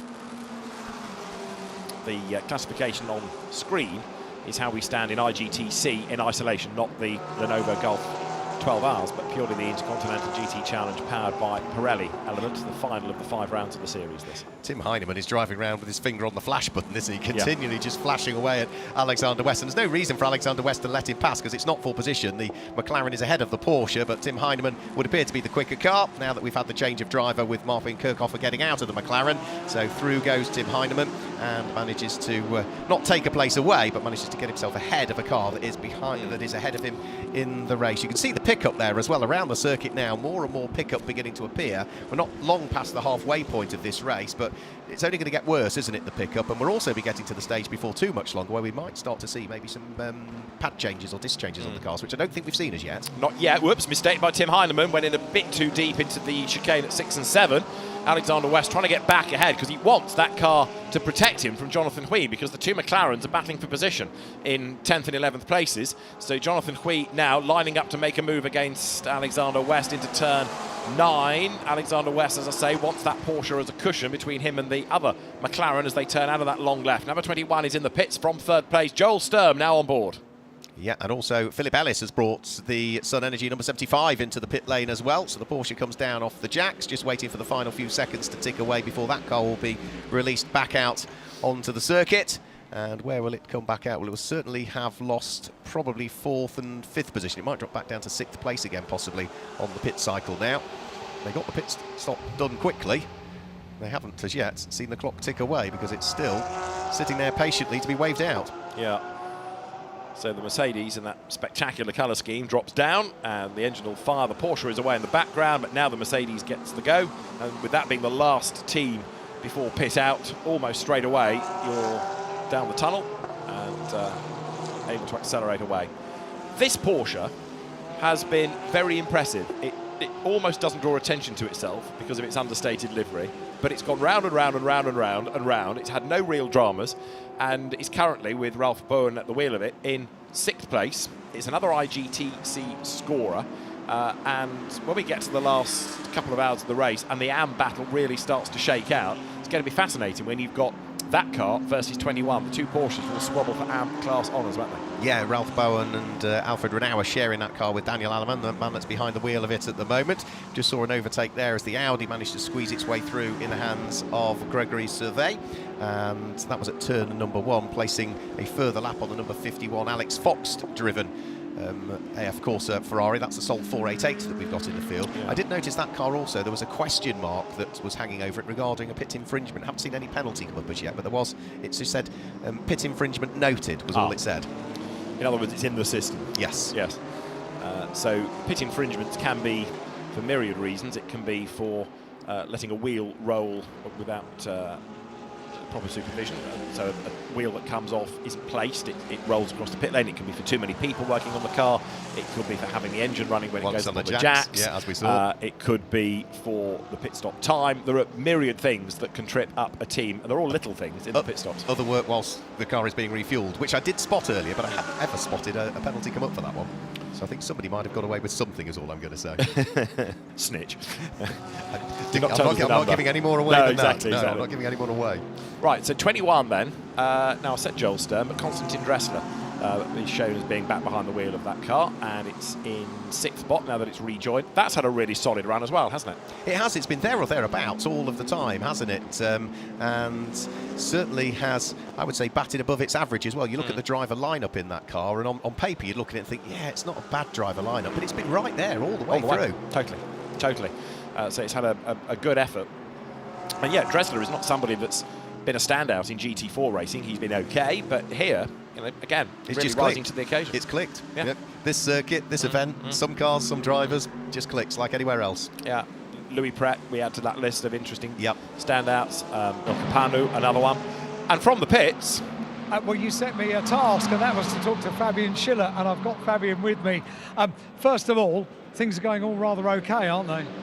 Yeah, to be honest, the race is running quite smooth for us, so we had quite a good strategy to begin with, and that made us lead the race for the last couple of hours. And yeah, from that point of view, everything good, even though in my previous stint there were the one or the other little incident. But luckily the car is fine, everything is running smooth. I think we are not the quickest out there at the moment, especially the Group M Mercedes seems to be very, very strong. So yeah, it's still a long race ahead. It was that little incident that I was going to ask about, because when you're a championship deciding race, you don't want anything to go wrong. What goes through your mind when you realise something potentially could go wrong?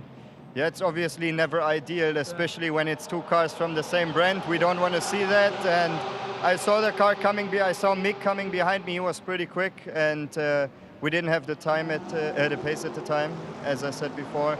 So I left the door open. I think he outbraked himself maybe a little bit and then went a bit deep.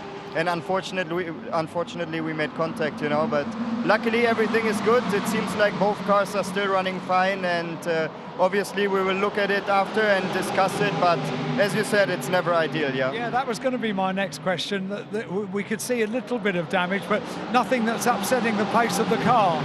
No, for now, nothing. It has no impact on the car for the moment, which is good, you know. It seems to be as quick as it's been before. But yeah, hopefully with a bit of a condition change going into the dark, we can find some more pace today. And Fabian, I'm sorry I interrupted your sort of chill time, having got out the car just in front of the monitors. Can I ask what the recovery time is from a stint? The recovery time for the stints roughly 2 hours. So we do single stints this race here. Usually in endurance races we do double stints, but the way strategy works out here, it's better to do single stints. So it's just 2 hours of resting time, but it's enough. And you need that time? You need 2 hours, would you say? Well, after 1 hour of driving, we don't necessarily need a break, you know, because we are used to do double, triple stints in other races. But obviously it's nice to have a 2 hour break. Especially in my case, it's nice. I can trust my teammates. I know they will do a good job out there, and you can relax a little bit. You know, it's always helpful for an endurance race. Yeah. Is the biggest challenge here the heat of the day? Well, I wouldn't necessarily say so. I mean, it's for sure not hot, but we had hotter conditions before. Especially in our Mercedes, we have a lot of air coming in, which is good for the driver, and it keeps us fresh behind the wheel. But I would say traffic is quite difficult this year. You really need to be careful, and I mean, we've seen a couple of big shunts already this race as well, more at the beginning. So there's definitely some risk involved with traffic, overtaking situations, and the track is challenging for sure as well. Fabian, thanks so much for taking time. Keep on doing what you're doing, because it's going well. Thank you very much. See you. Fabian Schiller down in pit lane. Go on, David. No, I was going to say, good to hear from Fabian, who is the reigning Yas Marina pit lane K2 rowing champion, along with Jules Gounon. Yes, it was classic television yesterday. Yes. Classic television. I think it's actually gone a little bit viral. Not surprisingly. No, indeed. Just had a bit of a rub between the Alex Fox Ferrari and Rob Bell's McLaren, which could have ended a lot worse than it did, but that was down at turn 5. Remember, Frank Bird got a track limits penalty. Well, 77 is already with Lorenzo Ferrari at the wheel getting driving standards flags for track limit abuses. So here we go again. It's all been reset for the second 6 hours, but now people are getting a bit D-Bob happy, I think. They certainly are. They're pressing the point again and testing the patience of race control. So yeah, it might not be too much longer before we start to see some further penalties coming in following that reset. Alexander West is still managing to keep Jonathan Hoy behind him, isn't he, at this stage, as the two McLarens from Garage 59 and Sky Tempesta Racing both squabble over 9th and 10th position at this stage. So they are both on exactly the same lap, which is 190 laps completed, as Jules Gounon sides his way through and past Alex Fox's 21st place, number 51 Ferrari once more. We're heading towards nearly 200 laps completed by the race leader before too much longer. He's on lap number 194 and leads by 17.5 seconds now from Nick Yellerly at the wheel of the Team WRT BMW. And there's not much to choose between them in terms of a lap time. The last lap difference was only 0.08 of a second, so it's very, very evenly matched between the two. And although Fabian Schiller was playing down the damage, it did seem to have a bit of an effect in his stint, because clearly he was losing ground. 99, which is Lukas Stolz at the wheel, is in third place once again. Alan. can I tell you the biggest panic that Fabian had just No. before that interview? No. Oh, go on, let me. Well, go on. So during that stint, the Intercontinental GT Challenge powered by Pirelli sticker had fallen off, the patch had fallen off his overalls. And before we did the interview, he was absolutely determined that he would be properly presented when he did the interview. So they were repatching his overalls.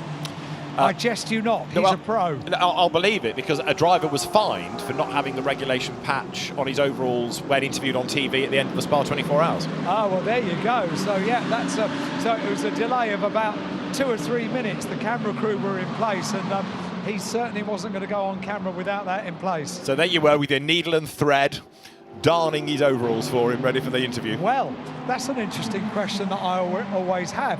So if you've got a fireproof overall, do you then put little holes in and sew it on, or are they attached by adhesive? Adhesive, isn't it? I would have thought so, yeah. I mean, back in the old days, they were sewn on, weren't they? Yeah, yeah. Fascinating conversations that we have with 5 hours and 11 minutes to go. Yes, let me know when one starts, won't you? Socks, darned, everything. I can do the lot. Crochet, whatever you like. Seamstress Hyde are down there in the pit lane. It looks so racing. Certainly not seamless. Thank you. Ramez Asman has just brought the Racing 1 number 26 Ferrari in towards the pit lane. Driver change going on there, so we'll have to wait and see as to who jumps on board that one for this one. Omar Jackson, Axel Jeffries and Zamin Jaffa sharing the car. It's been a while since we've seen Axel Jeffries in it, so it wouldn't surprise me if it were him next. Yeah, he seemed to do quite a bit early on, didn't he? Yeah. Yes, you're right. But again, this is what the teams are doing. Where you've got one really rapid pro like him, okay, give him a stint early on in the race, but then keep him for the later part, because you'll get some of the AMs that don't want to race at night, like at Spa or at Le Mans, or even the Nürburgring. You'll have, again, you need the fastest driver in for the last couple of stints, come what may, just in case there's a safety car. You would really be on the back foot if you didn't. So you've got to have your fastest driver available for the last couple of hours. I get the AMs not wanting to race at somewhere like Spa or Le Mans at the dark. Here, it's almost like daylight still, isn't it? The floodlights here are so good. It's a bit like somewhere like Daytona, the 24-hour there, where it's so well lit that you almost wouldn't notice until you look towards the skyline. And looking towards the skyline, that sun's getting ever lower now. Oh, it is. We're not that far away from it starting to head towards twilight. No, this is true. Jules Gounon continues to lead the Le Mans Gulf 12 Hours from Nick Yellerly, with the BMW, when it comes across the line, set to offer up the lead gap now of 15.4 seconds. In third place it is Lukas Stolz in Mercedes number 99, who is on that lead lap, but sort of 2/3 of the way back, because he's only in the middle sector, whereas the other cars are on the next lap, if you see what I mean. And he in turn is now 7.7 seconds ahead of Rob Bell, but that gap has stretched over the last lap, so it is therefore Mercedes, BMW, Mercedes, McLaren. Fifth, number 7 Porsche, Ralph Bowen, the black and gold Porsche, and then in sixth spot, number 21 Konstantin Dresler in the Car Collection Motorsport Porsche, which has been there or thereabouts all day. There it is. Yeah, it is. It's second in AM at the moment. The Ralph Bowen Porsche is the car that leads the AM category at the moment in 5th position, so just up the road from it. Don't know what the relative gap is between the pair of them as things stand. I think there might be pretty much a full lap between the pair of them. Konstantin Dresler is about 10 seconds away from coming over the start-finish line, and as he goes through now, it's going to be about a minute and 40 seconds between the pair of them. Just heading past me now and over the start-finish line is Alexander West, who has now been passed by Philip Ellis over the course of that lap, so the number 75 Sun Energy Mercedes now up ahead of the Garage 59 McLaren, but Alexander West will have lost out maybe to one Pro-Am car because that's gone through and ahead of him. He'll still be focused on trying to keep Jonathan Hoy behind. Those two cars, which are both prepared by Garage 59, but one runs as Sky Tempesta Racing, are still pretty evenly matched for pace. Flash of the lights for Lorenzo Ferrari as he starts to try and close up on Konstantin Dresler, and this will be for position, those two, so this will be for 6th and 7th place. The Porsche that is second in AM, getting caught by the Pro Class car. We've got a spin there, and that is Tsunami Racing and Davide Scinaccio that's gone round and quickly recovers the car. That was at turn number 5 and gets it pointing in the right direction. No obvious signs of any damage to it. I think he probably did that on his own, but we I only caught the tail end of exactly what happened there, but that's a car that's running a fair way down the order, really, Tsunami. They're running in 20th position at the moment. They are 7th of the AM cars that we've got out there at this stage. So 196 laps completed. We're not far off 200 laps chalked into the book, and we're heading towards 5 hours to go, Alan. Gentlemen, I've just received a message about our seamstress questions. So you have to guess who it's from. It says, Alan, the product sponsor logos are stitched on with fireproof thread. We are missing you all. Lots of love from... And you have to guess who that's from. That will be from the Eventide home, Orpington. No, oh. no, well, far from it. Okay, I can give a clue on this one. Go on. It is from someone that all three of us said, I think this morning, it's a shame he's not here this year. Oh, crumbs. Now you've got me thinking. Okay, I can move this on.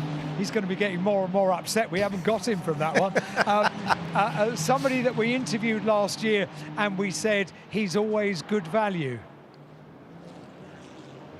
David Fairbrother. Ah, right, okay. Who? Well, you could sound a little bit more enthusiastic. He's taken the time and trouble to write in. He's the other half of the David and Norman show, isn't he? Yes, that's right. Yes, that's right. Okay. Fairbrother and Burgess, available for one night only. Thank goodness, one night only. And the message came from both of them, so there you go. Hello, Norman. Hello, David. We missed them. Yes, like a hole in the whatnot. Yeah, I was going to say, you're not very enthusiastic. Maybe it's just me then. I've been conditioned to them for so long.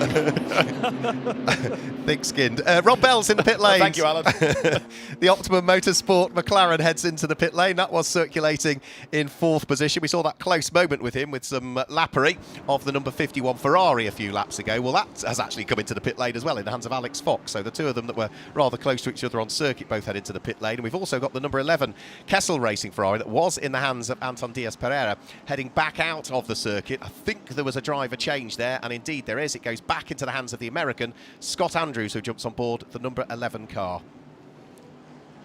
So with that car back out on circuit, over the start-finish line, two Porsches squabbling together. That was Ralph Bone, who was being hounded up towards turn number 1 by the number 33 Tim Heinemann-driven car. Those two cars are not on the same lap. There's a couple of laps between the pair of them, but the work's still going on down at Optimum Motorsport to conclude the pit stop. Rip the tear off the windscreen, just to make sure it's a nice clean windscreen then for incoming driver to look through. So Rob Bell doing a good job. I've got to say, Optimum Motorsport, you know, good job from all of them. You know, Mark Radcliffe, first time racing here at Yas Marina. You'd always expect good things from Ollie Milroy and Rob Bell, but Mark Radcliffe has been another driver I've been very impressed with this weekend so far. Two good stints, that double stint to start with, and then back in for a solo stint. He did say he would be back in for one further stint. So is this the final Mark Radcliffe stint we're about to see? The car's being released down the pit road. It won't be long for it to get towards pit lane exit. And is it Mark Radcliffe in for the final stint? Car heads over pit lane exit, and it is, yep. So Mark Radcliffe back on board for what should be, we think, according to what he was saying earlier on, the last stint for him. And that gets his minimum drive time of, 4.5 hours out of the way as an AM. And then Ollie Milroy and Rob Bell can go to the end. Good little fight on track here as the Audi of Greg Gilbert tries to sort out Davide Scanicchio in the Porsche. And that's through. And I'm guessing that the damage on the front corner of that Audi, the front left corner, was because of the Gosner contact. I assume so. I've not seen it hit anything else. Yeah. The CLRT Porsche, which Scanicchio we've had in already, of course, once. The one driver that I know has driven it, but hasn't done many laps relative to the others, seemingly, is Marco Cassara, who has driven for the team in the CLRT bit of the team in Fanatec GT this year.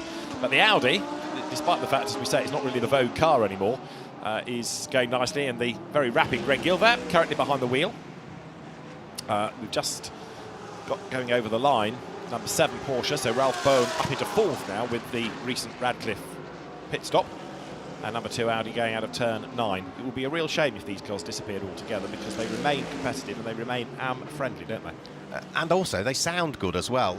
The Audi has a very unique noise to all of the other cars. There's a few others you close your eyes and you can't quite tell which one it is, but you know absolutely when an Audi R8 goes past you. And a Porsche. Yes, and a Mercedes. Yeah. It's the McLarens and the Ferraris that sound reasonably close to each other, I would say. largely because of the engine configuration and they're turboed. Yeah, and the Ferrari, I think, is one of the quieter It as is. well. It's very slightly quieter, Yeah, yeah. there are some that really, like the BMW and the Mercedes, they sort of boom past you. And you're right, the Audi's always had that distinctive Audi note. But yeah, the others are a little bit quieter. It's a bit like when you know what the Lamborghini is. You always used to know what the Bentley was as well, just because of the thunderous noise used to be out of the thing. Yeah. And go back even further, you always knew when the Paynos would come past because the ground would shake. Or the Lister. Well, yes, exactly. Yes. So, pit stop done. Back out onto circuit goes the number 61 AF Corsa Ferrari. That was brought into the pit lane by Jean-Claude Sauder. We saw a little bit of contact between himself and Marvin Kirchhofer. And as that car heads out of pit lane, it's suggesting that Jean-Claude Sauder's remained behind the wheel of it by the look of things. So, who are we going to have next in? Philip Ellis shouldn't be far away from coming in as well. He's been behind the wheel for quite some time now. He's nearly an hour and a half into the stint of the Sun Energy number 75 car. So he's getting some good time in, albeit slightly later on into the race. Alexander West about to be picked off by the Konstantin Dressler 4th place Porsche. So flash of the lights from Konstantin Dressler as he starts to come up behind the car that's running in the final place inside the top 10 at the moment. They have to just hold station as they head round through turn number 12 and 13 and up towards 14, as we've heard from so many drivers. This Marina section, not the easiest part to overtake, and Konstantin Dressler nearly squeezed his way up the inside of Alexander West there, but Alexander West squeezed him to the apex of turn number 14, and I think Konstantin had to get out of the gas there, otherwise there would have been the inevitable contact, but that was thankfully avoided between the two of them, so they both continue on their merry way.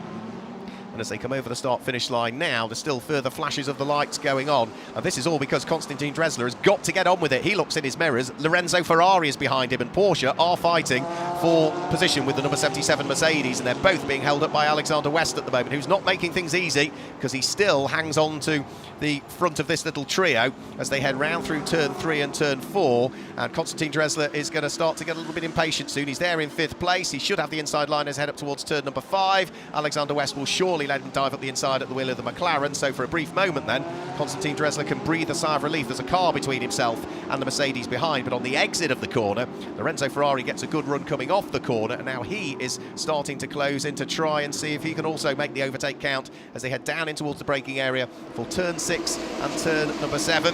Konstantin Dressler is going to hang on to the place, and Lorenzo Ferrari might get picked off here as braking very late and diving up the inside. Gaining 2 places there was Zamin Jaffa at the wheel of the Racing 1 Ferrari. Was that not what just dived his way through? Gosner's on the way back down the pit lane, so the rather troubled Mercedes, but like last year, doing its best to persevere in the race, and really for the next battle on track. 16 seconds splits the race leaders, and Scott Andrews back in the Ferrari, another driver to keep an eye on, as through the traffic, 25 Ferrari up the inside line, goes through, but it's on a different lap, that car, in the hands of Alessio Rovera from Konstantin Dressler, but Rovera remains an absolute star in a Ferrari, so that car's just now come alive, hasn't it? Yeah, he was the car that gained the 2 places. So yeah, Alessio Rovera, we always know when Alessio gets behind the wheel of that car, it is really going to come alive, and every single session that he has been in, you just see the car take on a different sort of aspect as it heads around the circuit. So yeah, 3 places gained on 1 lap, I think, as into the pit lane comes Alexander West, this time through. He's not been behind the wheel for long, about 50 minutes this stint is going to be, as he brings the garage 59 McLaren in towards pit lane. But it was a sort of involuntary stint, wasn't it? Yeah, because of the puncture. After that puncture, for the reasons that perhaps weren't instantly obvious. But Alexander West is back in. Now, in terms of where we stand with pit stops, we've got 5 hours to go, and some crude maths offer you that number 14, the leading Mercedes, has done 6 stops, and 99 has done 7. So it's a stop ahead. In other words, it's got notionally 100 seconds worth of an advantage over number 14. So that idea of trying to get them out of the way early on and yet still be in 3rd place looks like it's paid dividends for that car. It certainly has, doesn't it? Yeah, it got so many of them out of the way early on. What did I say it was earlier on? What, an hour and 40 seconds. Yeah, an hour and 40 minutes. So yeah, that really did work. And one of those was time to perfection, was it? Just getting it in before we went full course yellow. Yeah. Otherwise, it wouldn't have counted. So it was over the safety car line, but not really even in the pit lane. Just no. the right side of the line. Yeah. Right. So the pit stop for Garage 59 being completed. That car which has been up and down the order a bit, but it's still in the Pro-Am hunt. Pro-Am at the moment being led by another McLaren, Mark Radcliffe. Second in Pro-Am currently Philip Ellis, and then Jonathan Wheat, who's third in Pro-Am. And the doctor looking on from down there in the Team WRT pit. Some good stints put in by Valentino Rossi. Alternate lights flashing on the McLaren tell you that it's on the pit lane speed limiter as it heads towards the end of the pit lane, and the driver change sees Alexander West get out of the car, and the rather rapid Louis Perret gets back in. Yeah, Louis Perret has, again, just looked so good. I keep saying the fact that he's not really driven the car that much, but has been very impressive. And it's a shame, of course, with the Sean Balfe car retiring early on that we never saw either of the Goethers. Oliver Goethe particularly would have been in his first GT3 race, and it would have been fascinating to see how he shaped up against brother Benjamin, who's driven the car for the last couple of seasons. It was not to be. You had a communication, didn't you, from Sean Balfe, and he was a bit bruised and battered, I think. Yeah, because he lives quite locally to me, so I know Sean quite well, so I sent him a little message earlier on just to check that he was okay, and he very kindly sent a message back, but also called me from the ambulance or from the medical centre. Really? Yeah, video call from him. He said that, yeah, you could see that he'd got his ankle and his leg was all strapped up, so it's his right leg that he was limping with when he got out of the car. He looks a little bit fed up. You can see that there's some probably gas and air there that he's having to breathe on to kill the pain, and he said that he was hospital bound purely to check out his right ankle, but also have a look at his ribs as well. He said, call me walking stroke hobbling wounded. So he was, and again, you know, the quick video call that we had, which was so sweet of him to do that.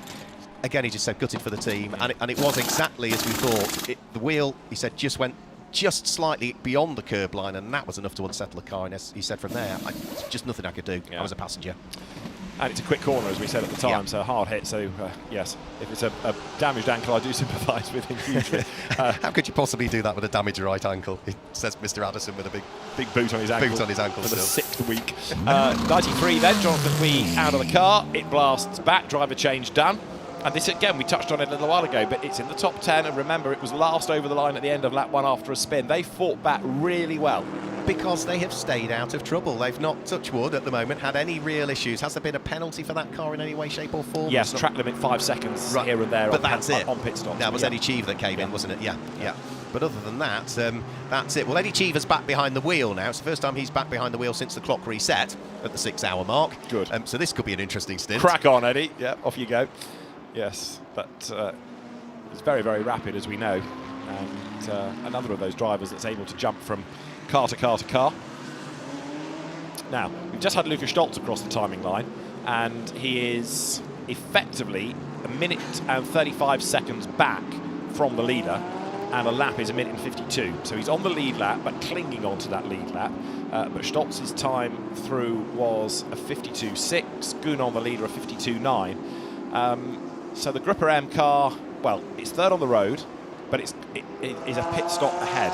So although it is 1 minute and 35 seconds behind, it's really 5 seconds in the lead, isn't it? Because it's got a 100 seconds benefit over number 14 because it's done an extra stop. We keep coming at all of these drivers that we are or have been rather impressed with. The driver I'm impressed with at this stint at the moment is the number 21 Car Collection Motorsport Porsche, Konstantin Dressler, who doesn't have huge amounts of experience driving that car, is keeping Lorenzo Ferrari behind him. Lorenzo has been trying to get past for lap after lap after lap. Just can't do it at the moment. So good stint again by Konstantin Dressler at the wheel of the car. It's currently in 4th place, trying to keep the aspirations of the 6th place Mercedes behind him. Yeah, and it's not an isolated stint either, is it? No, for Dressler. He was good early on in the same way that Dustin Blattner was. That was a car I wasn't really giving much credence to in their hands with respect, but Joel Sturm, yes, and yet those two have kept it up there for 7 hours, effectively now. And I think that's what's probably been more interesting this year with the Lenovo Golf 12 Hours than in previous years. You look at some of the driver combinations on paper and think, yeah, they'll be somewhere in the middle, but they've just not been this year. No, it's true. I think you said at the start of the race, it's a bit of a guessing game because we don't really know the true pace of cars or indeed driver combinations, and we're still at that point to an extent right now.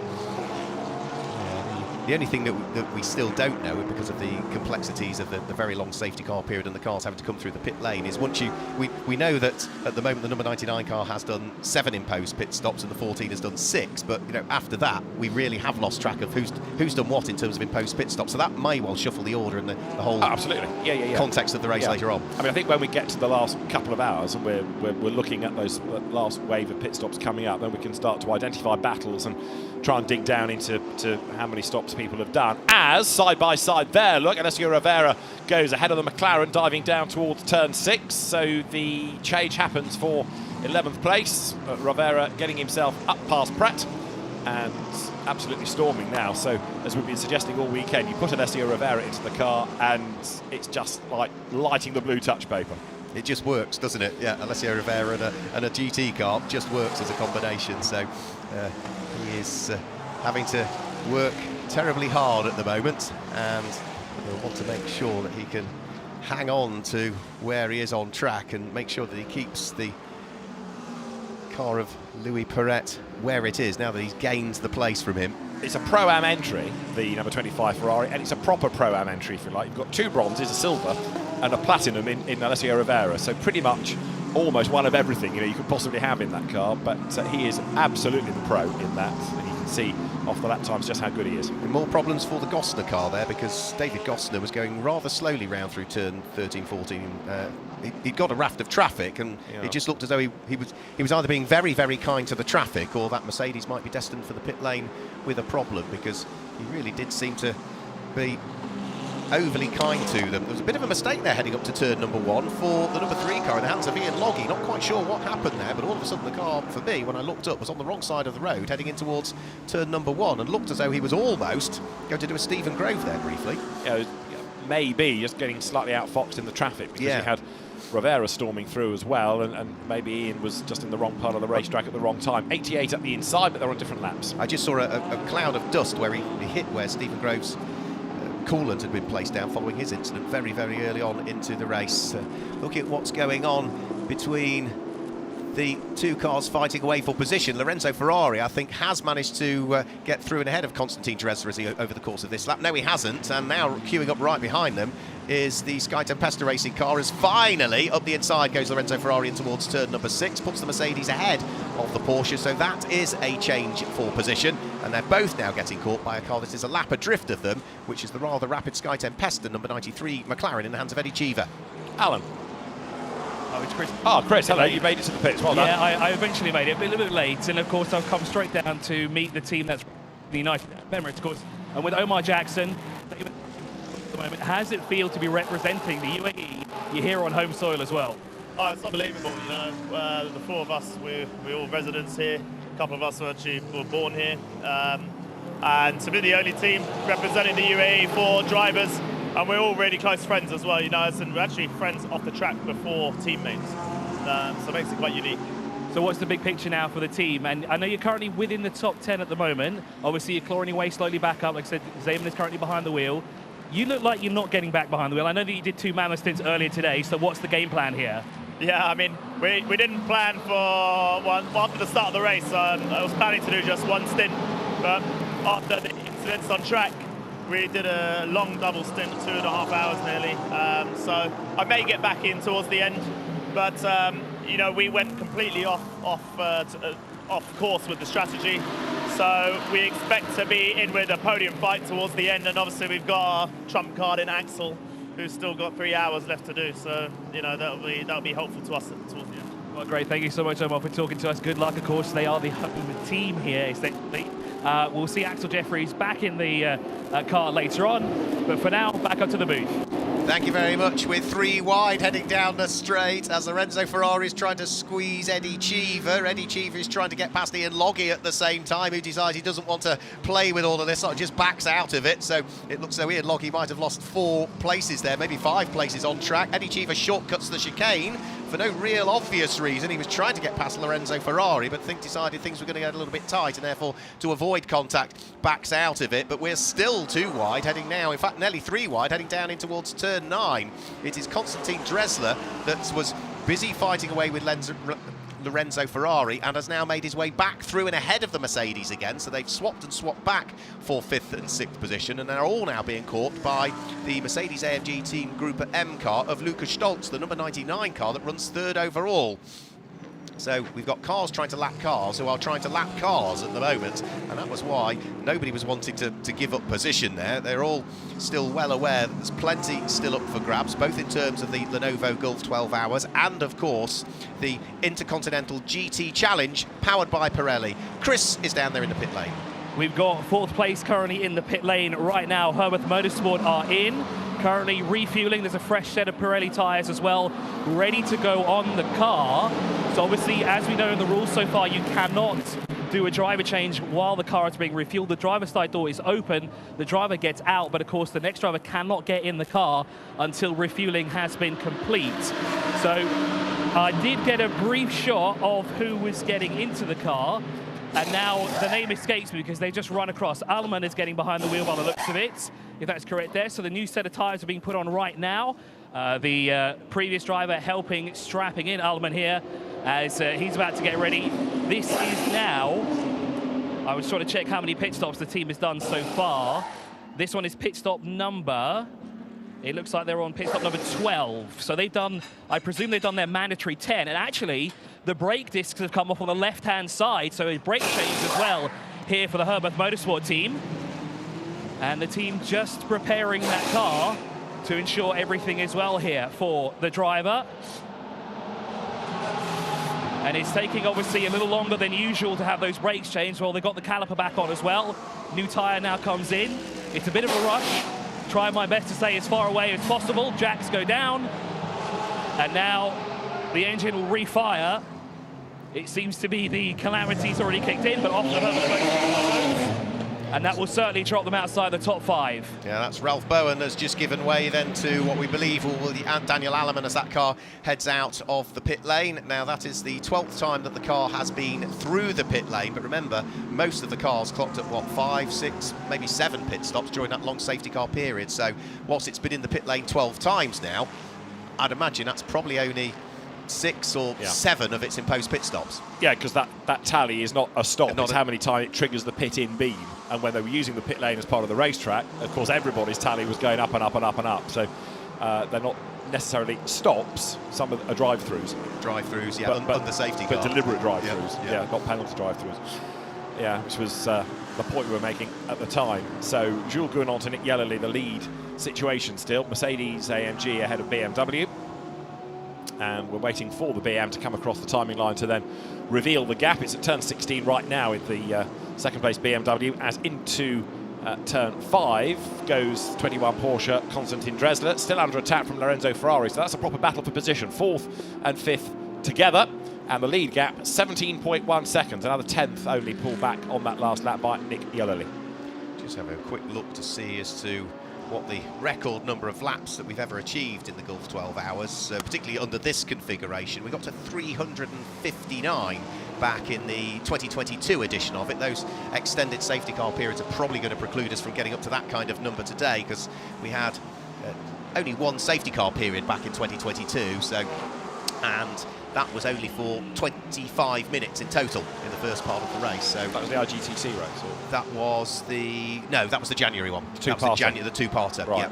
Yeah, so it was just 1 safety car period in the first part of the race for 25 minutes and 55 seconds. So we're not likely to be breaking a record distance because of the large incident we had earlier on with the circuit furniture that needed repairing. So now this battle still for Konstantin Dresler and Lorenzo Ferrari. As I say, Lorenzo Ferrari did get through when we had that brilliant battle where Ian Loggy was holding everybody up and they went 3 and 4 wide nearly, and Loggy decided he didn't want to buy into it, but Lorenzo did get past Konstantin Dresler. But then the next corner, they were about 3 wide again, going down into turn 9, and that was when Konstantin Dresler got back past and ahead of Lorenzo Ferrari once more. So they've swapped and swapped back, and that was all on the same lap. You look at the lap charts, you never know, and that's a big accident for Tsunami. And were they on their own when that happened? That's on the run in towards turn number 5, is that?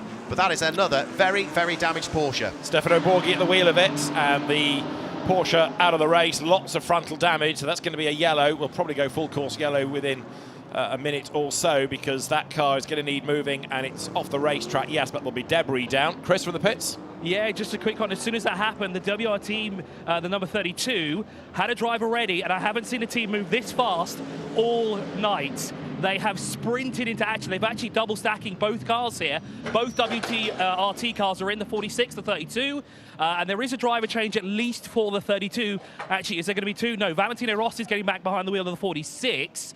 Now, for the 32 car, I don't want to get in the way too much. Full course yellow is coming. Full course yellow now. So we're in full course yellow conditions.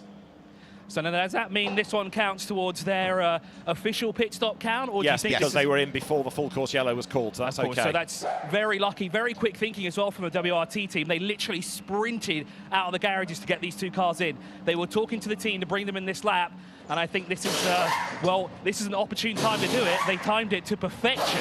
That's all to do with the track position of those two BMWs again. Had they been elsewhere around the lap, they would not have been able to do that. They were very fortunate in terms of where they were. So for Stefano Borghi, he's just, I think, just chatting to some of the officials down there. He still just remains behind the wheel of the car at the moment, just while they check that everything's okay, and then I'm sure he'll jump out of that car. But again, that was a big hit. There was a car that was right behind him, which was Mark Radcliffe's McLaren. But I think Stefano Borghi did all of that on his own, because the McLaren was too far away. Yeah, as I read it, he was on the curb when he tried to brake, and that's just when the car slewed sideways. Spat him straight to the left, yeah. Full course yellow called at 21 minutes past 5. The last one was at 24 minutes past 11. So we had quite a good run.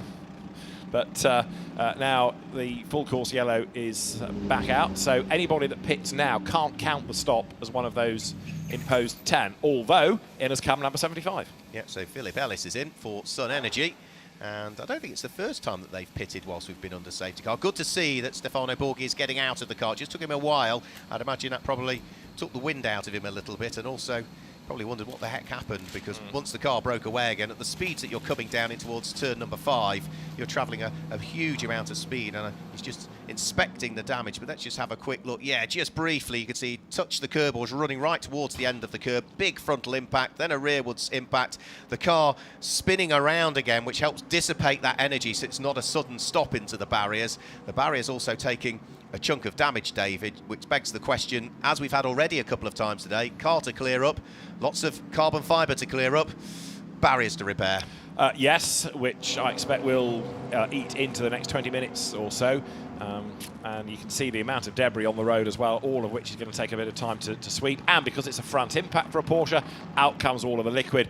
But yes, that is going to take some time. Best news of all, as you said, Stefano Borghi is okay. He's out of the car. The car very, very second-hand indeed, though. And it's another one out of the race. It has not been a good weekend for Porsches. That is the third one that has been all but destroyed. Yeah, it's such a shame, isn't it? It's going to be a busy few days in the parts department at Stuttgart, isn't it? Sending parts out, I would have thought. So the medical car collects Stefano Borghi, and it will bring him back to pit lane now.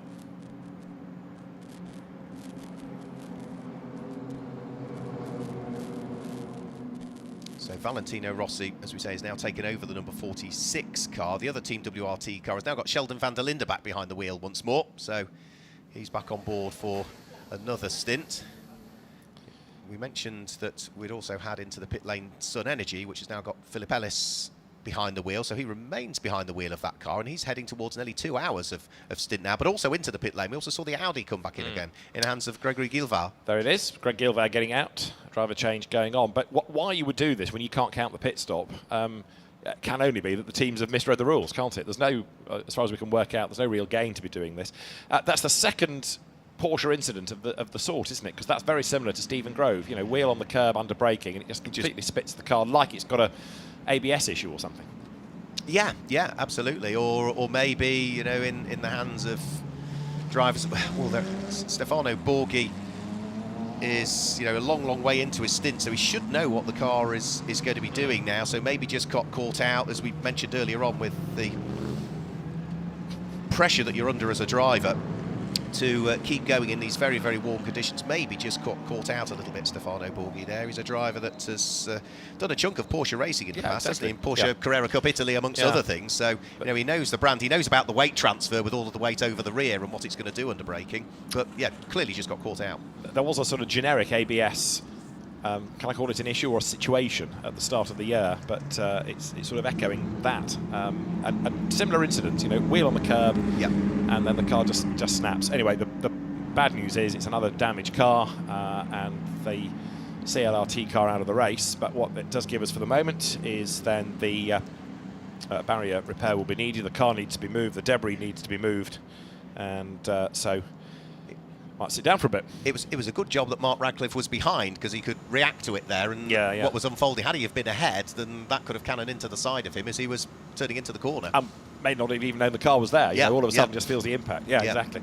So we keep saying it. You know, you just do not know, do you, what can happen? And out of nowhere, all of a sudden, the car has a huge accident like that on its own, and now team strategy is upside down again. Team strategy is upside down, but does this help the number 99 Mercedes Group M car of Mauro Engel, Mikel Grenier and Lucas Stolz? Because they did all the hard work to get the lap back, but were still nearly a lap off the lead not long ago. And now all of a sudden, from full course caution, we may go back to safety car for a period of time to build those tyre temperatures. If they do, they're back in the train and have caught right up. It helps when we go safety car. It doesn't help yet. Once we go safety car, but when we go safety car, which we're bound to get the speeds up, temps up and everything else, that's when it works. So yeah, they've rolled the dice, and at the moment it's looking as though it's going to work for them. It's been a long sort of 6 hours trying to get that lap back, chip away, and now they've done it, and this is well, it benefits twice in a sense, doesn't it? Because A, they're on the lead lap and they'll catch up under safety car, but they're already 100 seconds ahead of number 14 anyway, because they've done an extra pit stop. Winner. Chicken dinner. There you go. But that doesn't just happen. You have to roll the dice with that being the ultimate aim, and have to work hard to get there in the first place. You look at that stint from Mikel Grenier, where he didn't leave a lot on the table, did he? No, and nor in fairness of Mauro Engel nor Lucas Stolz. You wouldn't expect they've them all to. been absolutely flat chat all the way through. So at the moment, we're under full course yellow. The car, you can see, or what's left of the paint splatter Porsche, that's out of the way by default, but it's all the debris that needs sorting. I think we're going to get another quick look at this Stefano Borghi incident there. We can see the remains of the car at the exit of turn number 5. But let's just have another quick look, David. It just breaks away, doesn't it? Yeah, it's just under braking. As Stefano Borghi tries to brake, it just grabs, spits him across the road, and the car almost detonates, doesn't it? You know, bodywork flies, coolant flows, and bits everywhere disintegrate. Yeah, and you could see the reaction that Mark Radcliffe had to do to try and get out of the way and try and avoid some of the big bits of debris that were flying off it. Can I pose a question to you as well? We're talking about the number 99 you just car have. and their strategy. Was that it? Can I pose another one? Yeah, you just have. Keep going. Right. I've got 4.5 hours of this. Here comes the question. Right. The number 99 car and their strategy. Yes. They led the first lap of the race, and at that point Mauro Engel came into the pit lane. They have not led another lap yet, have they? No. But they are arguably, if, and surely we will at some point go from full course yellow to safety car, arguably they're perhaps then in the strongest position of anybody. Yes, quite right. Yep. Indeed. Yep. You concur? I do. Yep. Yeah, absolutely right. And yeah, with the combination of the strategy and the fact that now they're a pit stop ahead of their nearest rival. Yeah. Yes. Definitely. Right, great work as ever by the marshals and the recovery crews. First thing is get the car out of the way, then lots of collecting of the large bits of carbon fibre that have strewed themselves around the circuit. Then we'll need to sweep up the smaller bits. We'll then need to address all of the coolant that's been spread around. And the barriers didn't look as though they were absolutely in perfect condition either. They weren't the most upstanding, were No. they? They were a bit deformed. The other thing that might well happen by the time we get green is that we could be looking at darkness. Yes. So the drivers in the cars now will potentially be going through that fading of the light, and is it worth therefore keeping them behind the wheel for the resumption of the race, because they will be used to what the feel is like around the racetrack. But there is an indication of how much liquid has been put down at the approach to turn 6. That's going to take a long time to brush in. All across the circuit, isn't it? Because it hit the barriers on the inside, then went to the outside. So yeah, all that coolant. There's no way once we get back racing you can avoid it. You've got to at some point cross across that line of coolant, which hopefully by the time it's all been dressed won't be too slippy. It'll just take a while to get rid of the excess dust that's on there, and in these conditions it's going to take a while, I would have thought, just to dress all of that. Yeah, it's a huge amount, isn't it? Big It's been patch spread there. everywhere, yeah. I know it's flippant to say we're in the right place for lots of sand, but it isn't just sand that you need, is it? It's the sort of speedy, dry mixture that can soak it all up. So there'll be lots and lots of that being brought to the incident zone. And sadly, that's another car out. We'd lost 2 very early on. We then had that really good phase of everything other than the odd puncture here and there going to plan, and a couple of tiny little bits of contact. But that's now 2 cars that we lost in qualifying, and now 3 cars that we've lost in this race so far. And if you take the number of retirements, 3 Porsches now gone, which is really disappointing. Whether Stefano Borghi was trying to stay ahead of Mark Radcliffe on the road or was trying to overtake him, that replay does not show. And I was just wondering whether he had so much speed because he was trying to get past. But would you do it on the outside line? No, but Stefano Borghi earlier on was not exactly making it easy for other cars to pass, No, was he? that's So true, he might have actually. been trying to keep Mark Radcliffe behind, because earlier on he was, he looked proving more difficult. Like, that last glimpse, it almost looked more like he was trying to race than be lapped. And in that respect, maybe that's why there was the speed. Now, 99 in, but that stop ain't going to count, is it? So, number 99 down the pit lane. How long was the pit stop time for it? Does it come Hasn't come up yet. No. Strangely. Neither the pit in nor the pit out time. So, that's a bit of a puzzler. So, did it just drive through the pit lane? Chris might be able to shed some light on it. Yeah, it was a 51-second pit stop there for them. I think they just took on fuel. Okay, judging right. by that time. Thank you very much. Yeah, good information from Chris there. So, and it's not the only car that's in the pit lane at the moment, because we also have up on the air jacks what is the race leading car. So Jules Gounon in the AMG 2Cs Mercedes, number 14 car, in and up on the jacks. Now, could this be for brakes? I think it is by the look of it. And if it's over 5 minutes, happy days, because you can count it. And you've done your brake stop. So that's a good stop from them. That's going to equate things, possibly with 99 now. That's going to bring them back into the mix. It might lose them time in the short term, but if they can... What are we looking at? A lap under the full course yellow from that car into the pit lane was 4.5 minutes. Yeah, hang on for another 30 seconds and you've changed your brakes for the last part of the race. Yeah, which, that's what they're which will doing. surely then speed up the next pit stop again, back to it being a full 100 seconds. Exactly, and it's also going to equate that to 99 on the number of pit stops. Yep, because 99's in, but it won't count. If they, number 14, leave it 5 minutes, it will. It will. 7 each. Right. Race is on. Absolutely. 4.5 hours to go, or at the moment it is. We'll see what race time we have when we go green. Depends when that lollipop comes up, doesn't it, and when the car exits pit lane. If it's less than 5 minutes, this pit stop will not count. If it's more than 5 minutes, it will. And it looks as though safety car is being readied at some point. So won't be there yet, but it will at some point come out. But this is where 2Cs will now show how they interpret the rules, because if they let the car go back out before 5 minutes have elapsed, then they've slipped up. Yeah. If it's 5 minutes and a second, then all good.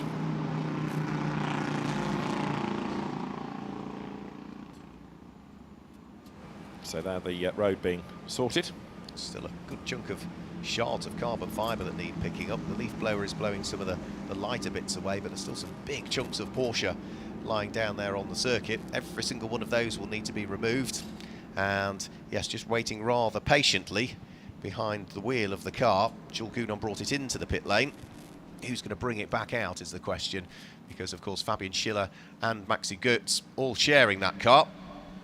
Not sure, David, whether you can tell from the crash helmet as to who might be behind the wheel of the 14 when it goes back out. It's being held. There's no obvious signs of activity. They've serviced the car. They're waiting for the clock to tick, that's for sure. It does look as though they're aiming for the 5 minutes, doesn't it? Yeah. Which therefore they can count as one of those regulation pit stops. And that's what comes down to knowing the regulations, isn't it? You know that. They'll have factored that in. They'll have been on the radio straight away to Jules Gounon saying, look, bring it in, we'll do the brakes, we'll let it sit there for 5 minutes, and that could be another one that ticks away. So right now, the cars have this slow period of circulating. Looks as though we're in the process of repairing the barriers down there as well. You can see the treatment of the coolant going on.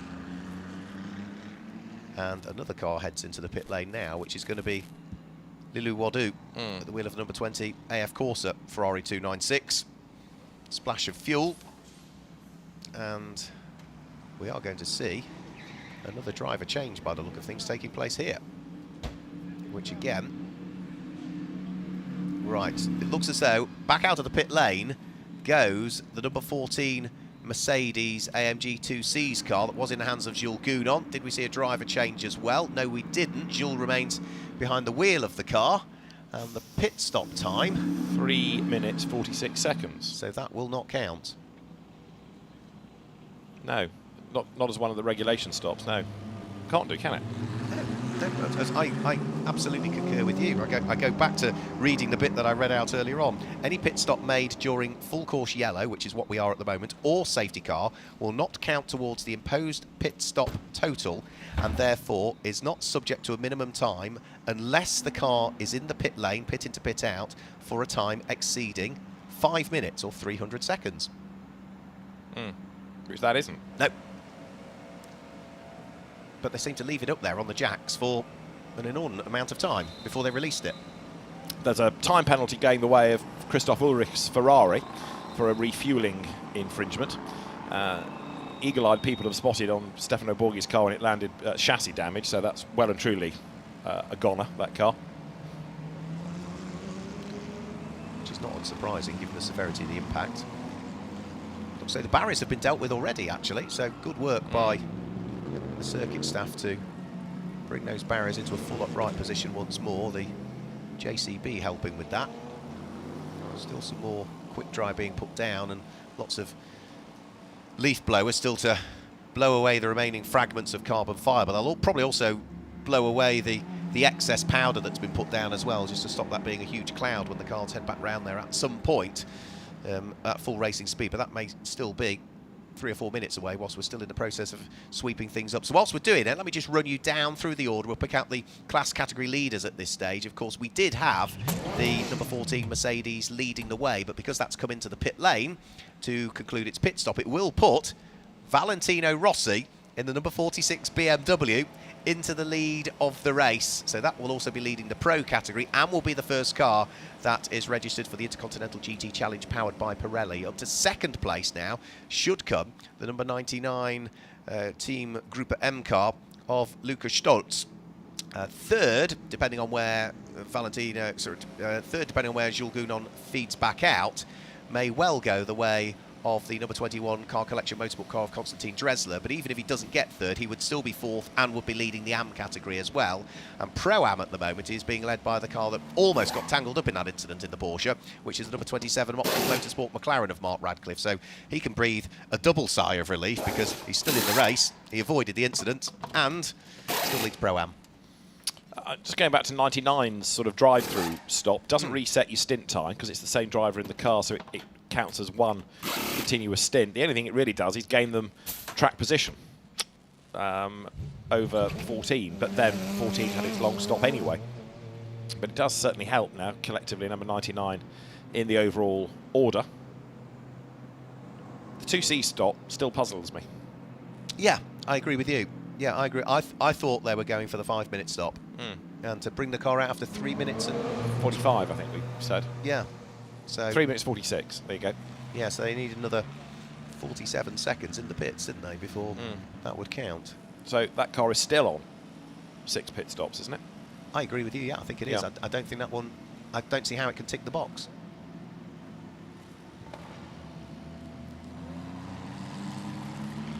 So we also saw a quick splash and dash stop for the number 33 car, which was the Herbert Motorsport car of Antares O, who is running in 10th position now. That's a car that's had its troubles throughout the course of this race. You can see the number 33 car on the screen there. The second of the 2 Porsches in that train of Porsche, McLaren, McLaren, Porsche.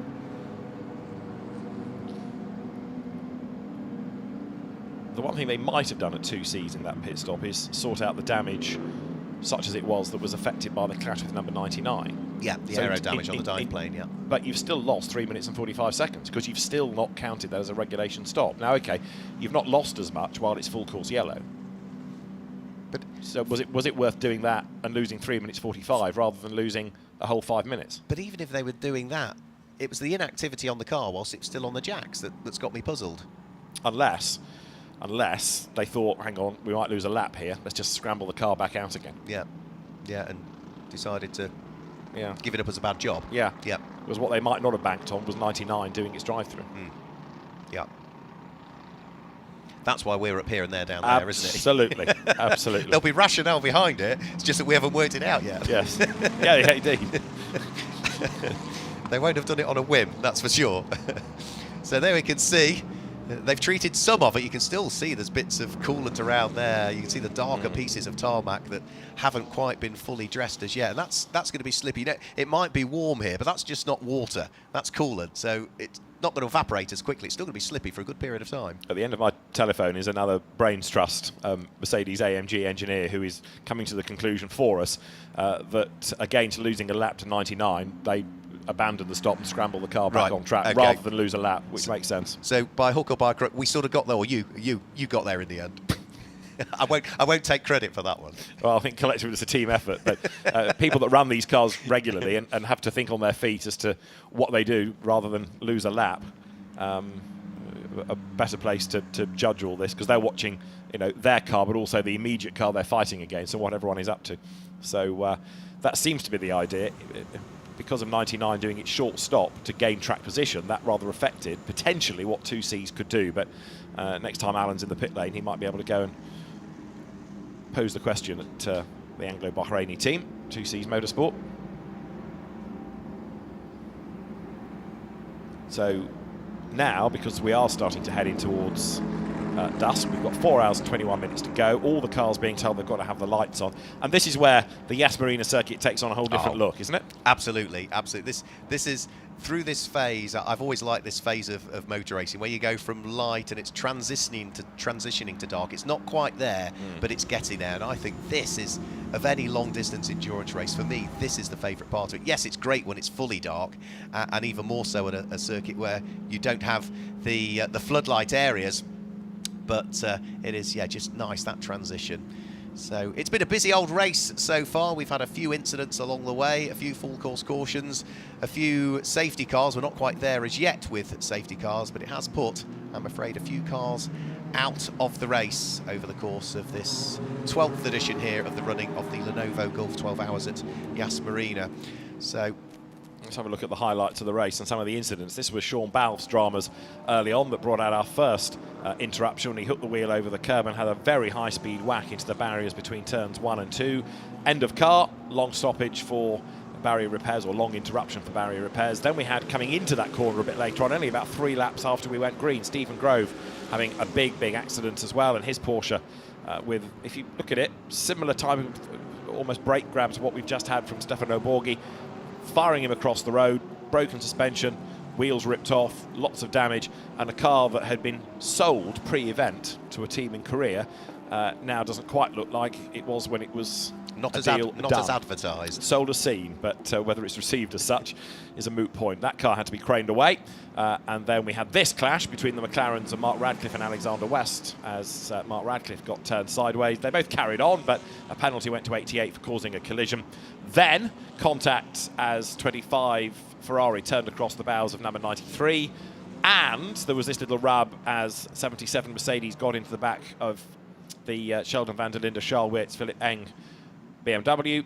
Around went Manuela Gosner, courtesy of Audi number 2, although that car was able to rejoin without too much damage.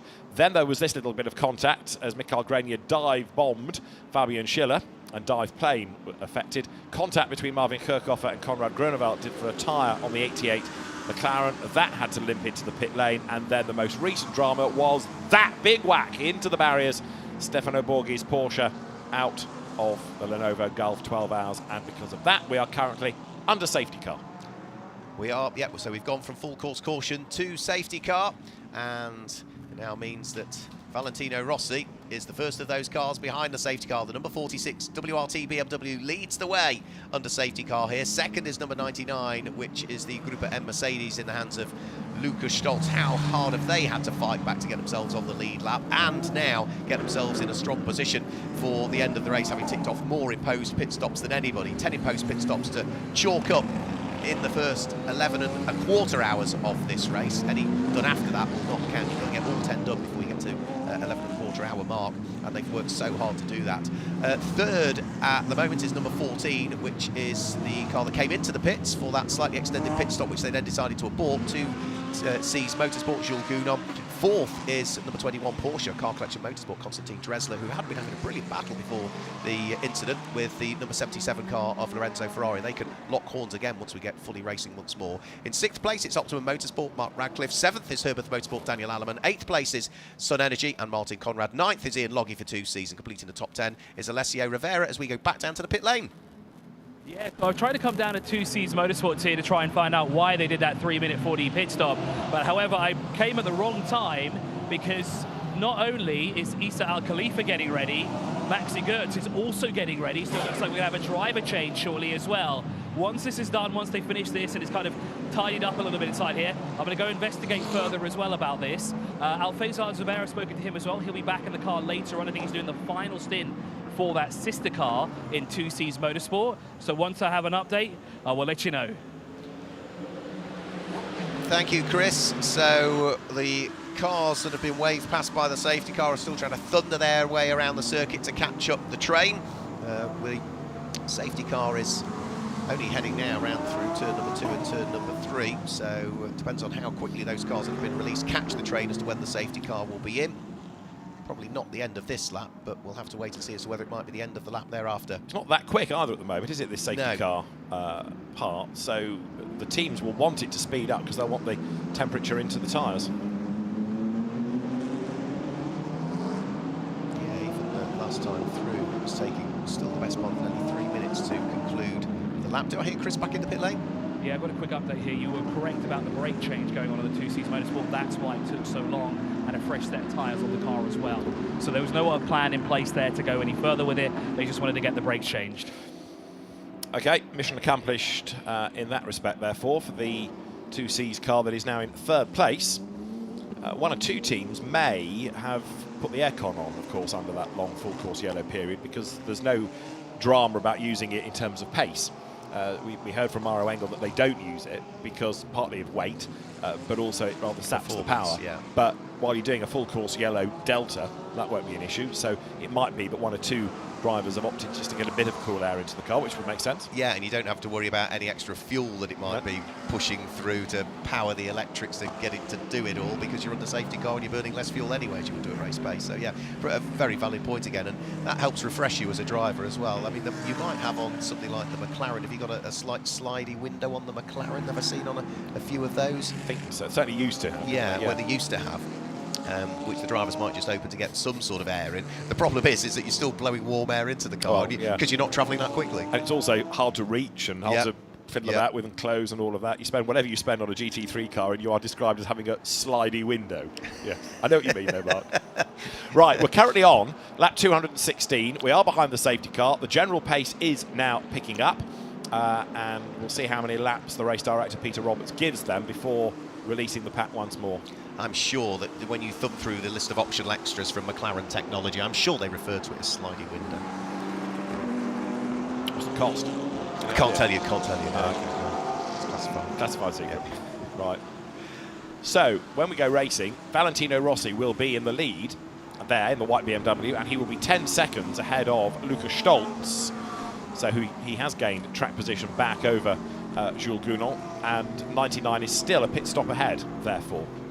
Now, did 99 do a brake change earlier on in the race that I didn't look at? I don't think it has. I don't think it has as yet, no. We always get them towards the tail end of the race, don't we? So, yeah, whether they are doing it. But I was quite impressed when we saw some of the other brake changes going on, how quickly it is. You know, on these new modern cars, which are designed specifically by the manufacturers for the longer endurance races, they purposely make sure that that whole process of changing disc and caliper is a rather quick one, isn't it? Indeed. Next question, therefore. Go on. And it comes in 2 parts. When will so that's 2 questions, though. When will 99 have to do a brake change? And this is a question for somebody that I know is watching at home in Australia, could 99 go to the end without a brake change? Is it marginal? Could you do it? Is that driver confidence dependent? Does it depend on how much they've used the brakes already? because if they don't have to do a brake change, then that would certainly help in terms of time. We're going to go racing at the end of this lap. Safety car in this lap.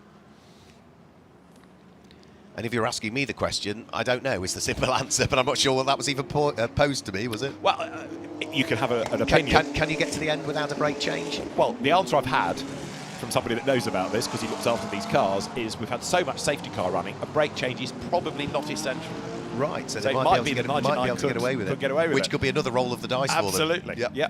Right, lights out on the safety car as we make the run up towards the end. For example, brakes weren't changed in the Bathurst 12 hours. I know it's a really different sort of a circuit, but you do stand on the brakes quite a bit around the mountain. Anyway, we'll worry about that in the remaining 4 hours, 12 minutes of the 2023 Lenovo Golf 12 hours. We're about to go back racing. We certainly are, and Valentino Rossi is going to lead the pack. The safety car about to peel its way round through turn number 15, and from there it'll keep turning right and in towards the pit lane entry.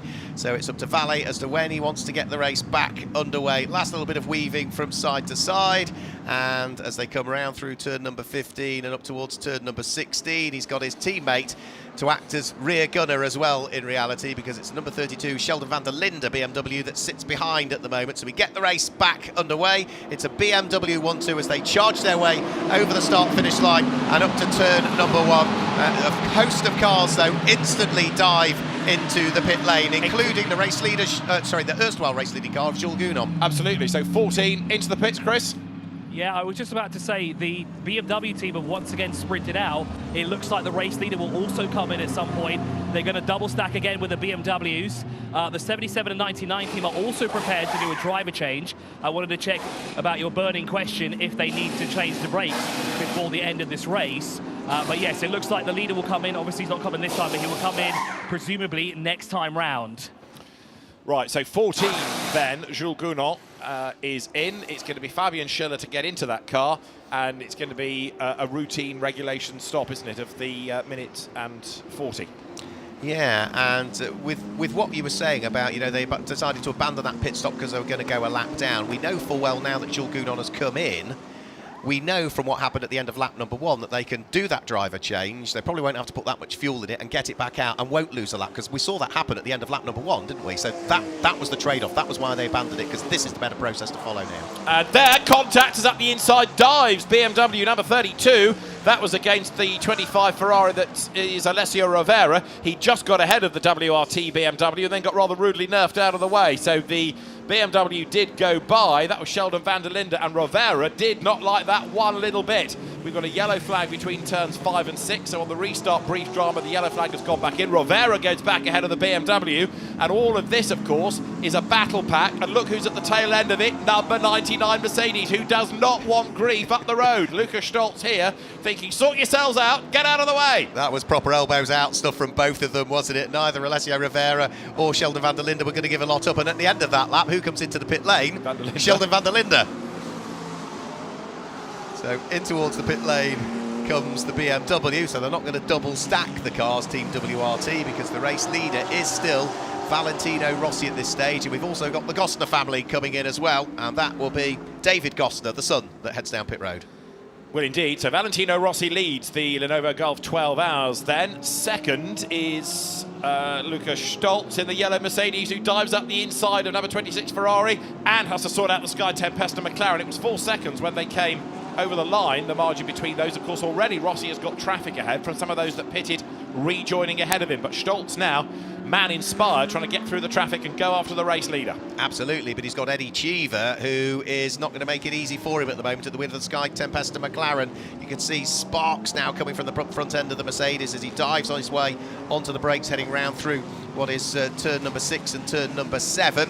Eddie Cheever is running in 12th position in the Sky Tempesta McLaren, but he is going to want to make sure that he keeps pressing on. He's not going to make it easy for Lucas Stolz to find his way through. Sheldon van der Linde still stationary in the pits at the moment, waiting for the clock to tick away before the second of the two Team WRT BMWs can get back into the race. As there, the McLarens go toe-to-toe. On the inside line is Cheever, on the outside line in 88 is Louis Pret. Behind them, is number 99 then. So Lukas Stolz second in the race, still trying to clear the traffic. Now what we also need to see further up the road is where number 46 BMW is in relation to number 14 Mercedes. I think number 14 has dropped behind and therefore dropped off the lead lap for the moment after that most recent pit stop, but the answer is about to be revealed because the leading train now comes down towards turn 16. And we've got back marker, back marker, back marker. Then the race leader, Valentino Rossi, goes through. So yes, number 14 has, for the moment, dropped off the lead lap. Yep, so this is the inter-manufacturer rivalry between BMW and Mercedes playing out, not just in the Lenovo Golf 12 Hour, but also the Intercontinental GT Challenge, powered by Pirelli. And if the car of Maxi Goetz were to catch the tail end of Valentino Rossi before either of them might be destined for the pit lane, Valentino is going to drive a very wide BMW, isn't he? Yeah, although Rossi is going to come in before the Mercedes because he's already done half an hour of a stint, whereas Goetz is fresh into the car. Yeah. So, yeah, I mean, he will get the lap back, but it also rather depends on lap times of number 14 Mercedes relative to 99. So Stolz is charging. His last lap was a 55.3, but he's stuck in traffic. Goetz is onto a flying lap now, so at the end of the next one, we'll see what he's capable of.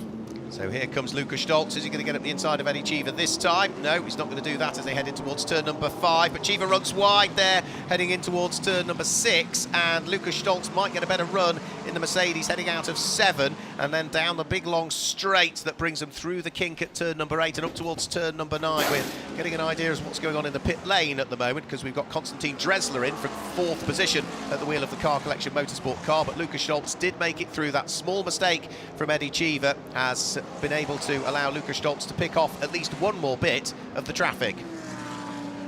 Yeah, so Stolz clears one of those McLarens, and so in the first sector, a little bit down on the BMW because of the traffic, quite a lot down in the middle sector, but now that he's pretty much through the traffic around him, then once he's got ahead of Louis Pret, then he's got a clear road ahead, and under normal circumstances you would say that Stolz is going to be quicker than Valentino Rossi, who is about to come up towards the timing line once more. There's this fight that includes number 27 McLaren. Ollie Milroy has taken that car back, and Maxi Goetz working his way through the traffic. He's right up against the pit wall. Look, those 3 sets of headlights fan out across the road. Goetz gets through that battle pack going down towards turn 1.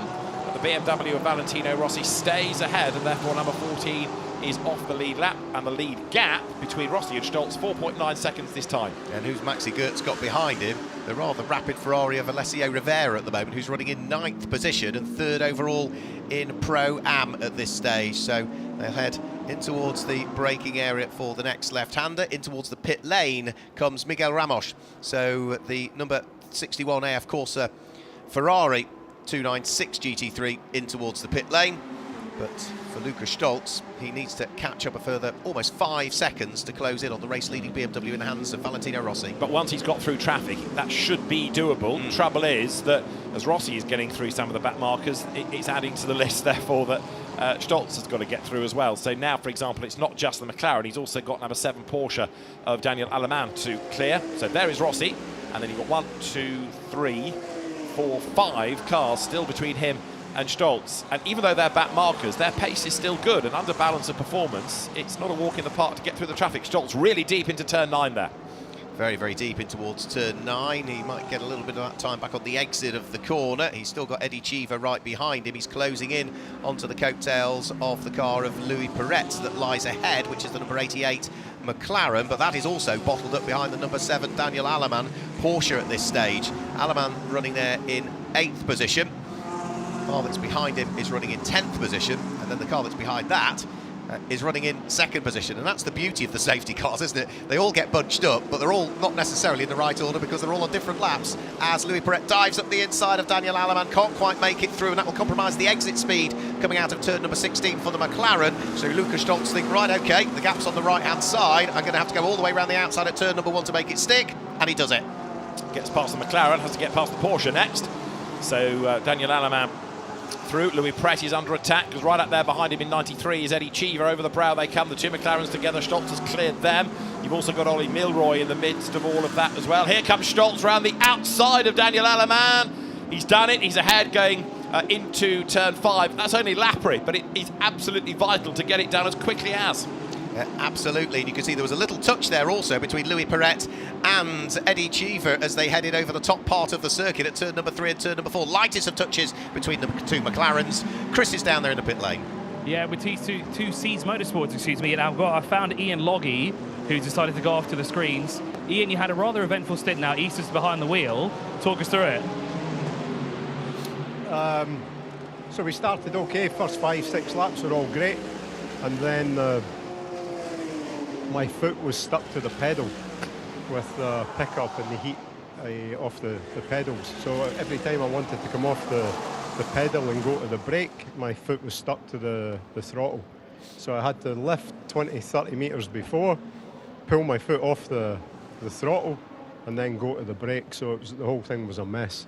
So you and Issa have the most amount of driving time with this, because obviously Alfredo Zubair is not doing too much of the driving here. Are you getting back in the car later on? Is that your stint done? 4 hours to go now, I'll be back in. How long till you go back in the car then? I would say an hour. Okay, so we'll look forward to seeing Ian Loggy back behind the wheel. Good luck. Of course, back up to you guys.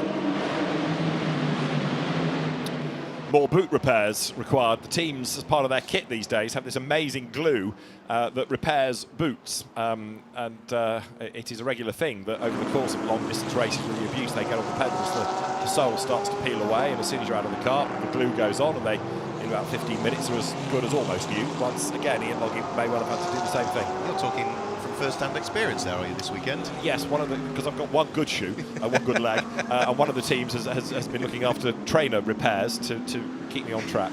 Yeah.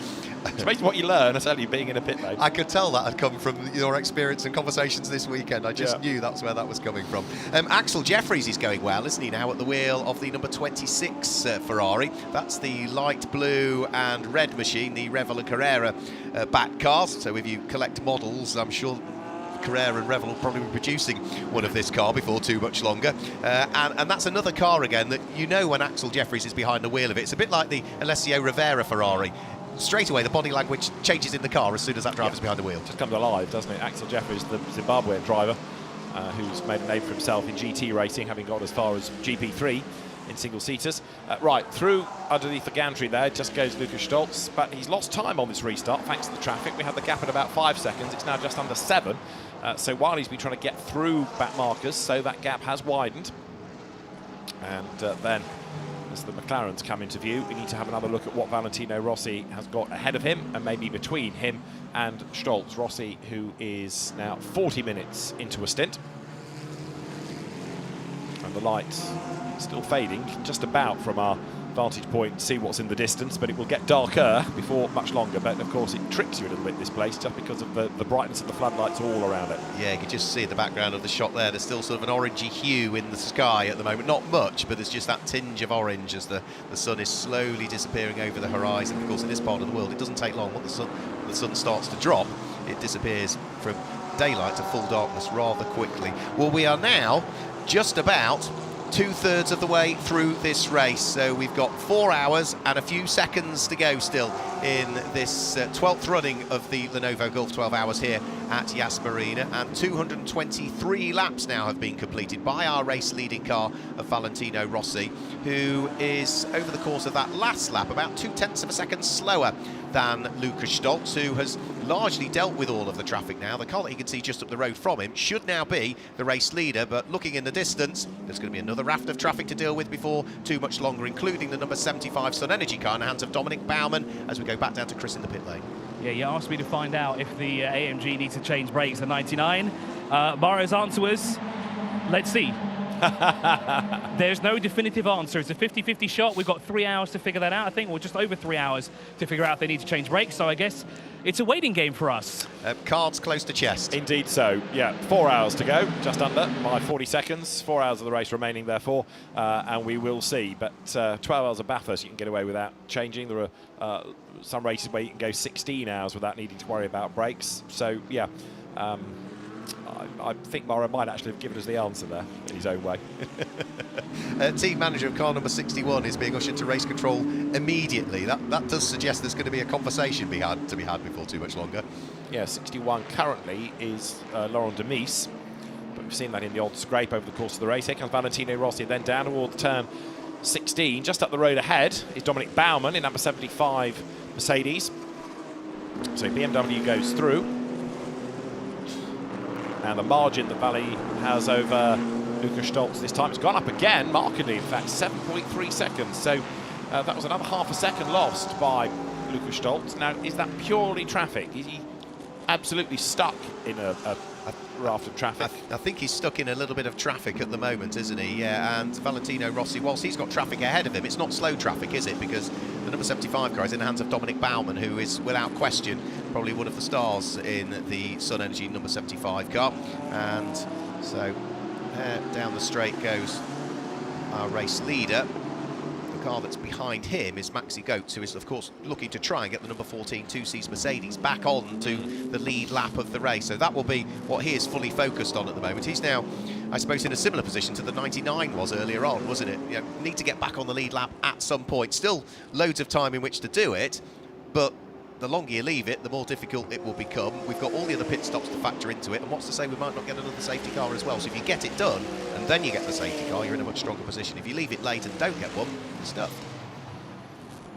So Valentino Rossi leading the way, 7 seconds clear of Lukas Stolz in number 99, who on the most recent lap was a little bit slower in sector 1, a little bit slower again in sector 2. And number 46 BMW also on 7 imposed pit stops right now. So it's 7 apiece between the BMW and the 99 and 14 Mercedes-AMGs in terms of the regulation stops. So they've all done 7 out of the 10. Right, so they're on equal footings then at this stage. So ever more important then that Maxi Goetz can try and find something over the course of his stint. So it should be reasonably easy to do because Valentino Rossi is an extra half an hour into his stint. So arguably the BMW will pit much, much sooner than the chasing Mercedes that's behind him, albeit that Mercedes is in third position. In terms of Intercontinental GT Challenge, top 4 cars are all in the Pro class. They're all eligible for point scoring in the Intercontinental GT Challenge. So Valentino Rossi, Lukas Stolz, Maxi Goetz and Lucas Auer. We've still got the leading AM car in 5th place at the moment. Car Collection Motorsport have always been right at the sharp end. They are not on the lead lap, but they are still ahead of all of the Pro-Am cars at this stage. And they've still got the trump card of Joel Stern to play. Yep. In the same way that 33 in 12 has still got Mattia Cairoli to play. And 27 has got a lot of Rob Bell and Ollie Milroy still to play. So the way the teams divide this out, especially where you've got to incorporate AM drivers, really is fascinating, and you can see how they attack it so that you've got your faster drivers for later in the race, which is when you potentially will need it. You've also, of course, then afforded the AM the track time for which he's probably done the paying. Yes, that's the thing, isn't it? Yeah, trying to, where you've got the paying customer, try and equate the track time as much as you possibly can, whilst also meeting the minimum requirements of the regulations. So let him be happy, he will get his drive time in, and the pros will, if you like, be paid come what may. But happy customer will come back. The Gosselin Mercedes goes over the line. They're also being summoned to race control, so their travails continue. But up front, Rossi to Stolz, 7.5 seconds, with Maxi Goetz in 3rd place, and he is lapping quicker than the 2 ahead of him. Getting an idea of what's going on at the moment with Ollie Milroy, who is now behind the wheel of the number 27 Optimum Motorsport McLaren. He is not far off these 2 McLarens that are still busy squabbling away. We saw a bit of contact between them a few laps ago. Louis Perret driving for Garage 59, the Sky Tempesta car of Eddie Cheever directly behind. They're pretty much nose to tail, but look behind them, there's another good little squabble that's going on. Axel Jeffries, who isn't a slouch, at the wheel of the number 26 Racing 1 Ferrari, but he behind him also has another car to worry about, which is another quick car, another car that's now in the hands of David Fuminelli, the Kessel Racing number 11 Ferrari, and just off that, as I say, is the next of the quick McLarens, which is going to be Ollie Milroy in 6th place. So all of the cars that Ollie is catching are cars that are behind him in the race at the moment. Now, Lukas Stolz is not that far away from another pit stop because he stayed in the car, didn't he? Yeah. And so he's been in it now for 1 hour and 54 minutes. 2.5 hours is the maximum you can do in one stint. A stint does not reset when you go down the pit lane in these regulations. I know it does at Spa, but not here. It only resets if there's a driver change. So if you're staying in the car, it still counts as one stint. Hence it's 1 hour and 54 from Lukas Stolz. He's not been out on track all that time. He has had a pit stop for obvious reasons, but it still counts as one overall stint. Out of the chicane, Axel Jeffries then in number 26, the Ferrari with the Carrera sponsorship. The company, or one of the companies, owned by Stefan Gounon, himself a GT racer, avid Ferrari collector and watch collector, and goes then down towards turn 9, out of which there is Stolz, and he's got himself a bit stuck behind Konstantin Dresler, hasn't he, at the moment, and that's not what he wants to be. No, and that's going to be a quick Porsche, isn't it, with Konstantin behind the wheel of it, because it's running there in 5th place overall, whereas Lucas Stolz is there in 2nd position. So there's a couple of laps between the relative Porsche and Mercedes. Last time through, Konstantin Dresler did a 1 minute 53.9. Lucas Stolz was a 1 minute 53.5. So now he's caught the Porsche. It is going to be compromising his pace, and he really wants to just keep cracking on if he can. So out of turn number 16, back over the start-finish line. He's nowhere near close enough still as they head up towards turn 1 to try anything, but it doesn't stop him flashing his lights and using all of the curb on the way into turn 1. There goes Louis Perret. He still sits there in what is 9th position, with Eddie Cheever right behind him in 10th place. So those two McLarens, remember, are still fighting for position. A little bit of contact up here at this part of the circuit just after we'd got the race back underway following the extended safety car period, because of the problems that befell the Stefano Borghi Tsunami Porsche, which put it out on the spot when it clocked the barriers on the run in towards turn number 5. But it's still BMW from Mercedes, Mercedes, Mercedes, Porsche and McLaren, the top 6, as we've now completed 227 laps. And that leading BMW, 11th at the end of the first hour. So it has chipped its way back into contention, back into the mix, and leads the way, with Lucas Stolz yet again having to try and get himself up through traffic. Konstantin Dresler a little bit scrappy going into turn 6, just went a bit too deep, and now Stolz much closer the other side of turn 7, and hopefully now can line up to make the move. He comes out of that kink at 8, inside line for turn 9, and finally Stolz clears the back marker. 5-second penalty for the number 73 MP racing car next time through, which is going to be the Gosner family. So that is something they'll have to serve on their next pit stop. But for Lucas Stolz, just having passed Konstantin Dresler, a flash of the lights, and for a split second there, I thought he was going to stick his nose up the inside to try and squeeze his way back through. That was always going to be a difficult thing to do on Lucas Stolz, but didn't stop him trying to put the Porsche up the inside and trying to distract Lucas Stolz. But yeah, nothing going as they went through turn number 12 and 13, up towards 14, on towards 15, and up towards the end of the lap. So Lucas Stolz, I think, finally has just about cleared that batch of traffic. But if he looks at the start-finish line, which is where he's going now, there's another big train of cars just heading round through turn 1. That's where the team at Car Collection need to be on the radio, though, to Dresler and say, look, you're leading AM comfortably, don't get involved. Yes, OK, it's nice to do well overall, but we want to win the AM contest. That's not a car you're fighting. Let him go, don't get stuck in. Let him go, sit on his tail. So eventually I think the message got through, so he might, Lucas Stolz, now have cleared the traffic, agreed, but he's 8.4 seconds back, so there's quite a lot of real estate to try to gobble up now, with 3 hours and 50 minutes of the race still to run. Yeah, our class leaders at this stage, well, Valentino Rossi in the Team WRT leads Pro. The AM category is Konstantin Dresler, and Pro Am is being led by the car that's in 6th place overall at the moment, which is the number 27 Optimum Motorsport McLaren in the hands of Ollie Milroy. Now the pit lane, after that last wave of post-safety car pit stops, very quiet, although the one that we are sort of teeing up is going to be number 99, Lucas Stolz. He's done 1 hour and 58 minutes, so if, Alan, you spot any activity around the Manfilter Gruppe M base, you'll know it's going to be for Lucas Stolz in within the next few laps. I shall base myself down there. Do you know, it's funny, because as soon as it gets dark at a motor race, everyone starts to get a little bit weary. As soon as the sun goes down, it's a natural thing. The difference here at Yas Marina is you come into the pit lane, it's daylight.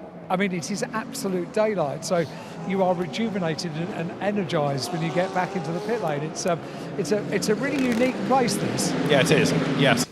There's a great battle going on out on track, isn't there, between Louis Perret and Eddie Cheever. The Sky Tempesta McLaren crawling all over the back of Perret, but as yet can't find a way through. Then you've got Axel Jeffries, but he's not on the same lap, but he's a distraction that Cheever could do without.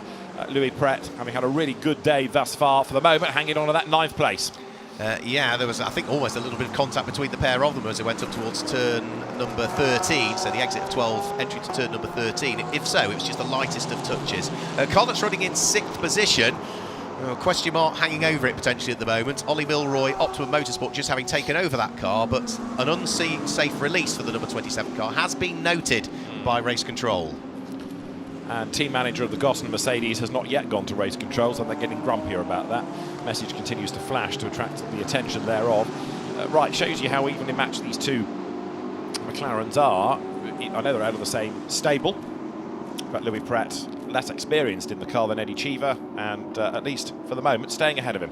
Yeah, Eddie Cheever, who secured the International GT Open Pro-Am title this year, is hounding Louis Pret, and again was probably slightly more confident on the brakes there heading in towards turn number 6 and 7. 8 is just a little kink almost, so they head instantly out of 8 and build the speeds again on the huge run down in towards turn number 9. Mechanics looking on in the pit garage. Is Eddie Cheever going to get a run this time heading up towards turn number 9? He's close, but I don't think he's quite close enough this time, so as long as Louis Pret gets the car turned into the apex, which he does, he's safe, he hangs on to it for the moment, but they're now heading to that part of the circuit where last time through there was almost a rub between the pair of them. A very wide goes Pret over the curb, gets it back onto the circuit, fending off Cheever for the moment, but Eddie looks the more secure, doesn't he, here? Looks the more, if you like, stable, and he's quicker therefore and closer coming up towards turn 13, so maybe the move is going to have to come at turn 1, and part of it will start any moment because he needs to be right on the tail of Pret out of turn 16 and then get the run down that long fast pit straight towards turn 1. Through they come then. This is turn 15 out of the right into the sharper right of 16, and this is where Cheever needs to pull the pin and try and get the line all the way down to turn 1. I think he's close enough to do it this time. Let's have a quick look. He's closing in the slipstream up towards turn number 1. Now he sits behind as they head round through turn number 1. Louis Pret looking as though he's probably a little bit slower on apex speed at that point, but as they head up towards turn number 2, 3 and 4, then in towards 5 will be the next overtaking opportunity. As in the pit lane again, we see the Audi. Xavier Knauf brought the Haas RT Audi into the pit lane, but yeah, back towards that squabble between Louis Pret and Eddie Cheever. Nothing doing as they head in towards 5. No, still Eddie Cheever hasn't found a way by. Axel Jeffries next in the queue. The lead gap is down fractionally, 8 seconds, as there the Audi rejoins, comes to the pit tunnel on exit, and they're ready to blast out the other side. So Louis Pret down towards the turn 6-7 chicane, and again Eddie Cheever closing right up, but again where you've got two cars the same, out of the same team as well, neither of them is going to have a discernible advantage, so Cheever is going to have to try and force a mistake out of Louis Pret, really, and he's not been able to do it thus far.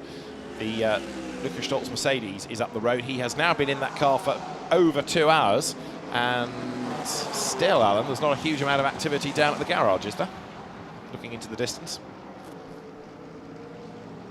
None at all, interestingly. They were just checking the gas pressures in the pit equipment, but other than that, no activities at all. They're nice and chilled, actually. Okay. Well, confidence might be going up. That might be why they're partly so relaxed about life. We'll see whether the car is imminently in. The leader has gone by, still keeping Goetz at bay, so keeping that off the lead lap. Change of the McLarens as Cheever gets ahead of Pret, finally coming through 15 and instantly gets away. So as the McLarens go through, the lead gap down by 0.6 of a second. Now Lucas Stolz is getting on with the program here. He's brought it down from 8 to 7.4. So 0.6 of a second gain. This is what we were anticipating. Of course, that's a much lighter Mercedes now, coming towards the end of a stint, so it's lighter on fuel. This might be Stolz's final hurrah, of course, before he comes into the pit lane. Yeah, so yeah, well, surely can't be too much longer before he heads in towards the pit lane. 2.5 hours is the maximum driving stint, so he could stay out there if they've got the fuel and the tyres and the car underneath them for another 26 minutes or so, but we haven't seen anybody go too close towards the maximum driving time. Louis Pret has lost the place to Eddie Cheever, as we saw, but Axel Jeffries has also unpicked him over the course of this lap, so that's the car that's running in 14th place that's also gone through. A few more pit stoppers as well. Alessio Rivera brings the number 25 into the pit lane, and also Stefan Lemery brings the number 20 Ferrari in towards the pit lane. So AF Corsa at the process of servicing 2 of their, 4 cars they've got amongst the entry list for this weekend. So there you can see the scrapes down the side of that car for Alessia. That little contact that was made just as we went back green flag racing, wasn't it? You know it's been a Rivera stint because it's been driven harder than ever. You can almost hear the car whimpering as it comes into the pit lane. Eddie Cheever's pace, interesting, isn't it? It took him a long time to clear Louis Pret, but having got past Pret, he has now pulled away inexorably and scarpering up the road. That gap widening all the time between those two McLarens. That is Ali Milroy. Now, Milroy's target is number 21, Porsche of Konstantin Dresler, so he's got to get a bit of traffic to clear before he can think about doing that. Race leader then, Valentino Rossi making his way up towards the timing line once more. He's just gone by 232 laps now in the book. What did we have last time? The gap at 7.4 seconds, and it's still 7.4 seconds between the top two. Yeah, the lap times between the pair of them were just literally 0.02 of a second in reality between Valentino Rossi and Luca Stolz, so he's still holding his own, isn't he, Valentino Rossi? Just going to show how well his driving has come on in this BMW over the course of this season. Bearing in mind it's really only, his second full season of racing cars in GT3 specification at this level. Pit stop still continuing for the number 20 Ferrari in the pit lane. We'll wait and see whether that's a driver change. In the meantime, Eddie Cheever still pressing on, managing to scoot his way past further slower cars. I think that was the Gosner family car that he managed to get through, which is now in the hands of Thomas Gosner. So it was his son that was behind the wheel. Dad now takes over for this particular stint, still with 3 hours and 40 minutes of the race to go. 232 laps chalked into the book. But still some great battles out on circuit. Not necessarily all for position because of the safety car period, but just going to show we've got a batch of drivers now, David, who might not be all there for position, but their relative paces at this stage of the race are all pretty evenly matched. Hence why they can't get past each other. Exactly, hence why the BOP worked, but why it can be a frustration on occasions, as Louis Pret gets up the inside of the Thomas Gosner Mercedes, which rather in turn gets crowded out wide on the outside line, but Louis Pret continues to blast on. That car up and down the order, having led for much of the first hour, but then punctures and time penalties have affected it to the point that it's now dropped back into 9th spot. Up front though, Valentino Rossi is about to come across the line. You're looking at the Gosners, this full family affair, dad, lad and 2 daughters, and they are never, with respect, the fastest combination, but they are stalwarts of the event and great to have them on the grid. Alan. One daughter who's fast asleep in the garage last time I popped my head right. In there.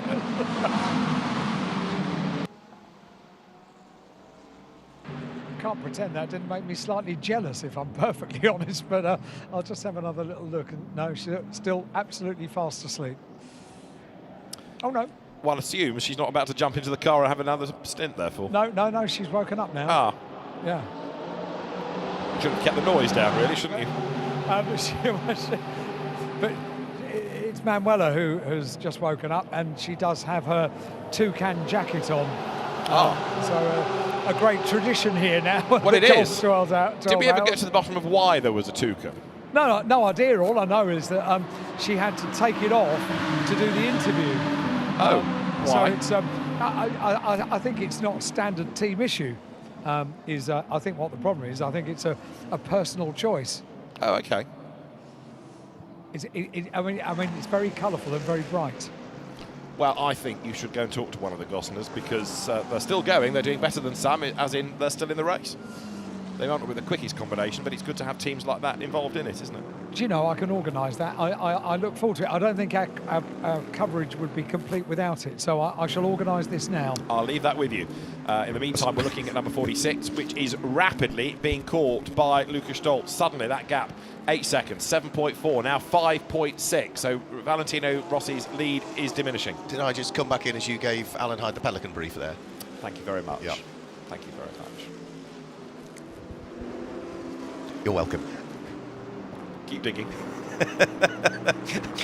And if you're wondering, rearranging my tumbleweed. And if you're wondering why, it's because the Gosner family suddenly, is it Manuela always wears a shirt with a pelican on, doesn't he? What? It's a toucan. Oh, it's a toucan. Yeah, we made that mistake last year, didn't we did say earlier on that two can play at that game. So we've left Alan to it. You got that one in, did you? Yeah. Right, okay. But thank you for the Pelican brief. I'll file that one away and ignore it later.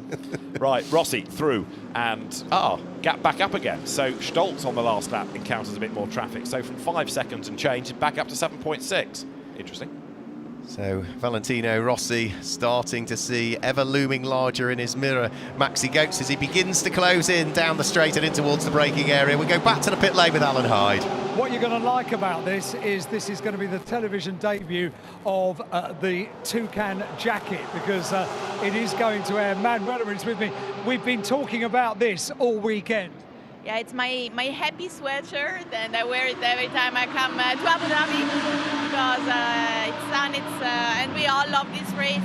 We are here now I don't know, 5th or 6th time to take part, and it's the race we enjoy most. And we are waiting for so hard all year, and no, we enjoy a lot. Is it? It's the one that you look forward to all year, is it? It's the sort of end of season family event, isn't it? It's a little bit like that, because it's a race not from the championship, so no one it's itself, so it's much more enjoyable, and everyone takes it much easier. So what have been the challenges this week for the team? Because you are just a small team, you're a family team, so what have been the challenges this year? For a small team with a GT3 car, just one car, it's always a lot of challenges. But I have to say this year, we did, every year we do one step higher, and the team improves and we get more experience and a lot of things. And this year, everything is going quite well so far. So the thing that threw me earlier on, the thing I found difficult earlier on, was all the team are wearing Ferrari Challenge suits, and we're not in a Ferrari. Yeah, I know. I saw that in the first day. I said, "Oh my God!" That no, we are improving the technical experience, but we have to work on the outfits. Yeah, well, exactly right. To the other things that you drive, how would you describe this Mercedes to drive? Oh, I love the Mercedes. It's a fantastic GT3 car. During the year we are taking part in the Ferrari Challenge Championship, which is a cup car, which is a fantastic car. But the GT3 is one level higher, and the Mercedes is an amazing car, and we love to drive it here around Abu Dhabi. Manuela, I absolutely love your enthusiasm for this event, and the fact the family are here all racing together. There was just one thing I said. Did I see you just having a doze? Were you asleep? I was really asleep. But I had a double stint and another stint, and but I have to do the last one. You've been working hard and you've got one more stint to do. Yes. So I was repeating the turns and the curves. Well, I'm sorry I disturbed the sleep, but thank you so much for talking to us. Thank you so much. Thank you so much. Ciao. Manuela Goetz down here in pit lane, which is absolutely fantastic. A family event and a little toucan as well. There you go. What more could you ask for? Mission accomplished, Alan. Well done. And as you've been doing that, so 73, the Gounon Mercedes into the pit lane for its next regulation pit stop. But yeah, the event needs people like the Gounons. Privateers, they're not here to win, they're just here to have fun. It absolutely does. Her enthusiasm, when you make eye contact with her during the interview, it was exactly the same last year. It's just a passion and enjoyment. It's an effervescent passion, yeah. and it's fantastic. Now, Manuela Gounon was saying that she needed a little nap after a long stint. Lucas Stolz might be the same, Alan, because he's still in the car and he has been for 2 hours and 13 minutes and counting. So he can't be far off a pit stop, he says yet again. I'm not that far away, because the Gossler's garage is just a door down from no activity, nothing to see here. Nothing to see here. One of the team actually a little bit earlier on, when resting, was doing something I've never seen before, using a bottle of mineral water as a pillow. I can't imagine it's particularly comfy, but it just went into the sort of into the nape of the neck, and it seemed to do the job. Water to rest your head and go to sleep. That would be like a pill-o. There we go. Right. Give it space to breathe. Listen, it takes skill to be this bad. Don't knock it. Right. Any more aviary-related news from the pits, or can we put the toucan away for now? No. I'm just pleased she had the jacket. We've talked about it throughout the course of this week, and there it is. It makes a colourful and joyful return. What was it? Manuela called it my happy jacket. Yes. How cool is that? Exactly. She was certainly very happy. And you're right in saying, this event needs people like that. The focus next year, because it's not part of the Intercontinental GT Challenge powered by Pirelli. Next year, the Lenovo Golf 12 Hours, it returned back to sort of more of a Pro-Am arrangement, possibly moving away from what is a 12-hour race to a 2-part 12-hour race as we used to have. And also, of course, there'll be extra slots that are available. So the winner of the Winter Masters, which is the Portimao race, which brings the spirit of the Golf 12 Hours into Europe for the first time, and takes place on the 3rd of February. The winners of that are going to be allocated spaces for next year's running of the Lenovo Golf 12 Hour, aren't they? Yeah, I mean, in those sort of earlier days, it was, in a sense, a bit of a catch-all, but therefore there was extra opportunities for people to come and race, whether you had a Cup car, a GT3, a GT4, or even for a time there were prototypes. Again, GT3 is so strong globally, there are so many cars available. Some of the AMs thinking, well, it's now a bit serious, a 12-hour Intercontinental GT Challenge race. They might be tempted back without IGTC. Yeah, I don't know what the class structure is going to be for next year, but it may well be back to multi-class again. We might see the Cup cars back, we might see the GT4s back. I don't know, it's not been announced as yet. But I suspect one or two of the teams, or the drivers, that have thought, no, I don't really want to spend my time on the track against all these manufacturer pro drivers, may well say, yeah, great, I'm back, count me in. Where do I sign? And it's going to be interesting to see how the Portimao race fares up again, which is going to be what, first weekend of Feb? 3rd of February, yep, scheduled to be at Portimao, which will be a GT3 and GT4 race, won't it? So yeah, it'll be interesting for that one. Again, run by Gulf Motorsport, the organisers of the Gulf 12 Hours. So Luca Stolz, having got past Valentino Rossi, Maxi Goetz, having got past Valentino Rossi on track, is now starting to pull away. So that important overtake gets the number 14 Mercedes back on the lead lap. Luca Stolz, who we see heading up towards turn number 1 now in the 2nd place Mercedes, is 6.4 seconds behind Valentino Rossi, but was only less than a 1/10 of a second quicker than him last time through. Yeah, it was hovering around the 8 mark, then it came down markedly, and now it's plateaued again.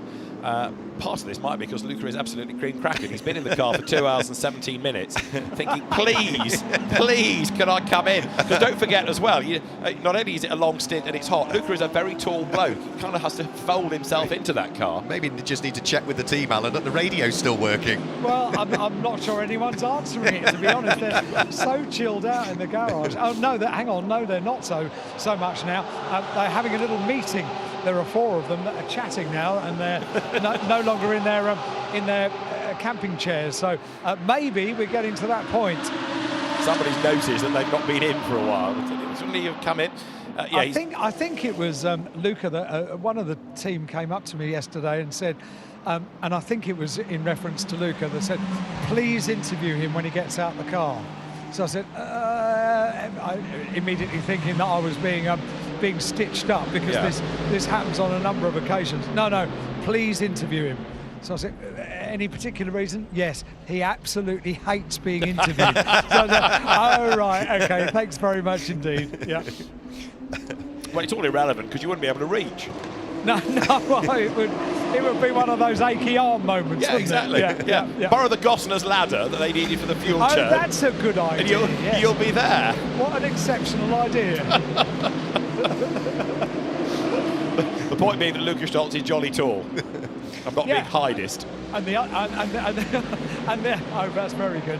And the other point is that, of course, I'm almost part of the family with the Gosners now, so I'm fully expecting to be invited to Christmas lunch. Well, as long as you wear your toucan pullover, that'll be fine. Yes, exactly. I want a happy jacket too. If you don't appear at a token meeting next year with a toucan on your chest, then Mr. Gow and I will have words to get rid of you. I look forward to the moment. We've got the 88 car into pit lane. The garage 59 McLaren is into pit lane. And driver change soon to be effected, I reckon. Fuel is going in at the moment, so 88. Louis Pret it was. That time we had a Marvin Kirchhoff stint, I think, again, isn't it? I would have thought so, yeah, because Alexander West was in one just before Louis Pret. So, yeah, if you're following the natural pattern, then you'd expect Marvin Kirchhoff to get behind the wheel, because he's not done that much, has he, as yet, Marvin Kirchhoff? Looks like Alexander West getting back into me. Again, could be. They want to keep Marvin for a double stint to the very end. Yeah. And also, it's not only keep one driver, it's also satisfy the regulations with the other. So if Alexander West hasn't done, or Louis Pret hasn't done the regulation drive time, we need to make sure that box is ticked. Alan? Just to confirm that Marvin is standing by and actually taking photographs of the pit stop. So he's got his overalls sort of wrapped around his waist, and is watching on and talking to the team at the moment. Did we have an update on Sean Balfe, by the way? Only Alan that he was taken to hospital for some X-rays on his ankle and his ribs, but no further update from that as yet. Yeah. Okay. Well, I will give an update in as much as it's nothing official, but I've spoken to him firsthand because he has been back at the circuit, which is good news. He's in a wheelchair. He has done exactly what you did, David, and is wearing a boot as well. And you know, I just felt really sorry for him. What the engineer said about him just constantly apologising, he was saying to me that it was just such a treat to be back associated with McLaren and to be racing here, and he just felt incredibly sorry. And I said, do not worry, I'm not going to put a microphone or a camera in front of you just to know you're okay. And he said, as okay as I can be. His ribs are sore, and unfortunately he's hurt his leg, and it's in one of your Addison boots. Well, you see our stock trends, don't I? Clearly. Everyone's been asking what it's all about, so Sean clearly felt he had to go and get one. Yeah. Wants to be down with the cool kids, does Absolutely. he? Yeah. Absolutely. Yeah. Addison starts a trend. Now, there's a sentence I never thought I'd say. For one night only. Yeah. Oh, well. Get well soon, Sean Balfe. Yeah, exactly. From all of us, yeah, very much so. Yeah. Antares O heads into the pit lane at the wheel of number 33 Herberth Motorsport Porsche. Looks as though he's going to have a driver change here as well. So refuelling is done and dusted. Car goes on to the air jacks. And who's going to jump back inside that number 33 car? It's been a while since we've seen Matteo Carioli behind the wheel of the car, so you would have thought possibly him, and I think it is, isn't it, looking at the helmet? Yeah, I would say that was Cairoli. So Matteo Cairoli into the car. He has had one stint, was very, very rapid, but again, they need to make sure that the other two drivers' regulation times are satisfied, and now they can probably use him to the very end. Lukas Stolz has got less than 8 minutes to come into the pits, and he doesn't come in this time. If he goes over the 2.5 hours continuous drive time, then there's going to be a problem, and he's done 2 hours and 22, and it's going to be about 2 hours and 25, give or take, by the time he completes the next lap. So he's running out of time to come to the pit lane, although there are finally people emerging from the Grupper M garage.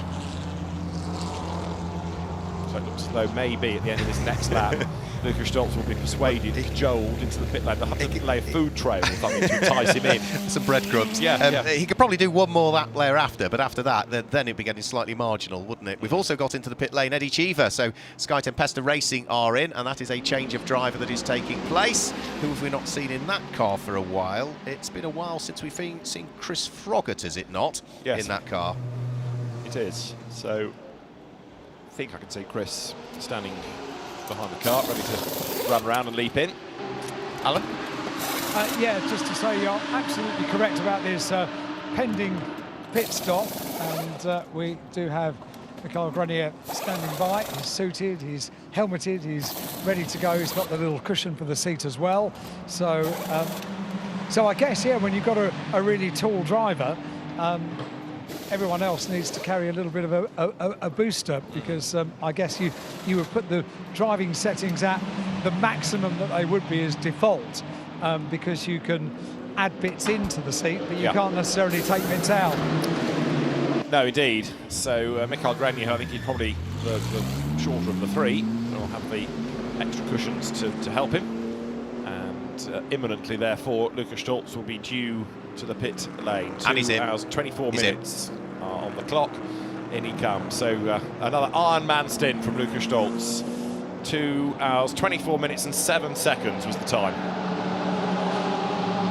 It would be completely unfair of me to chat to him as soon as he gets out the car. If I am right, and it was Luca that was the driver they were referring to, out of fun to interview him because he doesn't particularly like doing interviews. Maybe it's just he doesn't like doing interviews straight out of the car. When he's tired and he's done a long stint like that, you wouldn't believe it, the way he leaps out of the car, closes the door, the fuel is going in, he walks over to where Mick is standing, and as soon as the fuel is finished, they'll effect the driver change. Two of them will be working together. The team of boys are going to action now. Whoa! The amount of brake dust that flies out from the right front of the car. It's going to require a fairly intense windscreen clean as well. And I think now the radio connection goes in, the side netting goes in, and closes the door, walks away. Lukas Stolz, a little bit of a jog over towards the garage. Doesn't look anywhere near worn out. It's quite incredible the level of fitness these drivers have got. Driver change effected. Great noise. The car's grenier at the wheel. Beast is the right word, isn't it? On the back of the garages, for the sake of boring people that have heard me say this before, but very much for new viewers, on the back of the garage it says Beast Mode On, and it could not be more appropriate for the Mercedes. It sounds amazing, absolutely incredible. Well, you've got another important pit stop there at the moment, Alan, because the overall race leader, Valentino Rossi, is in. And it's been I can say this, can't I? It's been a monster stint as well, hasn't it? And, very good. Thank you very much. I nearly used that to a driver yesterday that's sponsored by Red Bull, and I had to put the handbrake on at the very last minute and realise it was a very inappropriate thing to say, but I can say it about Valentino because he's done great work, been leading the race here for the Lenovo Golf 12 Hours. It's probably one of his better drives, actually, because he's kept the car where it needed to be. Absolutely right. Jogs over to the other side of the white line, so he can assist in the strapping in. I'm going to do my best to get a word with Valet after this. It might require a little bit of time before we do so, but we've not spoken to him since the grid, I think. Have any of my stand-ins grabbed a word with him? No. OK, in which case I will do my best. I've been very good. I haven't bothered him, but it will be time to celebrate here, and we're applauding already. They are applauding because something else needed to be done. So Valentino walked away from the car. Something's not right. So something is not quite right here, and the team have gone over to assist. They've got the left door open. You can hear them shouting. The car hasn't gone. It's still here. No. And I don't know what the problem is. It fires up now. Absolutely no idea what the problem was there. And Valentino sort of shrugs as he walks away from the car. This is tricky to work out exactly what the problem was. Valentino was helping to do the driver change. Dries Vanthoor was looking on as well. And it is now Nick Yellerly that's at the wheel of the car. Lost them about 14 seconds, whatever it was. Yeah. I mean, you heard all of the shouting that was going on, and I'm really not sure exactly what it was. They are now looking at the screens. Valet takes off his helmet and hands device. The balaclava will come off in a moment. I'm wondering if the netting maybe wasn't clicked in properly and it fell back away again. Do you think it might have been something as simple as that? Yeah, something as simple as that. So little and simple. The netting wasn't clipped back in or wasn't put in or something like that would be my guess, Alan, because it didn't take long to sort, whatever it was. No, by the sounds of it, 14 seconds of shouting, running and opening the car door again and closing it. So it's a peculiar one. It's not my moment to have my chat with Valet, I don't think, because I think they need to just reflect on that stop, and I'll come back in a few moments to have that conversation. But, yep, something not quite right. There's never a moment without drama at this event, is there? Very true indeed. So yeah, we'd like to hear from Valle about his stint. We'd also like to find out from somebody what the problem was all about. Number 14 has just been through the pit lane as well, so that is its 8th stop. So it's on as even now. The top 3 are all on 8 regulation pit stops, so they've got 2 to go. I do notice that the number 46 car's gone back out there, but it's still ticking away as Valentino Rossi behind the wheel, so the stint time is still clocking up at the moment. It did that earlier. Did it? Right, took a lap or 2 for it to correct itself. Tell us it was Dries Vanthoor, even though we knew from what Alan had said that it was Dries of the car, behind the wheel of the car, I should say. So, race leader is now Mikael Grenier. So I understand from Dries Vanthoor, and he said, I can report this, it's not official. The problem was the pedal box was stuck. And I said, is it okay? He said, we have no idea. We don't know at this stage. So, yeah, that was the problem. So that's more severe than a bit of netting, isn't it? Yes. Absolutely. Yeah. You need to be in the correct driving position, and if you're not, if the pedal box is too close, that's going to be uncomfortable. If it's too far away, you're going to be stretching towards it. You're not going to be able to get full pressure on the brake, which is probably even worse. But yeah, it's all adjustable pedal boxes, adjustable reach and rake on the steering, as well as the seat inserts. You need to be comfortable in the car. Absolutely. If you're not, it affects your performance. There's a mechanical warning flag, the meatball flag for Ferrari number 51, Krasen Landauris at the wheel of it, because it's got no rear lights. So that car needs to be in. It's one that's missing by the look of it. It's got one on the right-hand side. The right rear light is on as it heads under turn number 14. But the left, the left is missing. Right. So no, the left. Race control not happy. They want it in and sorted. So the mechanical warning flag goes, which is you may have a problem that you're not aware of. But it's coming up on the timing screen as no rear lights. So that's the official message. I suppose if it's got to be the full set to count, really, hasn't it? Anyway, into the pit lane comes then now 73, the Gusners. Also, who else have we got in the pit lane? 51, Krasen Landauris is in. So they'll try and sort the lights now. Yep, so Krasen Landauris heads in towards the pit lane. They'll utilise it as one of the opportunities to tick off another one of those pit stops as well. So refuelling going on. Krasen Landauris is going to get out of the car by the look of things, which means that is the end of his driving stint.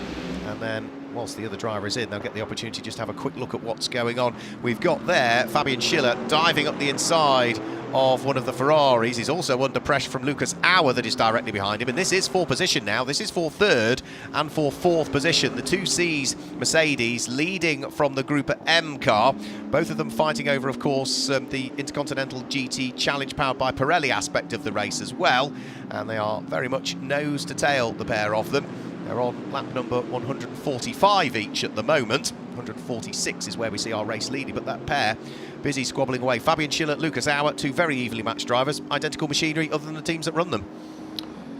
Yeah, so Grenier through last time after Lucas Stolz's mammoth stint. Another Mercedes still pressing on. Dominic Baumann coming down towards turns 6 and 7 in number 75. His next target on the road is going to be Lucas Auer, as Ferrari 51 is into the pit box, now into the garage, and they try and sort out the bulb or the fuse or the whole lighting assembly, depending on where the problem is. But as soon as a car's in a garage, you know it's going to be there for a while and it's going to lose time. So as we nudge towards the 3-hour mark, 3 hours 15 minutes still on the clock, the race leader Mikael Grenier from in 2nd spot Nick Yellerly, number 46. In AM it remains number 21 Konstantin Dresler in 5th place overall, and Pro-Am remains the Ollie Milroy McLaren, but being chased by Dominic Baumann, so that's where the fight's going to be for honours in Pro-Am. But still, there is longer than a conventional, for example, World Challenge Europe Endurance Cup round to go. Yeah, so we might have had, the best part of nearly 3/4 of the race, but still 3 hours of it to go. And even after all of this racing, there's still only, 9 seconds between 1st and 2nd in the race between Mikael Grenier and the Team WRT number 46 BMW that was taken over by Nick Yellerly. Even though it's still showing Valentino Rossi, yeah. So I'm surprised actually that we've not had more noise from the team, because as you made the point that the stint time is being continued, and that affects the other calculations. Well, not really in Pro, because there isn't a regulation on drive time there. It's only where you've got an AM or a bronze. The only thing it does do is you can't do more than 2.5 hours in one go. Yeah. But we know we've seen Valentino Rossi get out of the car, but I would have thought the team would be trying to identify now with the timekeeping service exactly who is behind the wheel. The scrutineers are having a look at Ferrari 51, and Alan is in the pits. Yeah, just to say, I've been watching Valentino describing to the team and describing as only an Italian can, with huge arm movements and shrugs and all sorts of very demonstrative explanations of exactly what the potential problem was. But bear in mind, he was leading the race and doing a quite superb job. The question is now, this pedal box, if it was stuck, was it causing a certain amount of awkwardness when Valentino was in the car as well?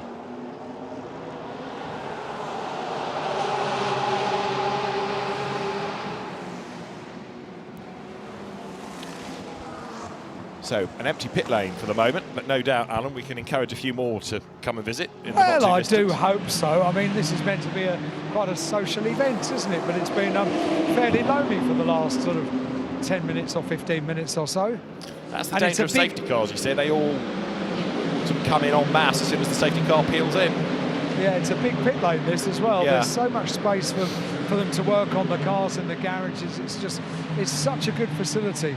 Valentino is still describing things that were going on, still, with body movements, with shrugging, with arm movements, just basically being Valentino,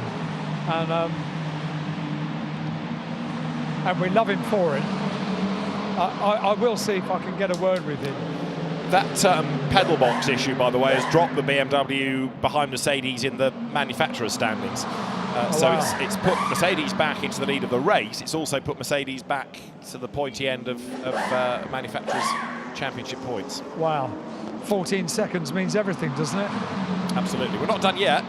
You never know what might trip up one of the others. But yeah, the WRT BMWs collectively just seem to have suffered a bit more than Mercedes. You could argue maybe after Gripper M's travails here last year that the event owed them a bit of good fortune this season. But right now, Mikael Grenier, you're looking at, leading the way. So we're on to lap 248. We've got 3 hours and 12 minutes of the race still to run. As 99 accelerates then now out of turn 9. Heading down to the approach towards the hotel, up towards turn 12. You go past the outdoor bar, fans watch from there. Then underneath the hotel, and then the other side of it out towards turns 14, 15, 16. Down the pit road comes number 7 Porsche. This is Daniel Aleman at the wheel. It is, yep, comes to a stop, and what are they doing to the front of the car? They haven't immediately gone to work putting fuel into the car. I think he's overshot its mark, so they had to push it back to get the hose in. Only by about a foot. Yeah. And yeah, that made all the difference for the inch-perfect length of the refueling rig. Yeah, because you can't move the tower, can you? You've got to move the car to get to the hose. That's right. Absolutely. There's all sorts of wires that are connected, earth connections that are connected. Yeah, the refueling rig goes nowhere. So it'll be a driver change, but yeah, time lost. Daniel Aleman just overshooting ever so slightly, but enough to just give the team a headache it could have done without. Now there's going to be the driver change there as around the car rushes the incoming driver. It is probably time. We had Alfred Renauer into number 7, I would have thought. So now what we also have in terms of the race order is also an IGTC order in the top 4. Grenier Jolali from Schiller from Auer. Konstantin Dresler 5th, not IGTC, nor 6th, Ollie Milroy. Dominic Baumann 7th is an IGTC entrant. He's Al Khalifa 8th, is not, but 9th is car Daniel Aleman when he brought it in. He's an IGTC scorer. And then 10th is number 25, Ferrari, that's yo-yoed a bit up and down the order. Giorgio Senagiotto back at the wheel of that car now. So with the field battling on, the championship still looking for the moment as though it is advantage to Jules Gounon, because Philippe Eng, we know, is effectively out of the hunt, and the other real long shot is Luca Stolz, but with Jules Gounon set to be in the top 3, then there's nothing I don't think that Luca Stolz could do either. So thank you for reminding me of Luca, because that's what I was going to do, wasn't it? It was, I was yes. distracted. Let me see if I can find him. He's the big tall fellow that's a bit worn out. And covered in yellow. That's yes. him, yes. Unlike Nick Yellowly, who is not yellow. Or indeed, known for yellow, Valentino Rossi. Only Yes. little bits of yellow. Yes, that's true. But having Nick Yellowly with Valentino Rossi is probably the right combination, isn't it? It just makes sense, doesn't it? Yes. It's a partnership made in heaven. Down the pit lane is coming 26 Ferrari, which means Axel Jeffries pops another stint on the board and will give way this time. And what have we done? 2:49 laps by Mikael Grenier. The next car over the timing line, as you look at the Ferrari in the pit lane, is Kevin Say back at the wheel of the Sky Tempesta McLaren. I was suggesting it might have been Chris Froggatt, but Kevin Say, who's not had a vast amount to do, it doesn't feel, during the course of the day, is now behind the wheel. So that sorts him out. And there in the pit lane, Axel Jeffries giving way in the OJ Racing Lifestyle Racing 1 Ferrari. Suggesting earlier, it won't be long before you can buy the model car, either through Carrera or the kit maker Revel of that. But that's another car, actually, that perhaps has defied expectations, because it's run pretty much trouble-free. It might have had the odd track limit incident, but actually that car has kept out of trouble and consistently had decent pace. It has, yeah. It's been a safe pair of hands, whether it be Omar Jackson behind the wheel, or Rami Asma, Axel Jeffries, or Zamin Jaffer, all with varying amounts of experience, but certainly for at least a couple of them, lots of experience of here racing in the Middle East, and therefore know Yas Marina very, very well indeed. And yeah, it's just a car that when you can't pick out either a highlight or a low point for it in the race, it's just one that's run faultlessly so far. Yeah, but still a long, long way to go as it heads out of the pit lane. And Axel Jeffries was behind the wheel of the car, and as it leaves the pit lane, that car is now in the hands of Axel Jeffries. Did he stay behind the wheel? I'm afraid I wasn't really paying enough attention, actually. I was having a look at lap times of other things just while that was heading all around in the background. I thought I'd seen him get out, but I confess I wasn't paying full attention. No, that's fine. No, I was literally only just coming back in after a very brief amount of respite, so I didn't get the chance to see any driver change with that one. But showing him as still behind the wheel, so we'll stick with that until any further correction has been made, which was made eventually for the number 46 car, wasn't it? Nick Yellowly now showing us behind the wheel of that rather than Valentino Rossi, so that has been corrected by our timekeepers. So we've got the final quarter of the race before too much longer coming off, so we are ticking through them. We have now ticked through 250 laps as well of this 12th running of the Lenovo Golf 12 Hour, the final round of the 2023 Intercontinental GT Challenge, powered by Pirelli. Mercedes from BMW, from Mercedes, the leading Porsche is there in 5th place, the leading McLaren is in 6th place, the leading Ferrari is in 9th place at the moment, and the sole Audi that we've got in the hands of Gregory Survey is running in 15th place at the moment. And that's one of the cars that started well and has slowly sort of dropped back down through the order, the Audi, hasn't it, as we've cycled through these pit stops. Yeah, and I think that's the key to it, isn't it? Because some cars were flattered early on because you took sort of 6 of the IGTC cars out of the equation because they pitted early, they dropped to the bottom. And then we had that long full course yellow into safety car period because of Sean Balfe's accident. So it was a really odd order for the first couple of hours. We've got a yellow flag at turn 4, but it's just gone back in. So if there was a car off the road, it's all been sorted. And I did see a very slow there, Thomas Gostner, Mercedes, the number 73 car, going very, very slowly. It must have had a spin maybe, heading out of turn number 4, because it's only now just getting back up to pace. Lucas Auer has brought the number 77 Team Group M car in towards the pit lane. This is going to be another one of the pit stops ticked off for this car. I'm not sure for this particular car as to how many pit stops it's done. We know the leaders, the likes of Mikael Grenier, Nick Yellowly and Fabian Schiller have all done 8, but I'm not sure how many the 77 has done. He was always one less than the cars around it, wasn't it? So I'm not sure whether this is now number 8 for it or whether this is number 7. I'll try and get an answer in due course, as Gustner there makes a bit of a mistake at turn 6 and runs deep. Now, you said that car was slow, and even though there was an error there, or it looked like an error to go wide, maybe he was keeping out of the way because there is a problem. He spun and continued at turn 5, we understand, but Thomas Gostner's car clearly is not well. It's a very slow in-lap, this. Yes, it certainly looked as though there was an issue with that car that might have caused the spin in the first place, or it might have gone into some sort of limp mode as a result of the spin. A few more pit stops taking place. The one good thing that Thomas Gostner is doing is staying out of harm's way. So the Gostner family, which is, say, father, 2 daughters and son, who've been regulars here at the Gulf 12 Hours, as we heard from Manuela Gostner earlier on. It's Dad that's behind the wheel. He's, what, 66? Manuela we spoke to earlier on. She's the elder of the 2 daughters. Karina is just a year younger than her, and David is the relative youngster in the family. So, very much a family affair. We've also got David Fuminelli vacating what I think is the number 11 Kessel Racing Ferrari now, and who is he about to hand that number 11 car over to? Now, is that going to be Antonio Diaz Pereira, or is it Scott Andrews? Couldn't quite tell by the time the camera moved. Scott Andrews, incidentally, we've been calling an American all weekend. He lives in Miami, but he's an Australian by birth and very quick sports car and GT driver. As quick, if not quicker, than Fabian Schiller, but because he's based in America, he has an American license these days. Okay. And rather tricks the situation. He's racing the UK in things like the Waterhays Trophy for the festival, but he's an Aussie boy rather than an American. He's got an American license, though. Well, we've had some quick Australians and some quick Americans come over and race in Formula Ford in the UK over the years, haven't we? That's absolutely for sure.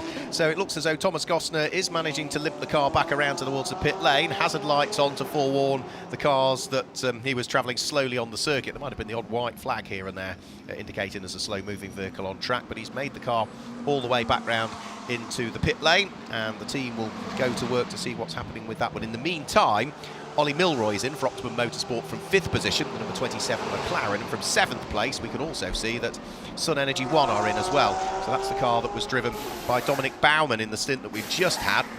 He's about to hop out of that car. That's another car that's eligible for the Intercontinental GT Challenge powered by Pirelli. And let's wait and see. So Thomas Gostner out of the car. He's instantly looking around the back of the car, which suggests it was a mechanical issue, Alan. Yeah, exactly that, and looking on both sides at the back of the car as well, while he was walking back to behind the white line, which is what the driver needs to do if they get out of the car while the fuel is going in. And I wonder, so it's Manuela who is getting into the car. I think, yes, it is. So I spoke to Manuela, as Mark was just saying a little bit earlier on. And she hops into the left-hand side of the car. What are the team doing to the back of the car? At the moment, they are just popping the new tyres on. Still one tyre left to do, which is on the left rear of the car. So once that goes on, it'll be interesting to see if they can do anything at the back of the car. Let me see. There is a camera crew at the back of the car, and squeeze out of the way. They're doing nothing. They're doing nothing to the car at all. So other than the regular things that they do during a pit stop, they are doing nothing extra on this. And there is a bit of damage to the under tray at the rear, on the right rear of the car. Other than that, I can't see anything from my vantage point. Yeah, there's some damage on just forward of the right-hand rear wheel as well that the cameraman was just picking up on. There is, and a little bit towards the front on the right-hand side as well, just in front of the exhaust outlet. So, interesting. It's not perfect, but it doesn't look too bad. No, well, it was accosted by an Audi earlier, wasn't it, that car, which caused it to spin, so it may well be associated with that damage that you can see. Is that the legacy? Yeah. Yeah, it could well be. You've got Sheldon van der Linde in towards the pit lane as well. We've also got now in the number 21 Car Collection Motorsport car in the hands of Konstantin Dressler as well. So that's another car towards the sharp end of this race. That was running in 4th position overall. So we're just about to reach the final quarter of this race. 3 hours and a few seconds to go. David Addison's taking a quick break, and rejoining me in commentary for another hour is Chris Milbourne. Chris, we're slowly ticking off the hours. We're getting there, but there's still a long way to go. There certainly is, and I've been talking to a few of the teams racing one. Axel Jeffrey is currently behind the wheel. He's going to actually double stint the car. I think Ramez Azam is going to do the final stint behind the wheel of that car later on this evening. Although we have seen a few of these strategies change up over the course of the 9 hours that we've successfully elapsed. Car 27, unsafe release, no further investigation necessary for that car. So what have they done? It's perfectly fine. No penalty for that. That's taken a while to come to that conclusion. That was a good hour and a half ago that cropped up on the screen. I think the admin is maybe backing up in race control. Car 21, the Car Collection Motorsport car now making its way out of the pit lane. There was a driver change, so Out of the car has got Constantine. Behind the wheel is now Dustin Blattner, who had a fantastic stint earlier today as well in the later part of the afternoon, just before the sun set here. And I think, well, I don't think he's going to go all the way to the end. I don't think they can do a 3-hour stint like this. They're going to continue on, but of course they will have a driver change later on. But with Dustin behind the wheel, I know he doesn't have much experience compared to the rest of the field, but he's the rest of the team that he's currently with. But he certainly had a fantastic run earlier this afternoon. Also out, well, on the pit lane is Alan. Yeah, just finding out what happened to the Gounon car. Well, I've spoken to Dad. I think I kind of... So, he doesn't speak English supremely well. He's not confident enough to speak on camera, but he has explained what it was to me. So there was something that came off the back of the car that then caught with the rear wheel and caused him to have a spin. So that was the reason. There is that legacy with the bodywork that we could see was damaged. It's quite a big piece of the rear floor, which they've now got in the garage. So I would say probably that's going to be the best part of 60 or 70 centimetres long. Wow. And probably about 40 centimetres wide, which came off. It caught in the rear wheel, caused him to go around, but once that piece of rear bodywork is taken off the car, hopefully it will now be okay.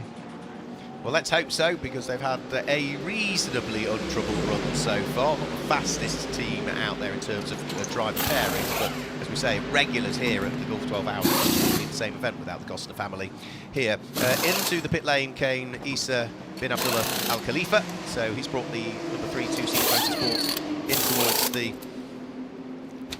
area of the pit lane, and it looks as though it's Ian Loggy that's jumping back on board. See the D2 livery on his crash helmet, which matches the livery in which he raced the Mercedes in the British GT Championship this year, and also in which he appeared in the Gulf 12 Hours last year as well. So that will be Ian Loggy jumping in for what could well be his final stint. So there'll be another couple of cars as well, Chris, I'd be expecting in towards the pit lane shortly, one of which would be Ollie Milroy for Optimum Motorsport. He's a good hour and 10 minutes into his stint now, and a similar stint time now, also clocking up for the number 75 car, which is in 8th position at Sun Energy 1 in the hands of Dominic Baumann. Car 61 comes through the pit lane for a drive-through penalty. Short pit stop there, so I think that's due to time infringement. They would have come in they would have actually left the pit lane too early. We were talking about car number 26 before as well. They picked up a penalty as well for track limits, so they have to be in the pit lane for an additional 5 seconds next time they come into the pit stop. Or the pit lane even. Pit stop infringement as well noted for car number 7. That is the Herbert Motorsport Ralph Bond behind the wheel of that car, down in the 14th position at the moment. A little bit further back from the Haas RT car now that's making its way across the line. They are separated by 14.1 seconds to the good right now. Not too close, but of course that gap or that penalty is going to drop that Racing 1 team down a little bit further than they'd like to be at the moment. Herbert Motorsports' Matteo Caroli has moved up the order, up into top 10 again, with Sky Tempesta's Kevin Test dropping down now into 11th position overall in the number, down into 11th position, excuse me, in the number 93. AF Courses, Miguel Ramos is out of the pit lane. Of course, that was the drive-through penalty that they just served. And we have a local yellow by the looks of it. We've got the yellow flag at turn 3, and that is the reason, Mark. It is. The reason is we've had a rotation for Nicola Mariangeli, and that is a car that is pointing not in the right direction at the moment. So Nicola Mariangeli needs to get that car fired up and get it out of harm's way. The sole Ferrari 488 that we've got in the field is not parked in a safe position at the moment. As ever, race control will hold station for 30 seconds. They'll wait for the heat soak probably to settle on the car and hope that they can get the car fired up. There's damage to the tail end of the Ferrari though, so is that just a spin? I suspect not. Has he made contact with the barriers there? I suspect so, because there's red marks, are there not, on the barriers just near where the Ferrari has come to rest. That's what it looks like, and a bit of debris on the circuit I can see as well. Yeah, there is. There's a chunk of smoke coming from the rear wheel as well. That's probably just brakes as well, one would have thought, as he's held on the brakes there.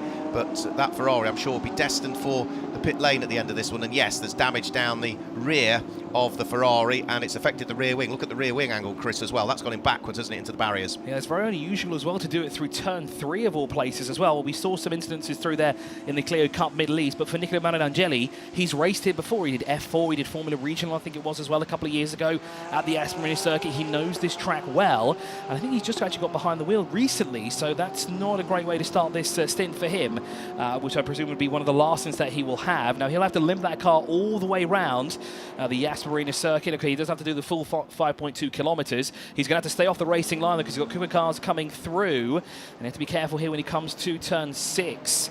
As he works his way through there, he's offline for the time being, and he's staying out of harm's way. He just needs to make sure that he doesn't block anybody or impede their race. Ollie Milroy moves up into 4th position overall, moving past Dustin Blattner, who of course just came out of the pit lane. We did have some more movement through the field, but the race leader's just going to come across the line.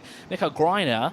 Now, when I was down in the pit lane, Mikael Greiner seemed to be standing around for a good portion, about 40 minutes, waiting for that car to come in.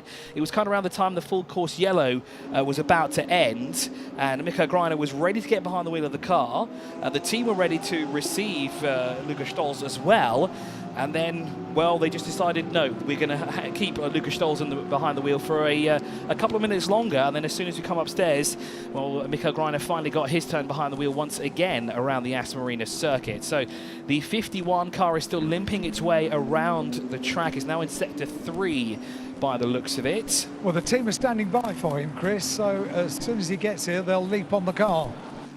Yeah, it's around the rear end of it, Alan. It's had contact with the barriers backwards, so you'll see particularly the left rear of the car is what's taken the brunt of it. It's affected the rear wing, it's affected the bodywork, the under tray is hanging down off the car, but Nicola Marinangeli is limping that car back round in towards the pit lane. As we look at Mikael Greiner now, who is still continuing in the lead of the race, the yellow number 99 Group M Mercedes leading now, 257 laps completed, around about 11 seconds is the lead advantage, as finally the damaged AF Corsa number 51 Ferrari of Nicola Marinangeli heads in towards the pit lane. They'll refuel it as a matter of course, and then they'll assess the damage to it, but that's not going to be a standard pit stop, is it? It will count towards it, but it's not going to be the 100 seconds that car's going to be in the pit lane, because already the dollies are coming out. They'll be pushing it into the garage for repairs.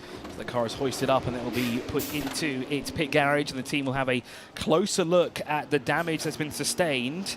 A lot of people are mentioning the car almost has active aero, but unfortunately that's not how the spoiler should work. It needs to be fastened in place. So of course they'll have to refasten that or attach a new one completely. Of course they'll check that left rear assembly as well to ensure that there's no further damage to the car. There's Mana Gosner there across the line. Now she will, well, she's a fair few laps behind the AF course of Nicola Marinangeli, who is now being pushed into the garage until that she can take that position back. The race leaders come across the line. The gap now is 10.9 seconds between our top two, and it looks like Team WRT number 46 lapped 2/10 of a second faster that time exactly compared to our race leader, so clawed back that gap down ever so slightly, but of course with 3 hours left on the clock there's plenty of time to bring that gap down, and of course I think the pit stops and the strategies are now going to play a key point as we are heading into the closing stages of this race. 2 hours and 51 minutes remaining on the clock. There's still some time to alter the strategy, if you will. Some time to consider what the Joker pit stop will be as well, as the team looking there at the back. That's the 51, the AF course. With more LED torches peering in the rear of a Ferrari than I think I've ever seen. The damage, as we know, is at the rear of the car. The driver is still in the car, but I think taking the straps off and maybe thinking about getting out of the car. There is no particular urgency surrounding the rear of the car. He gets out of the car now. Go on, Mark. There's a man with a hammer around the back of the car, Alan, and that's never a good sign, is it? It's not, no. So therefore, just judging by the body language of the team, I'm not sure this looks awfully good. They're sort of moving around the car slowly. They look very disappointed. Team now taking off helmets and balaclavas. This really isn't good. Such a shame for them. It was nice to see a 488 back out in the Lenovo Golf 12 Hours. Everybody else has moved on to the 296 GT3 for this year, but that was the only 488 that we had out. And yes, it wasn't running towards the sharp end, but it had been, on various points, had been putting in some good times, particularly in the hands of the likes of Christoph Ulrich. And also, it's a Ferrari. Yes, what's not to like? Yes, exactly.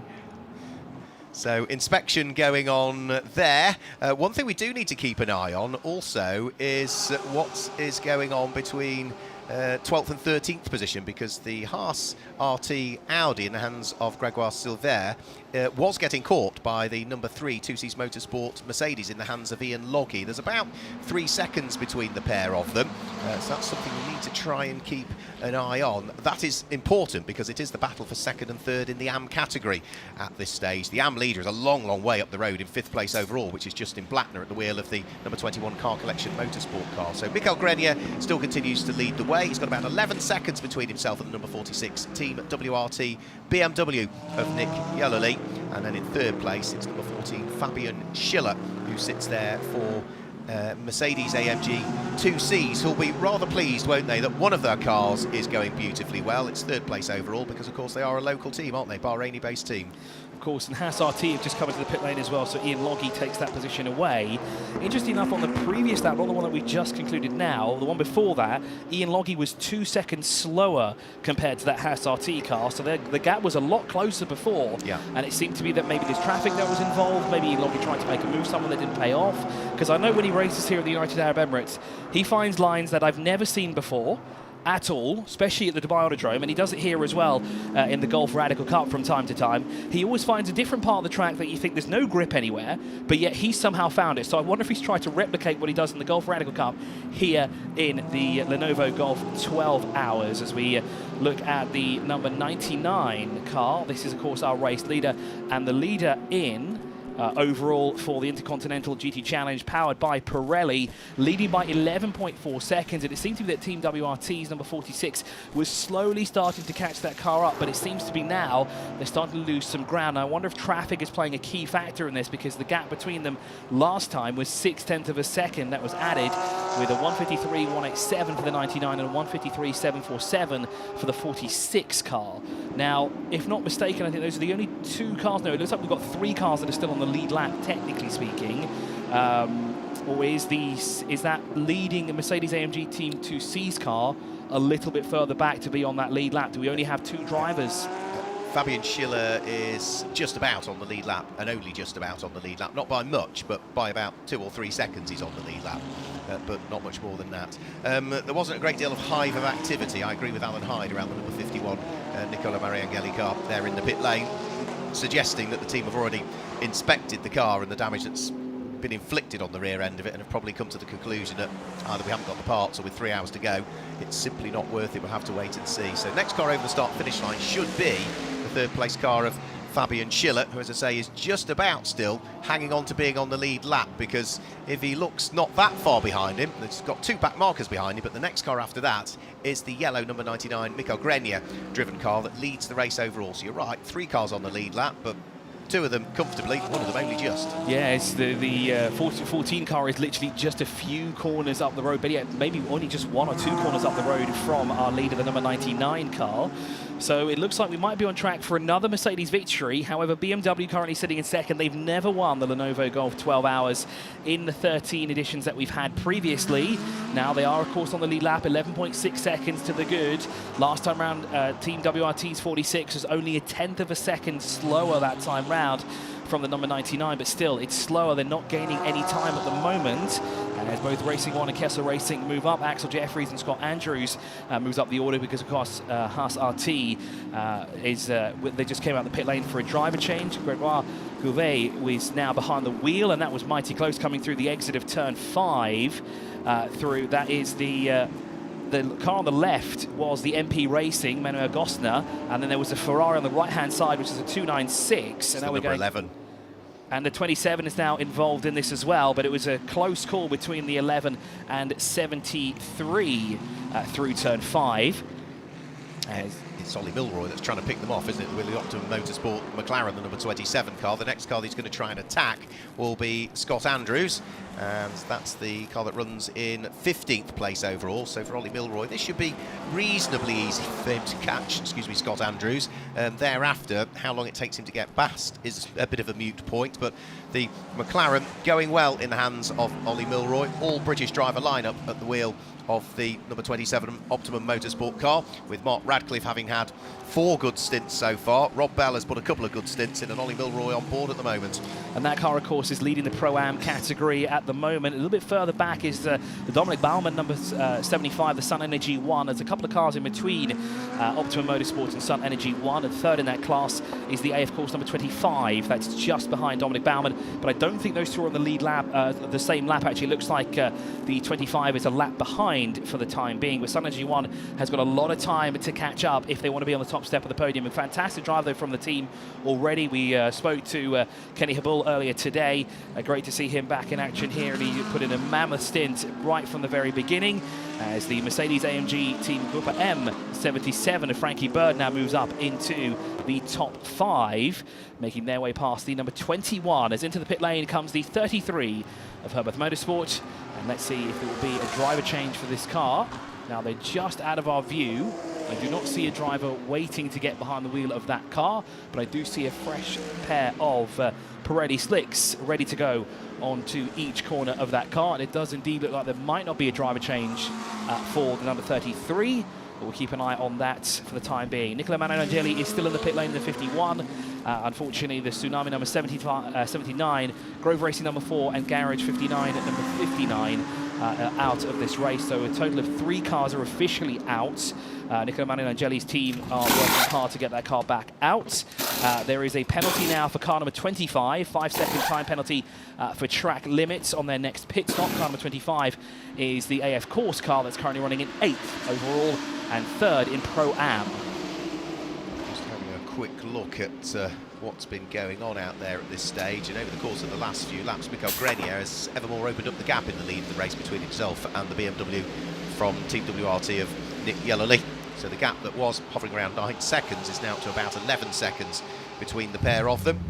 Matteo Carioli brought the Herbert Motorsport number 33 into the pit lane, as Chris described, and not sure we've had a driver change in that one, so I think Matteo may well still be remaining behind the wheel. Yes, he is. I can just see the helmet now, so he drops the clutch and starts to head back out. Won't be long before he heads toward pit lane exit, and that will confirm that it is still the same driver that's behind the wheel of it. So the car that was running inside the top 10 heads back out of the pit lane, and yes, number 33 back out on circuit, but Matteo Carioli still remaining behind the wheel of it, so he's double stinting that one. As we look back at the car that's running in 2nd place, the Team WRT car of Nick Yellowly, he is now nearly 11 3/4 seconds adrift of the race lead. You can just see in the background of the shot the yellow car of Michael Grenier turning his way through what would be turn number 9, and Nick Yellowly is going to be a while later before he heads there. In fact, sorry, turn number 5, I should say. And yeah, you can see Nick Yellowly is the best part of, what, 400 metres, 500 metres behind the race leader. In the chat, it's asking whether or not the 46 has a chance to win. Well, the 46 is one of 3 cars on the lead lap, or 1 car is technically on the lead lap, just a little bit in front of our race leader, but the 46 certainly has a chance of winning, and it could be the first BMW victory as well at the Lenovo Golf 12 Hours in the 13th edition. Mercedes has won in the past, Ferrari has won in the past, of course, as well. McLaren and Audi have won too, but BMW and Porsche have never won the Lenovo Golf 12 Hours in the 13 years that we've been running it, essentially. Of course, we have to decide who the 13th winner will be, and that will come in about 2 hours and 41 minutes. But certainly the 46 has a chance to change up who will be victorious and add BMW to the list of winners here in the Lenovo Golf 12 Hours. The gap between them, well, we'll see what it is now when they come across the line, 11.7 seconds, a 1:53.244 for Nick. He was actually almost a 1/10 of a second faster compared to the 99, but still nowhere close to make a move, because of course that's a couple of corners away around the Yas Marina circuit here. So working his way through turn 2, 3 and 4, and then he'll make his way down towards turn 5. And I think there's about a straightaway or so kind of between the 46 and the race race, leader, the number 99. I think we'll get to see a shot here. We've got two cars battling here. One of the sole remaining Porsches in the field. I think we only have two remaining. The 33 car is one of them, and the 7 is the other. The 33, they're battling with the 77, and that's not position in class. That is just two cars racing each other hard through turn 2, 3, and 4. We're gonna watch this battle all the way through down towards turn 5. Frankie Bird goes through the outside and the 77. He's going to try and get the cut back through the corner, but he's a little bit too far away to make that move stick. Yeah, Frankie Bird has made a good impression over the course of this weekend, getting this seat as a result of winning the Mercedes-AMG Young Driver Test at Valencia. He is looking to try and work his way past Matteo Carioli, who, remember, came into the pit lane, was serviced and remained behind the wheel of the car, and is back out there on a fresh set of boots, but with a full tank. Whereas for Frank Bird, he's the best part of now 25 minutes into his stint this time through. So they work their way back out of sight once more.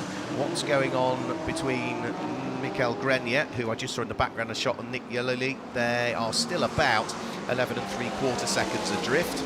Now in a straight line, that Porsche is rather quick, isn't it? The Mercedes just seems as though it hasn't quite got the grunt in a straight line here, such as the balance of performance that's been issued to the cars for this weekend. So Matteo Carioli still hanging on to the place. Next car up is going to be the number 25 Ferrari, which is in the hands of Giorgio Senegiotto at this stage. Now the blue Ferrari there runs in 8th position. That's going to put it 3rd in Pro-Am currently, so that's another car that's towards the sharp end of the order and is potentially going to feature on the Pro-Am podium in around about 2 hours and 40 minutes time, because that's all we've got left of this race now. Let me just pick you up on the class leaders at the moment, leading the race overall and leading the Pro category, and is also the leading contingent in the International Continental GT Challenge. It's the number 99 Mercedes of Michael Grenier. Down in 4th position, Optimum Motorsport and Ollie Milroy. That's the leading Pro-Am car at this stage. And if you look for the leading Am car, well, that is still the number 21 Car Collection Motorsport Justin Blattner driven Porsche at this stage. That's there in 6th position. I saw somebody diving for the pits, and it's the number 25 Ferrari that I just picked up on. Giorgio Senegiotto heads in towards the pit lane, and this looks as though it is going to tick off another one of their regulatory stops. Frankie Bird's team manager is being told to go to the stewards, it's being reported to, yes indeed, that he is going to the stewards office for the 4th track limit. Now I wonder if that's to do with that little battle that we saw a little bit earlier on between themselves and the 33 Porsche. The leading car is the 99 Mercedes-AMG, Team Group M, ahead by 11.5 seconds, and I'm watching to see if that gap is coming down. It seems to be stagnating at about 11.5 seconds, although last time round the Team WRT 46 was 0.2 of a second faster compared to our race leader, and our race leader did actually have 2 cars in front of them that were battling for position on track. One of those cars was the Sun Energy 1 car. Now it seems to be the 2C's Motorsport car is actually dropped back, so actually there wasn't a battle for class position. It was actually a little bit further back was Ian Loggy, because of course he was one of those cars that was just in front of that number 99, but it seems to be the 99 has made quick work of their car, of at least one of those cars, and got through, and now he just to make his way past the Sun Energy 1, number 75, Dominic Baumann, currently behind the wheel. 2nd place overall in Pro-Am, currently sitting in 5th in the International GT Challenge powered by Pirelli at the moment. So the pit stop has concluded now for the 25 car. The F Corsa car now will work its way down across the timing line, and we can confirm that there has been a driver change. Well, Giorgio now actually stays behind the wheel of that car, so I think he'll do at least one more stint behind, and then they'll have to do a driver change later on here at the Yas Marina circuit. As we wind down, as Mark said before, we're in the final quarter here of the Lenovo Golf 12 Hours here at the Yas Marina circuit, with the 99, 46 and 14, your top 3. Famichilla currently technically is on the lead lap, but he's just ahead of the Mercedes-AMG Team Grupper car. It looks to be that he's only about 3 seconds-ish up the road for the time being, so he is being caught. And of course, the last thing they want to do is they don't want to go a lap down. It will be better to have 2 Mercedes on the lead lap. I think that would make a great photo finish, but of course, this is racing. They are not in the same team. They're just using the same manufacturer. Well, actually, that number 14 car is supported by the manufacturer as well, albeit run by Team 2C's Motorsport. That is the pro car of theirs that they are running. And of course, they are just about on the lead lap, as we said, by about 3-ish seconds for the time being.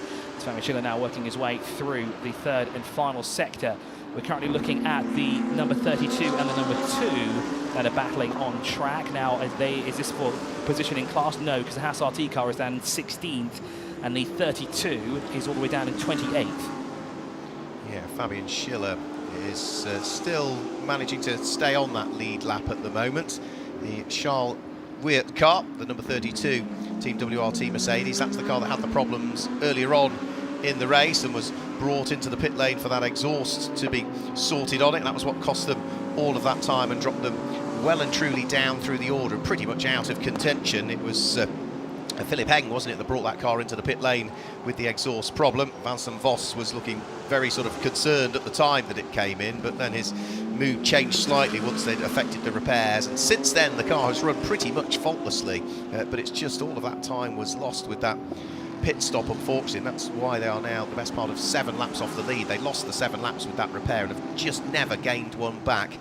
Instantly back into the pit lane, we have got Giorgio Senegiotto, which begs a bit of a question. Is there a problem with that car? Because he's only just vacated the pit lane, Alan. I was going to say, so it was almost deja vu. Didn't we just have that car into the pit lane? Yeah. So instantly back in. That's not good news. I'm making my way up there now. It's in the second half of the pit lane. So what happened?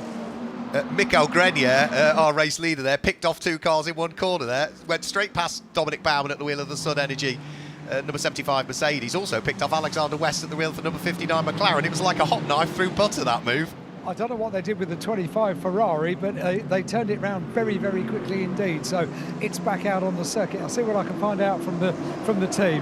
Thanks, Alan. Yep, so racing continues out there. Mikael Grenier continues to lead the way, picking his way effortlessly through the traffic with just over 2.5 hours remaining. So I did notice that they were actually, it looks like they were clipping something on the left-hand side of the car, or at least the left-hand side of our picture, so that would have been the right-hand side of the car towards the front end of the vehicle. But if they're doing such a quick turnaround, it can't have been anything to do with the tyres, it can't have been a loose lug nut or anything like that, because of course they're using the single one here. So that begs the question, what exactly happened and why did they come in after just not even a full lap of racing there when the 25 was released? Because of course they came back in. No driver change, no new tyres and no fuel in that car either. Yeah, so maybe just checking something out, just checking that the wheel was seated correctly, and if it was, then they'd have been happy. It's a peculiar one, this, because every member of the team that I sort of approach, they look away when I get close. Most people do with you, Alan. Yeah, it's a skill that they've perfected over the years, and they're terribly good at it. But I get the feeling that no one really wants to talk to me.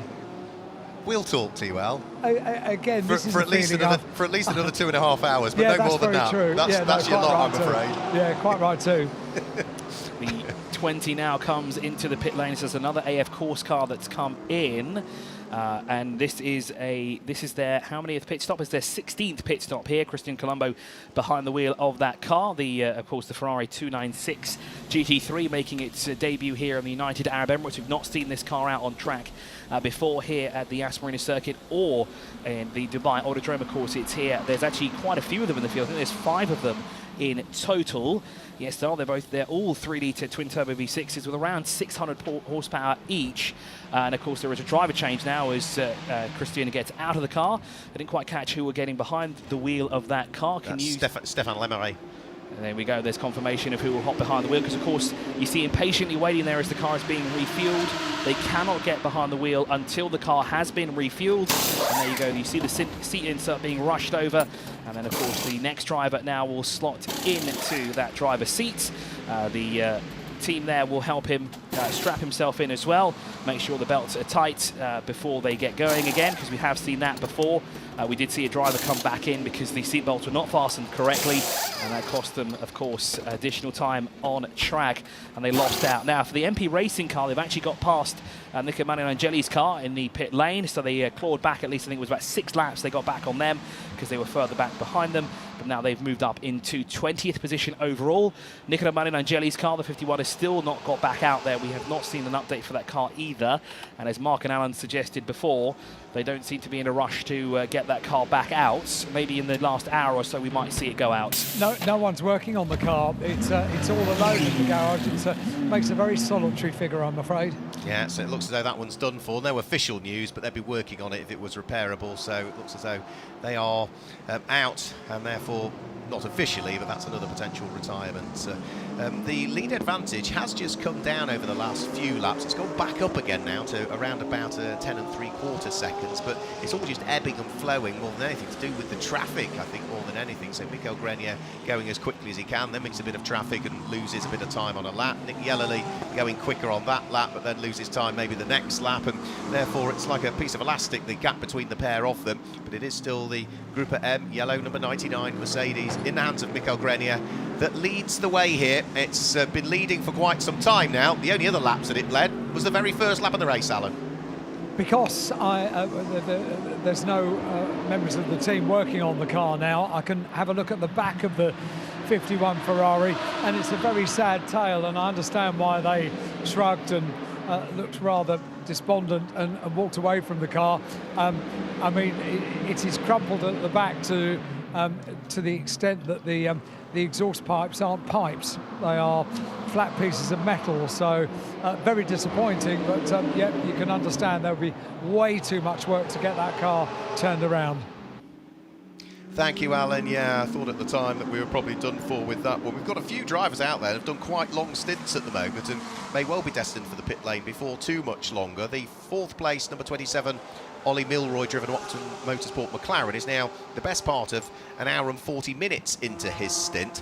Dominic Baumann, who's running in 7th place in the number 75 Sun Energy Mercedes, is also on a similar number, around about 1 hour and 40 minutes.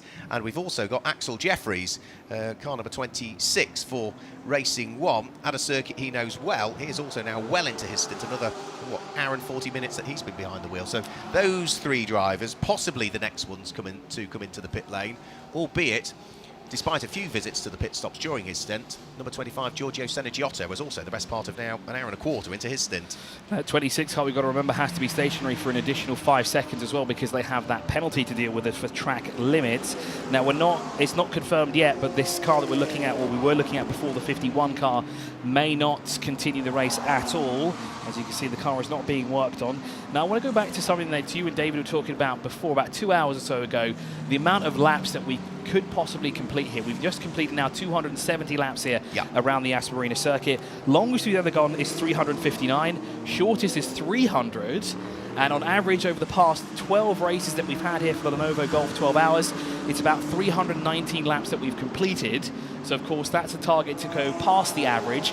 But do you think we'll be able to go all the way through to that 359 mark? No, not at all. No, I think because of the extended safety car periods that we had, I don't think we'll be able to do it. When we did 359 laps, we only had under 26 minutes of safety car, and there was only one safety car period. Well, we've had, 3 already in this race, 4 of them, if not, either full course yellows or safety cars. So I just simply don't think we'll get there.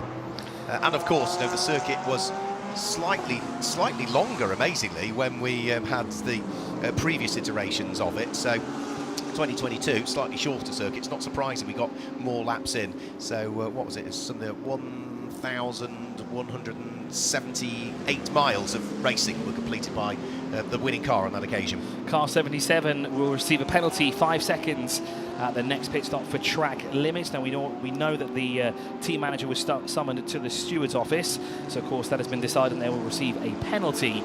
As Dustin Blackler now comes across the line in the 21. A drive-through penalty now has popped up on the screen for car number 7, and that is the Herbert Motorsport Ralph Bond. It just says pit stop infringement, so I would assume that's because they've been in and out of the pit lane too fast at some point.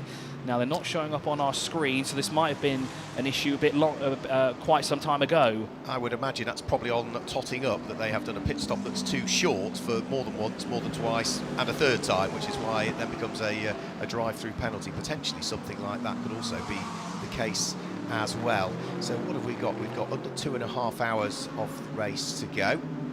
We've got Mercedes, BMW, Mercedes, McLaren now, the top 4. The leading Porsche is down there in 6th position. The leading Ferrari is now way down there in 12th position, Axel Jeffries. So Ferrari aren't quite having the luck here that they've had with the likes of the 4 4.58 and the 4.88 over the year, but of course it is still a very, very new car. The Ferrari 296 made its debut earlier on this season when it was first released by Ferrari, and whether it be a GT3 specification or challenge spec, has been reasonably successful this year, with wins at the Nürburgring 24-hour amongst other things as well. But it is still a car that is, a car that teams will be learning this weekend, because they've got no data to go back on, Chris. First time they've been on track with the 296 here at Yas Marina. You start learning as soon as you put the car on track, because each track is very different. Of course, and of course this is great data for them as well, and it's great for them to end the season like this, to end on a high, getting all this information, and with 6 cars in the field, that's plenty of data for all the Ferrari teams to kind of come together and figure out what works, what doesn't work, etc, etc. We've just seen the car number 7 working its way through the pit lane to service drive-through penalty. That seems to be, they've done it as soon as it popped up on the screen, so that's done and dusted. They don't have to wait. Of course, that doesn't count towards one of their mandatory pit stops. I think they've done well over 10 already. Their previous pit stop was actually 1:40. Well, now it's showing on our screens 21 seconds, because of course they went in and out, but it wasn't the previous one. So as Mark said before, this is from a previous pit stop that could have been taken place 2 or 3 stops ago, and of course this is the stewards calculating it and then adding the penalty where it needs to apply to ensure that everyone is following the rules. Don't get too confused with the number of pit stops, because of course there was a period of the race where the cars were not allowed to go over the start-finish line. They were brought down the pit lane by the safety car for about 4 or 5 laps, and every time they did that, it's added another number to the pit stop. So that's purely the amount of times the cars have been through the pit lane, albeit half a dozen of those were under safety car conditions because the track was blocked at turn 1 and they couldn't use it. And of course all the pit stops are in the full course yellow, don't count either. Those have also shown up on our timing screens here as well. Racing One's number 26 moves up due to the Herbert Motorsport car being in the pit lane doing its drive-through penalty. That moves them up into 11th, but in turn they also have a penalty to deal with when they come in to do their pit stop. Now up front, the gap has gone up to around 12-ish seconds as the 46 comes across line now. It's 12.8 seconds to the good. Unfortunately, last time round there, the 46 was 0.2 of a second slower, or just under 0.2 of a second slower compared to our race leader. So unfortunately, no time gain there. What has been happening is that Fabian Schiller has been pulling ever more away from the race leader, so the car that was in 3rd place just on the lead lap is still only just on the lead lap, but rather than being sort of 3 seconds ahead, he's now nearly 5 seconds ahead. But that's been hard work for Fabian Schiller to get there. Another thing we need to keep an eye on as well is what's going on for 8th, for 9th, for 10th and for 11th places, because all of those cars are on the same lap at the moment.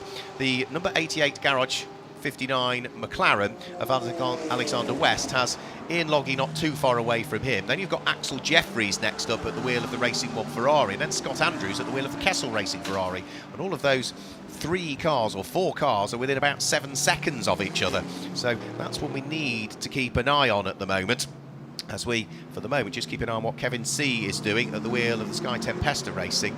Number 93 McLaren that sits there in 8th position overall. This is the car that is 3rd in Pro-Am. It is also eligible for points in the Intercontinental GT Challenge, and it is also a car that is important in terms of what's going on in the Independence Cup standings as well, because Jonathan Hoy shares this car with Kevin C, and Jonathan Hoy, as long as he finishes the race now, is going to be crowned, subject to official confirmation, the Independence Cup champion in the Intercontinental GT Challenge powered by Pirelli for this year. And it seems to be there's about a straightaway now between the 99 and 14, as both just come across the line now. So it seems to be that the Mercedes-AMG Team 2C's motorsport car is now starting to pick up the pace, but of course traffic is not helping him whatsoever. We did have a comment here before what happened to the 32 car. So the Team WRT 32 had an issue with the exhaust a couple of hours ago. The team have got that fixed. The driver actually noted that there was a funny noise inside the car. They checked the exhaust, that was the issue, and of course they sorted that out, and now they're at the tail end of the field almost, because they're in 17th. Car number 88 is in the pit lane. Remember, one of our race leaders not to the beginning of the race is Alexander West, who's come in the 12. Now, is there a driver waiting for him? No, there isn't by the looks of it. So no driver change here. Alexander West will stay behind the wheel of the 88 for the foreseeable future, but no doubt he'll come in towards the end of the 12 hours here, as the Car Collection Motorsport, another one of our race leaders, now works their way across the line. That's the 21 car there of Dustin Blattner, who is now circulating in 6th position, currently 33.9 seconds back from the same car that's on the same lap that he is, and that's in 4th position. That's the Optimum Motorsports of Ollie Milroy. In terms of where he is behind 5th position, he's around 19 seconds actually between those two cars there for the time being of Frankie Bird and Dustin Blattner. Now Sky Tempesters number 93 will also come across the line now. They're currently in 8th position as well. And, well, they've actually been behind the wheel for quite some time. It's 1 hour and 3 minutes. And actually, that car comes in right now into the pit lane as a number 93. And this time round, there is a driver change that will happen for that car. The reason it hasn't happened for the 88 is because Alexander West won't have yet hit the minimum driving time. That is a Pro-Am combination, but it's got a platinum, a silver, and Alexander West as the bronze driver in it. And as that is a combination, the minimum bronze time can be 4 hours and 20 minutes. So that's the amount of time that Alexander West has to do behind the wheel of that car. And as he hasn't done it, they will service the car, send it back out to make sure he clicks that minimum driving time for the bronze in a Pro-Am combo. So the door shuts there on the number 93, driver change done. And, well, while the car is being refueled, actually, no, sorry, the driver change has not been done. The driver got out of the car because, remember, they're not allowed to do the driver change while the car is being refueled. Now both drivers are hopping back towards the door of the 93. They've opened it up, and now we'll strap the new driver in. Eddie Cheever going in. That was a good spot there, Mark. Crash helmet. Same as his dad's with the star on the side, as he used to be his father. Fair enough. So Eddie Cheever now behind the wheel of the number 93, and they will drop down from 8 because, of course, Racing 1, Axel Jeffries will go past them. Axel Jeffries behind the wheel of 1 for 1 hour and 48 minutes. As Mark said a couple of laps ago, they definitely owe us a pit stop in the coming laps. Dominic Baumann also would come in and do a possible driver change as well. He's been behind the wheel for 1 hour and 49 minutes, as had the Optimum Motorsport of Ollie Milroy. Our leaders have also been behind the wheel for over an hour. Actually, our top 3, all 3 drivers have been behind the wheel for over an hour as well, because Fabian Schiller's just done that hour mark as well. A number of other drivers also reaching past the hour mark here as well. The number 33, we have the number 88 car as well that hasn't done the driver change. So Alexander West, as Mark said, needs to get that minimum drive time in for him to continue on, as he has been released now from his pit box, and out of the pit lane he goes, as does the 93 as well.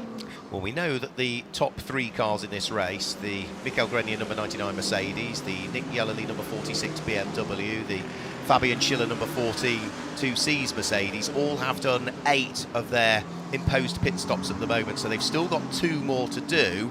They are all about 1 hour and 5 minutes-ish into their stops, and there is 2 hours and 18 minutes to go. So if they're going to sort of even out this next couple of stops, the next 5 or 10 minutes will be the time to come in and do them. But it really depends on the driving that each one of them has done. As they're all pro combinations, we don't need to worry. It's maximum driving time that we need to worry about. There's no minimum driving time in the pro combinations. So if they want to even them out, yes, come in the next 5 minutes. If they believe that one driver at this stage of the race, with the conditions that the track and the air temperature is in, is going to be the one that would have the upper hand, you might alter and not equate it evenly and push the arguably the quicker driver in for the longer stint. But they're all pro cars, and therefore there's not a great deal to choose between any of the drivers. Car number 11, the team manager is being summoned to the steward's office. 4th infringement there for track limits, so no doubt a penalty coming there for car number 11. That's Kessel Racing, Scott Andrews, who is now up into 9th position.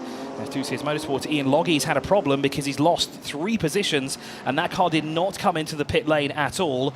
Racing 1, the Kessel Racing number 11, Herbert Motorsport 33 have all gone through. Now, whereas Ian Loggie had a problem, well, he's just gone across the sector timing line of sector 1, so we can't see where he had that issue. So it might have been on the previous lap, either through turn 2 or turn 3. So a possible late braking manoeuvre there from Ian Loggie. Yeah, Matteo Carioli gone through.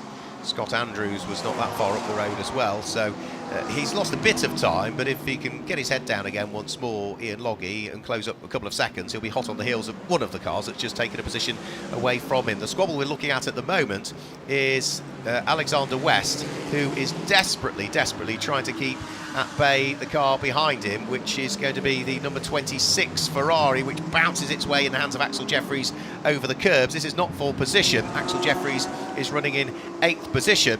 Alexander West is running down in 16th position at the moment. So arguably, Alex ought to be getting out of the way and allowing Axel Jeffries to thread his way through. So it's the car that's 3rd in Pro-Am that is trying to work its way past the car that is 8th in Pro-Am at the moment. But Alexander West, as they head up towards turn 1, with 2.25 hours to go, is having none of it at this stage. Flash of the lights from Axel Jeffries, but Alexander West will not bother looking and worrying about that. So Axel Jeffries is going to try around the outside at turn 3.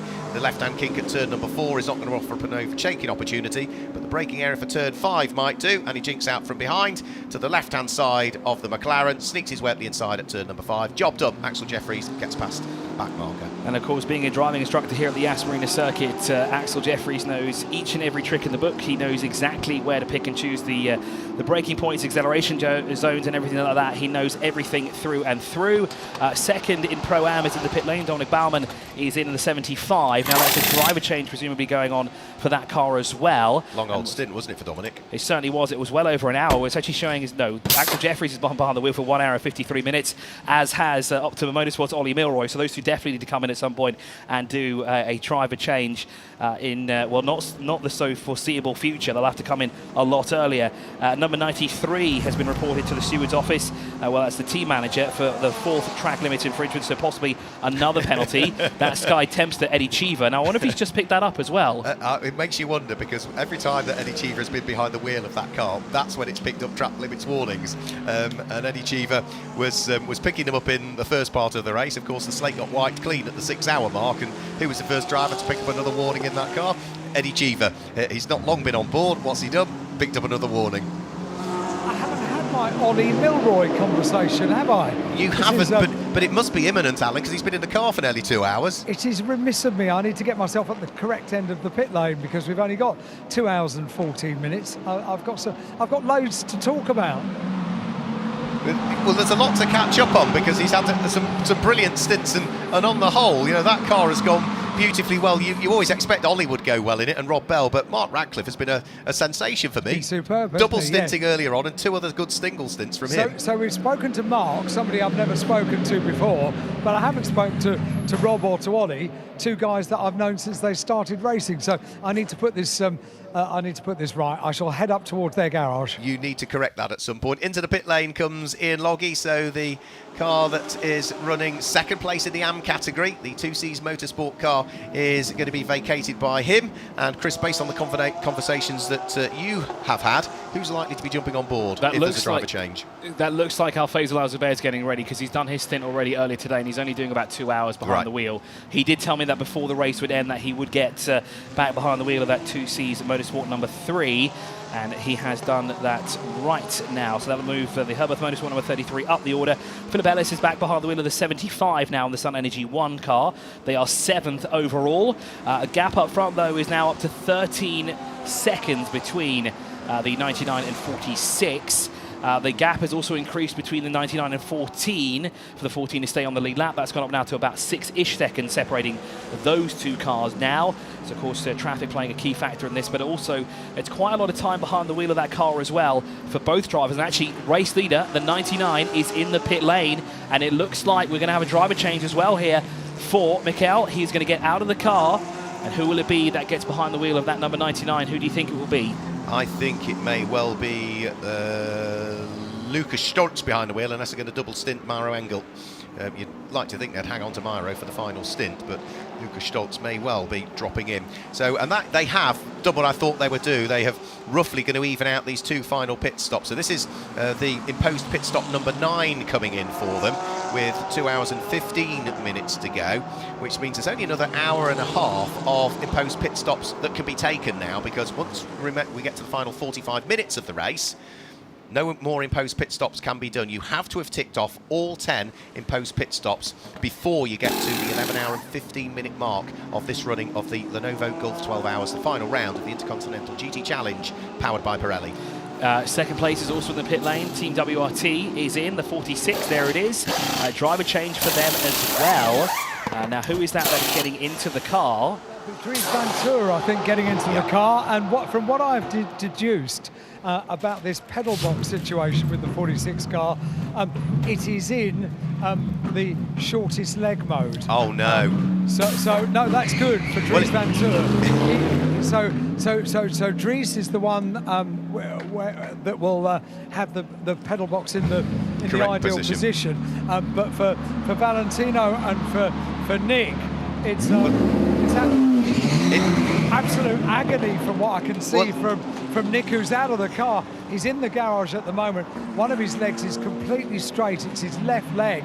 And I mean, Valentino is looking on. He's been over to talk to Nick, and he has just applauded Nick on the stint that he's just put in, because I gather just by looking at Nick's face that it is approaching agony in his left leg. I totally get that. You have to be in the right driving position when you're driving one of these cars, and being too close to the wheel is as uncomfortable and as dangerous as not being close enough to it, because, you know, if you're not close enough to it, you can't press the brake pedal hard enough or get your full throttle down. But if you're too close to it, it is unbelievably uncomfortable. I'm talking from a position of experience there. We've had all the top three in as well, so you might have had Dries Vanthoor taking over the BMW. We've now got Mauro Engel, who has taken over the race-leading number 99 Group M Mercedes, but we've also got Fabian Schiller in the pit lane now as well, and that will be a change for 2Cs as well, with a driver change going on. And all of these now are ticking off their penultimate imposed pit stop, their 9th pit stop, so there'll be just one more to do after this one, so they'll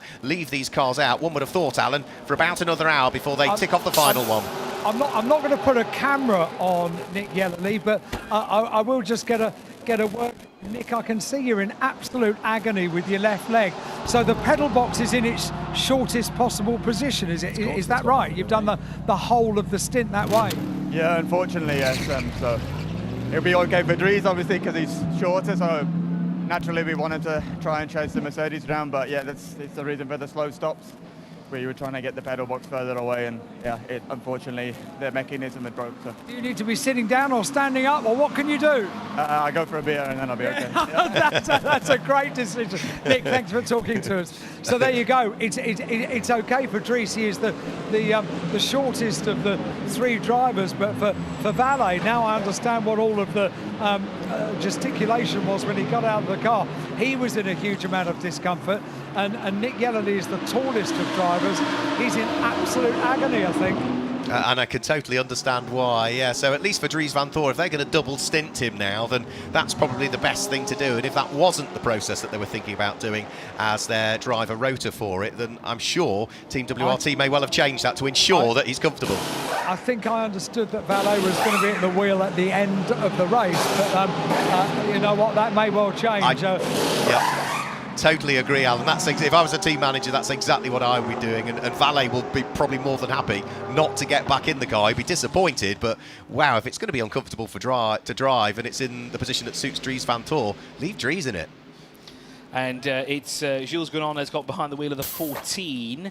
Penalties for car 11 and 93, 5 seconds. Time penalty will be added, or that should be stationary during the next pit stop for track limit. The second of the Team WRT cars, Charles Wertz, is in the pit lane as well. I presume they're doing a driver change for the second of the BMWs. It looks like the 93 of Eddie Cheever is going to come back in the pit lane. The team are ready to receive him when he comes through. Now, he hasn't been out too long. Now, I wonder what they're doing here. Do you think this is them trying to catch up to their 10th pit stop that they need to achieve? Quite possibly, yeah, quite possibly. They haven't quite ticked it off as yet. So we've lost track with all of the shenanigans of the pit lane being used for the racetrack for a period of time whilst Turn 1 was blocked. We've lost track a little bit of how many imposed pit stops everybody has done. I can confirm that the top three in this race have all now done 9, as into the pit lane comes 93. The Sky Tempesta racing car of Eddie Cheever, and he comes into the pit lane only having been behind the wheel for 11 minutes, and there is, by the look of things, inspection going on around the right front wheel of the car, so that may well have been reported back from Eddie that brake performance isn't quite what it ought to be, or they are going to change the pads and the discs on the car, and in turn also then tick off one of their imposed pit stops. But looks as though, is that the dolly that was going underneath, or no, or is it?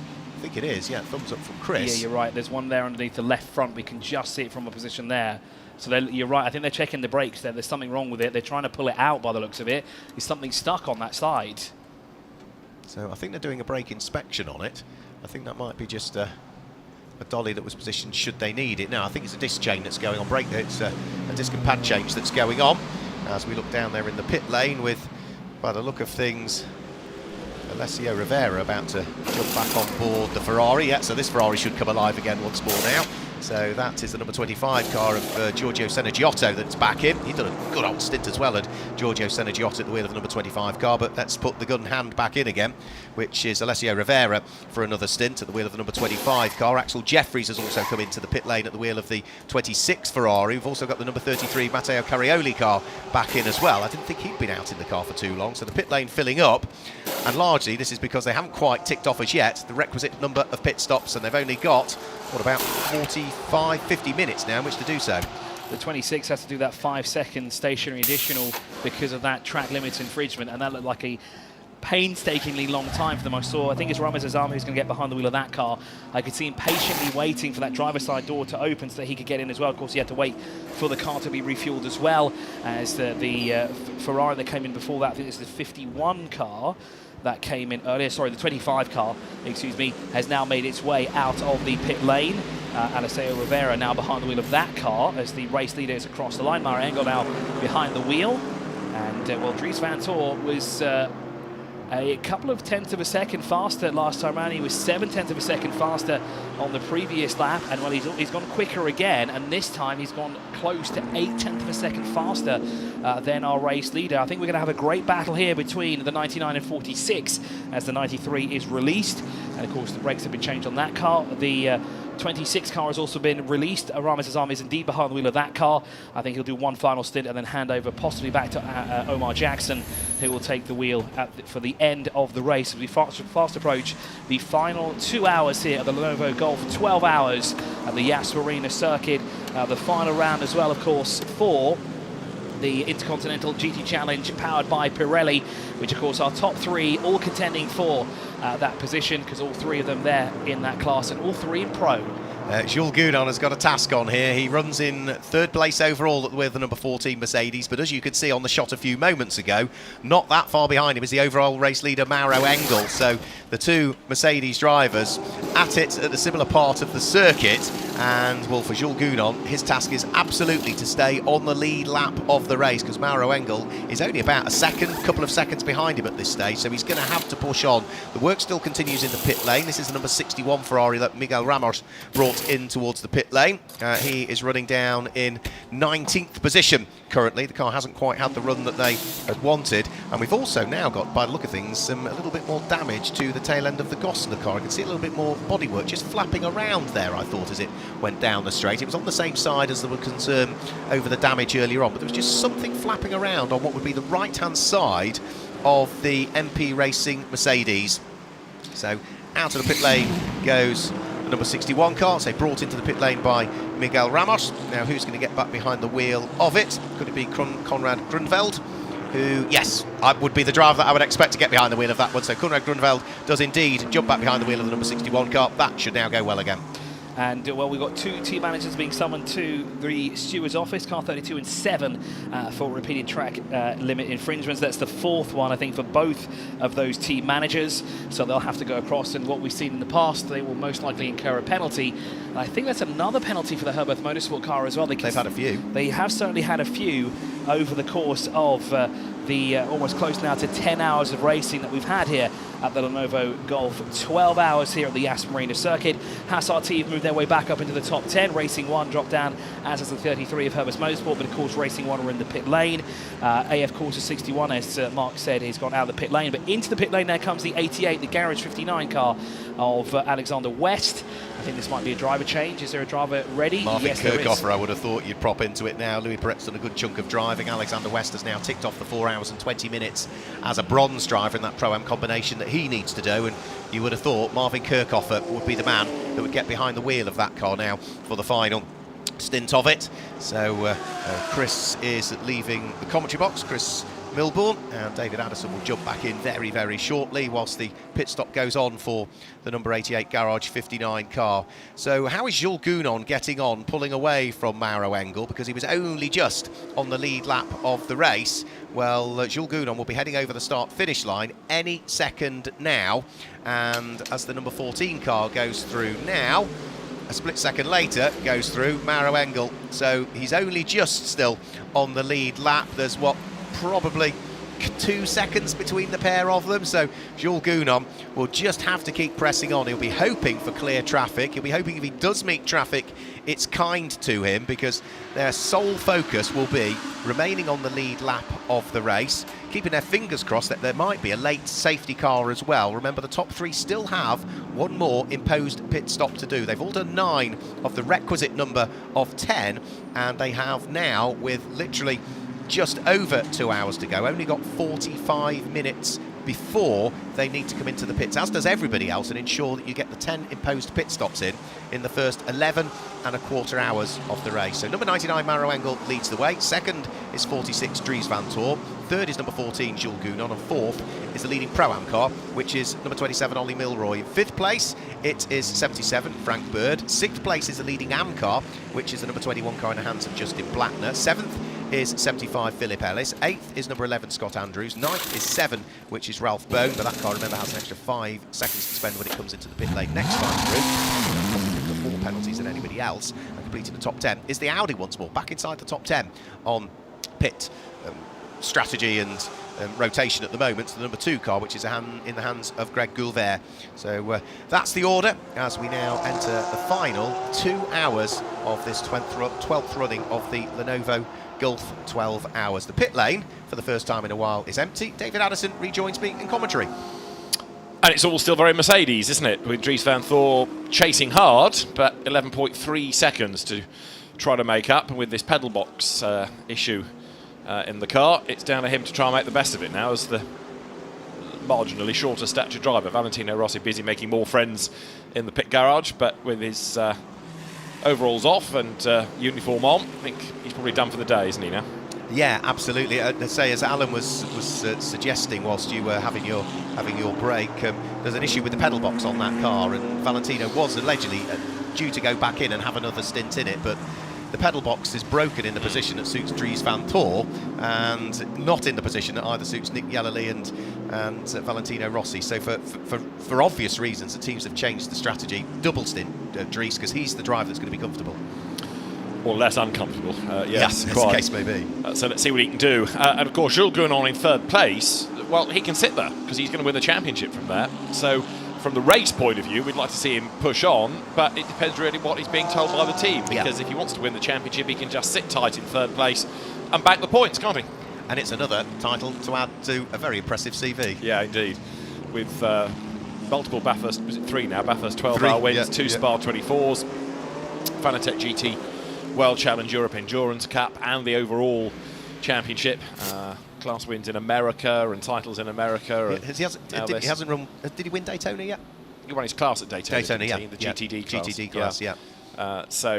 It's been another stellar season. If you ever want to buy him a Christmas present, a trophy cabinet's a good idea, isn't it? It's a big one, very big one. Yeah, no wonder he moved to Andorra. Probably cheaper building works out there. Build the extension to the house. So Jules Gounon, as I say, running third. Now Ollie Milroy fourth, Frank Bird fifth, and then Dustin Blattner has taken back number 21. Joel Sturm has driven that car, hasn't he? But not much, surely. He has, but not much again. No, very odd. Well, I know that AMs have got to do 9 hours and a bit, but doesn't really give Joel Sturm with a great deal to do. But he was very useful in qualifying to get the car up from pointy end of the grid. So that runs 6th, and then 7th, Philip Ellis has just gone over the stripe in number 75 Mercedes, with the American-based Australian Scott Andrews having brought that car, number 11 Ferrari, into the pit lane. So that pit stop cycle is through, and 2 hours to go. But what have we got really of the available time left for the regulation pit stops? Giorgio Roda. It's got to be factored in pretty rapidly as well. David Fuminelli's got back in the number 11 car. I thought they might go for Giorgio Roda, but it's David Fuminelli, who wasn't that long ago in the car, so he's probably not been out of it for much longer than an hour, which is the minimum period you can be out of the car before you get back in again. But he's pushed back in to the driving seat with an hour and 57 minutes just under of the race to go. Quick look at what's going on at turn number 1. That's the number 3 car, which is now in the hands of Al Faisal Al Zubair, back in for his final stint. Leaving the pit lane goes the number 7 Herbeth Motorsport car. That would have had to have served an extra 5 seconds over the course of this pit stop. It was brought into the pit lane in the hands of Ralph Bone, and it leaves the pit lane allegedly still in the hands of the same driver.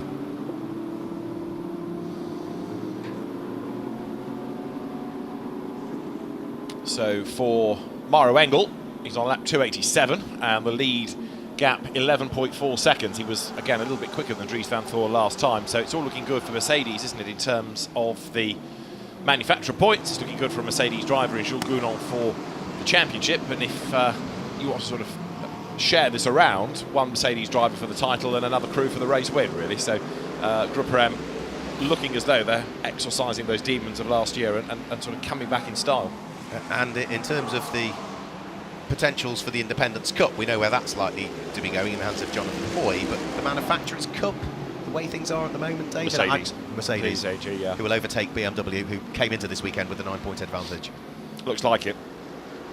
So for the current state, Mauro Engel ticking off the laps. Now, where's the next battle going to come from, though? Because 11.5 seconds, first and second, is one fight.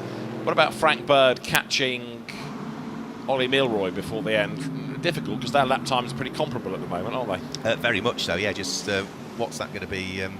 Half a second, or sorry, 5/100ths of a second between the pair of them. And there is Frank Bird now, just about to turn his way round through turn number 16. He's got a back marker car that he wants to try and feed his way through, which is Al Faisal Al Zubair. So the two Mercedes thunder their way down the start-finish line and up towards turn 1. And in the pit lane still is Alan Hyde. Yeah, and the Optimum Motorsport car has come in, so this is my opportunity to have a chat with Ollie Milroy, so I'm making my way up to the exit end of pit lane. That was pretty much maximum stint for Ollie Milroy, wasn't it? Yeah, Wasn't I it think there or I thought so, yeah, pretty much. We've also got yet another drama for WRT. Philip Eng's car being given a number 32 BMW, given a 5-second penalty on the next pit stop for track limits. So kick a car when it's down kind of thing. It's in 17th place anyway, and 7 laps behind, but it was never going to come back from there. As into the pit lane comes now the Dustin Blattner Car Collection Motorsport Porsche. You're looking at Ollie Milroy's McLaren being refueled, and it's about to be reshod, but maybe finally we can talk about Joel Sturm in 21 Porsche as the car pits. It's about time, isn't it? He's been waiting very patiently all day. It's like waiting for a delivery from one of the poor delivery companies, isn't it? You're waiting all day, and it might arrive, it might not, but it has arrived in the pit lane for him, so we'll have a big old smile on his face now, and they can afford to take their time with this pit stop because they are 3 laps ahead in terms of AM at the moment. So, Alan, what news from the pit lane? Yeah, no, when I walked past him in the pit lane, he was smiling. He sort of gave me a little wave.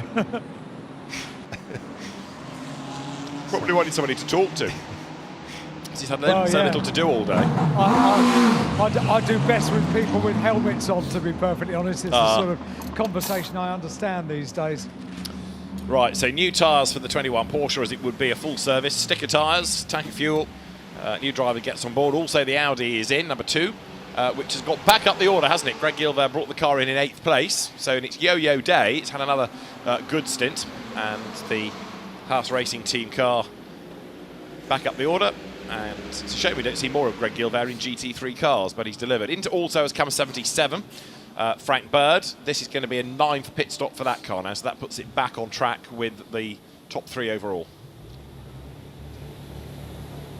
Yeah, so that's what the cars in 4th, 5th, 6th and 8th that have all sort of pitted more recently. Back out of the pit lane goes car number 21. We'll wait for the driver name to change, and a big cheer will go up if it does say Joel Sturm. And it does, yeah. So finally, Joel Sturm gets the opportunity to jump on board the number 21 car. You said you thought you might have seen him out earlier on. I thought he did one stint sort of early on when they gave everybody one crack behind the wheel and then concentrated on Dressler and Blattner to get their drive time. And now, hopefully, they'll keep Joel Sturm in it. He's had a very leisurely day. He's been to the pool, probably. Had a massage. Absolutely, and then finally he's got a bit of work to do. Mauro Engel, in the meantime, has just put another lap on 77 as it sits in the pit lane. So Engel in 99 looking a bit dominant up front. And especially if the chasing car has a problem, the gap, well, believe it or not, came down by hundreds last time. 11.2 seconds, Engel to Vanthoor, but it's a bit cat and mouse between those two.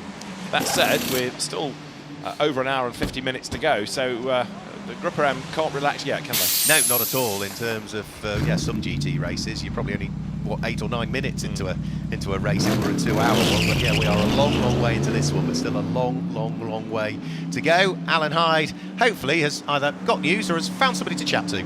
It's unfair when someone has done a mega stint at the wheel of a car to then demand that he has a chat to me. But Ollie and I have known each other for a long time now, and you're sort of used to me being annoying, aren't you? Yeah, you're always there. Back in the Formula Renault days, first person we spoke to, whether we had a good race or a bad race. So yeah, it's always great to see you, Alan. It's a learning process. It takes you all the way through the career.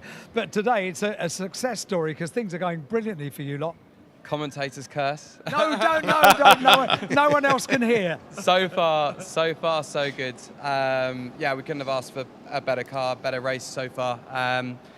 We're just now kind of nursing it. Obviously, the pressure's still on the Mercedes. I think that's in P2 is still fast, and they're trying to hunt us down. So we can't cruise too much. But obviously now it's all about taking no risk with traffic. Looking after the brakes, looking after everything really, the car, the power steering, the whole lot. So, and just making sure we get to the end with no issues. But still a long way to go. That was a long stint, wasn't it?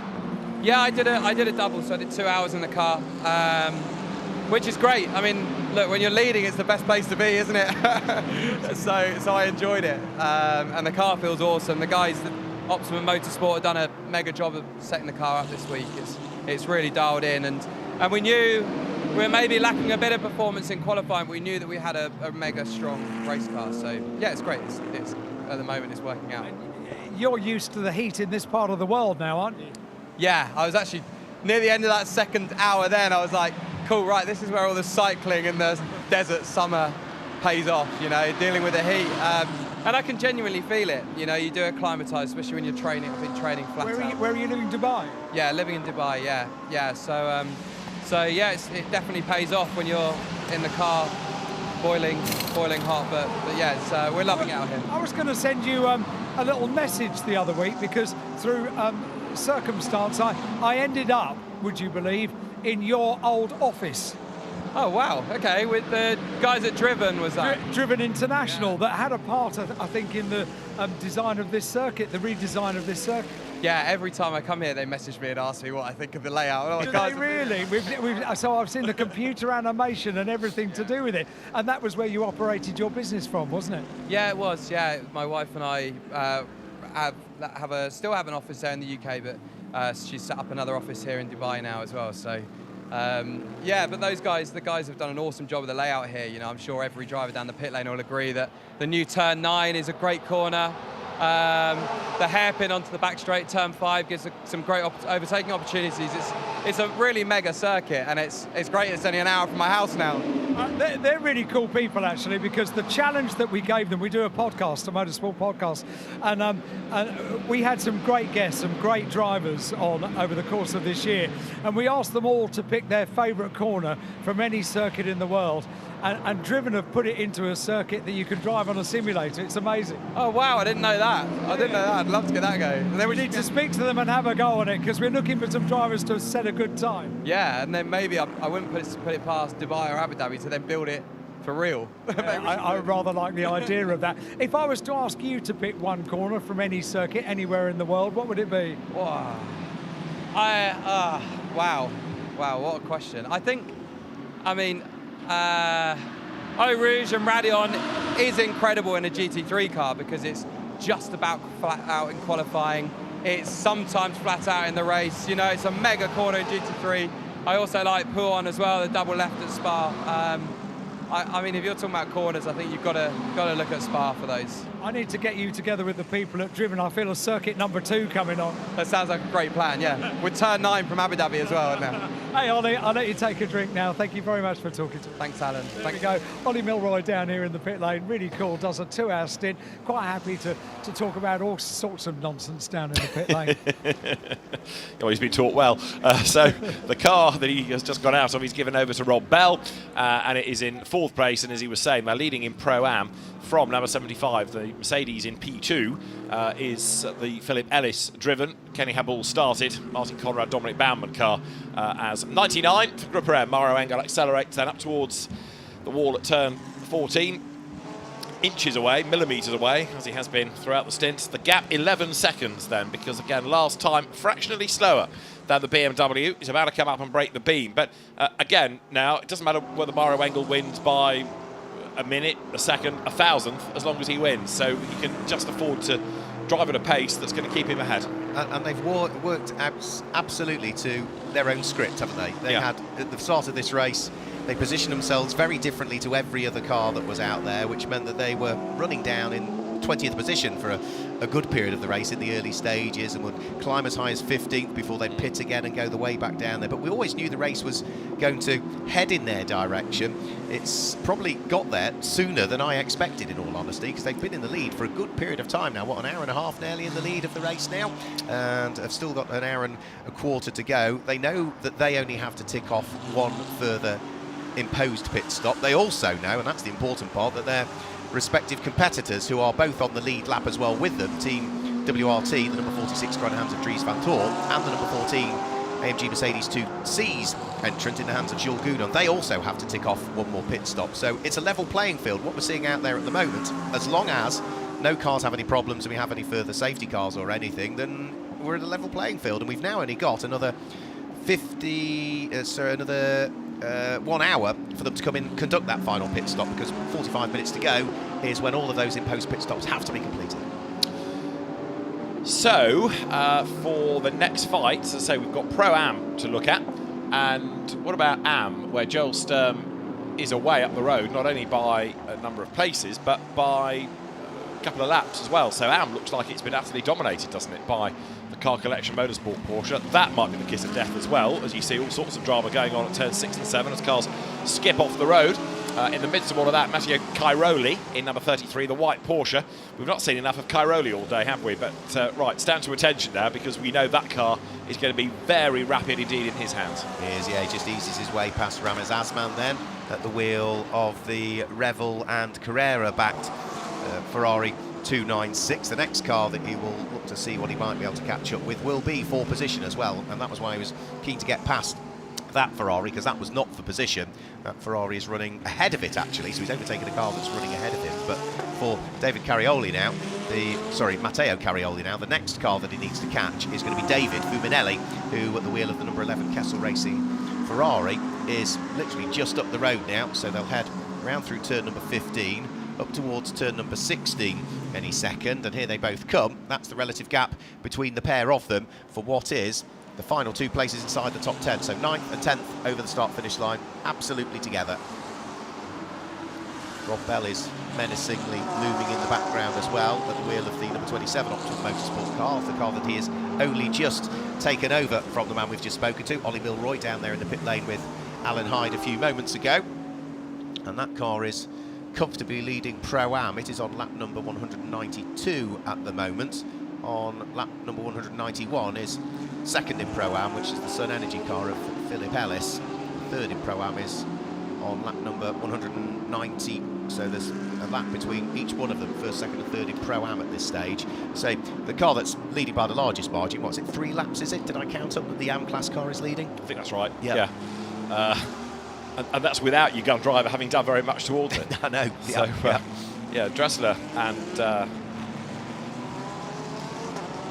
who's the second driver? Antara's out. No, Justin Blattner. Sorry, the second driver in 21. They've done a tremendous job, especially given that they're not, regulars in GT3 machinery at this level. I think they've had a very, very good effort put in there between those two. Yeah, they certainly have, haven't they? And the car has just run faultlessly. And you look at how quickly it worked its way up into contention as well. It was a leading qualifier in the AM category, so it started 9th on the grid. The next AM class car was in 12th position on the grid. Of course, that grid was based on the average lap times across all of the drivers that qualified the car. And in terms of average lap times, they were about half a second quicker average lap time. So, yeah, you could argue that they qualifying dominant, but they have just had to keep their nose clean, stay out of trouble. And if I think back through it, David, have you seen any penalties for the 21? If I have, it's probably one, and it was a long time ago. Yeah, nothing instantly strikes. Yeah. And it might have been a track limit. I mean, it's certainly not been for causing a collision. Yeah. So they've been keeping out of trouble in that respect. And I don't remember even talking about a track limit penalty for them. So let's just have a quick look, because at the end of the 10th hour of the race, the number 21 car had spent 16 minutes and 54 seconds in the pit lane, as against 21 minutes and 59 seconds for number 14 Mercedes. Now, okay, that did its brake change, which may or may not have been necessary, and that doesn't necessarily correlate in terms of the number of physical stops, but it spent less time stationary in the pit lane. Yeah, than one of the Pro Class cars. Yeah, and equally some of that is because it's not been racking up penalties. It's not going to 5 seconds to serve here, it's not going to drive through there. Yeah, you know, and it all makes a difference. Yeah, absolutely. And that's what, you know, if you start to rack 2, 3, 4, 5 or 6 of those up with a 5-second penalty here and a 15-second penalty there, all of a sudden you're a lap adrift of somebody. Yeah, minimum time in the pits is one of the ways you win the race, isn't it? Right, Matteo Cairoli is another gun, and he's about to have a go at David Fuminelli. This is for position. This is for 8th and 9th, this battle. Fuminelli is no mug in the Ferrari. Matteo Cairoli is another absolute star in Porsche's. Carrera Cup Italy champion. He's raced them in GT, he's raced them in ELMS, he's raced them in the WEC, and right now he's crawling all over the back of Fuminelli like a rash, isn't he? As they come underneath the hotel, he's got a tighter line out of turn 14, but there's also a back marker up the road. It's another Ferrari, and David Fuminelli's got to commit to a line. Cairoli will want to try and take the opportunity here if he can. Gets right onto the tail as they come out of the last corner, up out of turn 16 towards the line. But there, the Ferrari just had slightly better acceleration off the corner, it seemed. Yeah, that was Stefan Lemire, wasn't it? Number 20 Ferrari. And is David Fuminelli going to get through at turn number 1? He does. And Stefan Lemire then leaves the door open for Matteo Cairoli to work his way through. It's equally as important that it's for position, because it's not just for 8th and 9th. Potentially, it's for the final spot on the podium in the Pro-Am class, isn't it? Yeah, 3rd and 4th in Pro-Am. Yeah, and those two cars, also Cairoli is scoring IGTC points, so that's going to help Porsche to a degree as well. I know they're not in the overall manufacturer's hunt for the overall title anymore, but Porsche points perhaps to go that way. Right, but Fuminelli, having gained a little bit in the traffic, is in danger of losing out completely now, because Cairoli, all fired up, goes after him down the back straight towards turn 6, turn 7, that chicane. Effectively hard on the brakes. That's where we lost Stefano Borghi earlier on. The residue from the accident, of which he's still there, isn't it? All that speedy drive still down. It certainly is. One car into the pit lane, so from 11th position towards the pit lane comes number 26 car in the hands of Ramez Asma. That's the Racing 1 car. It didn't seem 5 minutes ago that car was in. He'd only done a short stint and he's brought the car back in, but that may well be just trying to tick off. And again, another one of those imposed pit stops.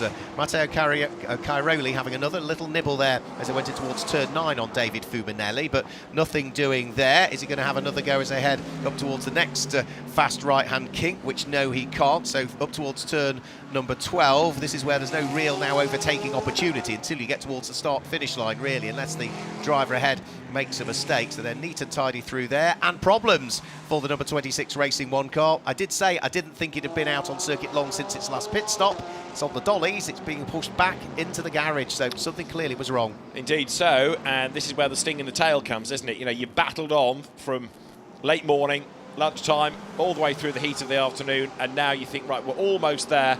You've got 98 minutes to go, and now there are problems. Now the rigours of the day at flat-out racing for over 10 hours are starting to bite, and the car's perhaps getting just a little bit frail. Earlier on, it was drivers making mistakes. Now maybe the wear and tear on the car is starting to take its toll as well. Yeah, and of course for the 296, it's a car that, you know, is still in its infancy as well. The teams are still trying to understand it. I was saying to Chris Milbourne earlier on, all the teams running the 296 for this year are coming to Yas Marina with no real data at all. You could argue it's the same for the McLarens because of the Evo update was quite a substantive Evo update on the McLaren at the beginning of the year, but at least they've got some base data to work from, whereas the cars that were running the 488 last year, you could put that in the bin, because as soon as you get hold of the 296, you have to start from scratch again. Yeah, it's completely different, isn't it? But yeah, some teams have not only got on with the job very well, they've done it successfully. Perhaps the hardest race of all, Nürburgring 24 Hours, went to a 296, and that was from a team that's gone from Porsche to Ferrari with very, very little data.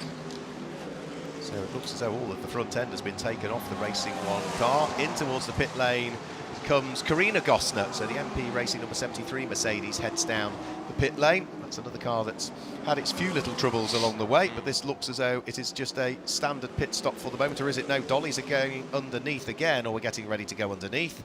And now it looks as though there's further inspection around the brake area, particularly on the right front and the right rear. Again, late in the day, this is when the abuse, if you like, that the cars have had, the wear and tear over the race starts to kick in, doesn't it? And although in some races they've got to go for all over again, another 12 hours, 24-hour races, but at the moment this is a car that's clearly suffering. Yeah, I'd imagine some of the drivers are suffering as well, because it's still been a warm day out there. We've got this air-conditioned box that we've been in throughout the course of the day, but it's still warm out there on circuit, which is where Alan Hyde is. All I can tell you about the 26 car is they are desperately trying to cool the right front of the car. Whether they're cooling the brakes or something else around there. Now they've managed to cool it down. They're about to go to work with power tools to disassemble various parts around the brake disc. So other than that, I don't want to get in the way. I don't want to get any closer into the garage. And to be honest, my technical knowledge is so limited. That's pretty much as I can tell you anyway. But that's going to be in the garage for a little while, I've got a feeling. Yeah, because as Mark pointed out, they've taken a huge amount of the bodywork off that car. There is debris on the track at turn 3 to turn 4. Now, there's no yellow flag suggesting a car is off, but there is debris on the road. And Cairoli then absolutely on the tail of Fuminelli under braking for the chicane there. Goes left, goes right. The Ferrari again gets the power down just a little bit better coming up the other side of the corner. The continuation of that back part of the circuit now takes them down towards turn 9. And Cairoli is close, but he's not really close enough to have a go. Or is he? Thinks about it, fakes the inside, and yes, he is! Dives up the inside, stands on the anchors, gets up the inside, and takes the line for the corner, but doesn't run too wide, doesn't leave the door open. Job done. Nicely done as well. We know those Porsches have been quick in a straight line all day, but that took some doing still from Matteo Cairoli to work his way through past David Fuminelli, who is, well, certainly not the easiest person to pass, but that was absolutely textbook, was it not? There is the debris, one would imagine, that's been picked up between turn 3 and turn 4, and it doesn't look as though it's that far off the racing line, but it doesn't look like carbon fibre from there. It looks more like a wheel arch insert or something like that, does it not? Could well be, couldn't it? So it's again, wear and tear, you could argue, rather than contact between cars. Yep, so now that Cairoli has worked his way through past David Fuminelli, already the number 33 car is pulling away, so that was the change for 8th position, but more importantly, that was the change for the last step on the podium in Pro-Am, with just over an hour and a half to go.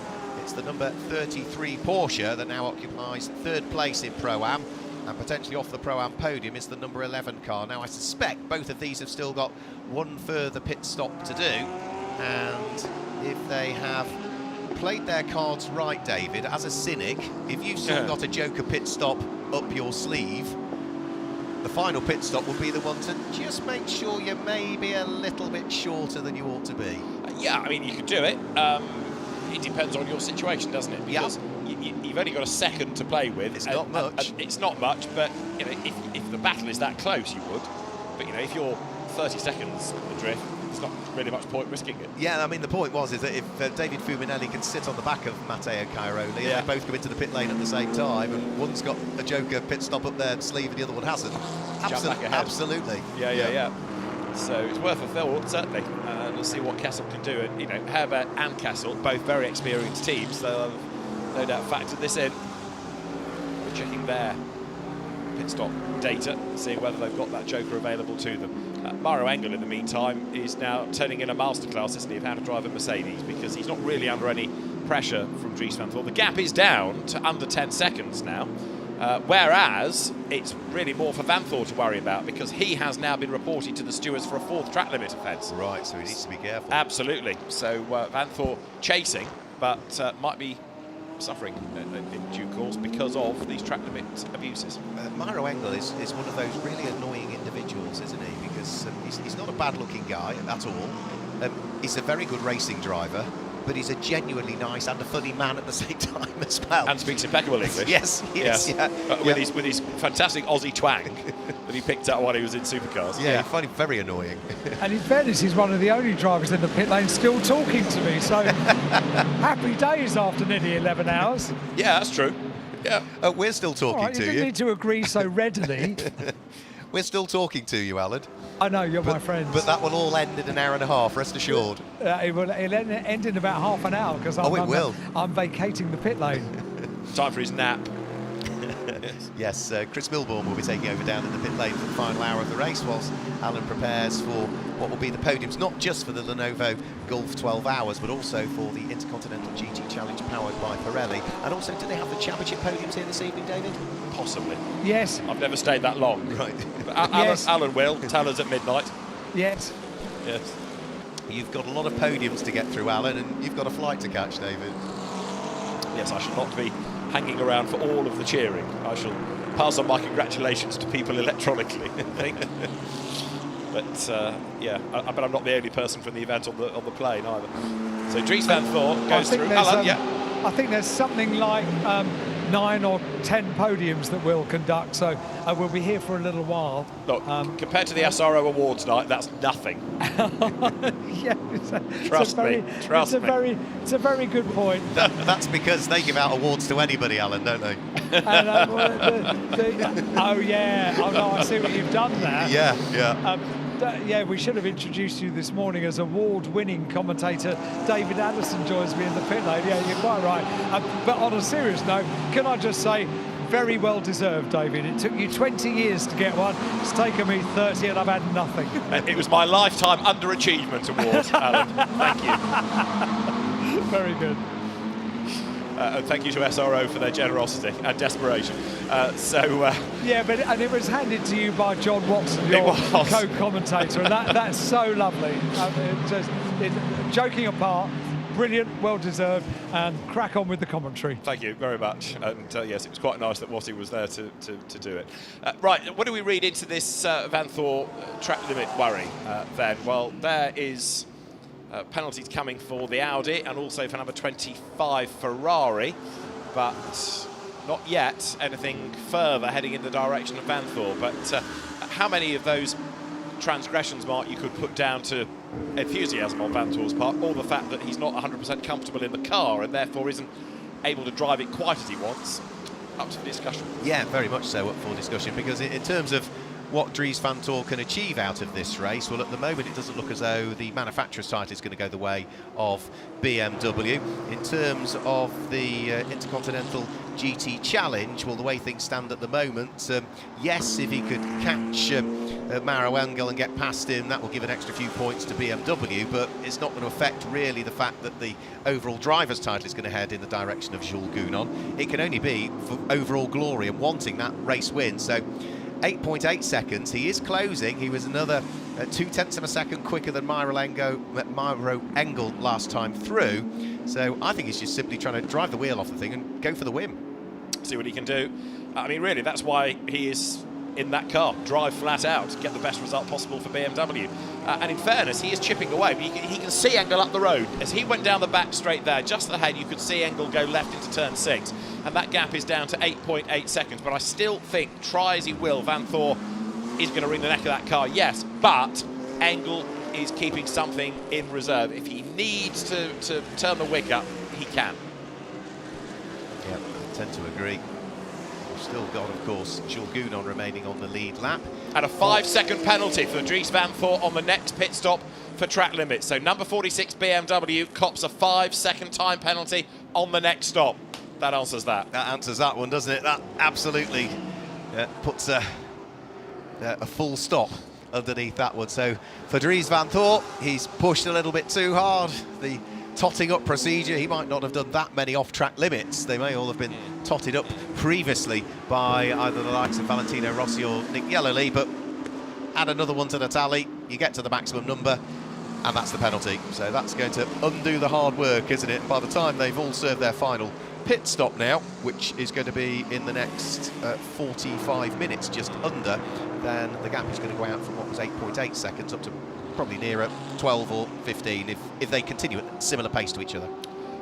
What they could do with is a late race safety car to bring them back into the game, couldn't they? As round the outside in the traffic goes number 32 BMW then, which has now got Philippe Eng back at the wheel of it. He just sorts out the Audi on the outside line there. The Audi is another lap up, so that's Xavier Knauf losing track position but not a place in the order. The reason he was pushing, if Dries Vanthoor had have managed to get past Mauro Angel, BMW would win the Manufacturers' Championship, is the information that I've just received. So, and it could yet happen. Could yet happen, Could be a drama for Grupper M. So that answers also the reason why I was pushing so hard. Yeah. And will continue so to do. All right, you're going to lose 5 seconds, but that's not to say that even on that next pit stop, Grupper M, you know, there's no guarantee they are bang on 1 minute and 40. Yeah. You know, something could go wrong. They could be a little bit hesitant releasing the car. A couple of seconds lost. You know, 5 seconds. Yes, of course, it's time loss, and it's tough to recover that. But with a pit stop for both cars, it's possible that some of that could be made back up. Matteo Cairoli is done for the moment. Tim Heinemann to finish the race in that car, by the look of it. Which is not a bad driver to have in for the tail end of the race, is it? No. So we've got 86 minutes, and it might be they still split that in terms of drive time. We'll see. Matteo Cairoli, as expected, has done wonderful things in that car.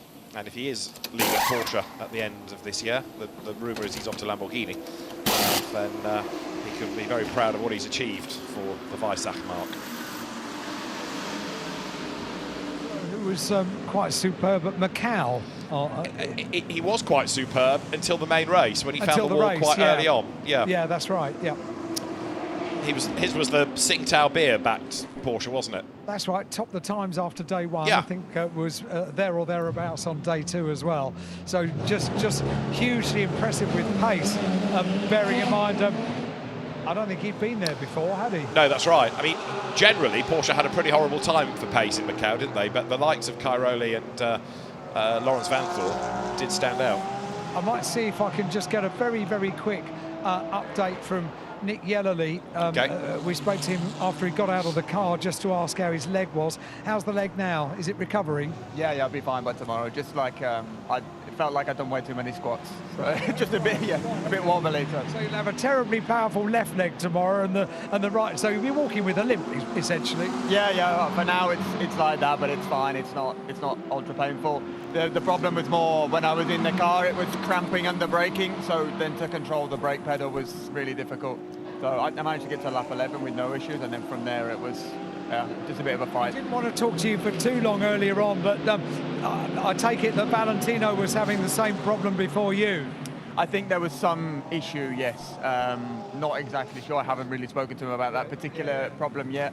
But yeah, I think that was a bit of a confusion in the pit stop in general. But I didn't know till I got in and tried to yank the pedals, and unfortunately it didn't move. So I presume the lever broke, and then you can't adjust them. So unfortunate, but it is what it is. Okay, well, you're a star. We knew that anyway, but amazing. Thank you very much indeed, Nick. He's not comfy. You can see the way he's holding his leg. He's not comfy, but you wouldn't have known it from the lap times. No, very true. Assuming he does get out of the car, a Rob Bell moment. Have we heard from Rob Bell in the race? We haven't heard from Rob Bell. No. That will tick off all three of the drivers in the Optimum car. You may not get it because he might stay into the very end, really. But that's possible, yeah. Just in case. Yeah, a very good call indeed. Yeah, I think trying to remember back through what the driver stints were, I think Rob Bell highly likely to stay until the end. So I think we know that Mark Radcliffe has done the 4 that he needed to do. Ollie Milroy's had a good share of the driving, and Rob Bell has done less than anybody. So yeah, Rob Bell, stick him in for the last part of the race. Looks like there's another bit of debris there, doesn't it? The exit of turn number 5, as into the pit lane comes number 20, Stefan Lemerey, at the wheel of the AF Corsa Ferrari, that's running 5th in the AM category in towards the pit lane for what looks as though that will tick off one further pit stop for that car. We've also got another one of the AF Corsa cars, which is currently in 18th place in the hands of Mikael Grunweg, running 6th in AM. That has also picked up, because of track limits, an additional 5-second time penalty at the next pit stop. Yeah, Conrad Grunwald, another inveterate Porsche enthusiast. Stefan Lemerey, one of those people that just gets to drive everywhere, anywhere, in anything. Seen him out in Porsches for sure, haven't I, in the past? Well, he's by trade, Belgian motorsport journalist, so lots of things that he's ever raced were all sort of magazine articles or track tests. But because he's done a lot of different racing, he's a very accomplished driver, but still graded bronze. So now he's in demand, you see. So he does GT4s in things like Toyotas. There's some of the debris it's out of number 7 Porsche. But yeah, he will have raced Porsches. He's raced lots of GT4 machinery and GT3 Ferraris and you name it, really. Stefan has driven it. Hard work, isn't it? Tough life. Yeah. First world problems and all that. Indeed so, yes. How's number 3 Mercedes that you're looking at the back of getting on? Faisal Al-Zubair at the wheel of it. 9th that car is. Interesting hearing Ian Loggie's travails earlier on about his boots binding to the pedals. Yeah, absolutely. We're talking about pickup, but then we're talking about it underneath wheel arches and around brakes and things. Didn't think about it on driver's boots. But it does look as though, 2 Cs at the moment. Potentially, if they have the rub of the green for the next hour and 20 minutes, they will get both of their cars on podiums. One, of course, will be on the Pro podium, potentially in 3rd place, and they'll also get 2nd place in the AM category. Quite so, as Mauro Engel exits turn 5. There in the AF Corsa camp, more of the screens are studded. The messages you can see on one page, the pit stop times, the overall classification, and Mauro Engel to the outside line of the surviving Gulf liveried McLaren. Marvin Kirchhoff's car, that is. That now in 14th place, and a combination of factors really has fallen, caused that car to fall down the order, given that it was leading within that slightly quirky first hour. Yeah, I mean, what really didn't help was the contact, was it, when Martin Kirchhoff was behind the wheel earlier on with one of the Ferraris out there, which punctured a tyre on that car, and he had to limp a long way around the circuit, didn't he, because that tyre was punctured. Was it not at turn 3, turn 4 where the contact occurred between the two of them? I was going to say the approach of 5, but yeah, I mean, it's the same neck of the woods, isn't it? But that's a good 2.5 kilometres to limp the car round on 3 decent tyres, and that would have cost him a chunk of time. But there have been other issues with that car, with a few track limits problems as well, where it's picked up penalties. Time penalties at the stops, yeah.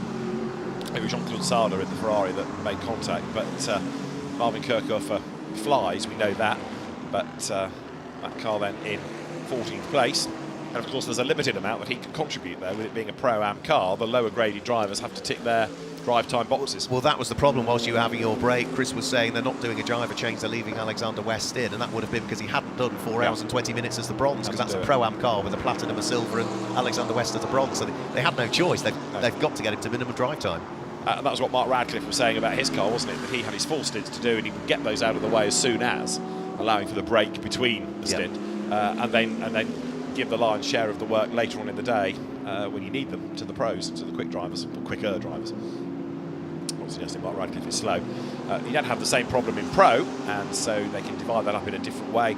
And Group AM looked like a different squad compared to this time last year. Absolutely, yeah. We were thinking that it was going to be a Mercedes race last year, and Group M fell by the wayside. Well, was it not both of their cars that fell by the wayside very, very early on in the race, wasn't it? 12 months ago here at Yas Marina. Yeah, one came into the race, if you remember, with legacy of Lucas Al's big damage on the Friday evening. Yeah. And then the other car lasted a couple of hours longer, but I think by about 5 hours, both of them were pretty much done. Whereas for this one, yeah, they've got one car running in 1st place overall, the other one running in 5th place overall, and therefore will just miss out on overall podium and the Pro podium in the hands of Lorenzo Ferrari currently.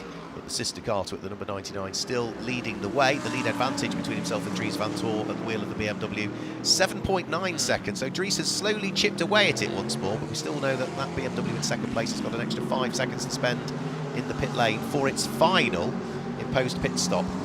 Against the final imposed pit stop for the unpenalised number 99 Mercedes, but they need another perfect stop. All it takes is for one mechanic to trip up and time lost there, or the car overshoot, or not arrive far enough. There are all manner of ways that they could lose 5 seconds as well.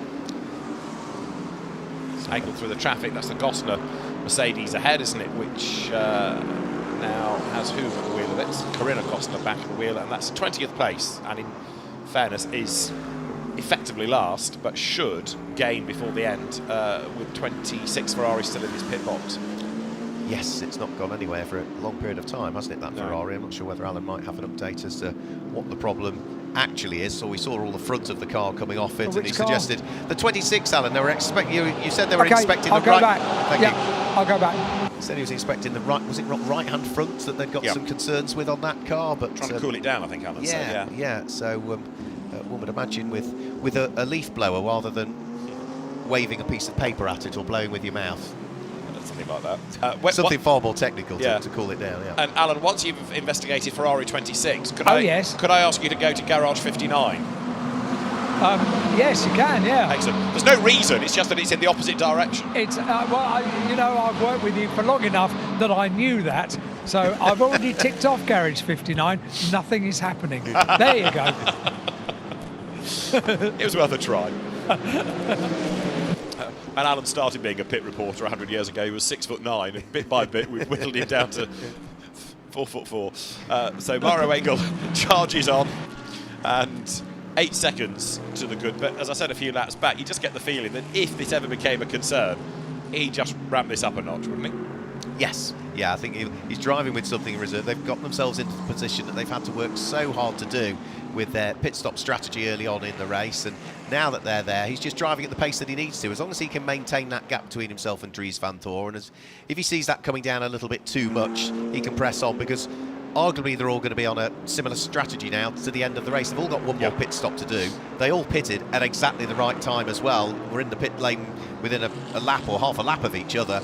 They've all probably bolted on either a brand new set of tyres, the final one of the 18 allocation sets that they get, or they'll all be scrubbed to a similar degree. So it's all purely pace on circuit at the moment. And yeah, I think if he's got anything left, Dries Vanthoor will struggle to catch Mauro Engel, because we know that car is quick, because the important part of qualifying, that was the rocket ship car, wasn't it?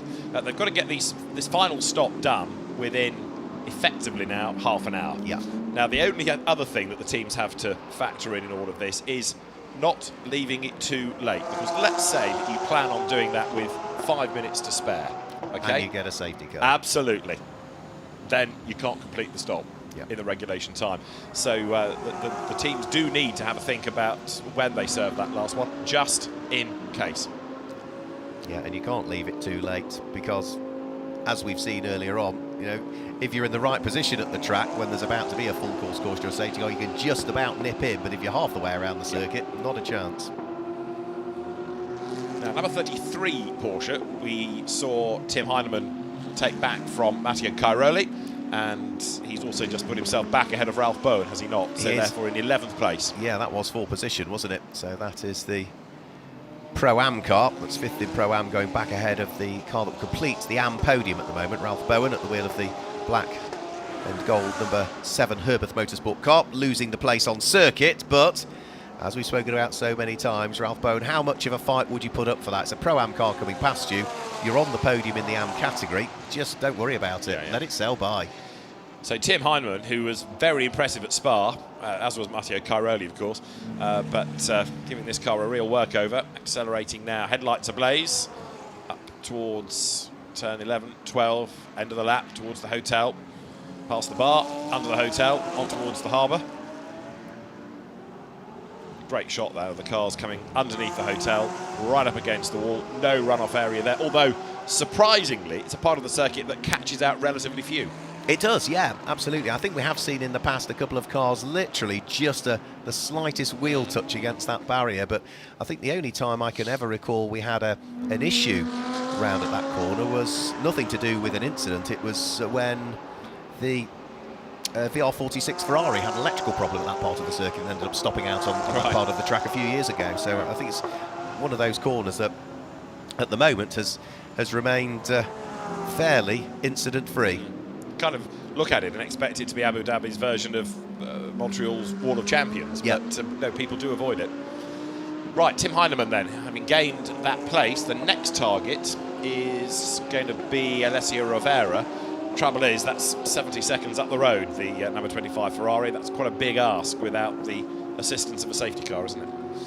It certainly is, so that is probably going to be it for Tim Heinemann and the Herbeth Motorsport squad. We've still got Mauro Engel leading the way. Dries Vanthoor not at all been able to eat any further into that advantage. If anything, it's just come back out again slightly, hasn't it, from 1st to 2nd place. The lead advantage from Mercedes to BMW, the 99 to the 46. It's up to 8 3/4 seconds now, as we continue to keep an eye on Tim Heinemann and what he's doing at the wheel of the 11th place Herbeth Motorsport Pro-Am entered number 33 Porsche that was going so well early on in the race. It's the car that started from the inside of the second row of the grid, so had a brilliant qualifying, but then Vanthoor's out, had some sort of problem. Did we ever get to what the bottom of the problem was on the first lap of the race? No, I don't think we've ever found out, have we? No, we've not really heard from that team. Because it started third and wasn't quite in last place by the end of the first lap, but wasn't far off. Yeah, it was only not last because of Chris Froggatt's spin, but it was like it went into limp home mode, wasn't it? Or got jammed in a gear because it was slow from the first corner onwards.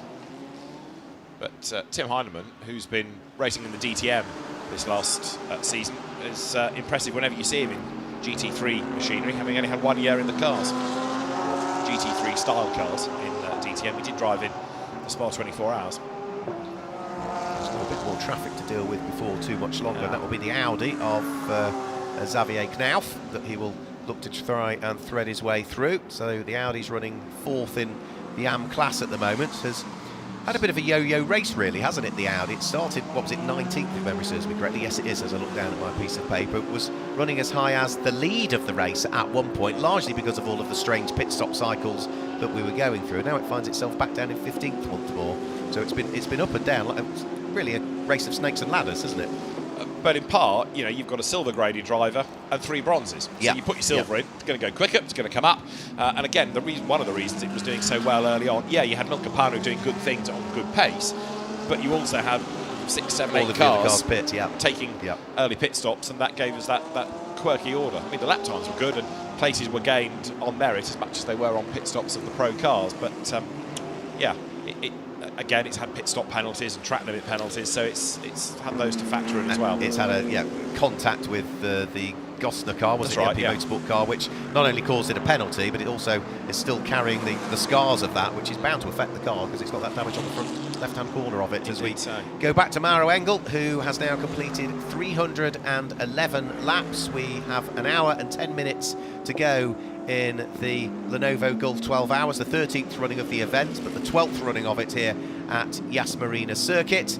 And Mauro Engel has now been involved in this driving stint for just over 1 hour. So if he wants to sort of split the stint in half, if he's going to double stint it, which I suspect they might do with Mauro Engel towards the end of this one, then he could well be in the next 5 minutes or so.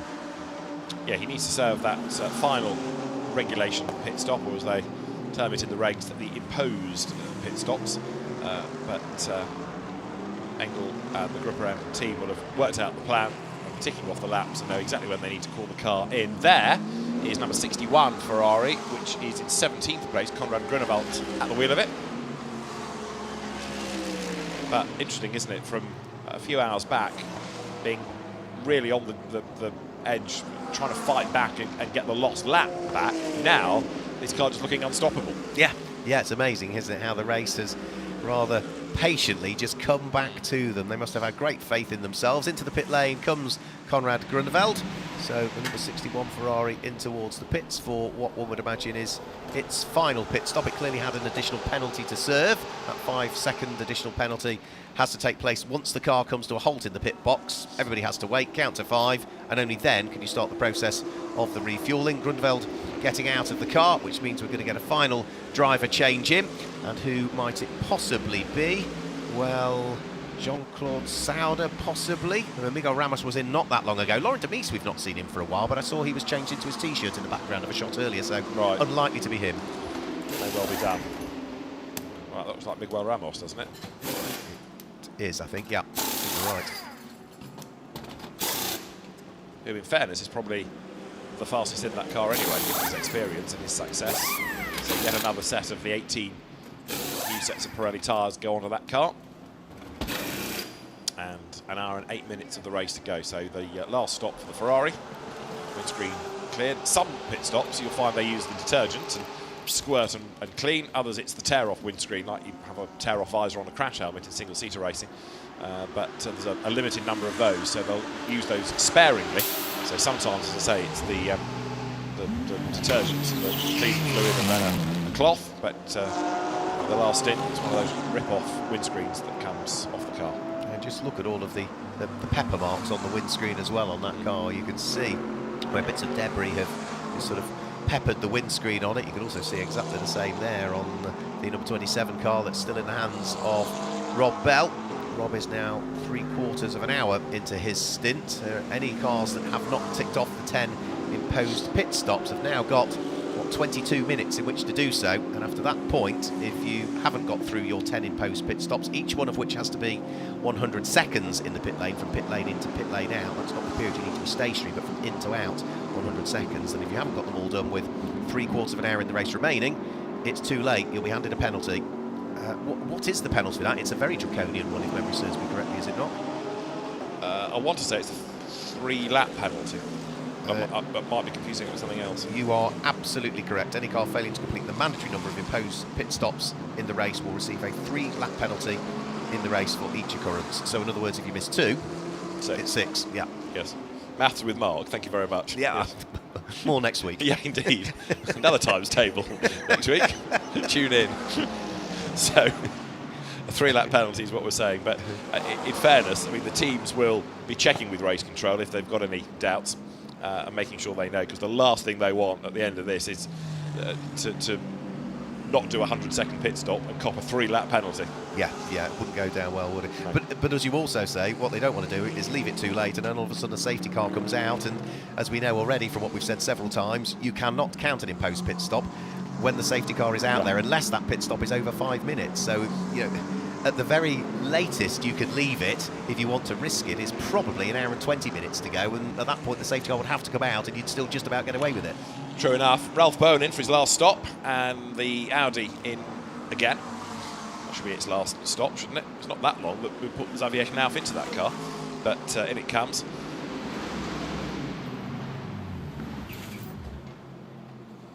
I was going to offer you another pit stop point a moment ago, but now it's completely gone out of my mind, so you'll have to offer me that sentence again and see if it jogs an old memory. Alan. Or Chris. Well, it's Chris. I've joined the pit lane a bit earlier. As you said, the pit lane now with, 15 minutes ago before that window kind of closes where they have to do those 10 mandatory pit stops. The pit lane is starting to get a bit busy here. Herbert Motorsport are in there doing a driver change. Their sister car will come in as well, the 33. I'm actually stood right next to the 46 garage as well, because it looks like Dries Vanthoor will come in a little moment's time. We've got the 2C's Motorsport car in as well. I can't quite catch the number because I'm currently having battery changes in the headset, so I can just make out. Is that the 2? No. Is it the sister car? It's the number 3 at 2C's. It's the 3. So here comes Dries Vanthoor. Remember, they have that 5-second penalty as well for track limits that they have to deal with, and it's going to take an eternity. The gap when they came in was 13 seconds. Of course, that does contribute to coming into the pit lane, but now stationary for 5 seconds.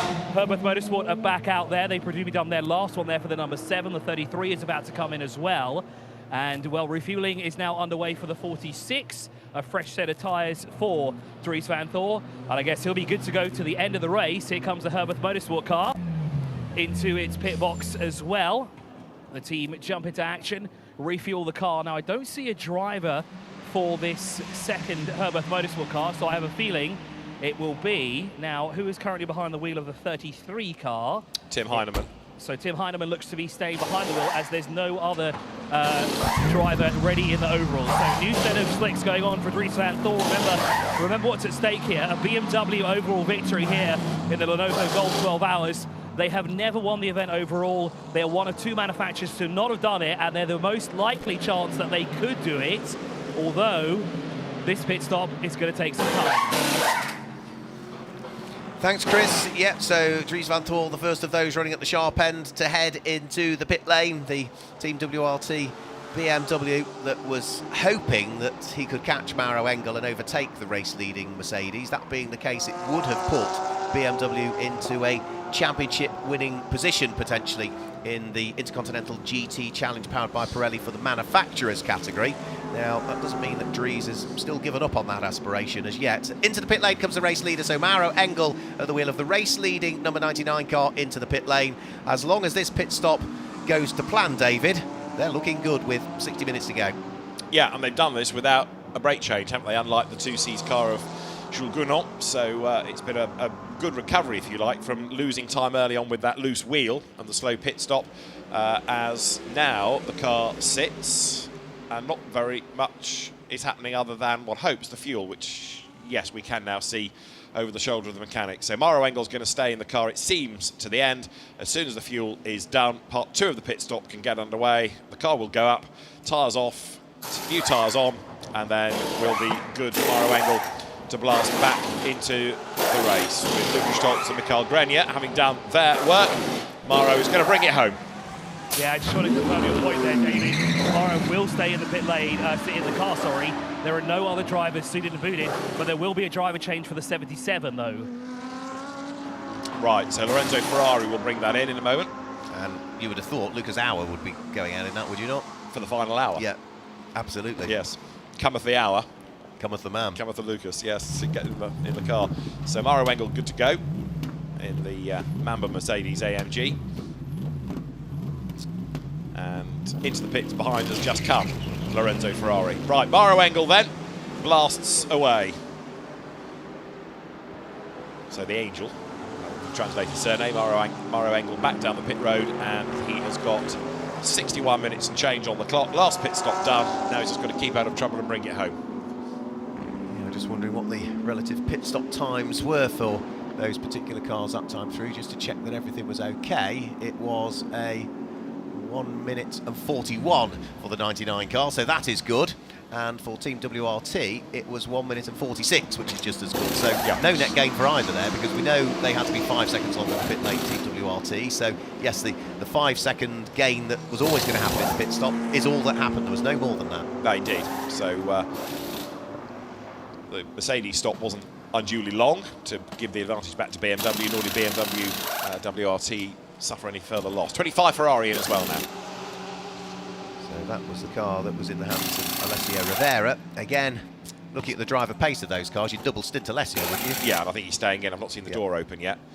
Yeah, you know, where possible, leave your fastest driver into the end. And I keep banging on about it, but you know, should there be a safety car late race, you can't have a slow guy in the car because he'll just get mugged. Yeah, you've got to have your fastest driver in, and then you work your strategy back from that. Away blasts 77. Also got in the pit lane at the moment 75, which is the Sun Energy 1 car. That is all the way down towards pit lane exit end. You can see the gold car with the almost flames across the bonnet of it being refueled at the moment. That's another car that we think Philip Ellis will be staying behind the wheel of. There's no obvious signs of any driver change taking place there. But we've also now got at the very bottom of the pit lane entry, Jules Gounon is in. So the 2Cs Motorsport crew go to work, service that car, and Jules will remain behind the wheel. So I think, as I alluded to at the top of this hour, just before you rejoined us, I thought those drivers would go in. I thought they would all double stint. Absolutely, that's what the teams have done. Yeah. But you know, as I keep saying, it makes sense. Fastest driver in at the end, you would do so. So Jules Gounon may not be winning a race, but he's seemingly heading for a championship now. He certainly is, and with now less than 1 hour to go in this 12th running of the Lenovo Golf 12 Hour here in Abu Dhabi. Final round of the Intercontinental GT Challenge powered by Pirelli. Everybody is, for the first time really since lap number 1, back on the same page of the book in reality, or they certainly will be by the time we get to 45 minutes remaining in this race. So there still might be the odd car wanting to come in over the course of the next 10 or 12 minutes to tick off the final imposed pit stop of the 10 that everybody has to do in the first 11.5 hours of the race. But once we get to that point, then yeah, really, for the first time since lap 1, when the first cars dive for the pit lane to tick those pit stops off, everybody is on the same page. Yeah, finally. This is where we get to an easy hour of the race where you can understand exactly who's done what. They've all read the same book, it's just that they've all read it in a different order for the last 11.5 hours. That's right, Rob Bell carries on, and Eddie Cheever in 93 behind. And in the background, Marvin Kirchhofer, again, who's going to stay in the McLaren as the fastest of the 3 drivers. He'll take that to the end. I think it was a driver change. Eddie Cheever got out of the car, so it has been a driver change there for the 93. Right, it's not yet updated itself on the transponder pit out, but we'll keep an eye to that. Thanks, Chris. So who would you push back in for the final one for that one? Chris Froggatt? I'd put Eddie Cheever in it myself. Yeah, but, so would I, unless they want to put Jonathan Hoy in so that he can take it towards the checkered flag and claim the Independence Cup. Maybe, yes, that's an option, certainly. Don't seem to have talked about Chris Froggatt a great deal, though, in that car. I remember him doing 2 stints, but I don't remember much more than that, Not unless one of them was a double. Yeah. It's all gone into one place, really. It's all information bleed over the course of the previous 11 hours, trying to keep all of the details together on it. We've still got a few cars. started, didn't he? Yes, he did, because he had the spin, didn't he, on the first lap? Yeah. But after that, I think he got back in once. Much we've talked about him. Okay. So, there, the next to the Ferrari serving a stop. Lilou Wadou for AF Corsa. French driver in the AM Cup car. And for the teams, they can tick this pit stop off and think, finally, that's it, last one done. As long as it all still goes to plan in the remaining 56 minutes, of course. Yeah. We talk about the driver fitness, but lugging those wheels around, because it's only 2 mechanics allowed to do the 4 corners of the car, so one carries and one does the gun. But you know, doing that repeatedly, it takes it out of you, especially in this temperature and in overalls, because with refueling, you've got to have overalls on in the pit lane. Yep, and the helmet on and the eye protection as well as part of the refueling process. The regulations are all very tight for the right reasons to protect everybody. So Mauro Engel is now on lap number 318. Remember, the record number of laps that we've had here was 359. That was in the January 2022 running of this race. Last year's equivalent race, which was, remember, a full 12-hour race, we had 7 safety car periods, of which 43 minutes, just over of it, was behind safety car. We managed 335 laps, David, so we're perhaps not going to be too far away from that, but are we going to get there really in this remaining 55 minutes? It's possible. It is possible, isn't it? Yeah. Could well do it. Yeah. So Mauro Engel is the man in charge as he comes into turn 16 once again, heading up towards the timing line. He's going to be mindful of the traffic just up the road, as in comes number 21 then, Joel Sturm, who should stay behind the wheel. 93 still being shown as Eddie Cheever, so we need to try and unravel who was put into the Sky Tempesta McLaren, if Chris is right in saying there was a driver change. David Cuminelli in number 11 in.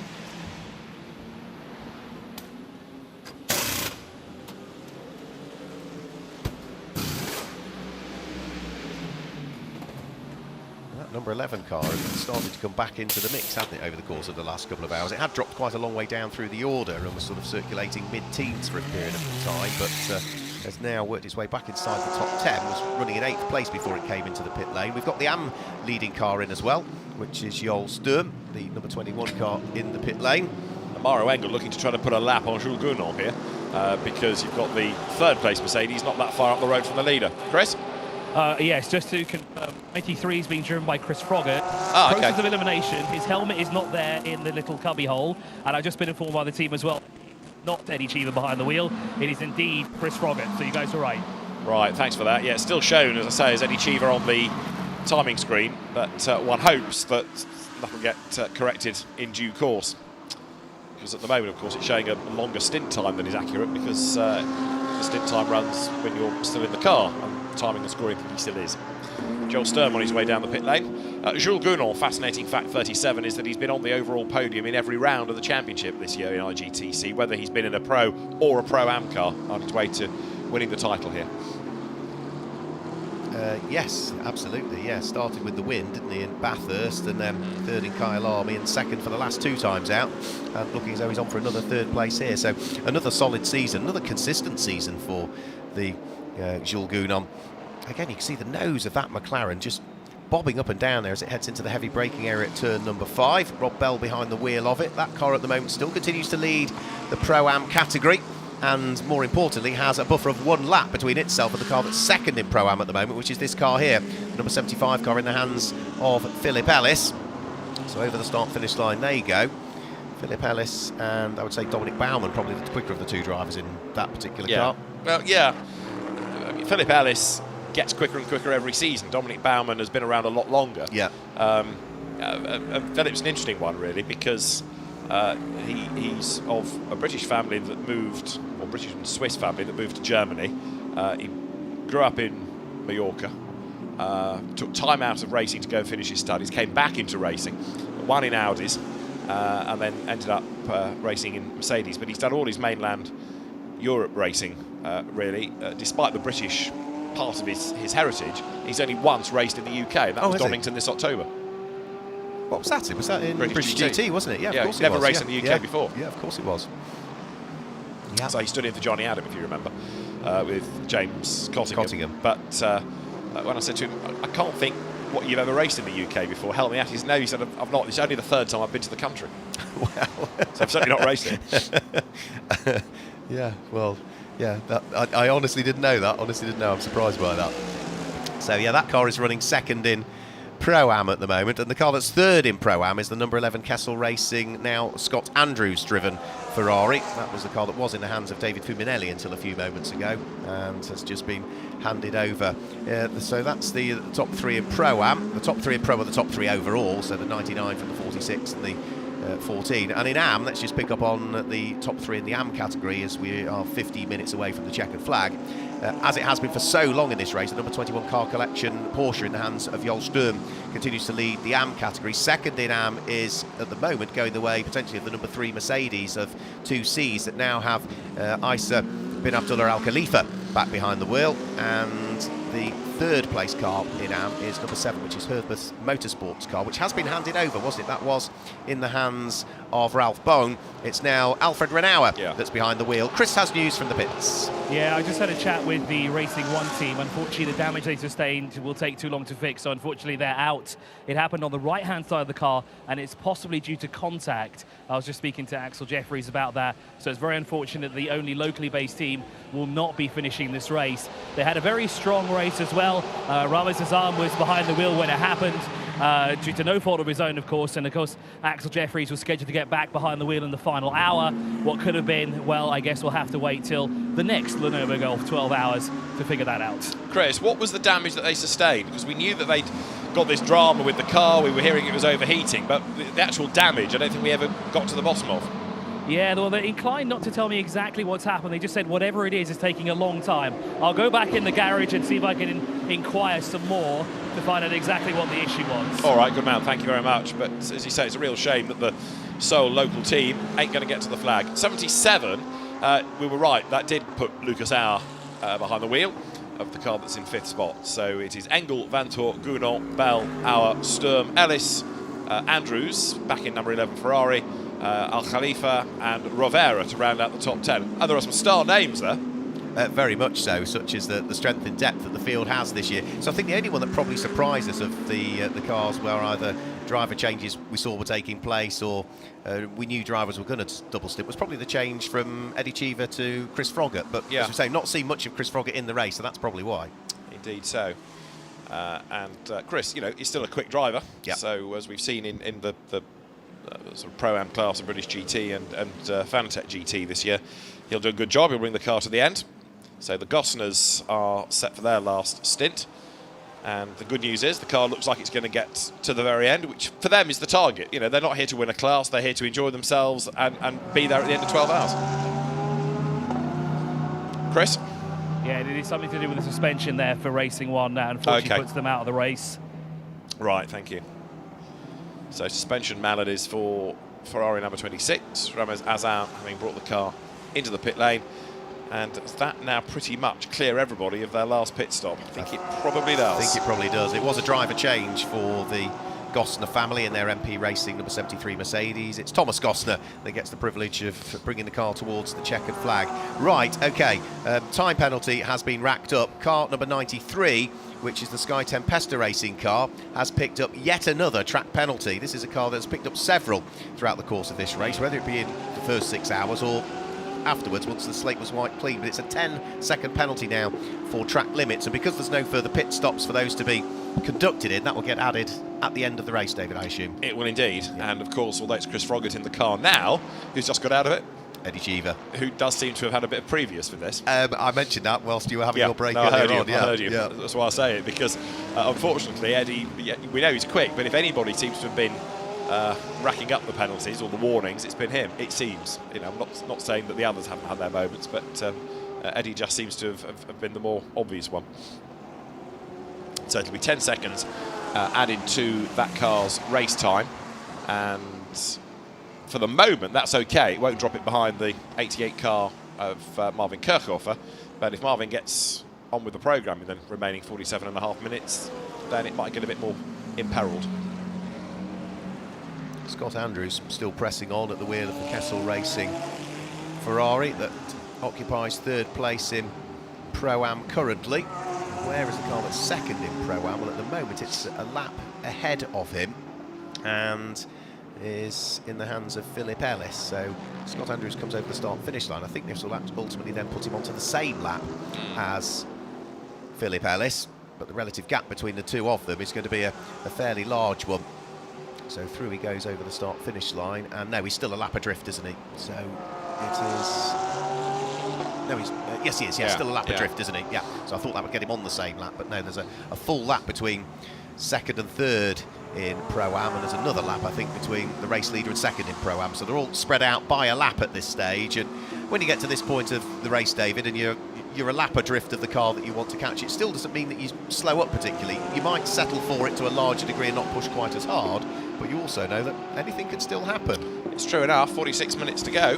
The car has a spin, you catch it, and who knows? Yeah, absolutely right. And also, if you're a, don't want to say proper racing driver, you want to go flat out, don't you?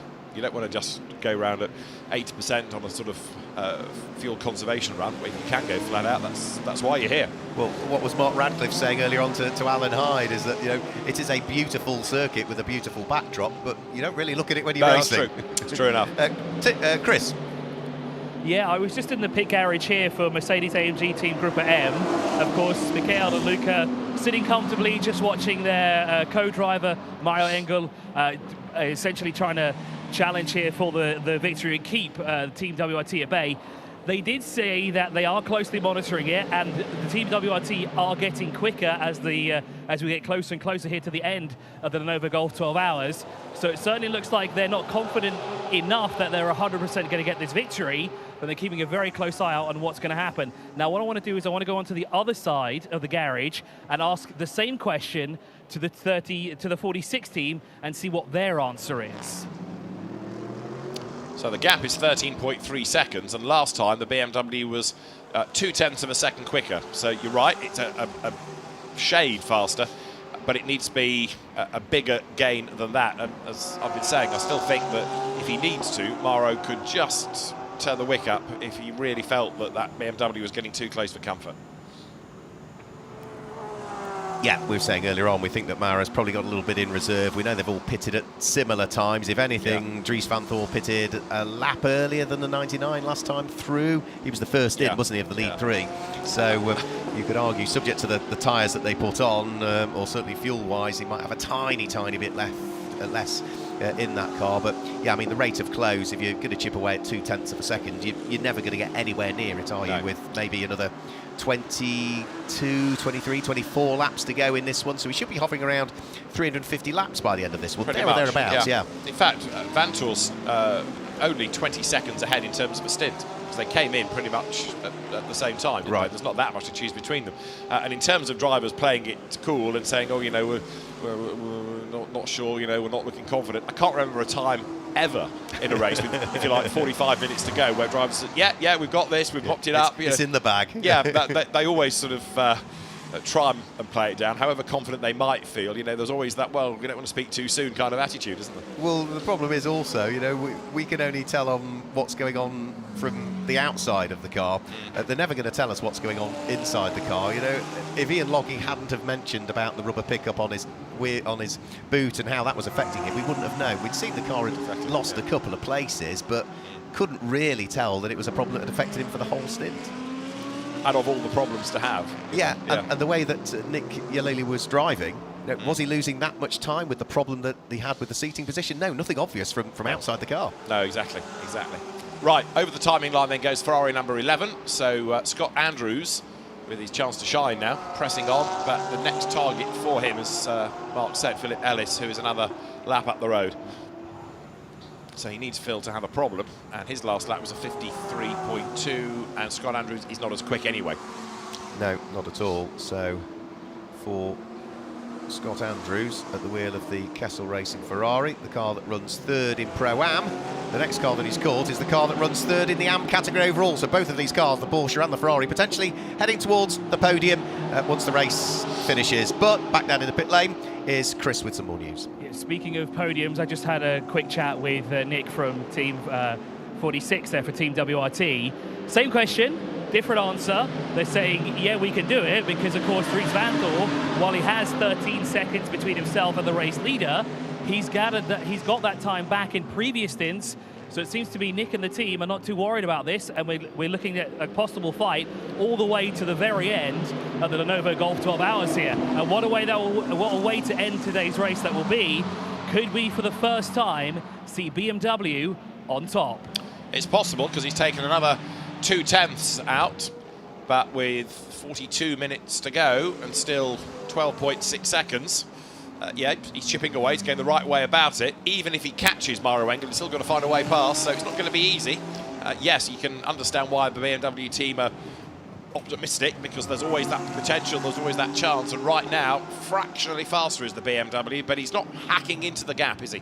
No, he's not hacking into the gap whatsoever, and you know, it would be nice to see another manufacturer win here in the Golf 12 Hour, but BMW have never really mounted a full pro assault before at it. We've seen the Century Motorsport car out on an occasion or two, haven't we, where we saw Darren Young and Dan Harper, who went on to win the British GT Championship this year, but they didn't have the luck here with the Century Motorsport car last year. But that was a Pro-Am car. It's the first time we've had an all-pro BMW, so arguably it's the first opportunity for them to try and mount a challenge for an overall win, but it looks as though at the moment, unless Dries Vanthoor can find a little bit of something or Mauro Engel makes a mistake, but they don't happen very often, if at all, then it certainly looks as though Mercedes would be heading towards what potentially could be their third ever win. It would be the second with the AMG Mercedes, but they did win, didn't they? Black Falcon back with the old SLS back in the day. Yeah, What was the third running of this event?